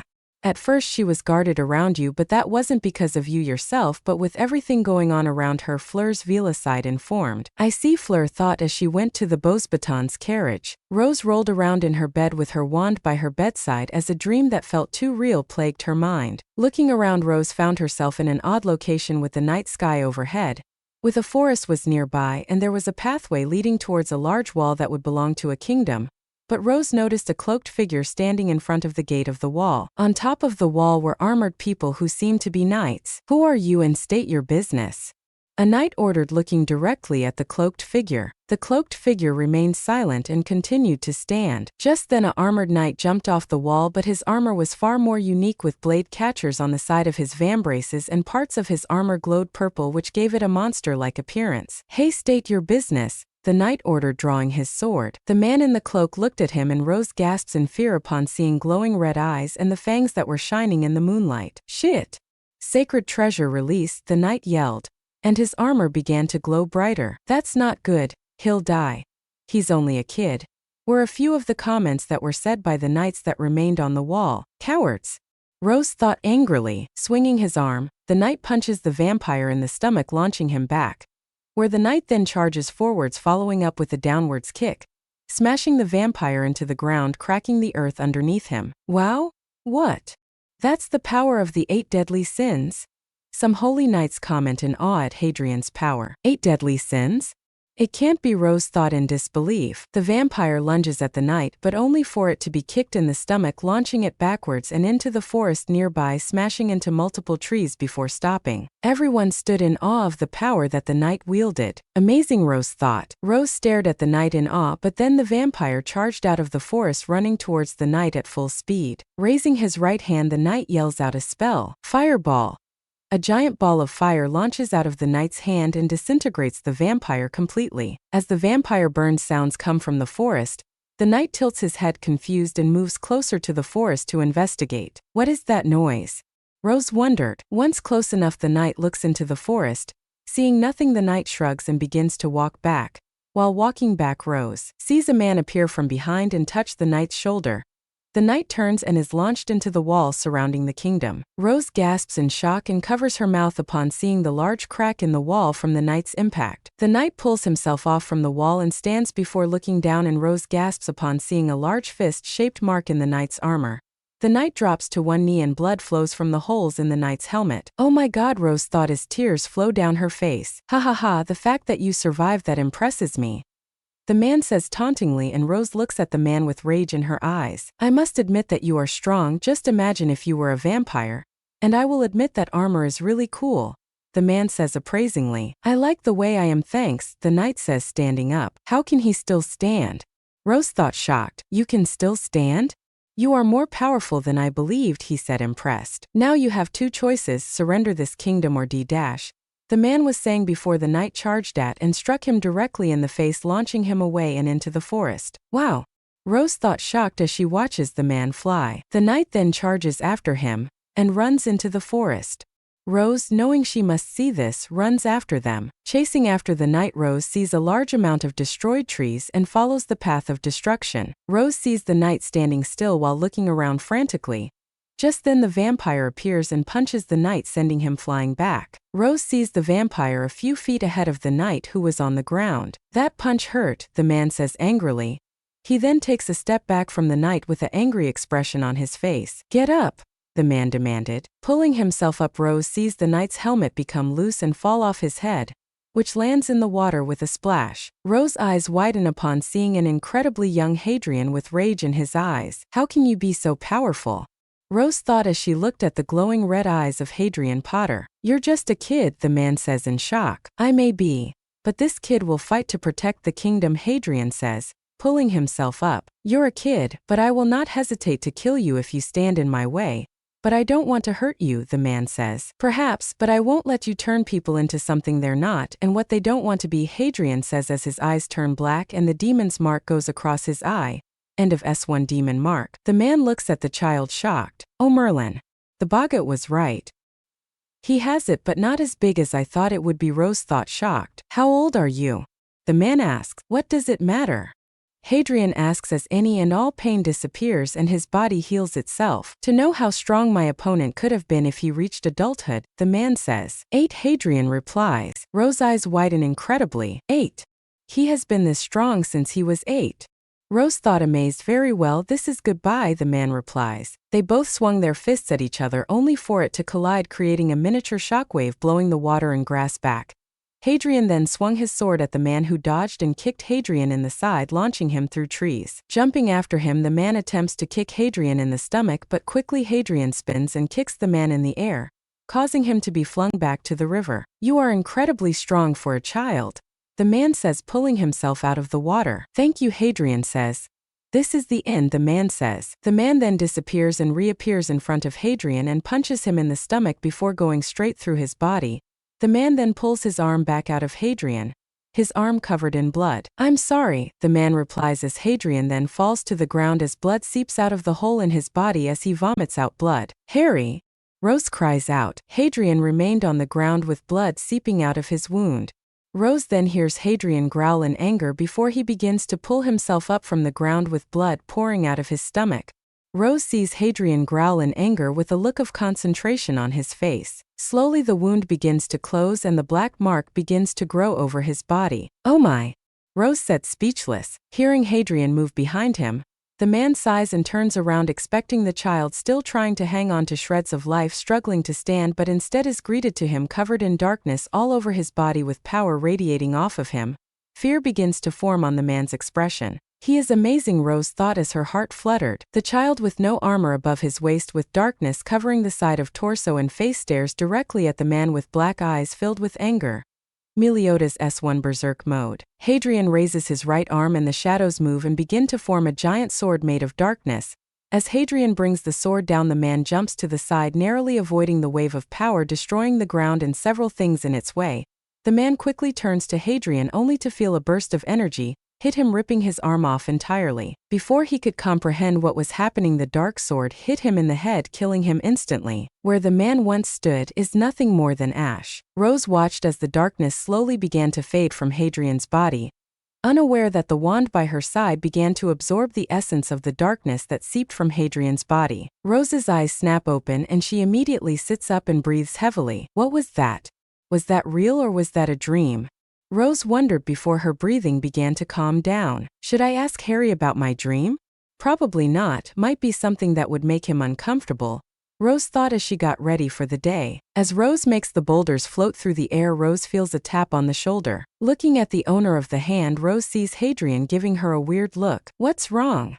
Rose asked, worried. Do you know that idiot by any chance? Hadrian asks, gesturing to Colin Creevy. With a sigh, Rose nods her head. Is something the matter, Colin? Rose asks. I was told to bring you to do the wand weighing ceremony. Colin answers nervously. What kind of idiotic ceremony is that?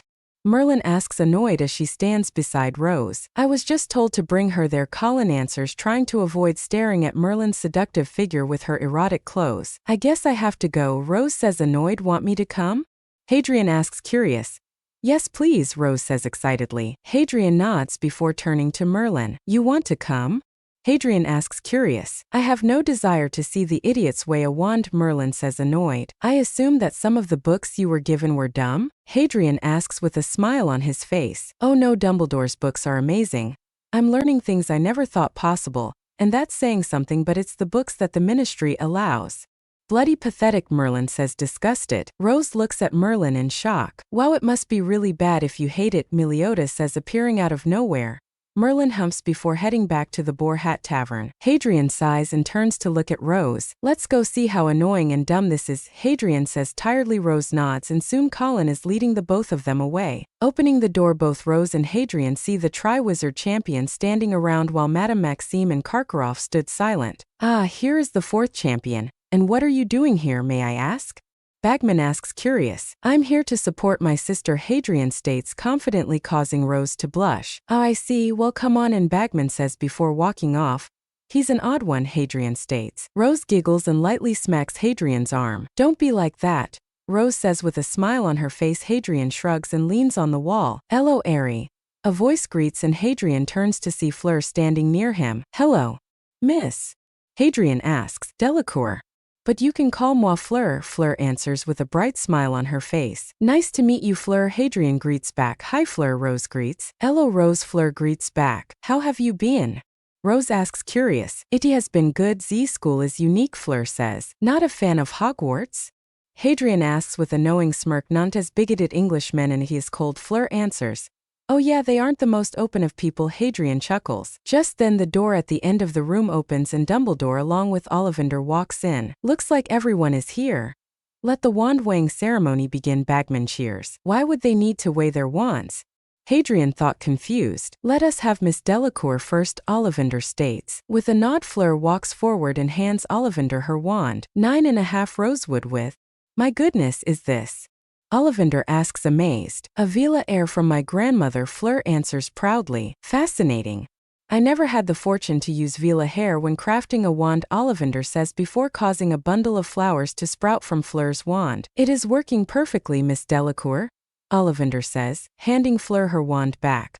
Now Mr. Crumb, Ollivander calls up. Victor then walks forward and hands his wand over to Ollivander, and the wandmaker immediately begins to inspect it with curiosity and fascination. Fascinating, this is made by Gregorovitch, wasn't it?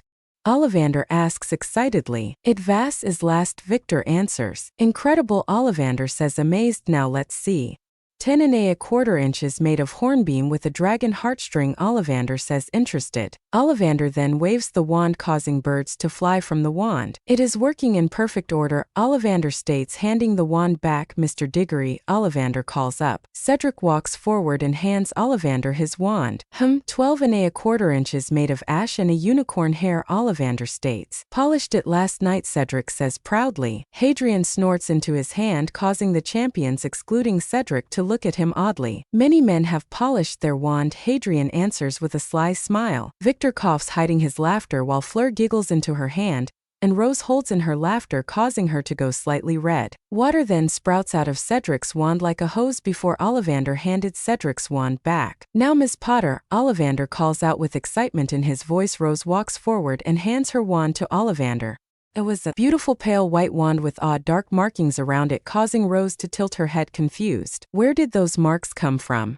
Rose thought confused. Fascinating. 14.5 inches. Elderwood with a royal white phoenix, and dear me, the essence of a royal black phoenix. Ollivander says shocked and amazed. What are royal black and white phoenix? Some blonde lady asks with a notepad behind her with a floating quill. They are phoenixes of incredible power that have not been seen in over 4,000 years. Ollivander answers amazed. 4,000 years, huh? Harry thought interested as he looked at Rose, who stood in shock upon hearing the history of the contents of her wand. Hadrian lay outside relaxing and staring at the night sky, enjoying the stars glowing across the night. You seem relaxed, a voice says, and Hadrian looks up to see Merlin looking at him with a cheeky smile on her face. Of course I am, Merlin, why wouldn't I be? Hadrian asks curious. Oh, I don't know, Merlin says as she sits next to Hadrian. Maybe because we have to deal with a bunch of idiots, Merlin says. Hadrian chuckles and shakes his head amused. Is there a reason you're out here, Merlin, instead of experimenting? Hadrian asks cheekily. Oh, I am definitely experimenting, Merlin says before she straddles Hadrian, looks at him in the eyes with her eyes filled with lust. And I am in need of some fascinating results, Merlin says seductively before both Sin's lips lock. As their tongues begin to explore each other's mouths and their hands running across their body with their crotches grinding against each other, the both of them moan in pleasure. The both of them separate soon after, and they both stare at each other intensely. Maybe we should finish this in another place, Hadrian offers. Oh, where should we finish it? Merlin asks seductively as she leans her head towards Hadrian's. The bed might be a good one, Hadrian suggests. Merlin giggles amused and she leans forward. Just as their lips were about to lock in another lustful embrace, a loud banging was heard nearby. Damn it, King! Ban exclaims, and both Boar and Phoenix Sin look to see a giant hole in the Boar Hat Tavern. It wasn't my fault. King protests. It so was. Ban complains. No, it was not, King exclaims, going into his fat form. Hadrian chuckles and looks at Merlin. Looks like this will have to wait, won't it? Hadrian asks knowingly. Merlin sighs and nods her head. It would seem we have been once more foiled, Merlin pouts. We have been cocked-blocked once more, Hadrian complains, causing Merlin to giggle. Let's go see what's wrong, Merlin suggests. Sure, might as well, Hadrian shrugs, and soon the both of them go to see what has happened. Oh, make one. Both Hadrian and Merlin moan into each other's mouths as they continue to grind against each other. Guys, we need help, King exclaims, bursting into the room. Are you shitting me? Hadrian curses. Why would I be shitting on you?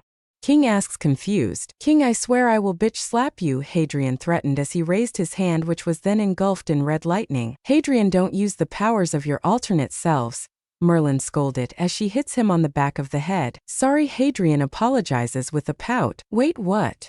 King asks confused. Oh yeah, I forgot about you. You cock-blocking bastard. Hadrian exclaims and begins to chase King. No, I'm sorry. Mercy! King cries out. Omake 2, continuation of previous Omake 2. Fleur stumbles out of Hadrian's room with her hair completely messed up with a goofy and satisfied smile on her face. Had fun? Merlin asks, scaring the crap out of Fleur, who then began to calm down and puff out her chest proudly. Of course, I was able to satisfy him, Fleur states proudly. Really? You do realize he had sex with Diane before you, right? Merlin asks with a smug smile. Fleur's eyes then widen in realization. And besides, it's my turn to have my fun with him, Merlin says before entering Hadrian's room. There is no way Hadrian could handle another girl, Fleur thought firmly. Oh yes, harder. Merlin's moan was heard from behind the door, shocking Fleur. He can do more? Fleur thought, shocked. First task. Rose sighed as a group of 7th-year Hufflepuffs block her way. You think you can just steal our glory and get away with it? The leader asks with a cocky smile on his face. No, I don't even want to be in the tournament, Rose stated, annoyed. Oh yeah, right, it must be horrible being famous, a Hufflepuff stated sarcastically. Rose shook her head, exasperated. I didn't ask for fame, it just happened, Rose says. Yeah, right. I bet you're excited to lord it over all of us. Acting like you're Merlin's gift, the Hufflepuff leader snapped as he grabbed Rose's collar and bring her closer to him. You think you're some amazing hero, but you're nothing, the Hufflepuff leader sneered. I don't want to fight you, Rose stated, causing the Hufflepuffs to chuckle. Well, that's too bad, the Hufflepuff leader says as he raises his arm ready to hit Rose. Yeah, hit her. Show her what happens if you mess with us, some of the Hufflepuffs comment. I wouldn't do that if I were you, a voice stated, and the Hufflepuffs and Rose look over to see Meliodas walking towards them. Beat it, kid, we have no interest in you, the Hufflepuff leader ordered. You see, I can't leave if you're going to hit her, Meliodas stated. This has nothing to do with you. Why do you care? A Hufflepuff demands. That's where you're wrong. You see, she is the sister of my comrade, and he has started to become attached to Rose, and if he were to learn that you hurt her, Meliodas says, leaving the comment in the air before chuckling, and his entire demeanor darkens. Now beat it, Meliodas growls as his eyes flash black. The Hufflepuff shake in fear as the leader releases Rose. Fine, we're going, the leader says shakily. Rose looked at the Hufflepuffs that were leaving with disgust on her face. You okay? Meliodas asks, worried. I'm fine, thanks, Meliodas, Rose says, grateful. No need, Harry cares about you, so that's all the reason I need to help you. Besides, even if you weren't, I would have still helped you. Meliodas shrugs. How is Harry doing anyway? Rose asks, curious. He's not bad. Merlin said she needed his help with something, Meliodas says as he begins to walk off with Rose following behind him. With what? Rose asks curious. Don't know, Merlin isn't really the type who talks about her experiments, and the only person who she willingly does is with Harry. Meliodas answers. I wonder what they're doing?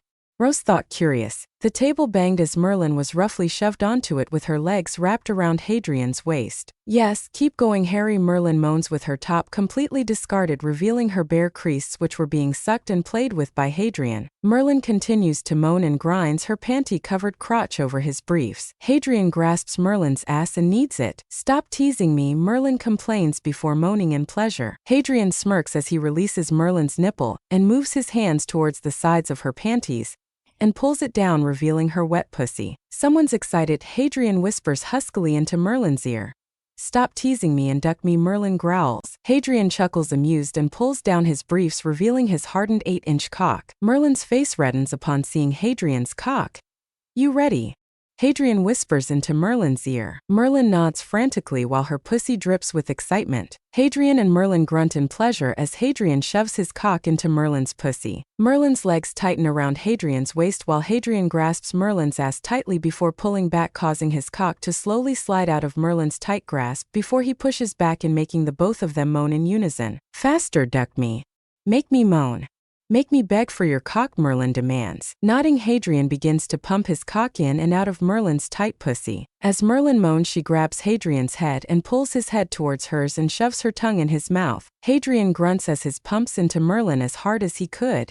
This woman, this beautiful woman who has helped him and taught him, lay before him moaning as he rammed his cock in and out of her pussy. The woman he looked up to.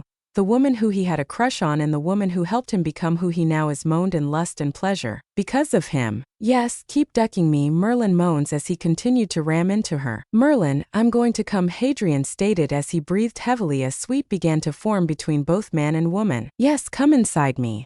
Fill me with your cum. Impregnate me. Merlin screamed in pleasure. As Merlin's words echoed through Hadrian's mind, he yelled as he began to fill her womb with his seed, causing Merlin to scream as her entire body was overflowed with ecstasy, covering Hadrian's cock in her juices. Hadrian soon lay on top of Merlin with his head between her creases as his cum leaked out from her pussy. Both remained silent, breathing heavily and covered in sweat. That was amazing, Hadrian says, amazed. Merlin chuckles with a goofy smile on her face. We can agree on that, Merlin replies before looking down at Hadrian. In the mood for round 2?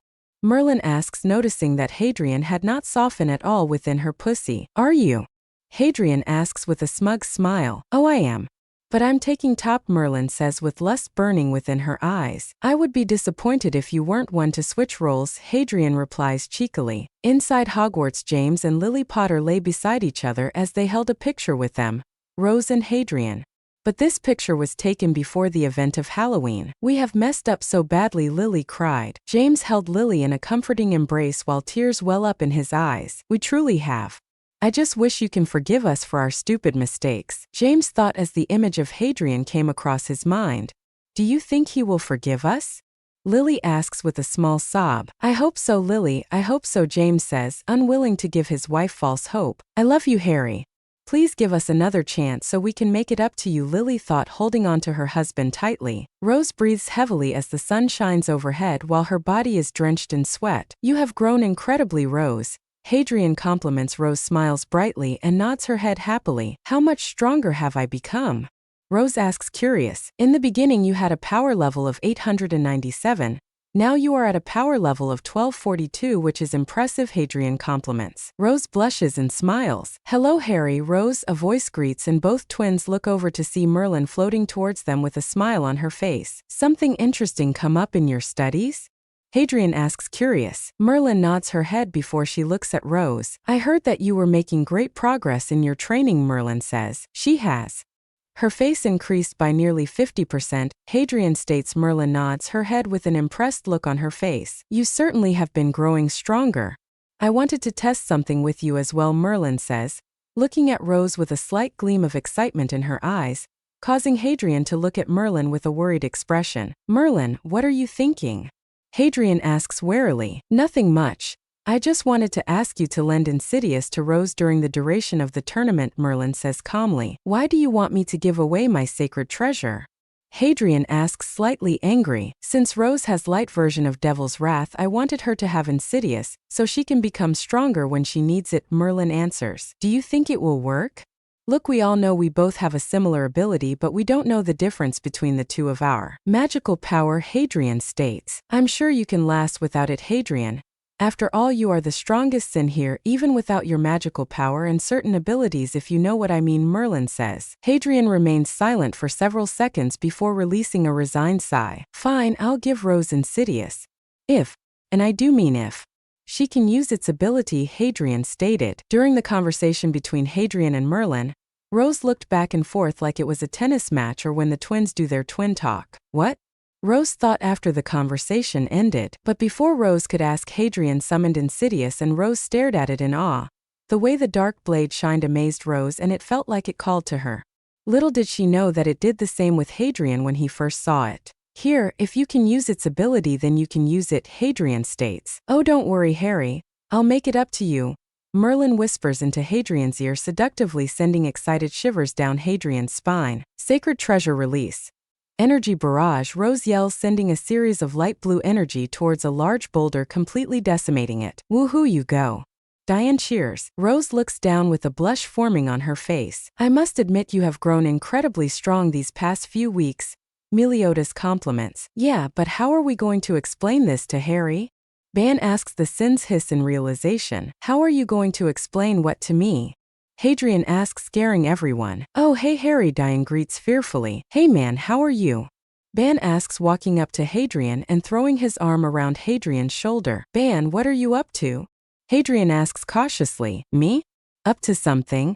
PFF nah, Ban replies, slightly fearful. Oh, now I know something is up, Hadrian states, causing the Sins to worry. They were worried about your reaction to your sacred treasure. Gowther answers, emotionless. Gowther! The Sins exclaim in shock. Even Merlin was worried. Hadrian's demeanor slowly darkens. What happened to my sword? Hadrian asks with a frown on his face. I'm sorry, Harry. I didn't mean to, Rose says, walking towards Hadrian with her hands behind her back holding something. What happened? Hadrian asks, worried. Rose remained silent but brought her hands forward, showing Hadrian his sword. Hadrian's eyes widened significantly upon seeing Insidious. Its once dark blade was now pure white, and the purple phoenix was now light blue, and the dark power that it once held was now drenched in light magic. We're sorry, Harry. But it can no longer handle dark power, let alone yours, like it once did, Merlin apologizes. Hadrian released a sad sigh as he saw the sword that he had by his side for many years appear, as if it was a completely new sword. It's fine. You need it more than I do anyway. Hadrian waves off despite the sadness he felt at the loss of his weapon. Are you sure? Merlin asks, worried. Yeah, besides it's going to my twin sister despite our age difference. Hadrian shrugs. I forgot to ask, how old are you? Rose asks, curious. I'm 20, Hadrian answers. What? Rose exclaims in shock. Yep, he is 20. Even I have a hard time to believe it, Ban admits. Meliodas is a lot older than I am, and yet he looks like a kid, Hadrian points out. He is. Rose asks, shocked as she looks at Meliodas. Yep, this little guy is a lot older than he looks, Ban says, holding up Meliodas, who has his goofy face like a kid shows off a teddy bear. Rose giggles as Meliodas looks at her with his goofy face. Rose sighed and looked at her right shoulder where a light blue phoenix tattoo was hidden underneath her battle clothes. Today was the day of the first task, and the Sins gave Rose some armor similar to Merlin's but has been enhanced by runes thanks to Merlin. It has a light blue shirt attached to a white skirt, and underneath were light blue pants with the runes underneath it. Scared Potter? A voice asks with it screaming. I think I'm superior, bow down to me. The thing I'm scared of is you attempting to court me. Rose states, looking at Malfoy with a smug smile on her face. This causes Malfoy to redden with anger and attempt to draw his wand, only for a hand to stop him. Attack my sister, Malfoy, and I will duck you up. And no, I'm not talking about your daily game of hide the sausage with your boyfriends. Hadrian threatens before gesturing to Crabbe and Goyle. Malfoy stood there silent with confusion on his face before he slowly became incredibly red. I am not gay. Malfoy exclaims. You could have fooled me, Hadrian remarks. Malfoy glares at Hadrian before pulling his wrist out of Hadrian's grip. Let's go, Crabbe and Goyle, Malfoy snapped as he stormed off him.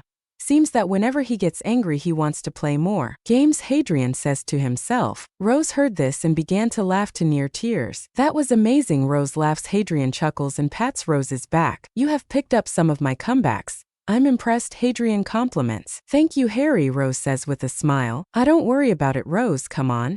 I'll walk with you to the first task, Hadrian says before walking off. Rose smiles brightly and runs off chasing after Hadrian. Walking into the tent, both Hadrian and Rose see the champions sitting around the atmosphere tense and the champions nervous. I wonder what monster they will be fighting.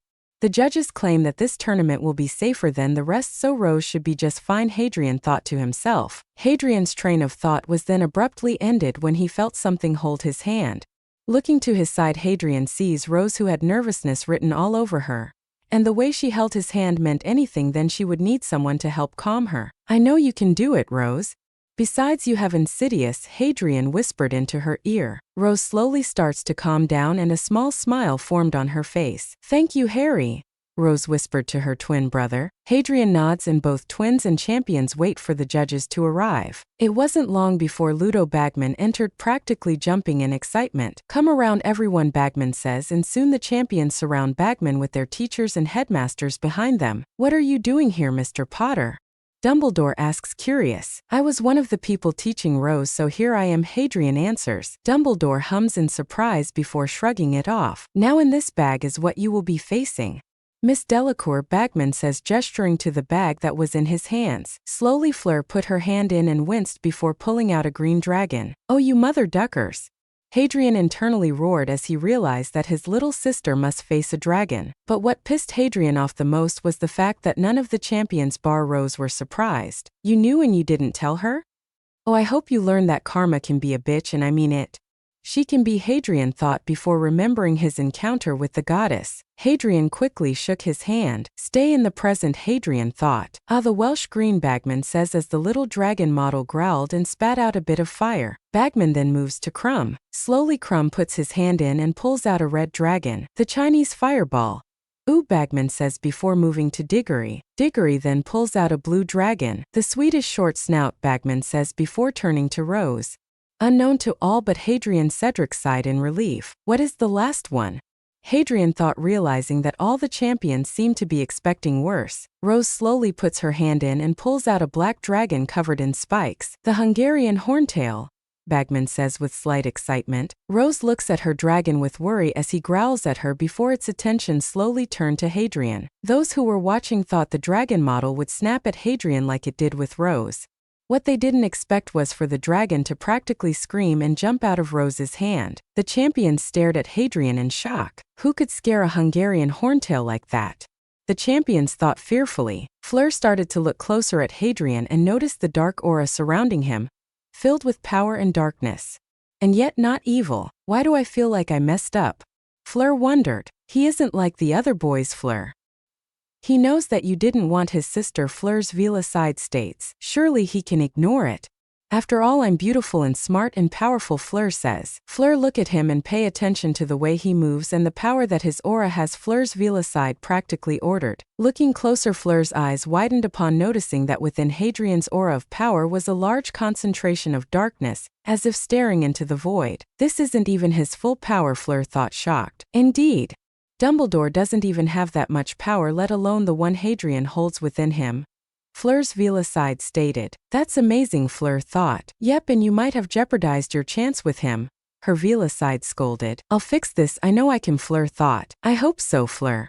I hope so, Fleur's Vila side stated. Soon Crouch entered the tent and looked at Diggory. Mr. Diggory, when the cannon goes off you will dash, Crouch was saying before the cannon went off. Looking up, everyone sees Filch looking down at them with an apologetic look. So much for that, Diggory sighs as he heads out. Rose watches as Diggory leaves with slight worry. Rose, you will do fine.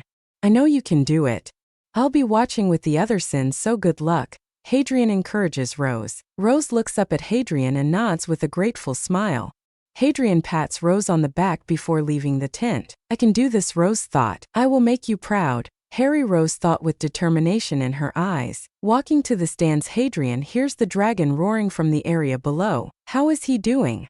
Hadrian asks as he reaches the sins. Fairly well from what it seems, Merlin informs Hadrian. Looking at the arena, Hadrian sees Diggory running towards the egg as his dragon remains occupied with several transfigured wolves. But before Diggory could reach the egg, the dragon's tail blindsides Diggory, sending him sliding across the arena, causing the audience to gasp in fear. Diggory slowly gets up with some struggle and quickly jumps to the side as the dragon sends a wave of fire towards him. Quickly hiding behind cover, Diggory takes a deep breath before panicking as he sees a portion of his shirt was lit on fire. After extinguishing the fire, Diggory waves his wand towards several boulders which then turn into chains which latch onto the dragon, holding it down. With the dragon immobile, Diggory runs towards the egg and grabs it just as the chains snapped and the dragon roars in anger. With the egg in hand, Diggory runs away from the dragon, and just as he enters the tent, a wave of fire strikes Diggory, causing the crowd to wince at the thought of the burns he would have. Not bad, Ban comments. I don't think your comment means anything, Ban, since your meaning of not bad is having an arm destroyed or a giant hole in your stomach. Hadrian replies, I'm not that bad, Ban pouts. Oh, you are bad. The Sin states simultaneously. Ban humps and crosses his arm with a pout. Sir Ban, you are an excellent fighter. Elizabeth compliments. Elizabeth, don't encourage him, Diane sighs. Yeah, I am a good fighter, Ban says proudly with his chest puffed out. Save it, Peacock, Hadrian scolds. He's got you there, Ban. King laughs. Why, you little, Ban growls as he grabs King in a headlock and rubs his head hard. Ow, ow, ow, King cries as anime tears formed on his face. Ban, enough, Meliodas orders, trying to be responsible, but the smile on his face says otherwise. The cannon then went off and Fleur Delacour walked out of the tent. Wow, King says amazed. Indeed. She is beautiful in your human terms, Gowther says emotionless. King blushes and looks away, ignoring the laughing of Hadrian, Ban and Meliodas. Do you have a crush on her? Meliodas asks with a teasing tone. No, I do not. King protests despite his blushing face. King, you seriously need to get it together, Ban jokes. Interesting, Merlin mumbles to herself. What's up, Merlin? Meliodas asks, curious. It would seem that she generates this unique aura which causes the males attracted to females to act oddly. Merlin answers. What makes you say that? Bon asks, curious. Merlin merely points to the stands and the Sins look around to see all the males attempt to jump into the stands. Oh, this is amazing, Ban laughs. Meliodas chuckles, enjoying the way the other males humiliated themselves to catch Fleur's attention. Meliodas then notices Elizabeth looking down in shame. Oh, don't worry, Elizabeth. You're the one for me, Meliodas says with a warm smile on his face, causing Elizabeth's head to snap towards Meliodas in shock. But before Elizabeth could say anything, Meliodas appeared on Elizabeth with his legs wrapped around her waist and his hands groping her creases. Squishy. So squishy, Meliodas says with his less detailed face. Elizabeth stood still in shock before her face burned bright red. Captain! Diane exclaimed before punching Meliodas, causing dust to cloud the area with only Meliodas' head visible, which was bouncing up and down with his goofy face. Fleur takes a deep breath and begins to sing. The Sins stopped their laughter and watched as the people around them slowly fell asleep. And much to the shock of the Sins, they saw the dragon slowly fall asleep, leaving the nest open for Fleur to grab the egg. As she continued to sing, Fleur steadily made her way towards the nest while keeping her attention on the dragon. Reaching the next, Fleur slowly bends down and grabs the egg before slowly walking back. Fleur's foot slides down a rock, causing her singing to come to an abrupt end as she falls down. The dragon slowly starts to awaken and Fleur quickly gets up and moves away from the dragon as fast as she could. The dragon roars in anger upon seeing the golden egg in Fleur's arm, and fire shoots from the dragon's mouth and makes its way towards Fleur. Quickly jumping to the side, Fleur's skirt starts to burn as a bit of it was caught on fire. But before the dragon could attack again, Fleur made it inside the tent and the dragon tamers head out to calm the dragon down. Hadrian watches as the males gush over the beauty of Fleur Delacour and how attractive she is. And they wonder why she doesn't like them. Hadrian thought, internally scoffing at their stupidity. She used her abilities to make the majority of the people in the crowd fall asleep, including the dragon. That is quite interesting, don't you think? Merlin asks, curious. Yeah, it is a unique ability which even I haven't seen, Diane comments. Yeah, same with me, Meliodas adds. She is quite beautiful and seems to have an interest in Harry. Let's see if she can keep up with him, though, Merlin thought with her eyes burning with excitement and lust. Thoughts of the Vila moaning in pleasure as Hadrian ducks her brings a smile to Merlin's face. Yes, it shall be interesting to see how much she can handle. I am quite curious, considering Vila are factual creatures, Merlin thought. Rose slowly walked out of the tent to see a large black dragon covered in spikes with a vicious temper. I can do this, Rose repeated in her head. Walking out, the crowd cheered excitedly while Rose looked at the dragon which glared at her. Let's do this, Rose whispered to herself. Holding her wand in her left hand, Rose's phoenix tattoo starts to glow bright blue before Insidious appears in her hand. With its now white blade shined and the phoenix marking glowing bright blue as light magic coursed through its blade. Sacred treasure release, Rose yells and her emerald green eyes turn blue and blue energy seeps from Rose's body before being absorbed by Insidious. Hadrian's eyes wide significantly as her power level of 1242 jumps to 5492. Taking a deep breath, Rose raises her wand towards the dragon. Reducto, Rose yells and the spell flew from Rose's wand and struck the dragon, causing it to stumble back from the force of the spell. Rose looked at her wand in shock before releasing a joyful laughter, but she quickly shook her head and directed her attention towards the dragon, which was beginning to get up. Running forward, Rose jumps from boulder to boulder with inhuman strength, dodging the dragon's attacks before landing on top of the dragon. I'm sorry, Rose apologizes with sadness in her eyes. Sacred treasure release. Energy shot. Rose yells, sending a large ball of energy which hit the dragon point blank and sending it flying across the arena before falling unconscious. Everyone stared at Rose in shock before cheering loudly. Even the other schools thought her actions were amazing. Rose Thun grabs the egg and heads to the tent, while the dragon handlers deal with the now unconscious dragon. Let's go congratulate her, Ban says excitedly before running off. Meliodas chuckles and the Sins chase after Ban. Rose sat down as Madame Pomfrey looked over Rose to see if she was injured. James and Lily stood on the side to make sure that their daughter was okay. You have too much magic in you, Madame Pomfrey gasps. Well, help her, do something, James says fearful. Lily watched with worry as Rose's body was filled with magic that could kill any normal person. This will hurt, Miss Potter, but we must remove the excess magic before it kills you, Madame Pomfrey says as she holds a syringe. But just before Madame Pomfrey could remove the excess magic, a hand stops her, and everyone looks over to see Hadrian, who looked livid. What the duck do you think you are doing? Hadrian growls. She has too much magic that we must remove, Madame Pomfrey answers. Are you an idiot? Hadrian snaps, causing Madame Pomfrey and James and Lily to flinch due to the magic that was coming off of Hadrian. If we leave the magic in her, it will kill her, Madame Pomfrey states. I can do that as well. It won't kill her, Hadrian states angrily. Are you the healer here? Madame Pomfrey demands. Are you the expert on magical powers? Merlin asks, floating into the room, causing everyone to look at Merlin shocked. Magical power? What are you on about? Madame Pomfrey demands, confused. Exactly. Since this isn't your area of expertise, I would recommend you stay out of it, Merlin practically orders. But what about Rose? She could die from this. Lily asks, worried. She will be fine. Her body will release the magic that she cannot contain. And as you see, she is perfectly fine, Merlin says, gesturing towards Rose, who still has glowing blue eyes. But what about her eyes? James asks, confused. That is normal. When Harry uses his magical power, his eyes glow a different color as well, Meliodas answers. You have it as well? Lily asks Hadrian, shocked. Hadrian nods before turning his attention towards Rose. You did good out there, Hadrian compliments. Rose smiles and lowers her head while a blush forms on her face. By the way, where did you get that sword, young lady? Lily demands. It was mine, but it's hers now, Hadrian answers. Why do you have a sword? Lily exclaims in shock. Because I am a holy knight and we all have weapons.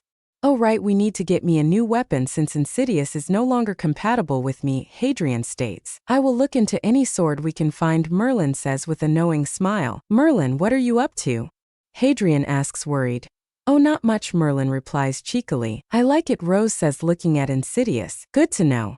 After all, you're the one who made Insidious incompatible with me, Hadrian teases. Sorry, Rose apologizes. Don't worry about Hadrian. He is the strongest of us, Ban says, throwing his arm around Hadrian's shoulders. You did great out there, Rose. In fact, you were stronger than some of us, Diane compliments. I was. Rose asks, shocked. Indeed. Most of us have a power level of over 3,000 while you reached a power level of over 5,000, Gowther states, cleaning the glasses on his face. Wow, so I was stronger than you all? Rose asks, shocked. I wouldn't say that, Ban says with a laugh, confusing Rose. What do you mean? Rose asks, confused. While you did surpass us, you still have a long way to go before you surpass Harry, Merlin answers. How strong is Harry? Rose asks, curious. His power is over 28,000, Gowther answers. What? Rose exclaims in shock. The Sins laugh at Rose's shock. Indeed. You may have surpassed us in power in that moment, but you have a long way to go before reaching Hadrian's power, King says with a warm smile. Indeed. Sir Hadrian is incredibly powerful, Elizabeth states. You may have surpassed me, but I am still powerful, Hawke says proudly. Everyone is more ducking powerful than you, Hadrian thought, annoyed. Hello, are we invisible? James asks annoyed. Nope, but we wish you were. Ban answers. Look, I'm sorry for how I reacted, but when people are capable of doing what they typically use dark magic to achieve it, James apologizes. Hadrian, Meliodas and Merlin scoff before shaking their heads annoyed. Dark magic isn't bad, Hadrian states. What do you mean it isn't bad? James snapped. What you are referring to is black magic. That is evil, Merlin states, confusing Lily and James while Madame Pomfrey watches with curiosity. Black magic? Lily asks with worry in her voice. Yep, black magic is something that no one should ever wield because it goes against magic. Hell, even demons don't mess with that stuff, Meliodas answered. I would know, Meliodas thought to himself. Well, it would seem that it is time for us to go and have some fun. Would you like to join us, Rose? Meliodas offers. Rose sat there silent in thought before smiling and nodding, accepting Meliodas' offer. Then let's go and drink. Ban cheers before running out of the medical tent. Where do you think you're going? James asks confused. To party, Meliodas answers before the sins, plus Elizabeth, Hawke and Rose disappear as they leave the tent. Oh mate, Harry, guess what? Merlin sings. Hadrian looks over to see Merlin smiling at him excitedly. What? Hadrian asks curious before drinking his ale. I'm pregnant, Merlin states. Hadrian's eyes widen significantly and he spits out his ale like a water hose. Seriously? Hadrian asks shocked. Yep, Merlin answers. So am I, Diane says, appearing out of nowhere. You too? Hadrian asks shocked. So am I, Fleur says, walking into the room. What?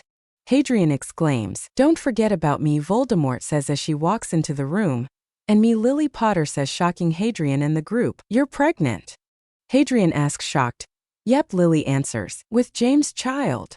Hadrian asks. No, Lily shakes her head. With Severus' child? Hadrian asks. No. Why would I sleep with Severus? Fine, he was my friend, but I only ever saw him as a brother. Lily exclaims. Harry's child?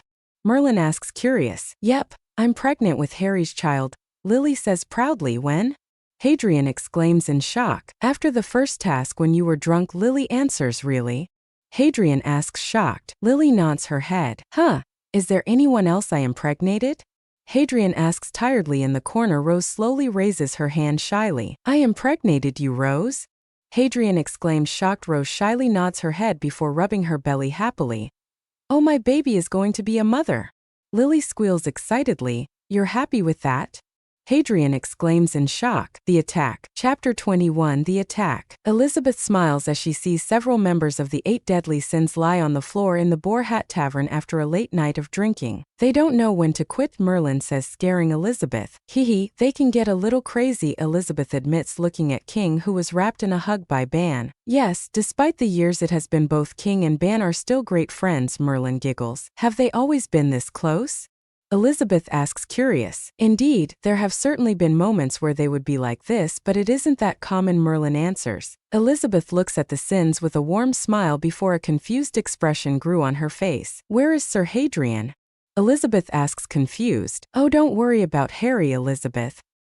He isn't the type to pass out drunk like these guys, Merlin says cheekily. Elizabeth tilts her head, slightly confused before shrugging it off. Rose sat at Gryffindor table next to Gret and Forge, who was chatting to her excitedly. So where did you get that sword, Ickle, Rosie? Gret asks excitedly. Oh, my brother gave it to me. Rose answers with a smile. What, that dark wizard? Ron sneered, walking towards the trio. What do you want, little Ickle? Ronnykins. Gret and Forge asks with slight hostility towards their brother. I wanted to say that I accept your apology, Ron says to Rose. Silence. Rose sat there in silence. Rose's eyes then narrow in anger and she stands up. You forgive me? Rose demands angrily. Ron smiles, thinking that Rose was shocked and slightly happy. Of course. After all, I'm certain that after spending time with that dark brother of yours you would apologize to me. And we can be friends, Ron says arrogantly. I will never apologize to you, Ronald Weasley. You will never call my brother a dark wizard and leave me alone. Rose snapped. Ron's smile disappeared and his expression turned to shock before soon being replaced with anger. I am your best friend. You can't trust a dark wizard like him. Ron exclaimed. Rose clenched her fists and punched Ron in the face, and a loud crack echoes through the great hall as Ron is sent flying back due to Rose's strength. Wow, that was amazing, Rosie. Fred and George exclaim proudly. Miss Potter. McGonagall exclaims in shock. Oh great.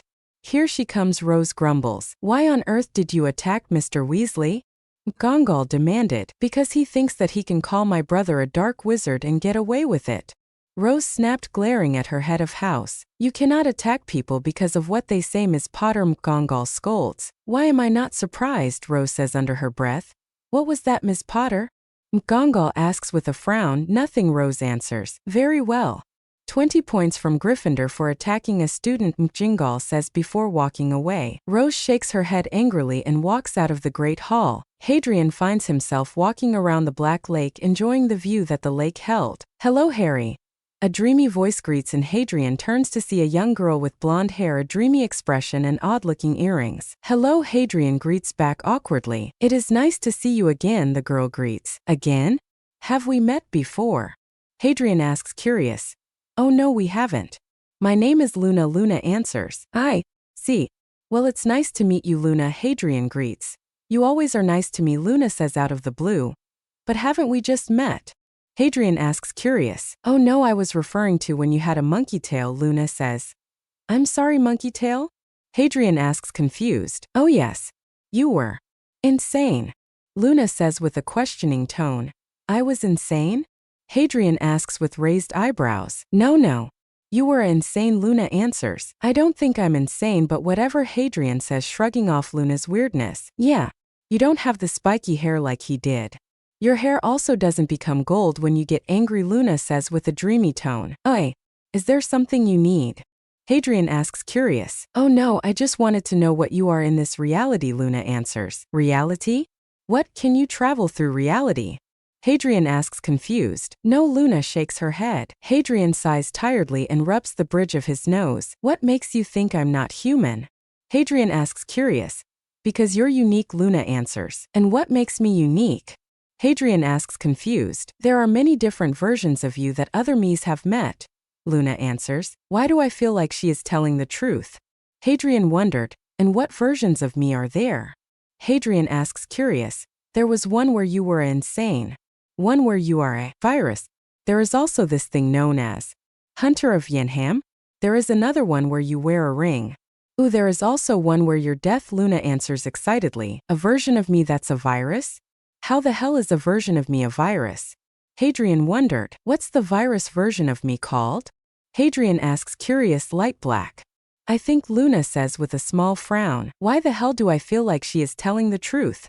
Hadrian internally demanded. Sirius Black sat on the couch in James and Lily's dorm for their stay at Hogwarts. By his side was Remus Lupin, a friend he has known since he was 11 years old. Do you think this has anything to do with Rose or about Harry's return? Sirius asks. Probably both. Rose is in a tournament meant for 17-year-olds, and Rose was able to move incredibly fast and use magic none has ever seen, Remus answers as he gestures towards the Daily Prophet sitting on the coffee table. Daily Prophet. Next Merlin or you know who. Rose Potter is involved in the infamous Triwizard Tournament. During the first task, Rose was sent to face the Hungarian Horntail. Now, my viewers, what we have seen is something we never thought possible. Rose was able to jump further than possible, and used magic never seen before that even the judges couldn't explain. Is this the result of dark rituals and magic? Are we seeing the rise of the next Merlin or the next you-know-who? Bastard, Sirius growls as he read the Daily Prophet. Rita Skeeter always loved making scandals, Remus states, glaring at the paper. Yes, she did, Sirius agrees. Just then James and Lily enter the room and smile brightly upon seeing their friends. Prongs! Sirius and Remus exclaim, hugging their childhood friend. Hey Padfoot Mooney. James greets, hugging his friends. Should we assume that this conversation is about Hadrian and Rose? Sirius asks as the trio break away from their hug. Yeah, Lily answers, releasing a tired sigh. Both Remus and Sirius can feel the tense atmosphere and decide to sit down on the couch to hear what their finds wanted to discuss. Hadrian doesn't want to talk to us and we can't find a way to get him to listen to us, and Rose is practically attached to Hadrian and his group, so we can't really talk to Rose either, James informs the duo. Yeah, I heard about the group that Hadrian is a part of. It's called the 8 Deadly Sins, isn't it? Remus asks curious. Yes, it is. Hadrian is the phoenix sin of imitation, Lily answers. The group look at Lily with a questioning gaze. I pay attention to them, Lily shrugs. The group shrugs it off and continues their discussion on how to fix the bond between parent and child. Rose sighs as she sits at the Boar Hat Tavern lobby staring at the golden egg that she needed to take from the dragon. Any luck? Hermione asks, sitting next to Rose. Nope. All it does is screech, Rose answers, sighing tiredly. I see. Have you tried covering it in fire? After all, you needed to take it from a fire-breathing dragon, Hermione suggests. We could certainly try that, Rose says with a hint of excitement in her voice. Hello, Ms. Rose, Elizabeth greets. Oh hey, Princess Elizabeth, Rose greets with a smile. Please just call me Elizabeth, Elizabeth insists with a slight blush. Then call me Rose. None of that, Miss Stuff, Rose states with a warm smile. What are you working on? Elizabeth asks, sitting next to the duo. We're just trying to find out what the message is in this egg, Hermione answers. Oh. Are you having any luck? Elizabeth asks, curious. No, not yet. Mione thinks that engulfing it in fire might be the answer, Rose answers. Perhaps you can try submerging it in water. After all, water is a dragon's weakness, and that might be what the tournament managers are planning, Elizabeth suggests. That is actually a really great idea. Thanks, Elizabeth, Rose says with beaming smile. No problem, sis, I'm sorry, Elizabeth apologizes with a bright red face. No, don't apologize. To be honest, I kind of see you like a sister as well, Rose admits shyly. Elizabeth beams at Rose and hugs her tightly, causing Rose's head to be jammed between her boobs. Why do I feel so comfortable around her? Rose and Elizabeth wondered. Just then the area began to shake as a loud crash echoed throughout the area. What is going on? Elizabeth asks, shocked as she runs out of the tavern. Both Rose and Hermione look at each other before nodding simultaneously and chasing after Elizabeth. At the courtyard of Hogwarts, a man stood in the center with the ground cracked and the walls damaged. Who are you? Dumbledore demanded, looking at the man. The man has a black zipped-up jacket with gray outlinings along with black pants with gray stripes. The man had his head down and chuckles upon hearing Dumbledore's demands. Humans. Such a pathetic thing, the man says as Dumbledore shivered from the power in the man's voice. I will not ask again. Who are you? Dumbledore demands, trying to hide the fear he felt. The man chuckled and looked at Dumbledore, who froze in fear. The man had eyes blacker than any he had ever seen, with his veins black and visible through his skin. Me? You can just call me Mulder, Mulder says with a dark smirk. What is it that you want? Dumbledore demands, showing as little fear as possible. Oh, I want many things. But I want to make those who think they are powerful pay for what they have done to me. The demons, the goddesses, the angels. But what I want most is to make Hadrian and Rose pay. Mulder snarled with hatred in his voice. You will not hurt my children. Lily yells out defiantly, stepping in front of Dumbledore. So you're the one they care for, Mulder says with a sneer. Time to die, Mulder snarled, raising his hand towards Lily. No. Rose yells, punching Mulder, causing him to stumble back. Mulder looks at Rose in shock before smirking. And there she is. I was wondering when you would arrive, Mulder chuckles. Rose grinds her teeth and summons Insidious. Sacred treasure release. Rose yells and her power jumps to 5492. Mulder raises an unimpressed eyebrow as Rose charges at him. Rose swings her sword at Mulder, who dodges it easily. That's it? No skill. Mulder asks, unimpressed. Rose growls and swings at Mulder in a blind fury, and her attacks were stopped by a single finger. How disappointing. You're not even a shadow of your former self, Mulder says, disappointed as he flicks Rose in the stomach, causing her to be sent flying back, sliding across the ground. Mulder walks towards Rose but soon feels a spell hit him.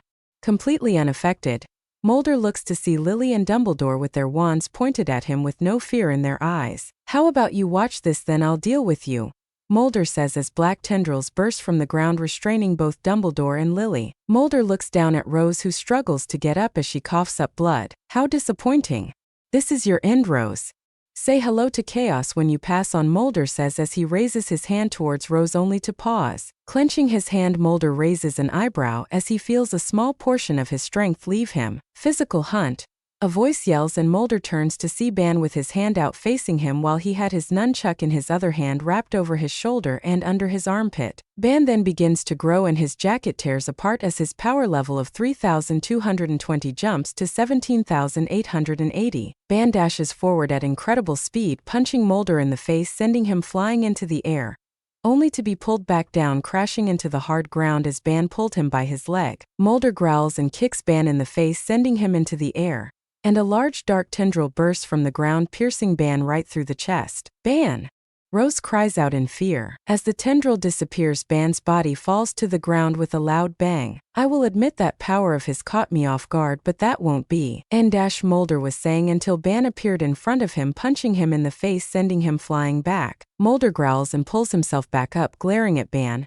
You are really starting to piss me off, Mulder growls. I've heard that before, Ban smirks. Mulder appears behind Ban and punches him through his stomach, causing Ban to throw up blood. Goodbye, pitiful creature, Mulder sneers, but a giant green bear appears, punching him away. Sorry I'm late, King apologizes, floating down. We were discussing about King's desire for a romantic interest with Gowther was says before the giant bear appeared behind Gowther, covering his mouth. Don't tell them that, King exclaimed. This is getting ridiculous. How many more of you are there? Mulder asks, annoyed only to be crushed by a giant hammer. There's more of us, Diane says in her giant form. Holy shit! The students exclaim in shock who were watching the fight. Gideon flies up, hitting Diane in the face as Mulder gets up completely unharmed and unaffected by the hits he received. Now, who here has a death wish? Mulder growls. Fox Hunt, Ban yells as his nunchuck flies towards Mulder, aiming for his heart. As the nunchuck hits Mulder, the nunchuck bounces off, unable to pierce his skin. Pathetic, Mulder scoffs as he sends a giant ball of pure dark energy that hits Ban, completely obliterating his upper body. Spirit Spear, Chasty full fourth configuration. Sunflower, King yells and a giant sunflower bursts from the ground. Quickly moving out of the way, the sunflower shoots a giant beam of energy which smashes into the ground, causing the ground to shake. Hee. What was your plan? Mulder asks with a chuckle. Black Strike, Mulder casts a massive black spell which flies towards King at incredible speed and blows up before King could react, while also hitting Gowther, who was nearby. As the dust settles, everyone stares in shock to see both Gowther and King down for the count. Ground Gladius, Diane yells, smashing Gideon into the ground, causing a giant massive blade made up of earth to burst from the ground, striking Mulder and sending him into the air. Exterminate Ray, a voice says, and a giant beam of energy strikes Mulder from above, causing him to crash into the earth blade. Combo move. Extermination, Gladius, Merlin and Diane yell in unison. The body of Mulder crashes into the ground, sending dust everywhere. As the dust began to settle, the figure of Mulder remained standing. As Mulder stood unaffected by the attacks of the sins, everyone froze in fear and shock. Ants have no effect on gods, Mulder smirked. How strong is he, Merlin? Ban demanded, glaring at Mulder. I don't know, Merlin admits. This is futile. You can't affect me. You have no chance of beating me, Mulder taunted, raising his hand towards the sins. No, stop being a pest and die, Mulder growled. Disaster bolt, pure black lightning shot from Mulder's hand, heading straight towards the sins. Full counter, Meliodas yelled, appearing in front of the sins. The bolt is sent back at Mulder, who is sent flying back, crashing into Hogwarts, only to be bounced off due to the reinforced walls from the wards. You are starting to really anger me, Mulder growled as he glared at the sins, who smirked at Mulder. You think acting brave will save you? Mulder asks, annoyed. Nope, but we're not fighting you anymore, Diane says happily. What? Mulder asks before his head was smashed into the ground, creating a large crater. I have to admit you did a number on my friends, a voice says, and Mulder looks up to see Hadrian standing before him. I wonder how strong you are, Hadrian says with a hint of excitement. Hadrian, Mulder growled, getting on his feet. I was wondering where you were. Let's end this once and for all, Mulder growled with his eyes showing a hint of excitement. Perfect cube, Merlin casted, encasing the duo in the purple cube. You think a cube will save your friends? Mulder asks, amused. We will see about that, Hadrian says before charging at Mulder and punching him in the chest, sending him flying to the wall of the cube. Mulder shook his head and glared at Hadrian before appearing behind him. Hadrian quickly backflips over Mulder and spins in the air, kicking Mulder in the face. Mulder slides back before grabbing Hadrian's leg, and smashing him into the ground, causing blood to splatter across the floor. Hadrian growls and uses his other leg to kick Mulder in the neck before spinning on the ground, kicking Mulder's legs from under him, sending him sprawling down to the ground. Hadrian then spins in the air before landing on top of Mulder's stomach before punching him in the face. Enough! Mulder yells in anger, sending a wave of energy out of his body, pushing Hadrian off of him. I'm going to kill you, Hadrian. You have always been a pain in my ass. I will enjoy seeing you die, Mulder, as his voice starts to echo. Your time is at an end, Hadrian, Mulder states, his voice echoing with power. We'll see about that, Hadrian states as his eyes darken and his demon mark appears on his forehead.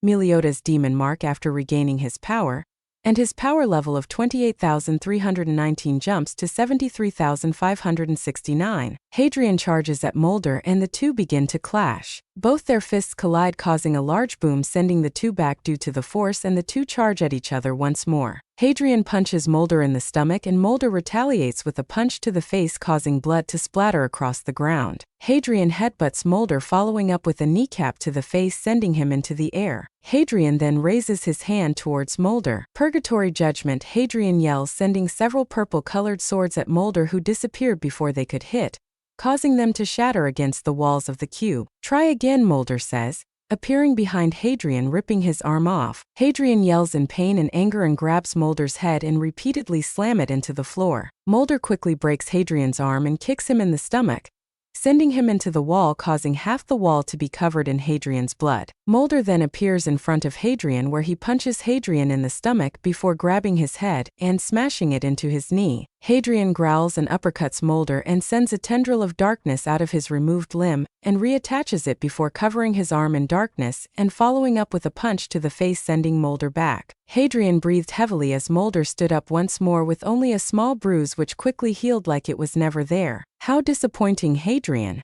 You are merely a shadow of your former self. And let's not even talk about your sister. These several millennia have certainly not done you too well, Mulder says with a chuckle. What the hell are you on about? Hadrian growls. I'm not even going to bother explaining it.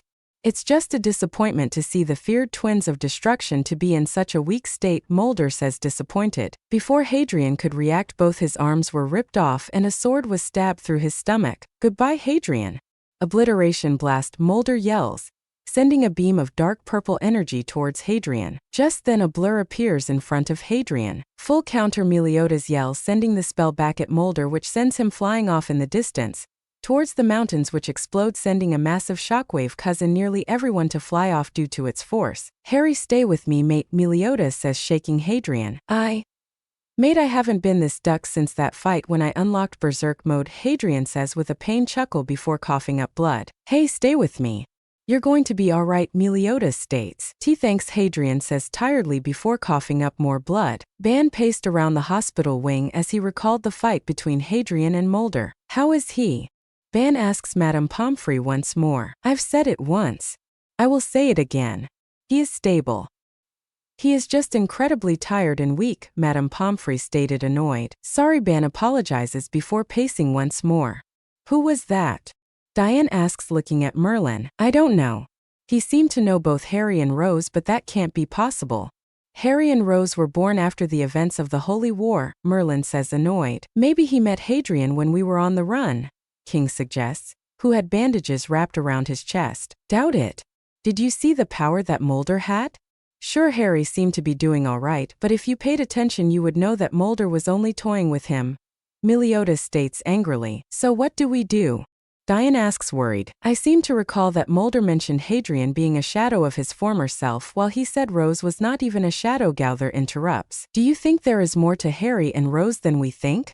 Diane asks, confused. Highly likely, Gowther answers. But Harry wouldn't hide something like this from us, King states.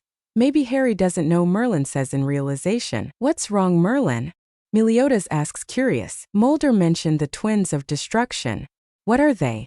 Are Harry and Rose the twins of destruction, or did he believe them to be? Merlin wonders out loud. What are we going to do about this Mulder guy, though? He will come back, Hawk asks. We have to train. All of us, Merlin states, looking at everyone before turning to Meliodas. We also need to regain your power, Merlin states. What? What do you mean? Hawk asks confused. The power that the captain has is mere breadcrumbs compared to what it is now, Merlin answers. Breadcrumbs, Hawk says. Do you think Sir Meliodas' power will be able to help us have a chance against Mulder? Elizabeth asks worried. You saw the power that Harry wielded? Merlin asks Elizabeth, who nodded in response. Well, Meliodas at his full power makes Harry seem weak, Merlin stated. So what do? We can't leave since we have to train Rose. Ban asks curious. There was a legend that I read while looking in the Hogwarts restricted section, Merlin answers. What is this legend and how is it going to help us? Diane asks curious. If this legend is true, then this can give us the extra edge that we need, Merlin answers. What is this legend that you're referring to? Meliodas asks curious. The Dark Excalibur, Merlin answers. Oh mate, a young Hadrian clashed against an armored knight. Ha! The knight yelled as he cut off Hadrian's arm, causing him to scream in pain. Now yield. Worthy adversary, the knight ordered, pointing his sword at Hadrian. 'Tis but a scratch, Hadrian insists. A scratch? Your arm's off. The knight exclaimed. No, it isn't, Hadrian insisted. Then what's that then? The knight says, only to pause when Hadrian's arm was nowhere to be seen. Looking back at Hadrian, the knight sees his arm reconnected as if it was never cut off. I have no idea what you're on about, Hadrian says with a shrug, you liar.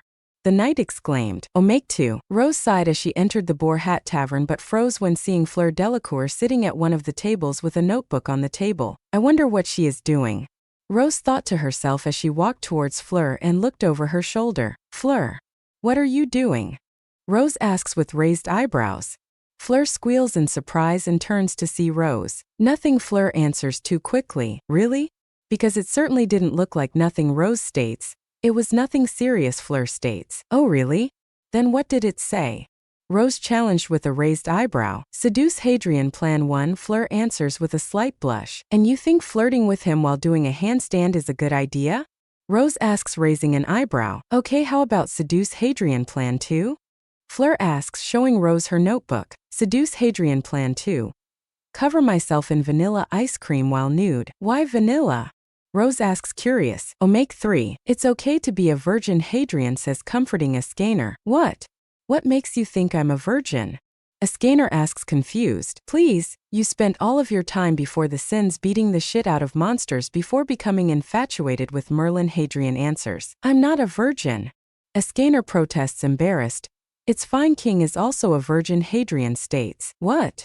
What makes you think I'm a virgin? King exclaims confused. You are the one that shoots from afar, Hadrian states. Oh, make 4. What is happening? Rose asks as she stood next to Hadrian and Ascanor while Meliodas and King held up their hands as they were counting. They got asked how old they are, Hadrian answers. I just want to know your age. The shopkeeper exclaims confused. We know. Meliodas exclaims. Yes, shut up. King orders. Damn it, I lost count. Meliodas curses. Crap, me too. Should we begin from the start? King asks, looking at Meliodas. Might as well, Meliodas sighs as the two continue to count once more. How old are you two?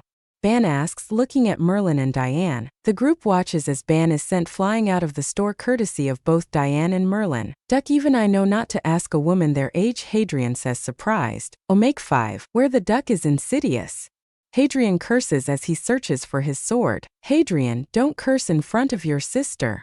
James scolds Hadrian. But I can't, ducking find insidious, Hadrian whined. In front of the pair was Rose, who was turned into a toddler due to Merlin's failed experiments. Yes, but can't you ask for it nicely?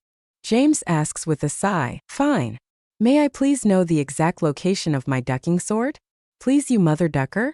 Where the bloody duck is it located? Hadrian asks with a straight face. Duck. Baby Rose repeated with a happy grin on her face. God damn it, James sighs, smacking his face with his hand. Duck? Baby Rose repeats once more before giggling. What? Lily exclaims, entering the room as she hears Rose curse. Hadrian smiles brightly upon seeing Insidious in Lily's hands. Hey, my sword, Hadrian cheers as he takes Insidious off of Lily's hands, by the way.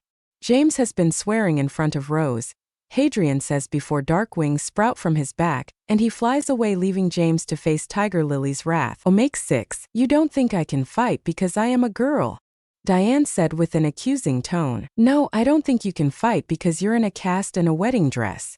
Plus, I don't think even a scanner can fight either, Hadrian says, looking at the hulking man who is currently in a white wedding dress. Perhaps, but I make a far better bride than any of the sins, a scanner says proudly with his chest puffed out. If Merlin were to ever date him, I think she would be the pants of the relationship, Hadrian mumbled under his breath. Omega 7. Hey, do you think I can fit an entire packet of warheads in my mouth? Ban asks, pointing towards the sour packet. You're a hazard to society and an idiot, Diane stated, unamused by Ban's antics. And a bloody coward. Go for 2 packets, Hadrian smirked. Legends. Chapter 22 Legends. Rose sat in the hospital wing next to her brother's bed. It's been a couple days since Mulder attacked and Hadrian still hasn't woken up. He will be all right, a voice says from behind Rose, causing her to jump in surprise. Rose stared at the person in front of her, who giggled at her reaction. Taking a calming breath, Rose gave the person a warm smile before turning back to Hadrian. Hey Diana, how are you? Rose asks as she stares at Hadrian. I have been well. But I'm worried about you. How are you doing? Diane asks, worried as she sits beside Rose. Moments pass before Rose releases a shaky sigh. I don't know what to do. That monster. He was so powerful. I couldn't do anything and I watched helplessly as Harry fought against him, Rose states. We all felt the same way, Rose. We fought against Mulder and we couldn't stand a chance against him. You couldn't have done anything, Diane says, putting a comforting hand on Rose's shoulder. I watched Harry fight. I thought I was strong, but I couldn't even face Mulder. I watched Harry nearly die because I wasn't strong enough. Rose says as her voice began to break and tear well up in her eyes. It's the same with us, Rose. We are the strongest holy knights in Britannia, and yet we couldn't do anything against Mulder. Harry fought hard and yet he still lost. That means we all have a long way to go, Diane says, comforting the young girl. You all said I was stronger than you and yet you all fought better than I did, Rose says, ashamed of herself. Diane sighs and sits beside Rose. Power is many things, but what's the point if you have no skill to improve? Diane asks rhetorically before standing up and leaving the hospital wing. Rose sighed and grasped Hadrian's hand in hers as she watched his sleeping face. How long has it been since we both have been playing together without a worry in the world? Rose wondered as memories of her childhood came to mind. Came high. The voice of a young Rose yells as the sounds of giggling soon follows. Wait, Rose. I'm coming. A young Hadrian calls out as he waddles towards his twin sister. What do you want to play? Rose asks with a smile. Hadrian hums in thought before a bright smile grew. Let's plank Pafut, Hadrian says with a bright smile. I like that idea. Rose agrees before the pair cheer in excitement. A sad smile forms on Rose's face as tears started to slide down her face. What would we have been like if Mum and Dad didn't neglect you? Rose wondered as she stared at Hadrian. As Rose continued to stare at Hadrian, she felt her heart begin to race and her face redden as she stared at Hadrian. The way his hair stood up in different directions, giving him the just shagged someone look, made Rose rub her legs together.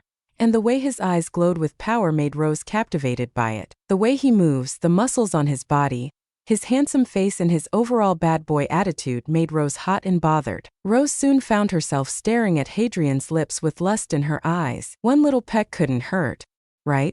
Rose thought as she slowly leaned towards Hadrian. As she got closer, she licked her dry lips as she got closer. What are you doing? A voice asks and Rose screams in shock as she stands up and turns around. Standing in front of her was Merlin, who was looking at her with a smug smirk on her face. And nothing, Rose stuttered as her face was as red as a tomato. Really?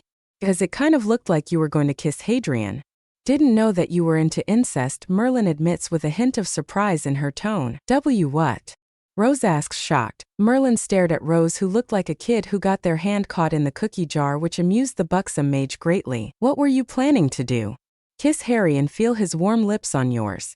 Or were you planning to take a sneak peek of what's underneath his clothes? Or was it something else? Were you going to have your wicked way with Hadrian as he laid there unaware of the dirty and taboo act as his cock filled you up and his cum painted your walls white, marking you as his? Merlin asks as she begins to move towards Rose before whispering the last question into Rose's ear with a seductive tone. Rose stood in shock before her legs shook as thoughts of being filled up by her twin brother's cock while he remained unaware. The dirty feeling of thinking about her brother in such a dirty way nearly made Rose moan in pleasure. You really want him, don't you? You want to be his. You want to bear his children. You want him to own you, Merlin whispers into Rose's ear, causing the young girl to bite her lip and rub her legs together as the taboo thoughts remain at the forefront of her mind. But be warned that you will have to share him with others. But that makes it better, doesn't it? Watching girls moan as they become addicted to his cock, and you lay there with your womb filled with his cum knowing that you are his, Merlin whispers. Merlin watched with a smile as Rose moaned and her eyes rolled back before falling down with her legs dripping wet from the young girl who had an orgasm by the thought of being owned by her brother. Looks like the twin sister wants her brother in more ways than one, Merlin thought as her own pussy was dripping at the image of the dirty and immoral act of incest. What have you got for me, Barty? Voldemort demanded as Barty Crouch Jr. entered her home. It is the Potter child, Barty says with a shaky breath as he remembers the power and strength that the deadly sins wielded. But what scared Barty was the darkness surrounding Hadrian Potter. The image of actual darkness reattaching his limbs scared Barty more than he would admit. What of the Potter girl? Voldemort asks, annoyed as she stared at Barty, who seemed distracted. Not the Potter girl, my lady, but the Potter male, Barty informs his mistress. And what of the Potter male, Barty? Has something caught your attention? Voldemort asks, curious. Yes, mistress. Hadrian Potter seems to wield dark magic that I have never seen. He fought a being that had an aura worse than even a Dementor, Barty says, causing Voldemort to freeze up. A black magic user, Voldemort said as rage began to burn in her eyes. Barty looks at his mistress with confusion. Black magic? Aren't they the same as dark magic? Barty asks, confused. Voldemort takes a deep breath and looks at her servant. Black magic is a disgrace to magic herself. No sane person would ever disrespect magic herself in such a way. I want you to find out about this black magic user, and then we will kill them, Voldemort snarled. Why yes, mistress, Barty says fearfully. Barty, Voldemort calls out, calling Barty to freeze in fear. Barty asks, stuttering. You have nothing to fear from me. You have not betrayed me. You have helped me, there is no reason to worry. But what about the Potter boy? Voldemort asks, curious. He used dark magic like I've never seen before, Barty answers. Voldemort looks at Barty, her curiosity piqued by his answer. Allow me to enter your mind, Voldemort requests. With a nod, Barty lowered his occlumency shields and Voldemort entered his mind. Voldemort watched in shock as Mulder and Hadrian fought. The powers they both had, and Hadrian attaching his own limbs shocked and fascinated Voldemort. Perhaps I could find a way to use that magic, Voldemort thought with glee. But the image of Hadrian's toned muscles remained in Voldemort's mind, forcing her to use her occlumency shields to avoid a blush that was growing on her cheeks. He certainly does have an interesting body, Voldemort thought as a little bit of blood flowed from her nose. Back in Hogwarts, Hadrian shivered in his sleep as he felt violated in some way. Hadrian groaned and slowly his eyes opened only to be blinded by a bright light. Looks like you're up. Good, a voice says, and Hadrian looks over to see Dumbledore sitting beside him with a relieved smile on his face. What do you want, Dumbledore? Hadrian asks grumpily. Dumbledore chuckles and hands Hadrian vial with a green liquid. Drink it. It will help, Dumbledore says. Hadrian looked at Dumbledore with caution before remembering the books that he gave Merlin. With a sigh, Hadrian uncorked the vial and drank it in one go. Immediately Hadrian felt refreshed and energized. What did you do?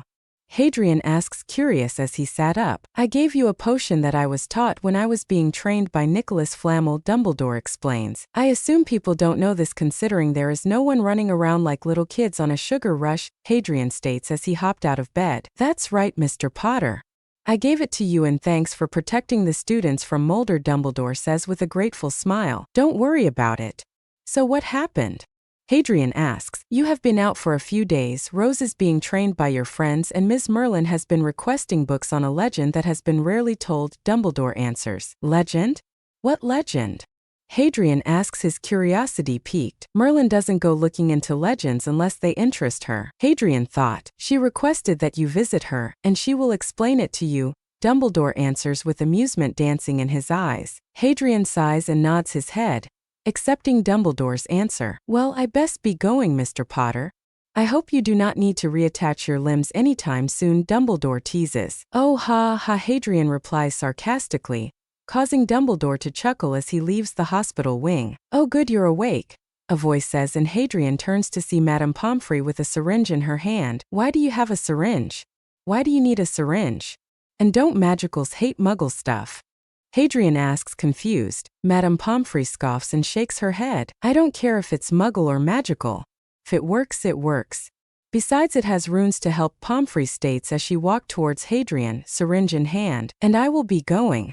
By Hadrian states, and before Madame Pomfrey could protest, wings made of darkness sprouted from Hadrian's back, and he flew out of the hospital wing as fast as he could. Hadrian walked towards the Boar Hat Tavern and saw Rose training with Meliodas, who had a sword in hand. As Hadrian looked closer, a sad smile formed on his face as he saw the white gleam of Insidious, his sword for over 15 years. Reaching the entrance of the Boar Hat Tavern, Hadrian opens the door and quickly ducks as a chair flew overhead. "Haha, take that!" A familiar voice shouts before Hadrian sees Ban crash through the wall. Hadrian looks over to see Diane with her arms crossed with a smug grin on her face as she stared at the now destroyed wall. "I just got back and you're now blowing shit up?" Hadrian couldn't help but ask, causing everyone to look at him. "Harry!" everyone exclaimed as they all doggy-piled him, trying to hug him to death. "Okay. You got your hugs." Hadrian's muffled voice is heard as everyone laid on top of him. "Okay, you can get off now," Hadrian stated as he started to get annoyed. "I said, get off," Hadrian exclaims as he jumps out of the doggy pile, sending everyone flying in multiple directions. Hadrian sighed as he looked at everyone with his eyes pure black and a small demon mark on his forehead. S1 Leoness final fight. "Harry?" a voice asks in shock. Hadrian smiled and turned around to see Rose lunge at him, hugging him tightly as she sobbed into his chest. "I'm so sorry, I couldn't help you," Rose cried as she held onto him tightly. "It's good to see that you are all right," Harry, Meliodas says as he patted his arm. "It's good to see that everyone else is all right. Considering Mulder kicked my ass, I was worried about you guys," Hadrian states. "We are fine, we just need a bit of time to recover," King said as he floated towards Hadrian. Hadrian nodded his head and looked to see that everyone was more or less all right. King had a bit of a bruise and that was the worst of it. "So what's going on?"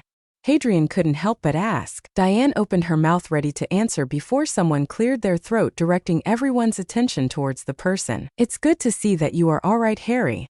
But I need to borrow you," Merlin says as she walks out. "Guess you can answer later," Hadrian says as he slowly removes Rose's grip and follows Merlin. "He's whipped," Ban laughs until he was sent crashing through the wall by Diane. "Say that again." Diane snapped as she charged after Ban. "No, Diane. No." Ban exclaims as he runs away from the angry mini-sized giant. As they entered Merlin's workplace, she immediately handed an open book to Hadrian, causing the young demon to quirk an eyebrow at her silence. "Just read it," Merlin says, exasperated. With a shrug, Hadrian looked at the title of the page and he paused in shock. Dark Excalibur. Dark Excalibur is known as the opposite of Excalibur and more powerful than the legendary word, but unlike Excalibur, its opposite uses dark magic and negative emotions to empower itself, making it more powerful than the legendary light sword. But through bad luck, every user of Dark Excalibur was an incompetent sword user and merely focused on the dark arts. It is said the legendary sword to be located somewhere in Japan where yokai keep the blade guarded, forever locked, never to be used again. "What do you think?" Merlin asks with a smug grin on her face. "Nothing much. 1. This is probably thousands of years old, and 2. The location probably isn't even accurate," Hadrian answers. Merlin nods her head in agreement, but she stood there and thought, "Well, it wouldn't hurt to try," Merlin suggests with a shrug. "Merlin, you're forgetting one time little thing," the dash Hadrian says, annoyed. Yes, I know. "How you are going to find the blasted weapon?" Merlin cuts Hadrian off. Hadrian nods his head as he watches Merlin pace, contemplating on what to do. "So how did this Dark Excalibur catch your interest?" Hadrian asks, curious. Turning towards Hadrian, Merlin smiled and giggled a little. "It was purely accidental. When I was searching through the Hogwarts library restricted section," Merlin was answering. "Which are completely useless," Hadrian commented. "I found a book that caught my interest as I was browsing through the books that wasn't there before." Merlin finishes, ignoring Hadrian's interruption. "So you just saw a book there and just went duck it?" Hadrian asks, surprised. "No, I saw the book, looked at it and then went duck it," Merlin answers with a cheeky grin. "Oh, relax, I made sure it was safe before taking it," Merlin says with a giggle. Hadrian smiled as he felt his heart race as he watched Merlin smile. "She's so beautiful. No wonder a scanner fell for her," Hadrian thought before a sad expression grew on his face. "A scanner? Where are you?" Hadrian wondered. As the sun began to disappear across the horizon, a loud cheer can be heard from the Boar Hat Tavern, which remained beside Hogwarts School of Witchcraft and Wizardry. "Bring it on."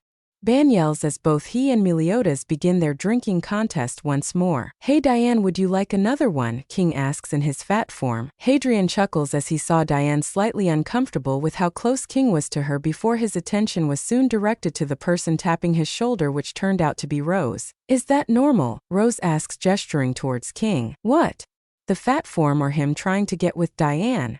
Hadrian asks with a raised eyebrow. The fat form? But since you don't seem surprised, I will assume that's normal, Rose answers as she saw the Sins acting like a bunch of kids with new toys. Harry? Rose asks, making the young man look at his sister. Yeah? What's up? Hadrian asks, curious. I wanted to ask about your powers? Rose asks, curious, what about them? Hadrian asks as he drinks his ale. Well, I wanted to ask how you got them. And that black mark on your forehead when you use it? Rose asks with curiosity shining in her eyes. I would like to know as well, Hermione says, appearing beside the twins, surprising them. Wow, when the hell did you get here? Hadrian asks, looking around. Just now. So what was that? It certainly didn't seem normal. Hermione asks, curious. You think the Sins are normal? Geez, we are the biggest group of idiots there is. Hadrian laughs. Does that include me? A voice asks, and Hadrian froze in fear before slowly turning around to see Merlin, who was smiling at him with an aura of malice surrounding her. Good luck, Harry, Rose says, patting her brother on the shoulder before grabbing Hermione and bolting out of there. Hey, don't leave me! Hadrian exclaims in fear. So, as I was saying, does that include me? Merlin asks with a sweat smile, with her eyes burning with anger. Hadrian takes a deep breath and strengthens his resolve, and looks at Merlin with determination in his eyes. Okay, don't wanna duck up, don't wanna duck up, don't wanna duck up. Hadrian chanted internally. Yes, Hadrian answered firmly. Duck. Hadrian thought. Dumbledore sighed as he stared at the book before him. At the request of Merlin, Dumbledore went to Nicholas Flamel, his old teacher, and requested several books about the time before Merlin, and he looked over several different books in search of the subjects of her request. Boom! Dumbledore jumped in surprise due to the loud explosion, while he was pondering on his discovery. What was that? Dumbledore wondered before looking out the window. What he saw made him chuckle. Merlin was chasing Hadrian with an angry expression on her face, while Hadrian ran as fast as he could, like death itself was chasing him. Well, when it comes to women, you have to be careful. That's why I was into men, Dumbledore thought with a chuckle before a sad smile formed on his face as he thought about Grindelwald. I truly hope that I do not need you, Dumbledore hoped as he stared at the book, which was laying innocently on his desk on a specific page. With a bold title with a picture of a pair of black-haired individuals staring at the photo was the subject of Merlin's curiosity. Legends of the Twins of Destruction. The male had a pair of black wings with pure black eyes, while the female had a pair of pure white wings with golden eyes. Unknowingly back at the Boar Hat Tavern, Rose laughed as her brother screamed in terror as he was chased by Merlin, and as she looked at her brother with love and adoration, her eyes flashed gold with a symbol that can only be identified to one race, the Goddess Clan. Oh mate. Rose sighed as she saw Fleur in her regular spot with a familiar diary in her hands. Another one? Rose couldn't help but ask. Yes, what do you think of my third plan? Fleur asks, handing the diary to Rose. Rose sighs and takes a look. Rose then quirks an eyebrow and looks at Fleur with a confused expression. This plan is a little bit expensive, don't you think? Rose asks, worried. Well, I could get cheaper wine, Fleur said with a thoughtful expression. No, I meant the Zeppelin. Why the hell would you even get one? Rose asks, staring at the Vila, who looked at Rose like she was an idiot. Because I wouldn't be able to do what I want on a flying carpet, Fleur says as if it was the most obvious thing in the world. Rose sighed before noticing the plan after it. This one isn't actually that bad, Rose thought as she bit her lower lip before looking at Fleur, who seemed distracted. Let's try it, Rose thought as she quickly closed the diary and left, leaving Fleur unaware of her stolen plans. Oh, make two. Are there no women left? Sirius cried out as anime tears fell down his face. Sirius, it can't be that bad, Remus says with a sigh. Sirius turns to Remus with a horrified expression on his face. Trust me, Remus, it is only a matter of time before you will realize the pain I feel. Sirius whines before pretending to have a heart attack. Sirius, relax. I'm sure you're just overreacting, Remus says, trying to not be amused by his friend's antics. What the hell? Both Remus and Sirius jump upon hearing their best friend, James, yell in horror and shock. Before the duo could go and ask what was happening, they see Hadrian run away from James with a cheeky smile plastered on his face. But what shocked Sirius and Remus was the woman in his arms. Lily Potter was held by her son while her eyes were rolled back and tongue sticking out as her nude and curvy body was covered with sweat and semen leaking out of her abused pussy. His own mother? Are there any women left that he won't go after? Sirius exclaims in actual shock. Omake 3. Hadrian sat in front of a pair of multiple different colored-haired children.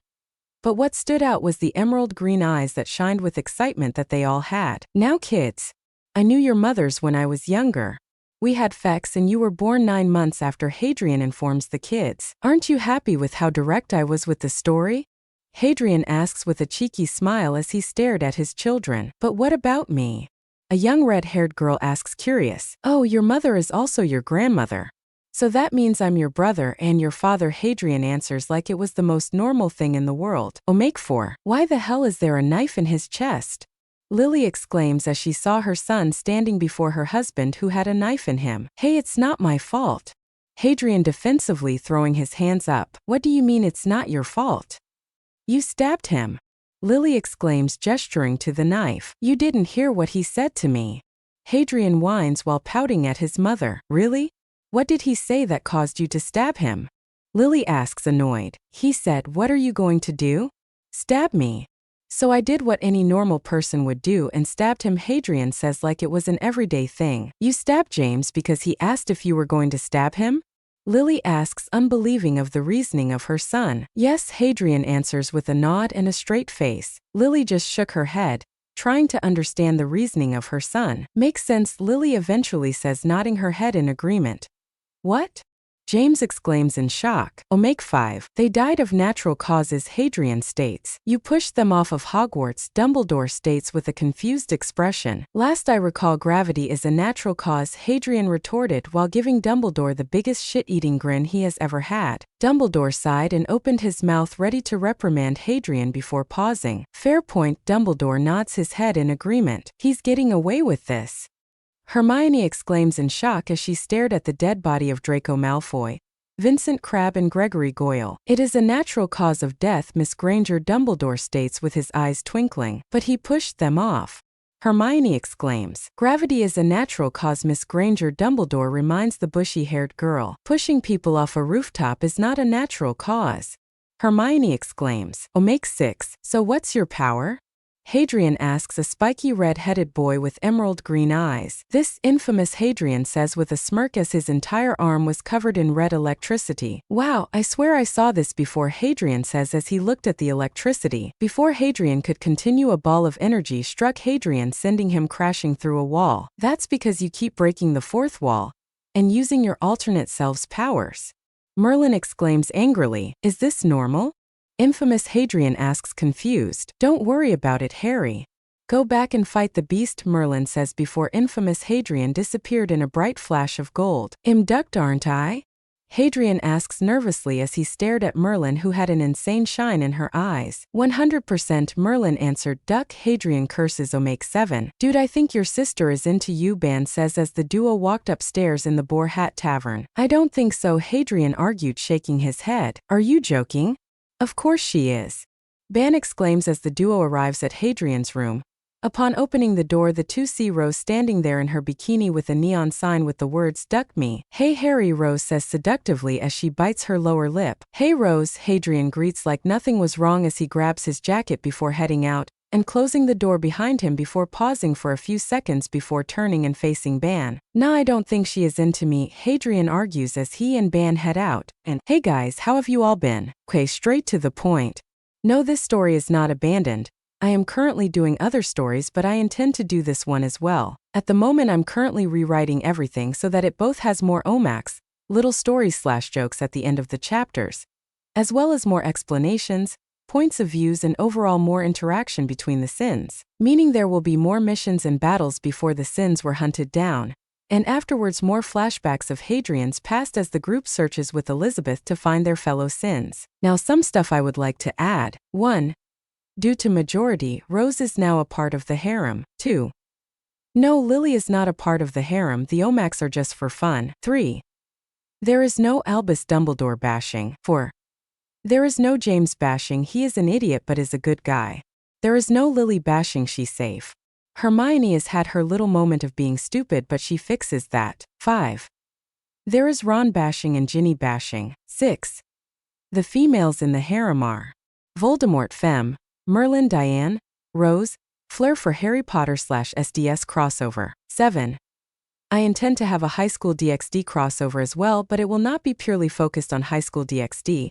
There will be characters who are a part of it, but stuff like the Norse gods will not be involved. 8. Harem from High School DxD. Yasaka, a nine-tailed fox and the leader of the yokai faction. Kunuo, Yasaka's daughter, who is the same age as Rias Gremory.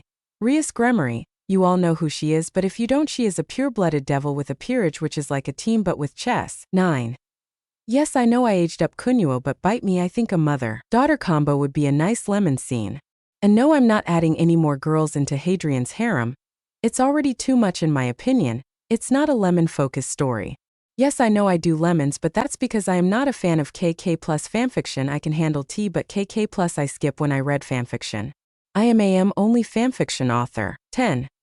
For those curious, I write fanfiction because there are stories I wanted to read but either ended too early or just didn't exist, so here I am. Now that's out of the way, I wish you all a good day. Darkriser 101 out. For those curious about the stories I am currently working on, my first story is about Hadrian, who is a scion that is overshadowed by his siblings, leading to him being forgotten. But one day Hadrian awakens with unnaturally spiky hair and a monkey tail swinging behind him. With the advice of Godric Gryffindor's portrait, Hadrian sets out to become stronger and eventually meets Goku. This eventually leads to him fighting Raditz and put up a decent fight before being knocked unconscious and being taken away by Raditz. Currently up to the training arc before Android Saga. My second story is more supernatural with demons, angels, and other mythical creatures. Hadrian is a vigilante known as Night. He is a demon and fights crime at night. He is currently in a strained relationship with his family due to neglect, and he is too focused on fighting to really care about them. This story is in Harry Potter Idea one-shots, known as Demon Host. My third story is about Hadrian, who is the eldest child of Sparta, DMC, and the older brother of Dante and Virgil.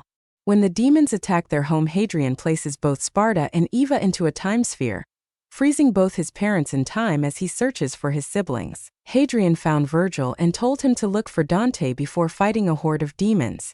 After successfully killing them all, Hadrian attempted to find his brothers only to fail. With nowhere to go, Hadrian wanders around, until eventually meeting a young red-headed girl his age, Rias Gremory. She offers him a chance to join her peerage and family when she becomes old enough to gain her evil pieces. Hadrian declines and Rias was fine with that. Eventually Hadrian goes to Hogwarts and meets Lily Evans, leading to them establishing a strong friendship and maybe more. Okay, last but not least is a fairy tale crossover. I am currently having a writer's block with Dragon Slayer of Old, so I am focusing on another version which I doubt anyone has published. In this story, Hadrian is raised by the Lilith, the Hellfire demon of destruction. I bet you know where this is going. And Hadrian is trained in Hellfire Devil Slayer magic. Eventually Lilith is forced to return to Hell, causing Hadrian to search for a guild where he discovers a young blue-haired dragon slayer, Wendy. They spend travel together before eventually running into an angry pink-haired old woman who takes them to Fairy Tale. As time went by, Hadrian and Wendy felt comfortable with the guild.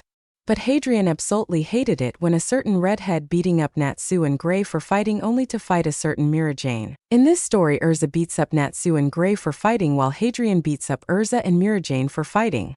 I know, but I thought it would be a funny change. I need your opinion. Hey guys, at Darkriser 101 here. As of this moment, I am still working on my stories and have every intention on working on this one, but I need your guys' opinion.